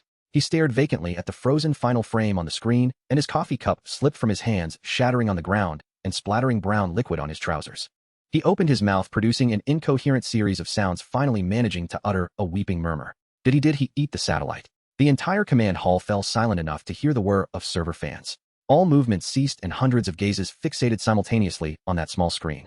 The defense minister dashed forward, shoving aside the dazed technician, his eyes locked onto the terrifying close-up of that mouth. His body began to tremble uncontrollably. Eagle Eye 7, that was Eagle Eye 7. His voice rose in pitch. It cost $1 billion Federation in titanium alloy. It was equipped with the Federation's most advanced observation devices. He just chewed it like a cookie. Meanwhile, Qin Feng savored his newfound delicacy. The taste of this chip was indeed delightful, crispy with a hint of the unique sweetness of silicon chips, and the silver circuitry added an intriguing flavor, though it was somewhat low in energy content, akin to an appetizer. Notification. Consuming a relic of a bygone civilization, military-grade titanium alloy reconnaissance satellite. Analyzing material composition, acquired rare elements, titanium, vanadium, molybdenum, biological energy reserve. Armor hardness slightly increased, a trivial gain. Qin Feng swallowed the final fragments, smacking his lips in satisfaction. He turned to behold a conveyor belt of rusty debris before him and felt his appetite thoroughly ignited. He glided through space, consuming as he went. Wherever he passed, the space junk that had been spinning for centuries was thoroughly cleared. He resembled a wild boar rampaging through a cornfield, leaving a path of devastation. Qin Feng seized a round defunct weather satellite. He raised it to his eyes, inspecting it closely. This round one looks like a meatball. I wonder if it has a filling. He opened his mouth and took a bite. The outer shell was made of aluminum magnesium alloy, soft, like an overbaked cookie. However, upon breaking it open, the dense circuitry and sensors produced a satisfying crunch, offering a unique taste. Notification. Consumed weather satellite acquired, passive skill fragment, environmental perception weak. At the Federal Command Center, report. Fengshun 3 signal lost. Report. Global Communications 6 satellite link interrupted. Report. Earth rover geological exploration satellite signal lost. The shrill alarms echoed like a death knell, pounding relentlessly against every heart in the room. On the main screen, the green dots representing the Federation's satellite network were extinguishing at a visible rate. The extinguished dots connected to form a disturbingly clear path. At the end of that path was the black figure indulging in a feast within the orbital graveyard. An elderly scientist gazed at the increasingly clean expanse of space, suddenly bursting into a nervous laugh. Haha, the space debris problem that generations couldn't solve is being resolved as a buffet by him. His laughter was steeped in profound sorrow and absurdity. The president observed the scene with an impassive expression. His heart bled. Those were the eyes of the Federation, the very foundation of their global dominion. Now those cornerstones were being devoured like mere dessert, one after another. He couldn't even muster a protest. To whom would he voice his concerns? To a creature that could consume $1 billion satellite, as if it were a potato chip. What could he say? Don't eat that, you might upset your stomach. At that moment, Qin Feng made another discovery. He spotted a long object adorned with 2 massive wings, said decommissioned communication satellite. This long one resembles a hot dog. With a powerful kick in the void, Qin Feng transformed into a shadow and lunged at the enormous hot dog, eagerly sinking his teeth into it. Having eaten his fill, though merely half-sated, the appetizer phase should come to an end. Qin Feng contentedly floated in a space area he had thoroughly cleaned, with not even a stray screw in sight. He felt a warm surge rise within his stomach, spreading throughout his body. A gentle vibration resonated within his chest, and a burst of scorching energy surged up his esophagus, silently dissipating into the vacuum. A perfect vacuum belch. Biological energy reserve has reached accumulated evolution points. The main course still awaited in the heavens. He could not afford to squander too much time on these snacks. Qin Feng stretched his limbs, producing a series of satisfying cracks. He turned, facing the boundless starry sea, his black figure nearly merging with the profound cosmos. His gaze traversed the blue planet beneath him, reaching further into the depths of space. There hung a colossal and tranquil sphere radiating a cold, luminous glow. The moon. Qin Feng slowly lifted his arm, extending a finger precisely pointing at the pale terrain marked with craters from a distance of 380,000 kilometers. A clear thought crystallized in his mind. Next stop upon the moon. Qin Feng slowly raised his arm, extending a solitary finger to precisely point at the pale expanse of the moon riddled with circular craters across a distance of 380,000 kilometers. A clear thought took shape in his mind. Next stop above the moon. No sooner had the thought settled than he ceased to delay. With a gentle push of his feet in the void of space, he glided back to the menacing biological spacecraft beside him as if he were a weightless specter. The vessel before him could scarcely be called a ship any longer. It resembled the tattered remains of a colossal creature, its bones devoured and left in disarray. The once thick biological armor and dark purple growths that had covered its surface had now vanished, revealing the pockmarked titanium alloy beams beneath, which served as its skeletal structure. Fragments of flesh still clung to these metals, frozen rigid in the vacuum, trembling gently with the slightest movements of the ship. Qin Feng felt a twinge of embarrassment. This spectacle was indeed rather unsightly. He had even chewed through the pod itself. He floated to the hatch he had kicked open and slipped inside.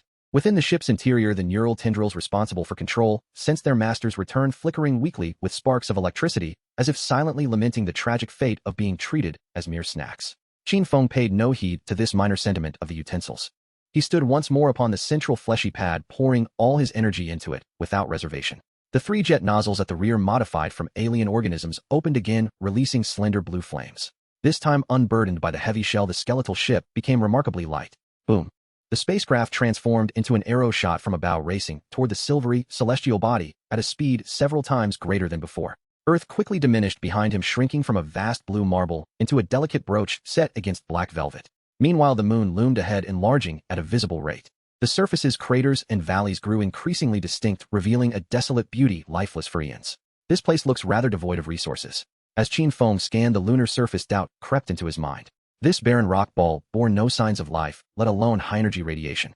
Was he expected to gnaw on lunar regolith? It likely tasted akin to unsalted soda crackers, dry and gritty. Just as he pondered whether this lunar journey was a miscalculation, the ship rounded the moon's front and entered the shadowed region, eternally turned away from Earth. Eternal darkness enveloped everything. Yet as the ship fully entered the shadow, an eerie green light abruptly pierced his perception. What was that? Qin Feng maneuvered the skeletal ship, gradually turning toward the source of the green light. Upon witnessing the sight before him, he couldn't help but be momentarily stunned. Before him, the moon's far side was not the endless craters he had imagined.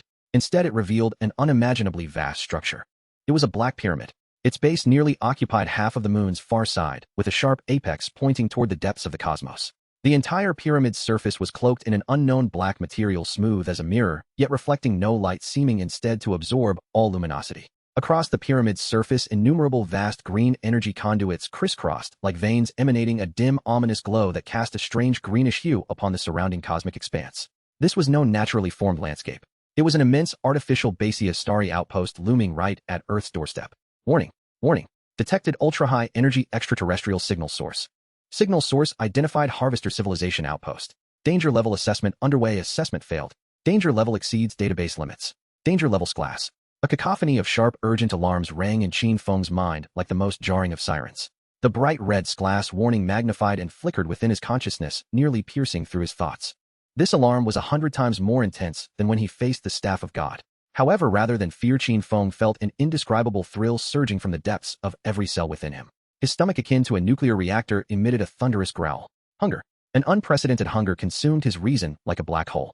The satiety brought by the appetizers from the orbital debris was trivial in comparison to the colossal, miraculous energy structure before him. That was the main course. That was the grand banquet he had longed for. As Qin Feng felt his mouth watering at a subconscious level, the immense black pyramid stirred. A smooth armored panel on its side silently slid open, revealing a deep green glowing exit. Swish, swish, swish. Several sleek, black, shuttle-shaped unmanned interceptors emerged from the opening in succession. They bore no wings, no exhaust ports, moving silently, yet swiftly like phantoms. Once outside the pyramid, they immediately dispersed, forming a standard rhombus patrol formation as they began to cruise along a predetermined path. Clearly, they had detected Qin Feng's uniquely shaped skeletal ship. Yet they did not attack immediately, rather they maintained a distance, employing some unknown scanning method repeatedly. Well, aren't they polite, taking a moment to observe first? Qin Feng clicked his tongue in surprise. However, the next moment this thought was ruthlessly shattered. After completing their data scans, the interceptor craft seemingly concluded with a judgment of unknown low level can be eliminated. Without warning. Without communication. Almost simultaneously, each interceptor's front ignited with a blinding green light. In the silent void of space, beams of green plasma, more concentrated and exuding an aura of destruction than laser, tore through the darkness, precisely targeting Qin Feng's location. As the beams passed, the very fabric of space seemed to ripple. This strike could instantaneously vaporize a vessel from the Earth Federation from bow to stern. In the moment before the beams ignited, Qin Feng's crystalline skin tightened suddenly.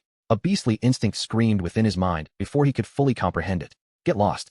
A single word erupted from the depths of his consciousness. Instinctively, he converted all his energy into repulsion, forcefully pushing against the side of the skeletal ship. The entire vessel lurched, awkwardly shifting less than half a meter to the side. That half meter determined life or death. Sizzle, the green plasma beams grazed the tip of Qin Feng's nose, striking the biological ship's skeleton that had just been beneath him. There was no earth-shattering explosion. No scattering fragments. The robust skeleton, composed of aerospace-grade titanium alloy and mutated biological tissue so tough that even Qin Feng had found it cumbersome to gnaw onwards upon contact with the green beams, obliterated as if thrown into aqua regia, leaving not a single atom behind, completely erased from this universe. The residual energy swept over Qin Feng's body, causing the surface of his black light-absorbing battle armor to shimmer with a scorching ripple. Slowly he turned his head, gazing at the emptiness behind him. His one remaining plated tool for transportation had simply vanished. He pivoted back, looking at the interceptors that had begun to adjust their course, preparing for a second volley. A surge of indignation ignited from the depths of his heart. Firing on sight. Such a lack of martial virtue. Very well, since you were so eager to host me for a meal. Qin Feng grinned, revealing teeth that gleamed with a sinister purple light in the eerie green glow. Then I shall not be courteous. Qin Feng grinned, revealing a set of teeth that shimmered with an eerie purple radiance under the ghostly green light. Then I shall have no reservations. In the instant that thought detonated within his consciousness, his entire being bizarrely froze in place. The few elongated interceptors, having just completed a synchronized barrage, swiftly reformed their formation. Their obsidian exteriors, illuminated by the distant starlight, exuded an aura of absolute smoothness, embodying a chilling industrial aesthetic. Within their confines there was no trace of biological emotion, only the purest and most efficient logic of annihilation. In their detection systems, Qin Feng, a diminutive carbon-based entity, had transformed into a living target adrift in the void after losing the rudimentary skeletal structure of his spacecraft. Devoid of leverage and mobility, he awaited a fate of utter evaporation under the next concentrated onslaught. The threat level, previously labeled as unknown, was rapidly downgraded to negligible. New firing orders had been issued. At the forefront of each interceptor, that devastating green light began to coalesce once more. At that moment, Qin Feng moved. He opened his mouth and gently expelled a minuscule puff of air into the void to his left and slightly behind. Puff! A faint blue flame, scarcely the thickness of a chopstick, flickered momentarily from his lips. In the silent cosmos, this action appeared utterly ludicrous and insignificant. Yet it was this seemingly trivial gesture that generated a reactive force, propelling him forward in a shadowy blur, moving at an angle that defied the laws of physics. Almost simultaneously as he vacated his original position, several concentrated green plasma beams intersected, obliterating the very space he had just occupied. On Earth, at the Federal Command Center, everyone held their breath, fixated on the astonishing scene unfolding on the main screen. What did he just do? A young technician stammered. According to the slow-motion analysis, the target seems to have executed a small-scale directional energy expulsion. The elderly scientific advisor adjusted his glasses, leaning closer to the screen. My heavens, he's using atomic breath as a maneuvering thruster. How can he control it so precisely? This completely overturned their understanding. In their computational models, atomic breath was a strategic weapon designed for city destruction, a symbol of widespread and uncontrollable annihilation. Yet the man on the screen wielded it with the finesse of a scalpel, no, even more precise. He treated it as an extension of his body, a limb he could manipulate at will. Puff! Another small puff of blue flame erupted. Qin Feng's figure traced an uncanny trajectory within the lethal green web, narrowly evading all assaults. He danced like a phantom upon the edge of a blade, each movement perfectly aligning with the interceptor's predictive blind spots. For the first time, those cold machines exhibited signs of logical confusion. Their attacks grew frantic, and the once impenetrable net of suppression revealed a slight flaw. Now was the moment. Seizing his chance, Qin Feng unleashed 3 successive jets of delicate blue flames. His form executed an extraordinary triple leap in the vacuum, velocity surging dramatically. No longer evading, he charged directly towards the nearest interceptor. The AI of that interceptor evidently did not anticipate its prey would counterattack. It attempted to adjust its angle, but it was already too late. Bang! Qin Feng's feet landed heavily upon the smooth black shell of the interceptor. Like a magnetized chunk of iron, he remained steadfast, impervious to the interceptor's frantic rolls and accelerations, unable to dislodge him in the slightest. He lowered his gaze, extending a finger, and tapped on the cold, hard surface. This material feels quite slick. Oh, I wonder what it tastes like. An instinctual thought emerged in his mind. Without hesitation, his fingers, covered in a black, light-absorbing substance, clenched tightly, digging deeply into the seams of the unknown alloy. Rip! A spine-chilling metallic distortion echoed through his bones, resonating directly in his brain. That sturdy armor capable of withstanding small asteroid impacts was forcefully torn open by his violent tugging. The interceptor's AI descended into utter chaos. Alert! Hull integrity compromised. Alert! Unknown biological intrusion detected. It frantically sent distress signals to the mothership while attempting to initiate self-destruct protocols. But Qin Feng was swifter. He thrust his entire upper body through the breach amidst the chaotic energy conduits, grasping a humming green glowing cube. The alien power core. This was the source ceaselessly fueling the killing machine.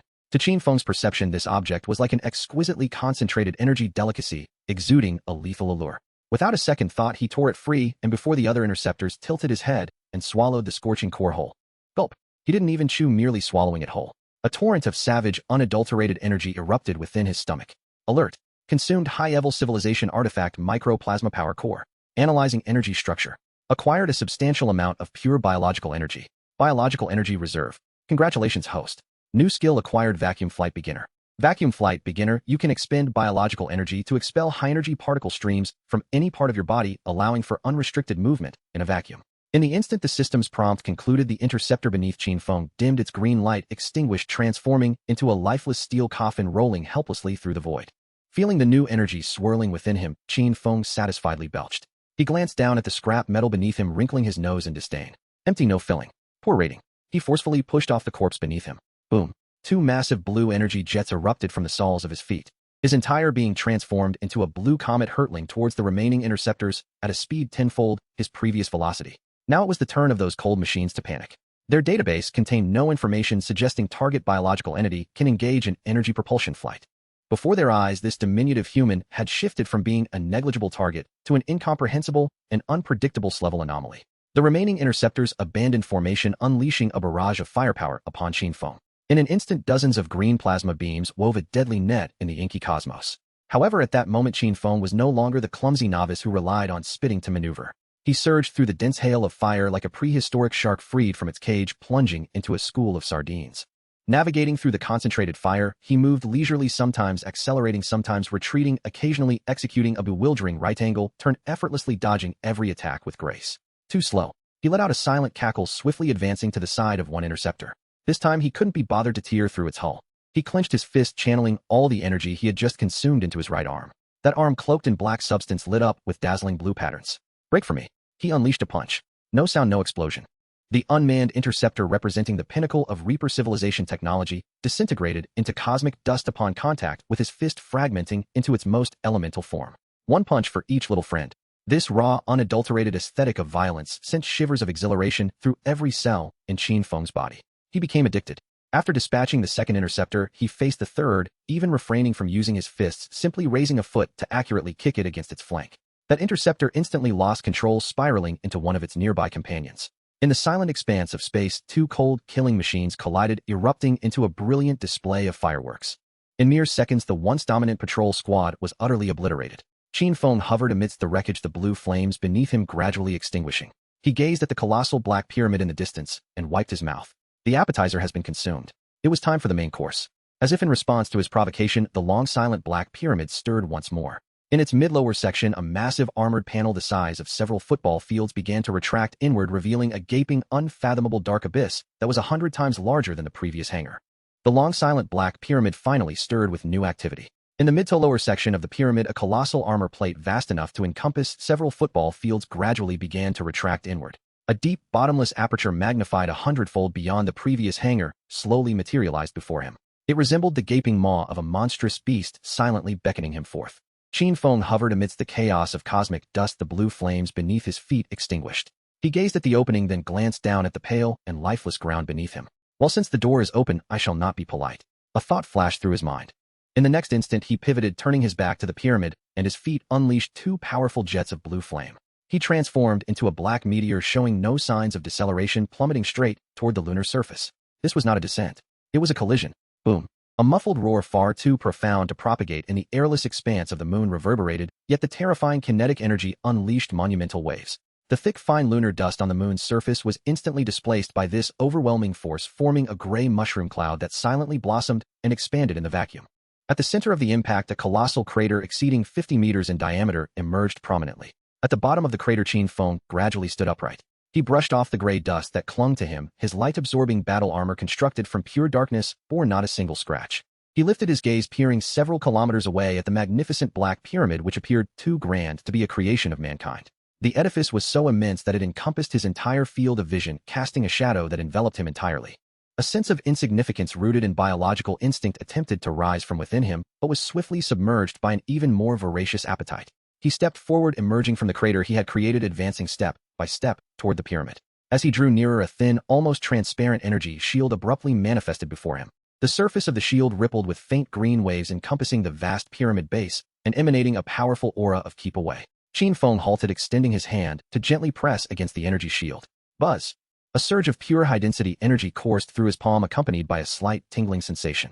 The energy intensity of this shield surpassed anything he had previously consumed by several magnitudes. What a formidable turtle shell! Qin Feng swallowed and could not resist the urge to lick his slightly dry lips. This shell certainly appeared to possess substantial resilience. Meanwhile, within the Black Pyramid, in a towering cavernous command hall spacious enough to accommodate mountains, a massive holographic projection composed of pure green light hovered silently at the center.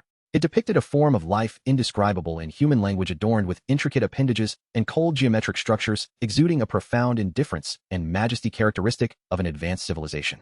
He was the supreme commander of this lunar base. Before him, dozens of smaller holographic screens displayed real-time images of the outside world. On one of the screens, the image of Qin Feng touching the energy shield was clearly visible. Report, Commander. The T-7 patrol squadron has been confirmed annihilated. The signal vanished completely 3 seconds ago. According to the final data analysis, the target organism possesses preliminary vacuum energy ejection capabilities, and it has consumed the power cores of the T-7 squadron.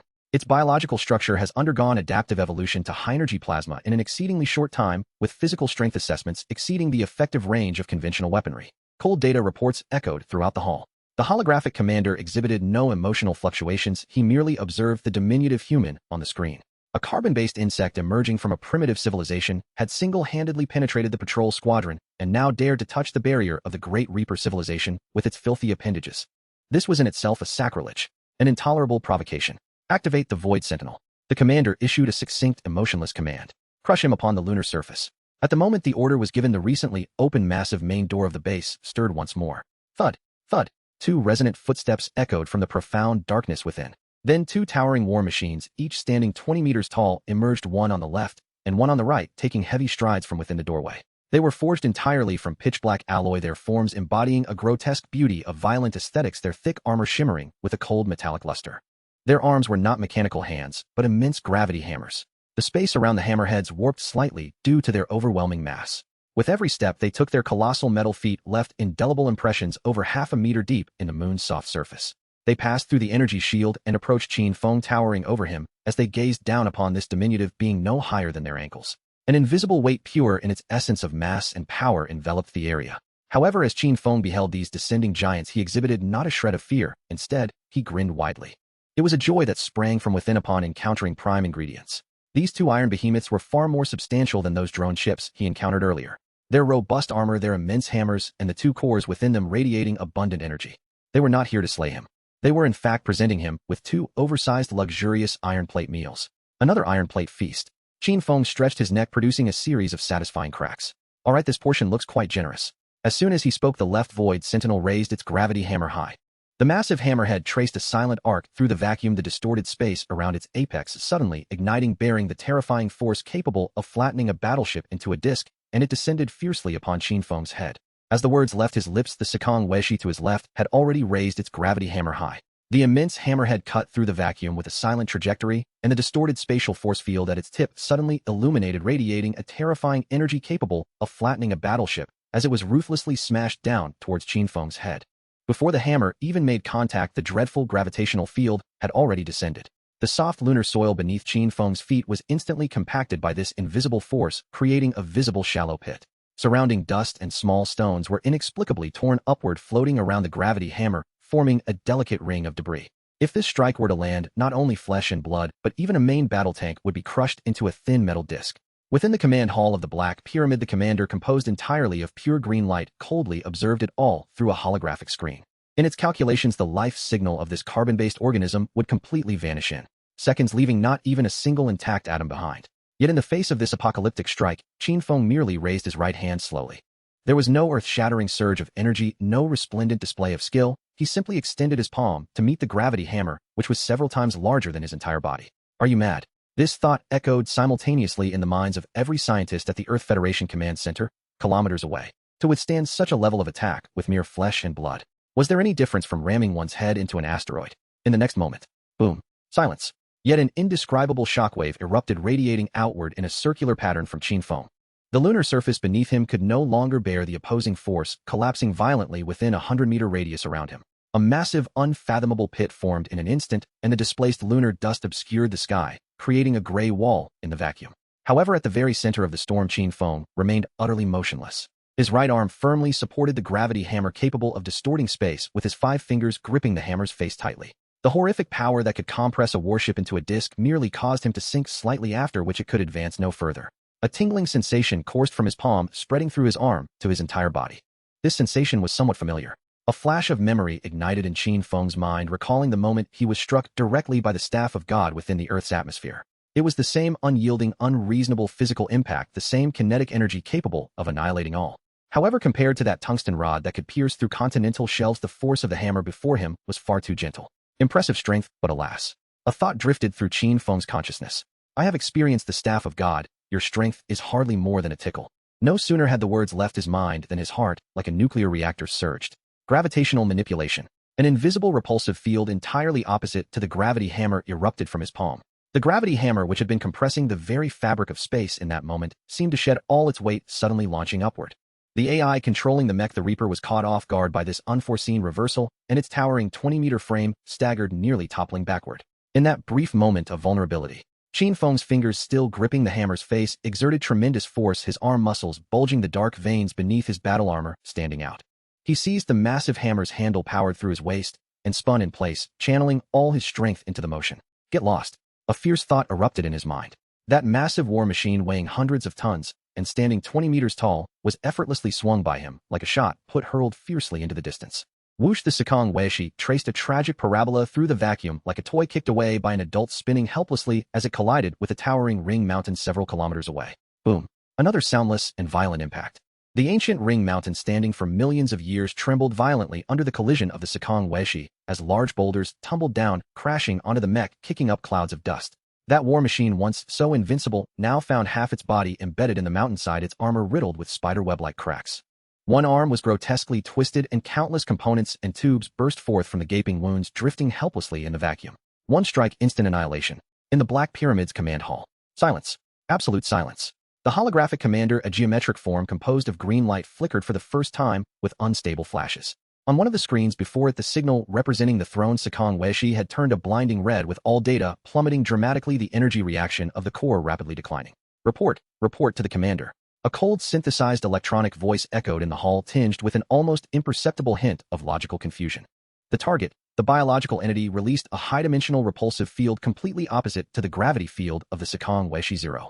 3 seconds ago, this defies known physical models. Based on energy fluctuations, the force exerted during the throw has surpassed the structural destruction threshold of A-class alloys. Conclusion: the target is a physical phantom beyond the comprehension of existing databases. The commander's projection flickered violently. A physical phantom? How could a carbon-based monkey from a primitive civilization disregard the laws of the universe? At that moment, another intact Sakang Weishi moved. It seemed to deduce that close combat was pointless against this monstrous entity. Its shoulder armor slid open, revealing a myriad of hive-like launch ports.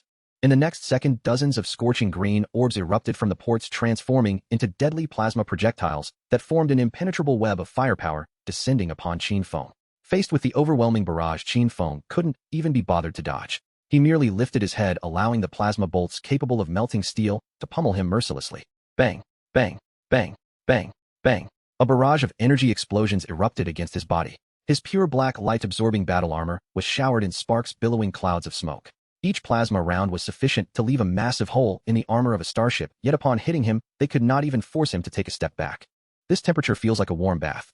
Qin Feng even had the leisure to scoff internally. He charged forward amid the tempest of projectiles with a leisurely gait. The AI of the Sakang Weishi spiraled into chaos. Physical attacks were ineffective, energy assaults were futile, the creature's defensive capabilities had far surpassed its attack limits. It retreated while furiously unleashing firepower, attempting to create distance. But Qin Feng was faster. In just a few breaths, he had closed the distance to the mech's feet.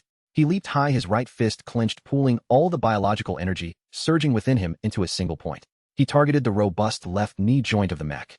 Get down on your knees.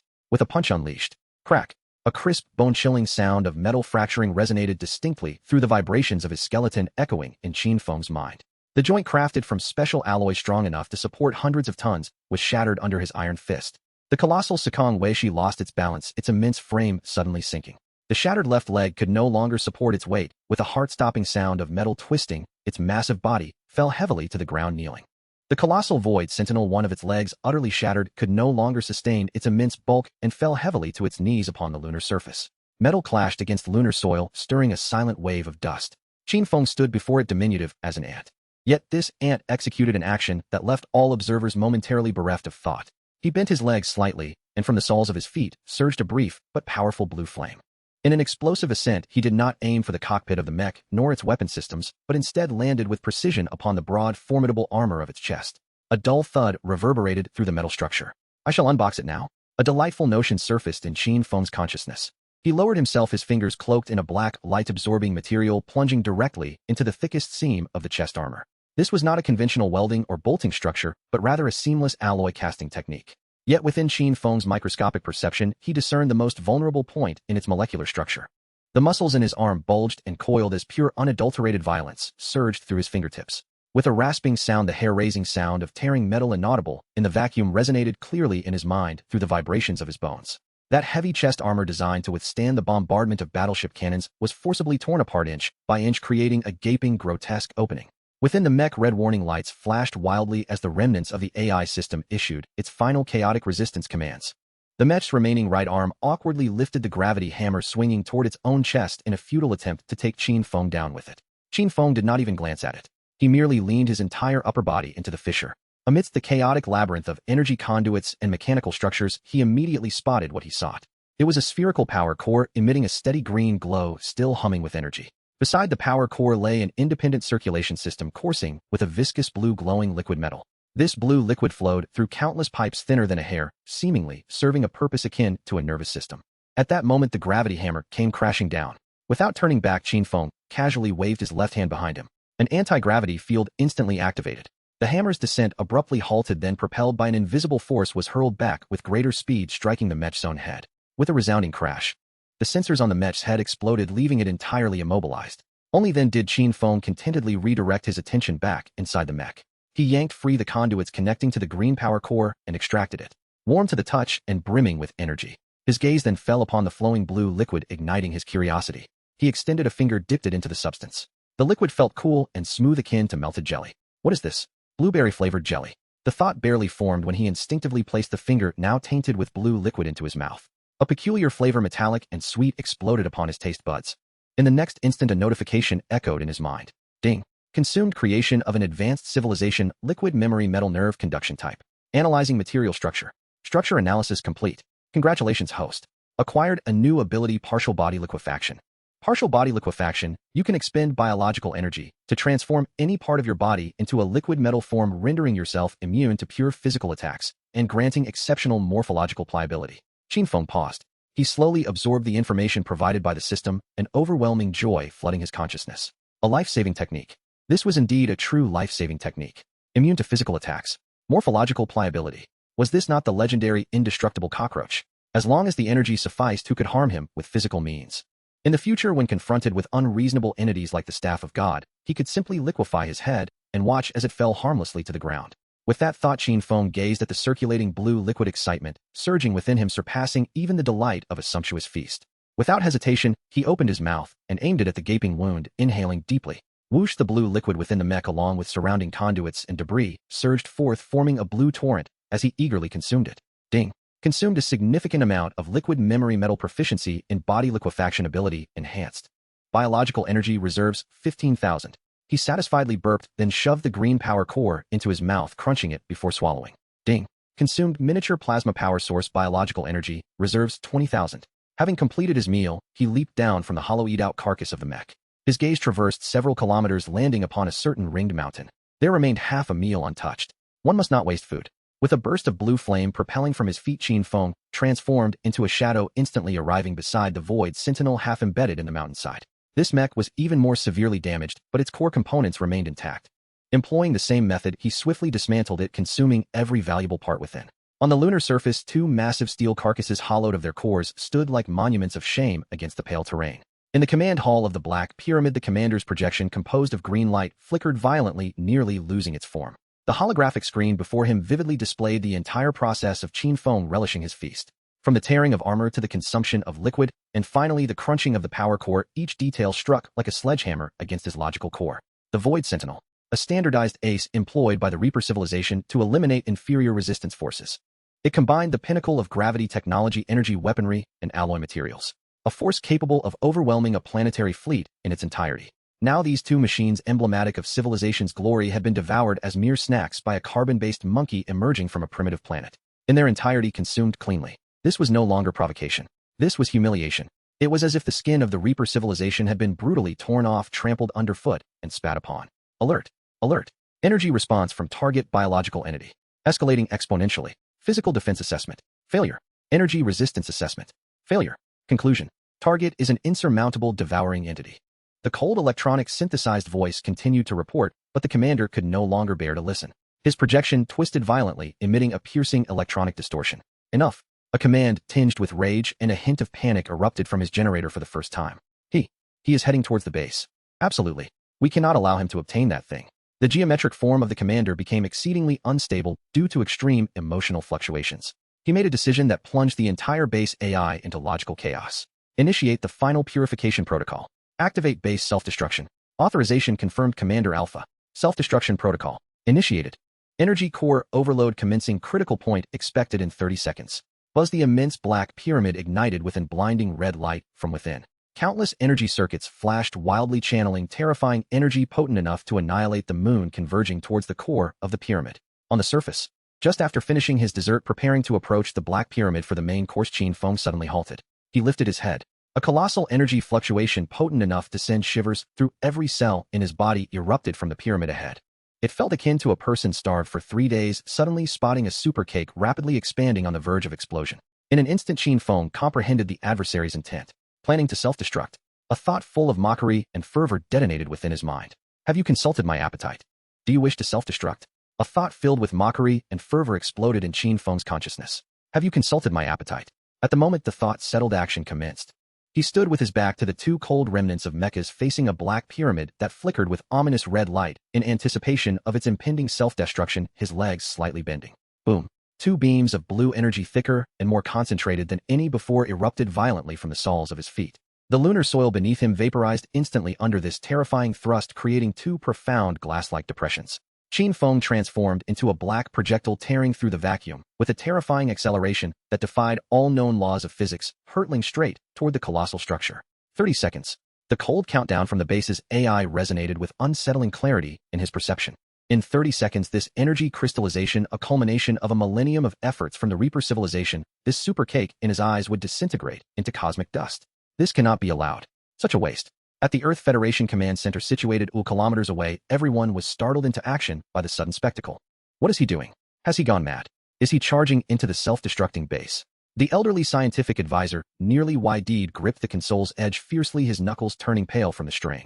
Their detectors clearly indicated that the energy reactions within the pyramid were escalating exponentially, far exceeding their calculable limits. It was a lunar bomb on the verge of detonation.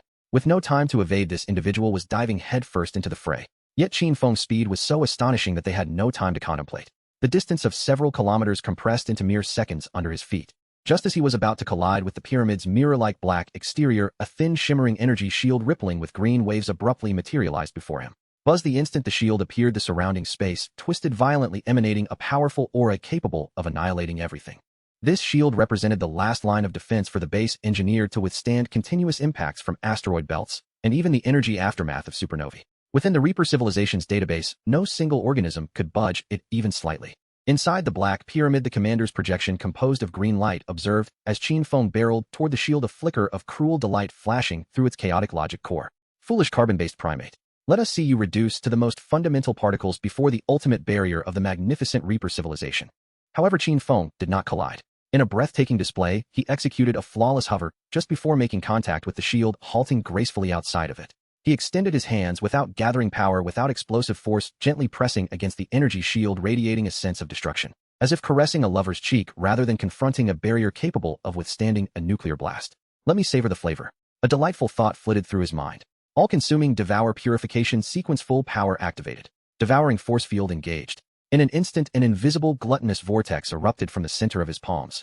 The impervious energy shield's surface erupted into violent ripples, transforming from a stable green membrane into boiling water.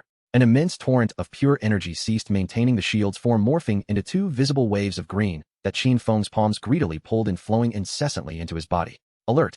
High-purity energy source detected. Reaper civilization standard. Commencing absorption transformation. Biological energy reserves. Biological energy reserves. Biological energy reserves. A series of system alerts far exceeding previous notifications flooded his mind like a magnificent symphony. An indescribable sensation of bliss exploded from the depths of each of his cells, nearly prompting him to moan in pleasure. Sweet. So sweet. The purity of this energy resembled honey 1,000 times concentrated, accompanied by a refreshing hint of mint.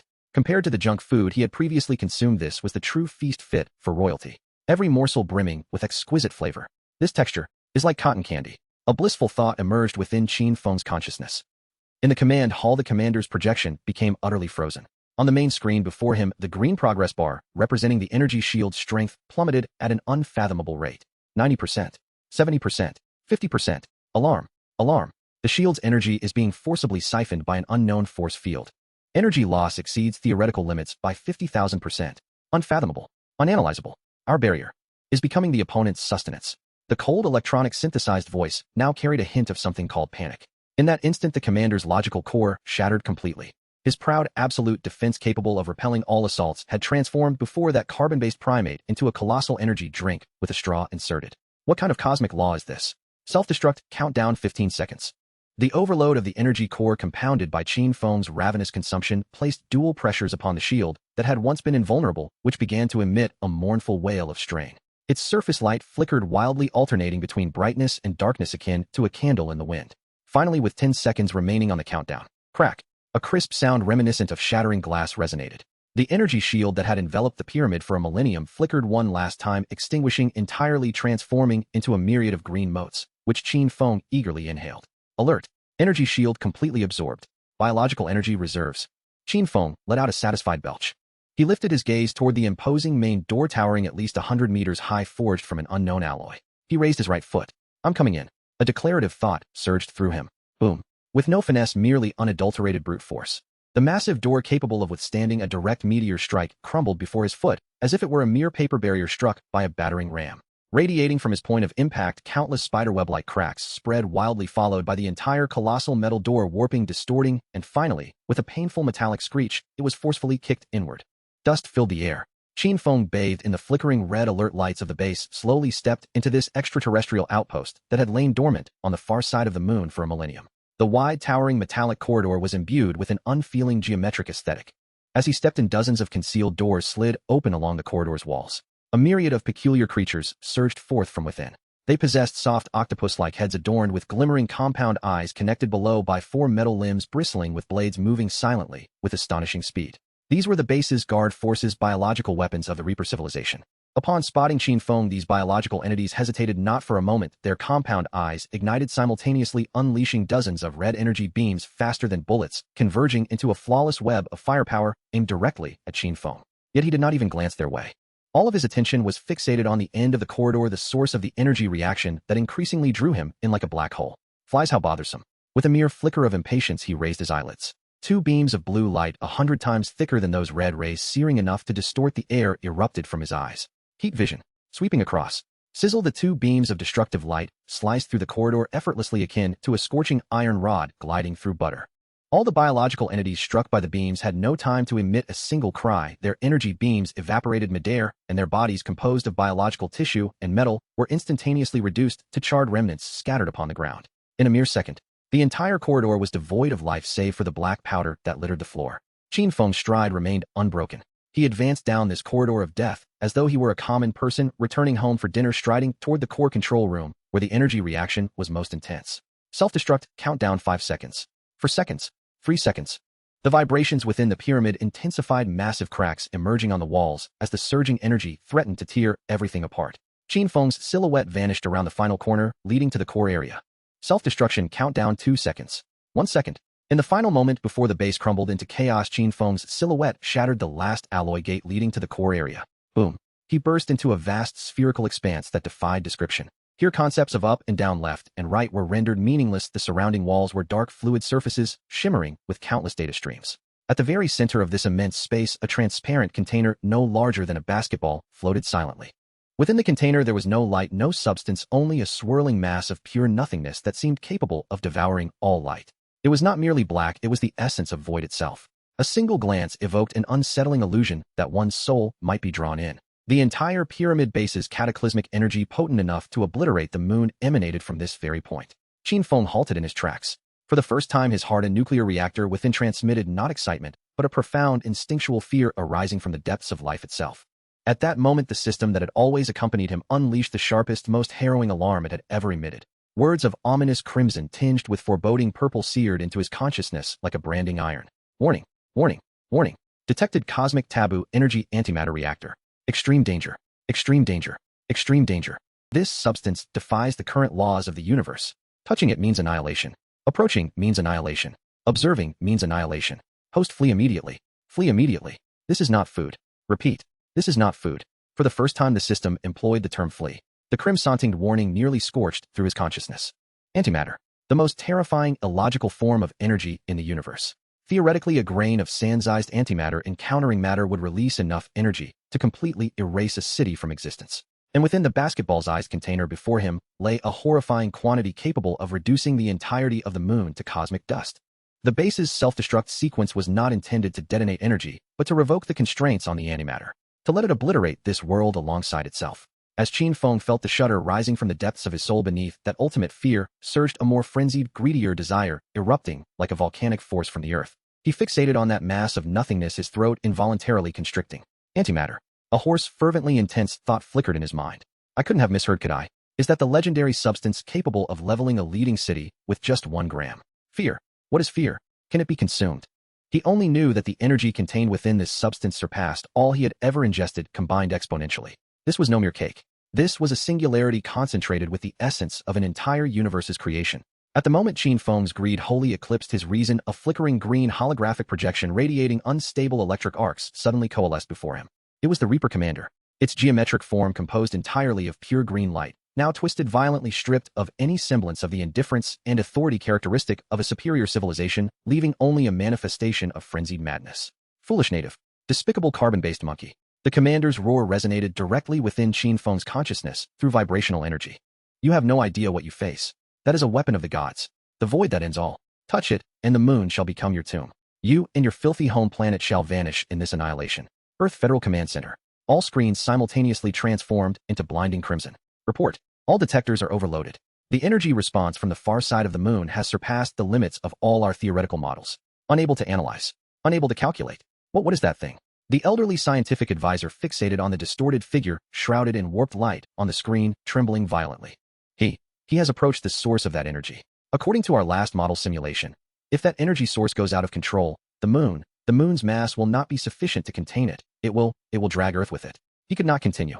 For everyone present understood the implications. That meant the solar system was on the brink of its own demise. And the catalyst for all this was merely that man, an inconsequential gesture they could never comprehend. Core of the moon base. Faced with the Reaper Commander's impotent rage, Qin Feng slowly raised his head and cast a glance at it. You talk too much. A cold thought flickered through his mind. He disregarded the frantic green projection and took deliberate steps toward the forbidden object suspended in the center of the space. No. Stop. You insect. The commander's projection flickered wildly as it attempted to harness the remaining energy of the base to attack Qin Feng, only to discover that all power had been locked by the self-destruct sequence, rendering it utterly impotent. It could only watch helplessly. Watch as that monkey, so contemptibly small in its eyes, extended its hand, reaching for the tear of the gods. Qin Feng's fingers, cloaked in pure black light-absorbing material, slowly made contact with the exterior of the transparent container. Time seemed to pause at that moment. No explosion, no sound, no radiance. At the instant his fingertip touched the container, it simply vanished into thin air. Not vaporized, not shattered, but completely irrationally erased from this universe. Immediately thereafter, that force of obliteration surged like a most fearsome virus, cascading up his finger and beginning to spread wildly. His second phalanx disappeared. The entirety of his index finger vanished. His palm, his wrist, that power intent on erasing all existence, was gradually erasing him from this world. The purification sequence roared with unprecedented intensity at that moment. All biological energy within Qin Feng was instantaneously drained, surging frantically towards his vanishing arm in a desperate attempt to resist that power of annihilation. His arm fell into a bizarre cycle. In 1 millisecond it was obliterated, in the next it regenerated under the compulsion of the purification sequence, only to be obliterated once more. His body had become a battleground against the ultimate laws of the universe. Fortune favors the bold. The intertwining of excruciating pain and ecstasy plunged Qin Feng's consciousness into an unprecedented state of frenzy. He realized that if this continued, he would ultimately be exhausted to death. There was only one path to survival. He'll gamble everything. A thought of utmost madness detonated in his mind. He opened his mouth wide, stretching it to an unimaginable, terrifying extent, nearly reaching his ears. He lunged at that suspended, transparent container, which was voraciously devouring his arm, like a predatory serpent, and fiercely lunged forward. Glup! Under the gaze of the Reaper commander, which had utterly frozen and collapsed.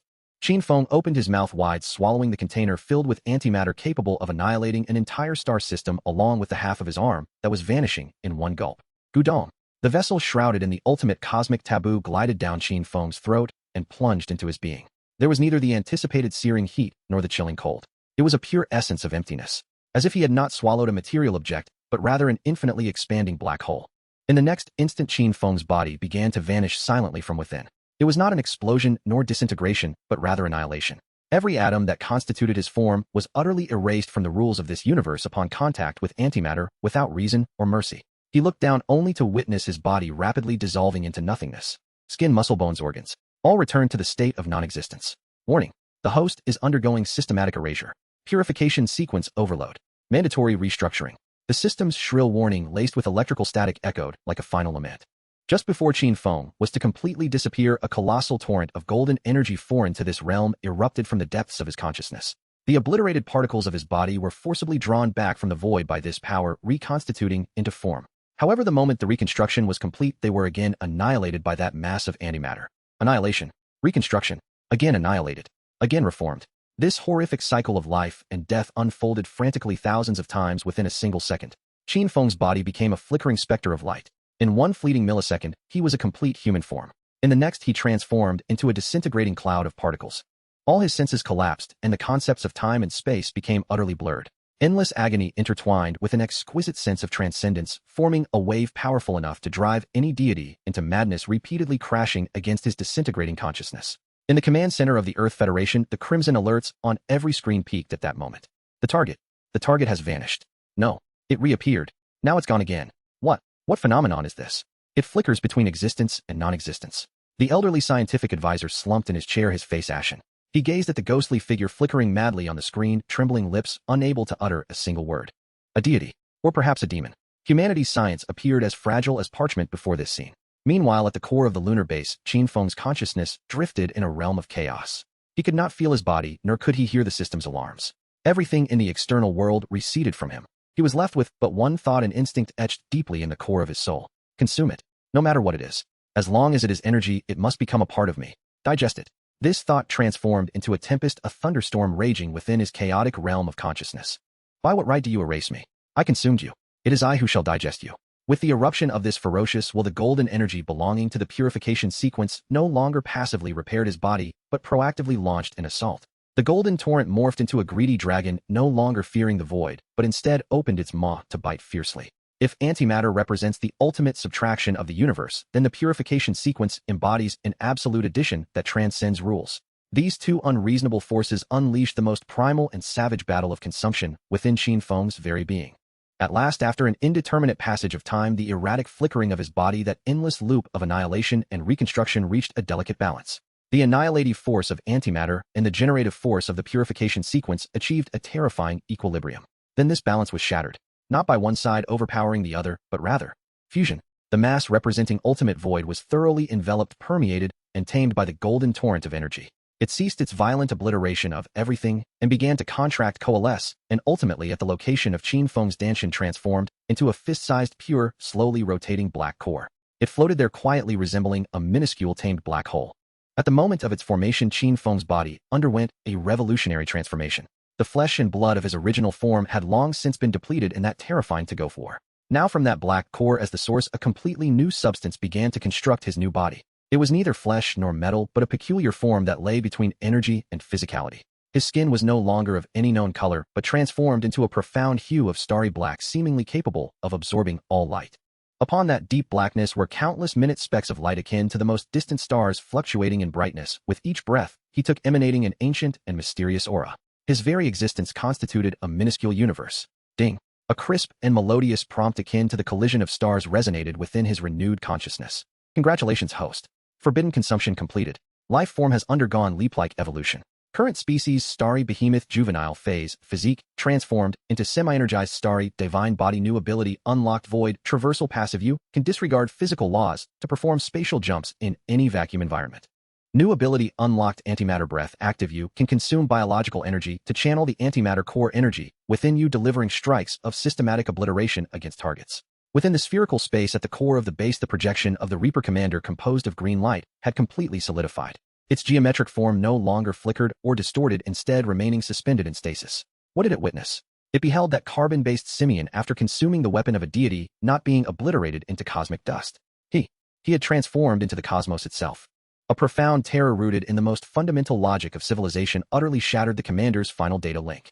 Humiliation, rage. No, those are base emotions. Now only pure unadulterated despair remained directed towards an unknown superior existence. He cast one last glance at the black figure bathed in starlight, then without any forewarning that green projection completely dissipated. The commander severed his final connection to this world. He would rather self-format than behold this walking miracle again. Qin Feng slowly opened his eyes. He looked down at his newly transformed hands. Stars swirled upon them, as if holding dominion over the life and death of an entire universe. He could feel within that black core a terrifying power capable of easily tearing the moon asunder. And this power now wholly belonged to him. Qin Feng gradually tightened his right fist. With his movement, a star upon the skin of his fist suddenly blazed forth with blinding radiance. The star that illuminated the skin of his fist pulsated like the very first ray of light at the dawn of the cosmos. In the following moment, the world around him began to collapse. The thunderous sound resonated, a weighty cacophony indescribable, not transmitted through a vacuum, but coursing through the lunar soil beneath his feet, manifesting as the most direct vibrations that surged into his being. The magnificently grand black pyramid, the pride of the harvester's civilization, was disintegrating. Devoid of the energy support from its antimatter core, it could no longer sustain its existence. The colossal black shell buckled inwards, the alloy ribs sturdy enough to support a city, now snapped like withered twigs. Countless particles of dust and debris formed a silent, magnificent slow-motion explosion in the vacuum, sweeping outward in all directions.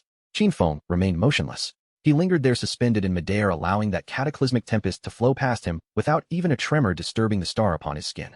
The sensation was exquisite. No, it was perfection. This newly awakened celestial body was nothing short of a masterpiece of the universe. He no longer needed to breathe. The frigid void of space invigorated him. He could distinctly hear the whispers of solar winds caressing the lunar surface, perceive the ripples in space created by Jupiter's immense gravitational field, and even smell the ancient energy released during a quasar explosion billions of light years away. The entire universe transformed from a frigid, silent prison into his private sanctuary.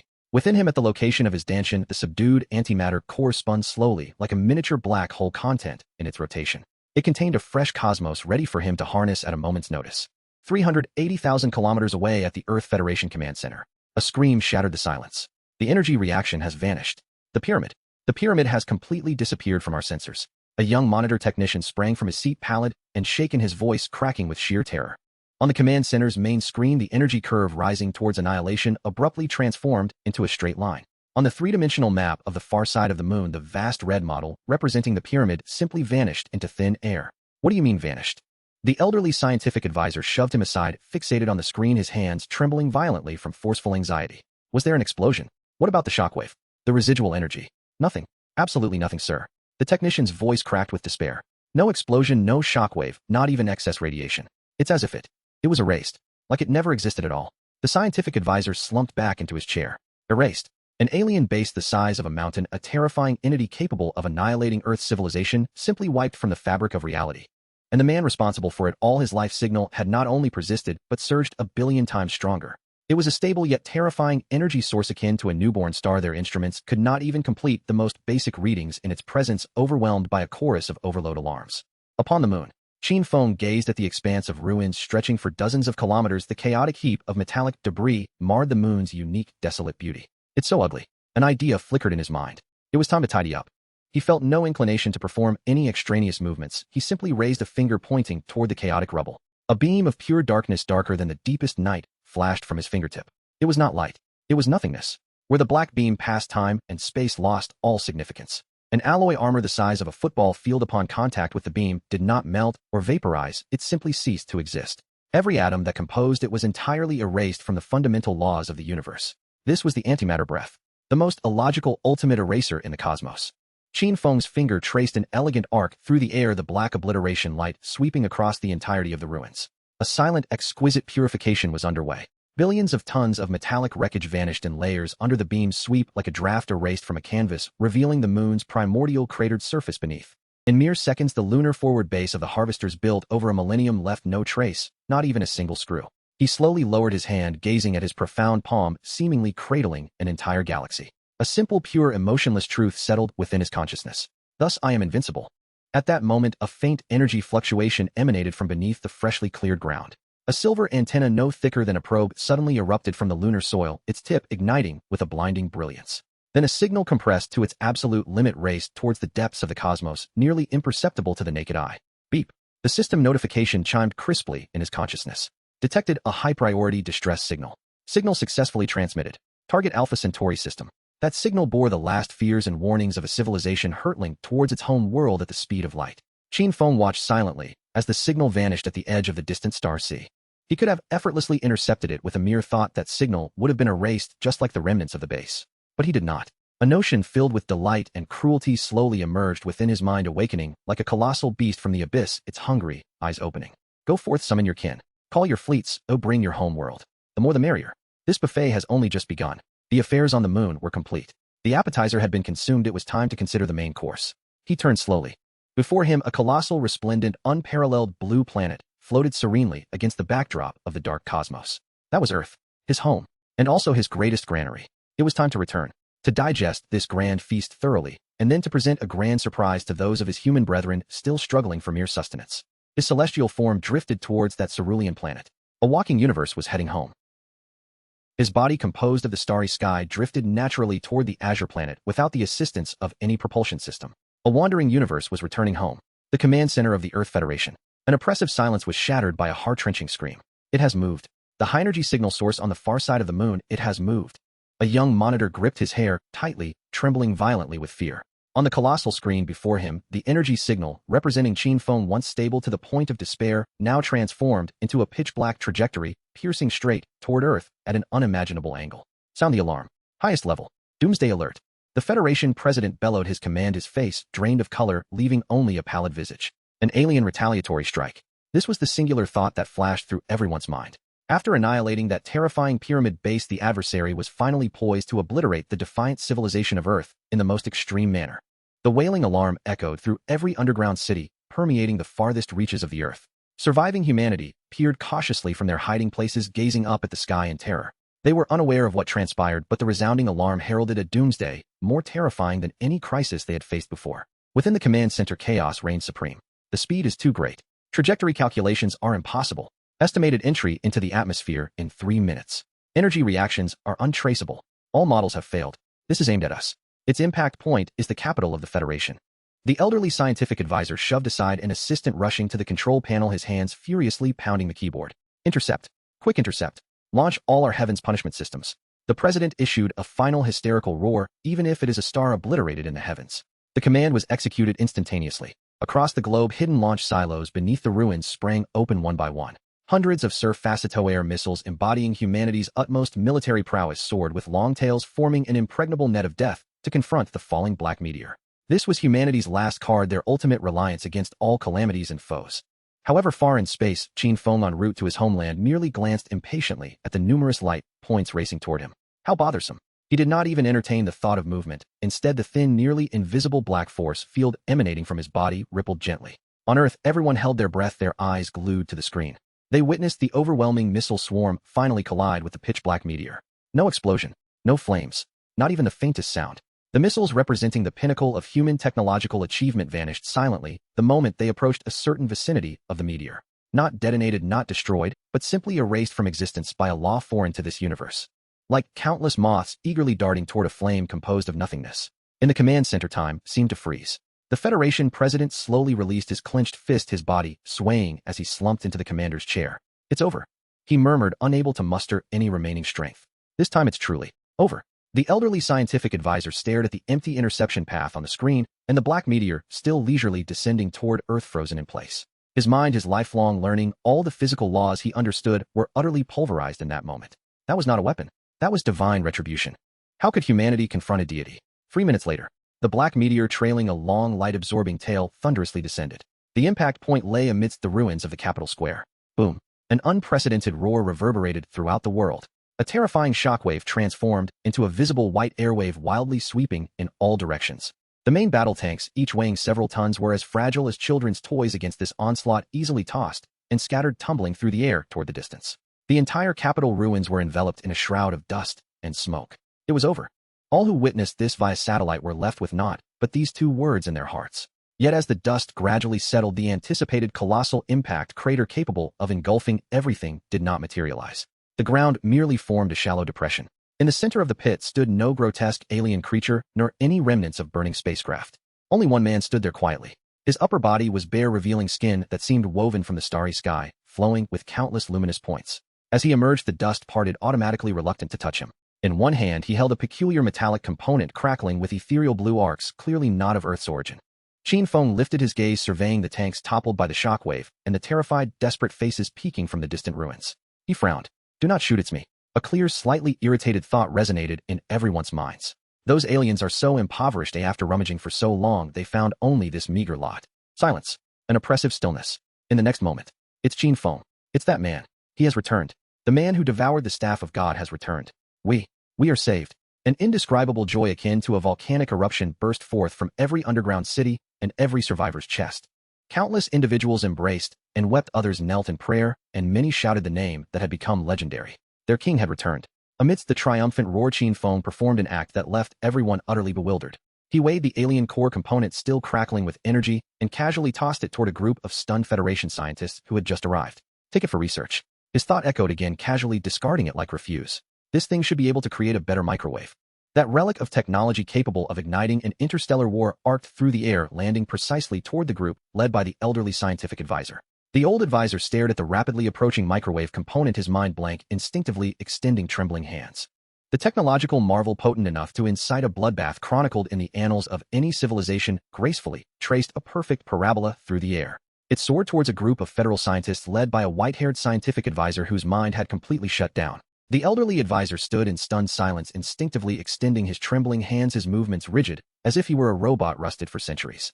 To grasp it, or not to grasp it, rationality dictated that the value of this object might surpass that of the entire Earth Federation combined. This was no mere microwave component, it was the spark of civilization, a divine oracle cast aside by the gods. Yet emotions screamed wildly, for the object pulsated with ethereal blue arcs of electricity. Who knew if it harbored radiation? Who could tell if it might explode? As he wrestled with his inner turmoil, teetering on the brink of collapse, the metallic component had already reached his forefront. A soft pop echoed. It did not shatter the elderly advisor's skull. Instead, it was deftly caught by a large hand cloaked in black armor that had seemingly appeared from thin air. A captain of the Federal Special Forces, clad in the latest Sentinel exoskeleton armor, had positioned himself before the scientists. He carefully cupped the local specialty with the mechanical arm of his armor. The captain's heavy breathing resonated through the public channel, each breath sounding like an old bellows. "Report to command center, target object retrieved, energy reaction stable, but my analyzer has burned out." Qin Feng cast a glance at the anxious soldiers and the frantically gesticulating scientists, feeling a sense of ennui. A swarm of ants leaping and bounding over a crumb they had discarded. Boring. He paid no further attention to the commotion behind him. His body sank slightly, and the ground beneath him fractured in an instant. In the next moment, he transformed into a black afterimage, soaring skyward, creating a sonic boom that rent the air, propelling him towards his distant lair. Only the crowd remained entranced by that microwave component and the shallow crater created by his descent, ensnared in a prolonged existential stupor. Beyond the ruins of the federal capital, the immense meteorite crater had now become Qin Feng's exclusive lair. As his body, composed of the cosmos, descended, a horde of monstrous hounds emerged from the shadows of the pit. These were the mutated hunting dogs, altered by his own radiation. Their size now rivaled that of a small armored vehicle, and beneath their black fur lay muscles coiled like taut springs. Saliva dripped from their jaws, hissing as it corroded the ground. Upon sighting Qin Feng, these creatures, capable of instilling despair in any scavenging team, emitted joyful whimpers akin to pups greeting their master. They rushed towards him, nuzzling his legs with their massive heads. All right, settle down." Qin Feng's thoughts resonated within their minds, tinged with affection. With a casual gesture, he summoned a heap of bizarre metallic debris scavenged from the lunar base, pouring it from an invisible storage space into a small mountain. Each piece was a creation of the Reaper civilization, imbued with pure energy and extraordinary alloys unknown on Earth. "Feast." At his command, the hounds went wild. They lunged at the pile of treats, ravenously devouring it with gaping maws. Crunch, crunch. The sound resembled not the gnawing of metal, but rather the crispest of potato chips being savored. A piece of armor shimmering with energy was gripped in the jaws of the strongest hound leader. Initially, it merely left shallow bite marks. But soon an extraordinary transformation occurred. The hound leader's teeth began to glisten, with a metallic sheen vibrating at a visibly rapid frequency. Was accompanied by a high-pitched hum that sent chills down spines. The indomitable alien alloy was bitten off in a substantial chunk, as if sliced by a hot knife through butter. The hound swallowed it, and a cacophony of cracking bones echoed as its body expanded once more. Its teeth had evolved into impervious, high-frequency oscillating blades. Seeing this, the other hounds followed suit, and soon the entire meteorite crater reverberated with the ear-piercing symphony of metallic chewing. Qin Feng observed with satisfaction as his kin rapidly grew stronger. Yet he remained tense. The relief of survival, the comfort of returning to one's homeland, was utterly absent within him. He slowly lifted his gaze, surveying the sky, tainted a murky yellow by radioactive dust. Something was amiss. From the moment he departed the moon, that sense of being watched had lingered, as if an invisible colossal eye spanning the entire galaxy was coldly scrutinizing him. And now that gaze was swiftly closing and becoming clearer and more oppressive. This was no illusion. A powerful will unfathomably immense had locked onto Earth's coordinates through the distress signal. Qin Feng narrowed his eyes as countless points of light began to swirl and accelerate across his starry form. They come. A chilling thought materialized in his consciousness. Without warning, the skies of Earth darkened simultaneously, not due to clouds obscuring the sun nor a solar eclipse. It was a purer, more profound darkness, as if the very sources of light in the universe had been abruptly extinguished by an unseen switch. The command center of the Earth Federation, which had just erupted in jubilation over Qin Feng's return, suddenly froze in horror. What's happening? All light source monitoring equipment has failed. The sky is dark. My God! Survivors peered out from their underground cities, bunkers, and ruins, gazing bewildered at the pitch-black firmament. An indescribable fear rooted deep within their souls gripped every heart. Meanwhile, beyond Earth's atmosphere, Qin Feng saw it all with clarity. The space there appeared to be clutched tightly by an invisible hand undergoing extreme distortion. Fierce, unstable fissures materialized, rending the dark cosmic backdrop. Following this, enormous, moon-swallowing black apertures erupted from the cracks. These were wormholes. In the next moment, 10 colossal vessels, defying all known physical laws with an air of arrogance, emerged leisurely from the 10 wormholes. These were not cold metal warships. They were alive. Their forms resembled ancient whales, magnified a billionfold each, exceeding a kilometer in length. Their skin comprised thick armor, made of countless writhing dark red flesh interlaced with pulsating mountainous blood vessels. A myriad of peculiar biological tissues undulated across their surfaces, as if in respiration. At their heads, gigantic abyss-like orifices slowly opened, serving as both weaponry and mouths. Leviathan-class biowarships. The apex military might of the Reaper civilization, roaming the galaxy as a mobile calamity. As these 10 biowarships completely emerged from the wormholes and descended into Earth's orbit, an overwhelming mass effect crashed down. The gravitational field of Earth experienced violent anomalies. Globally, the oceans seemed to be stirred by an invisible hand. Coastal areas once tranquil suddenly receded several kilometers, revealing dry seabeds, followed by towering apocalyptic tsunamis reaching hundreds of meters high, crashing inland with ferocity. The alien advance fleet had arrived. Just as countless people were engulfed by the sudden tsunami, every communication device on Earth, whether radio or quantum, was simultaneously severed by a more potent force. Zzz, all screens turned to static. Then a cold, emotionless, yet unmistakably clear thought, like a steel needle, pierced the minds of every surviving human on Earth. Commencing eradication of the inferior civilization. The cold, emotionless notion reverberated in the minds of every survivor. A primitive civilization, the cleansing has commenced. There were no negotiations, no final ultimatums, nor a trace of bravado. It seemed as if merely executing an utterly mundane procedure. In the next moment, 10 Leviathan biowarships, suspended in Earth's orbit, opened fire. There were no earth-shattering roars nor beams of light that rent the heavens. Only 10 beams of emerald green light, purer than jade, silently emitted from their abyss-like maws, descending towards the surface. On the main screen of the Federal Command Center, the luminous points representing major survivor enclaves worldwide extinguished 10 in an instant. One of them was the former premier Asian sanctuary, housing over 3 million survivors. On the screen, the underground city, built of countless steel and concrete structures along with the ruins above, was obliterated upon contact with the green beams, as effortlessly as a sand sculpture melted under the focus of a heat gun, leaving behind a smooth mirror-like glazed abyss. There were no explosions, no shockwaves, not even a speck of dust was stirred. It was that clean, that efficient. No. The elderly scientific advisor, witnessing the 10 obliterated points on the screen, felt as though his very spine had been extracted, collapsing to the ground. That was not a weapon. That was the eraser in the hand of a creator deity. Counterattack. Give me a counterattack. The president of the Federation, eyes ablaze with fury akin to a mad tiger, seized the collar of a nearby communications officer, spitting his words with fervor. Launch all the nuclear missiles. All of them. I care not for radiation. I care not for consequences. Even if it reduces the earth to ashes, crush one of their teeth for me. The order was executed in a fit of hysteria. Across the globe, the remnants of humanity's military bases, those launch silos regarded as the last vestiges of civilization, activated in unison. Thousands of missiles trailing humanity's final hopes and fury surged forth like a torrent of steel roaring towards the 10 Reapers suspended in space. This was humanity's mightiest roar. Yet before those Leviathan biowarships, it resembled more a lament of impotent rage. As the first intercontinental missile armed with a megaton-class nuclear warhead neared one of the biowarships, its dark red flesh-like armor merely parted for an imperceptible wave-like energy shield. Boom! A sun capable of vaporizing a city flared into being in the vastness of space. The blinding radiance compelled all survivors on Earth to instinctively close their eyes. However, when the light faded, everyone in the Federal Command Center beheld a scene that would be etched in their memories forever, a vision that plunged them into despair. The biowarship struck by the nuclear missile remained unscathed. It didn't even flinch. The nuclear explosion, potent enough to obliterate civilizations, was rendered as inconsequential as a firecracker bouncing off bulletproof glass before its energy shield. It neither trembled nor shifted. Subsequently, more nuclear warheads detonated against the bodies of the 10 behemoths, blooming into yet another futile, dazzling display of fireworks. Silence engulfed the room. In the command center, a pin drop could be heard. At that moment, one of the Leviathan warships, its mountainous exterior suddenly fissured with countless tiny apertures. In the following instant, a black torrent cascaded forth from those openings. It was a reaping swarm composed of thousands of drone-like creatures resembling mantises, each no larger than a hound. They screamed with a piercing wail, descending like a cloud of locusts, seeking to exterminate every corner of the surface.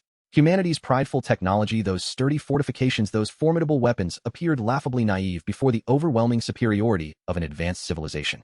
The Federation president, witnessing the black swarms effortlessly tearing through one small shelter after another, harvesting the lives within, slowly released his clenched fist and slumped into the command chair, utterly defeated. "We cannot even breach their skin," he murmured, unable to utter another word. Despair, like the most dreadful plague at that moment, it spread across the globe.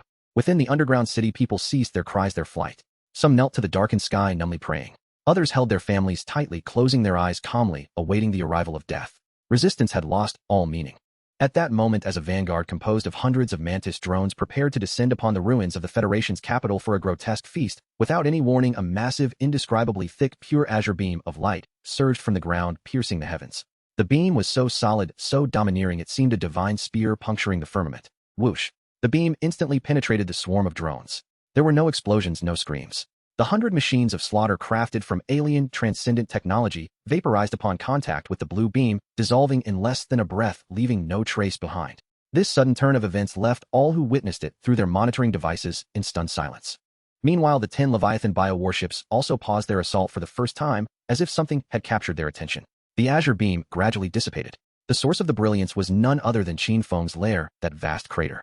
Qin Feng, unbeknownst to Wen, stood at the edge of the crater. His upper body bared, the deep starry skin glimmered with a spine-chilling, mysterious radiance under the dim light.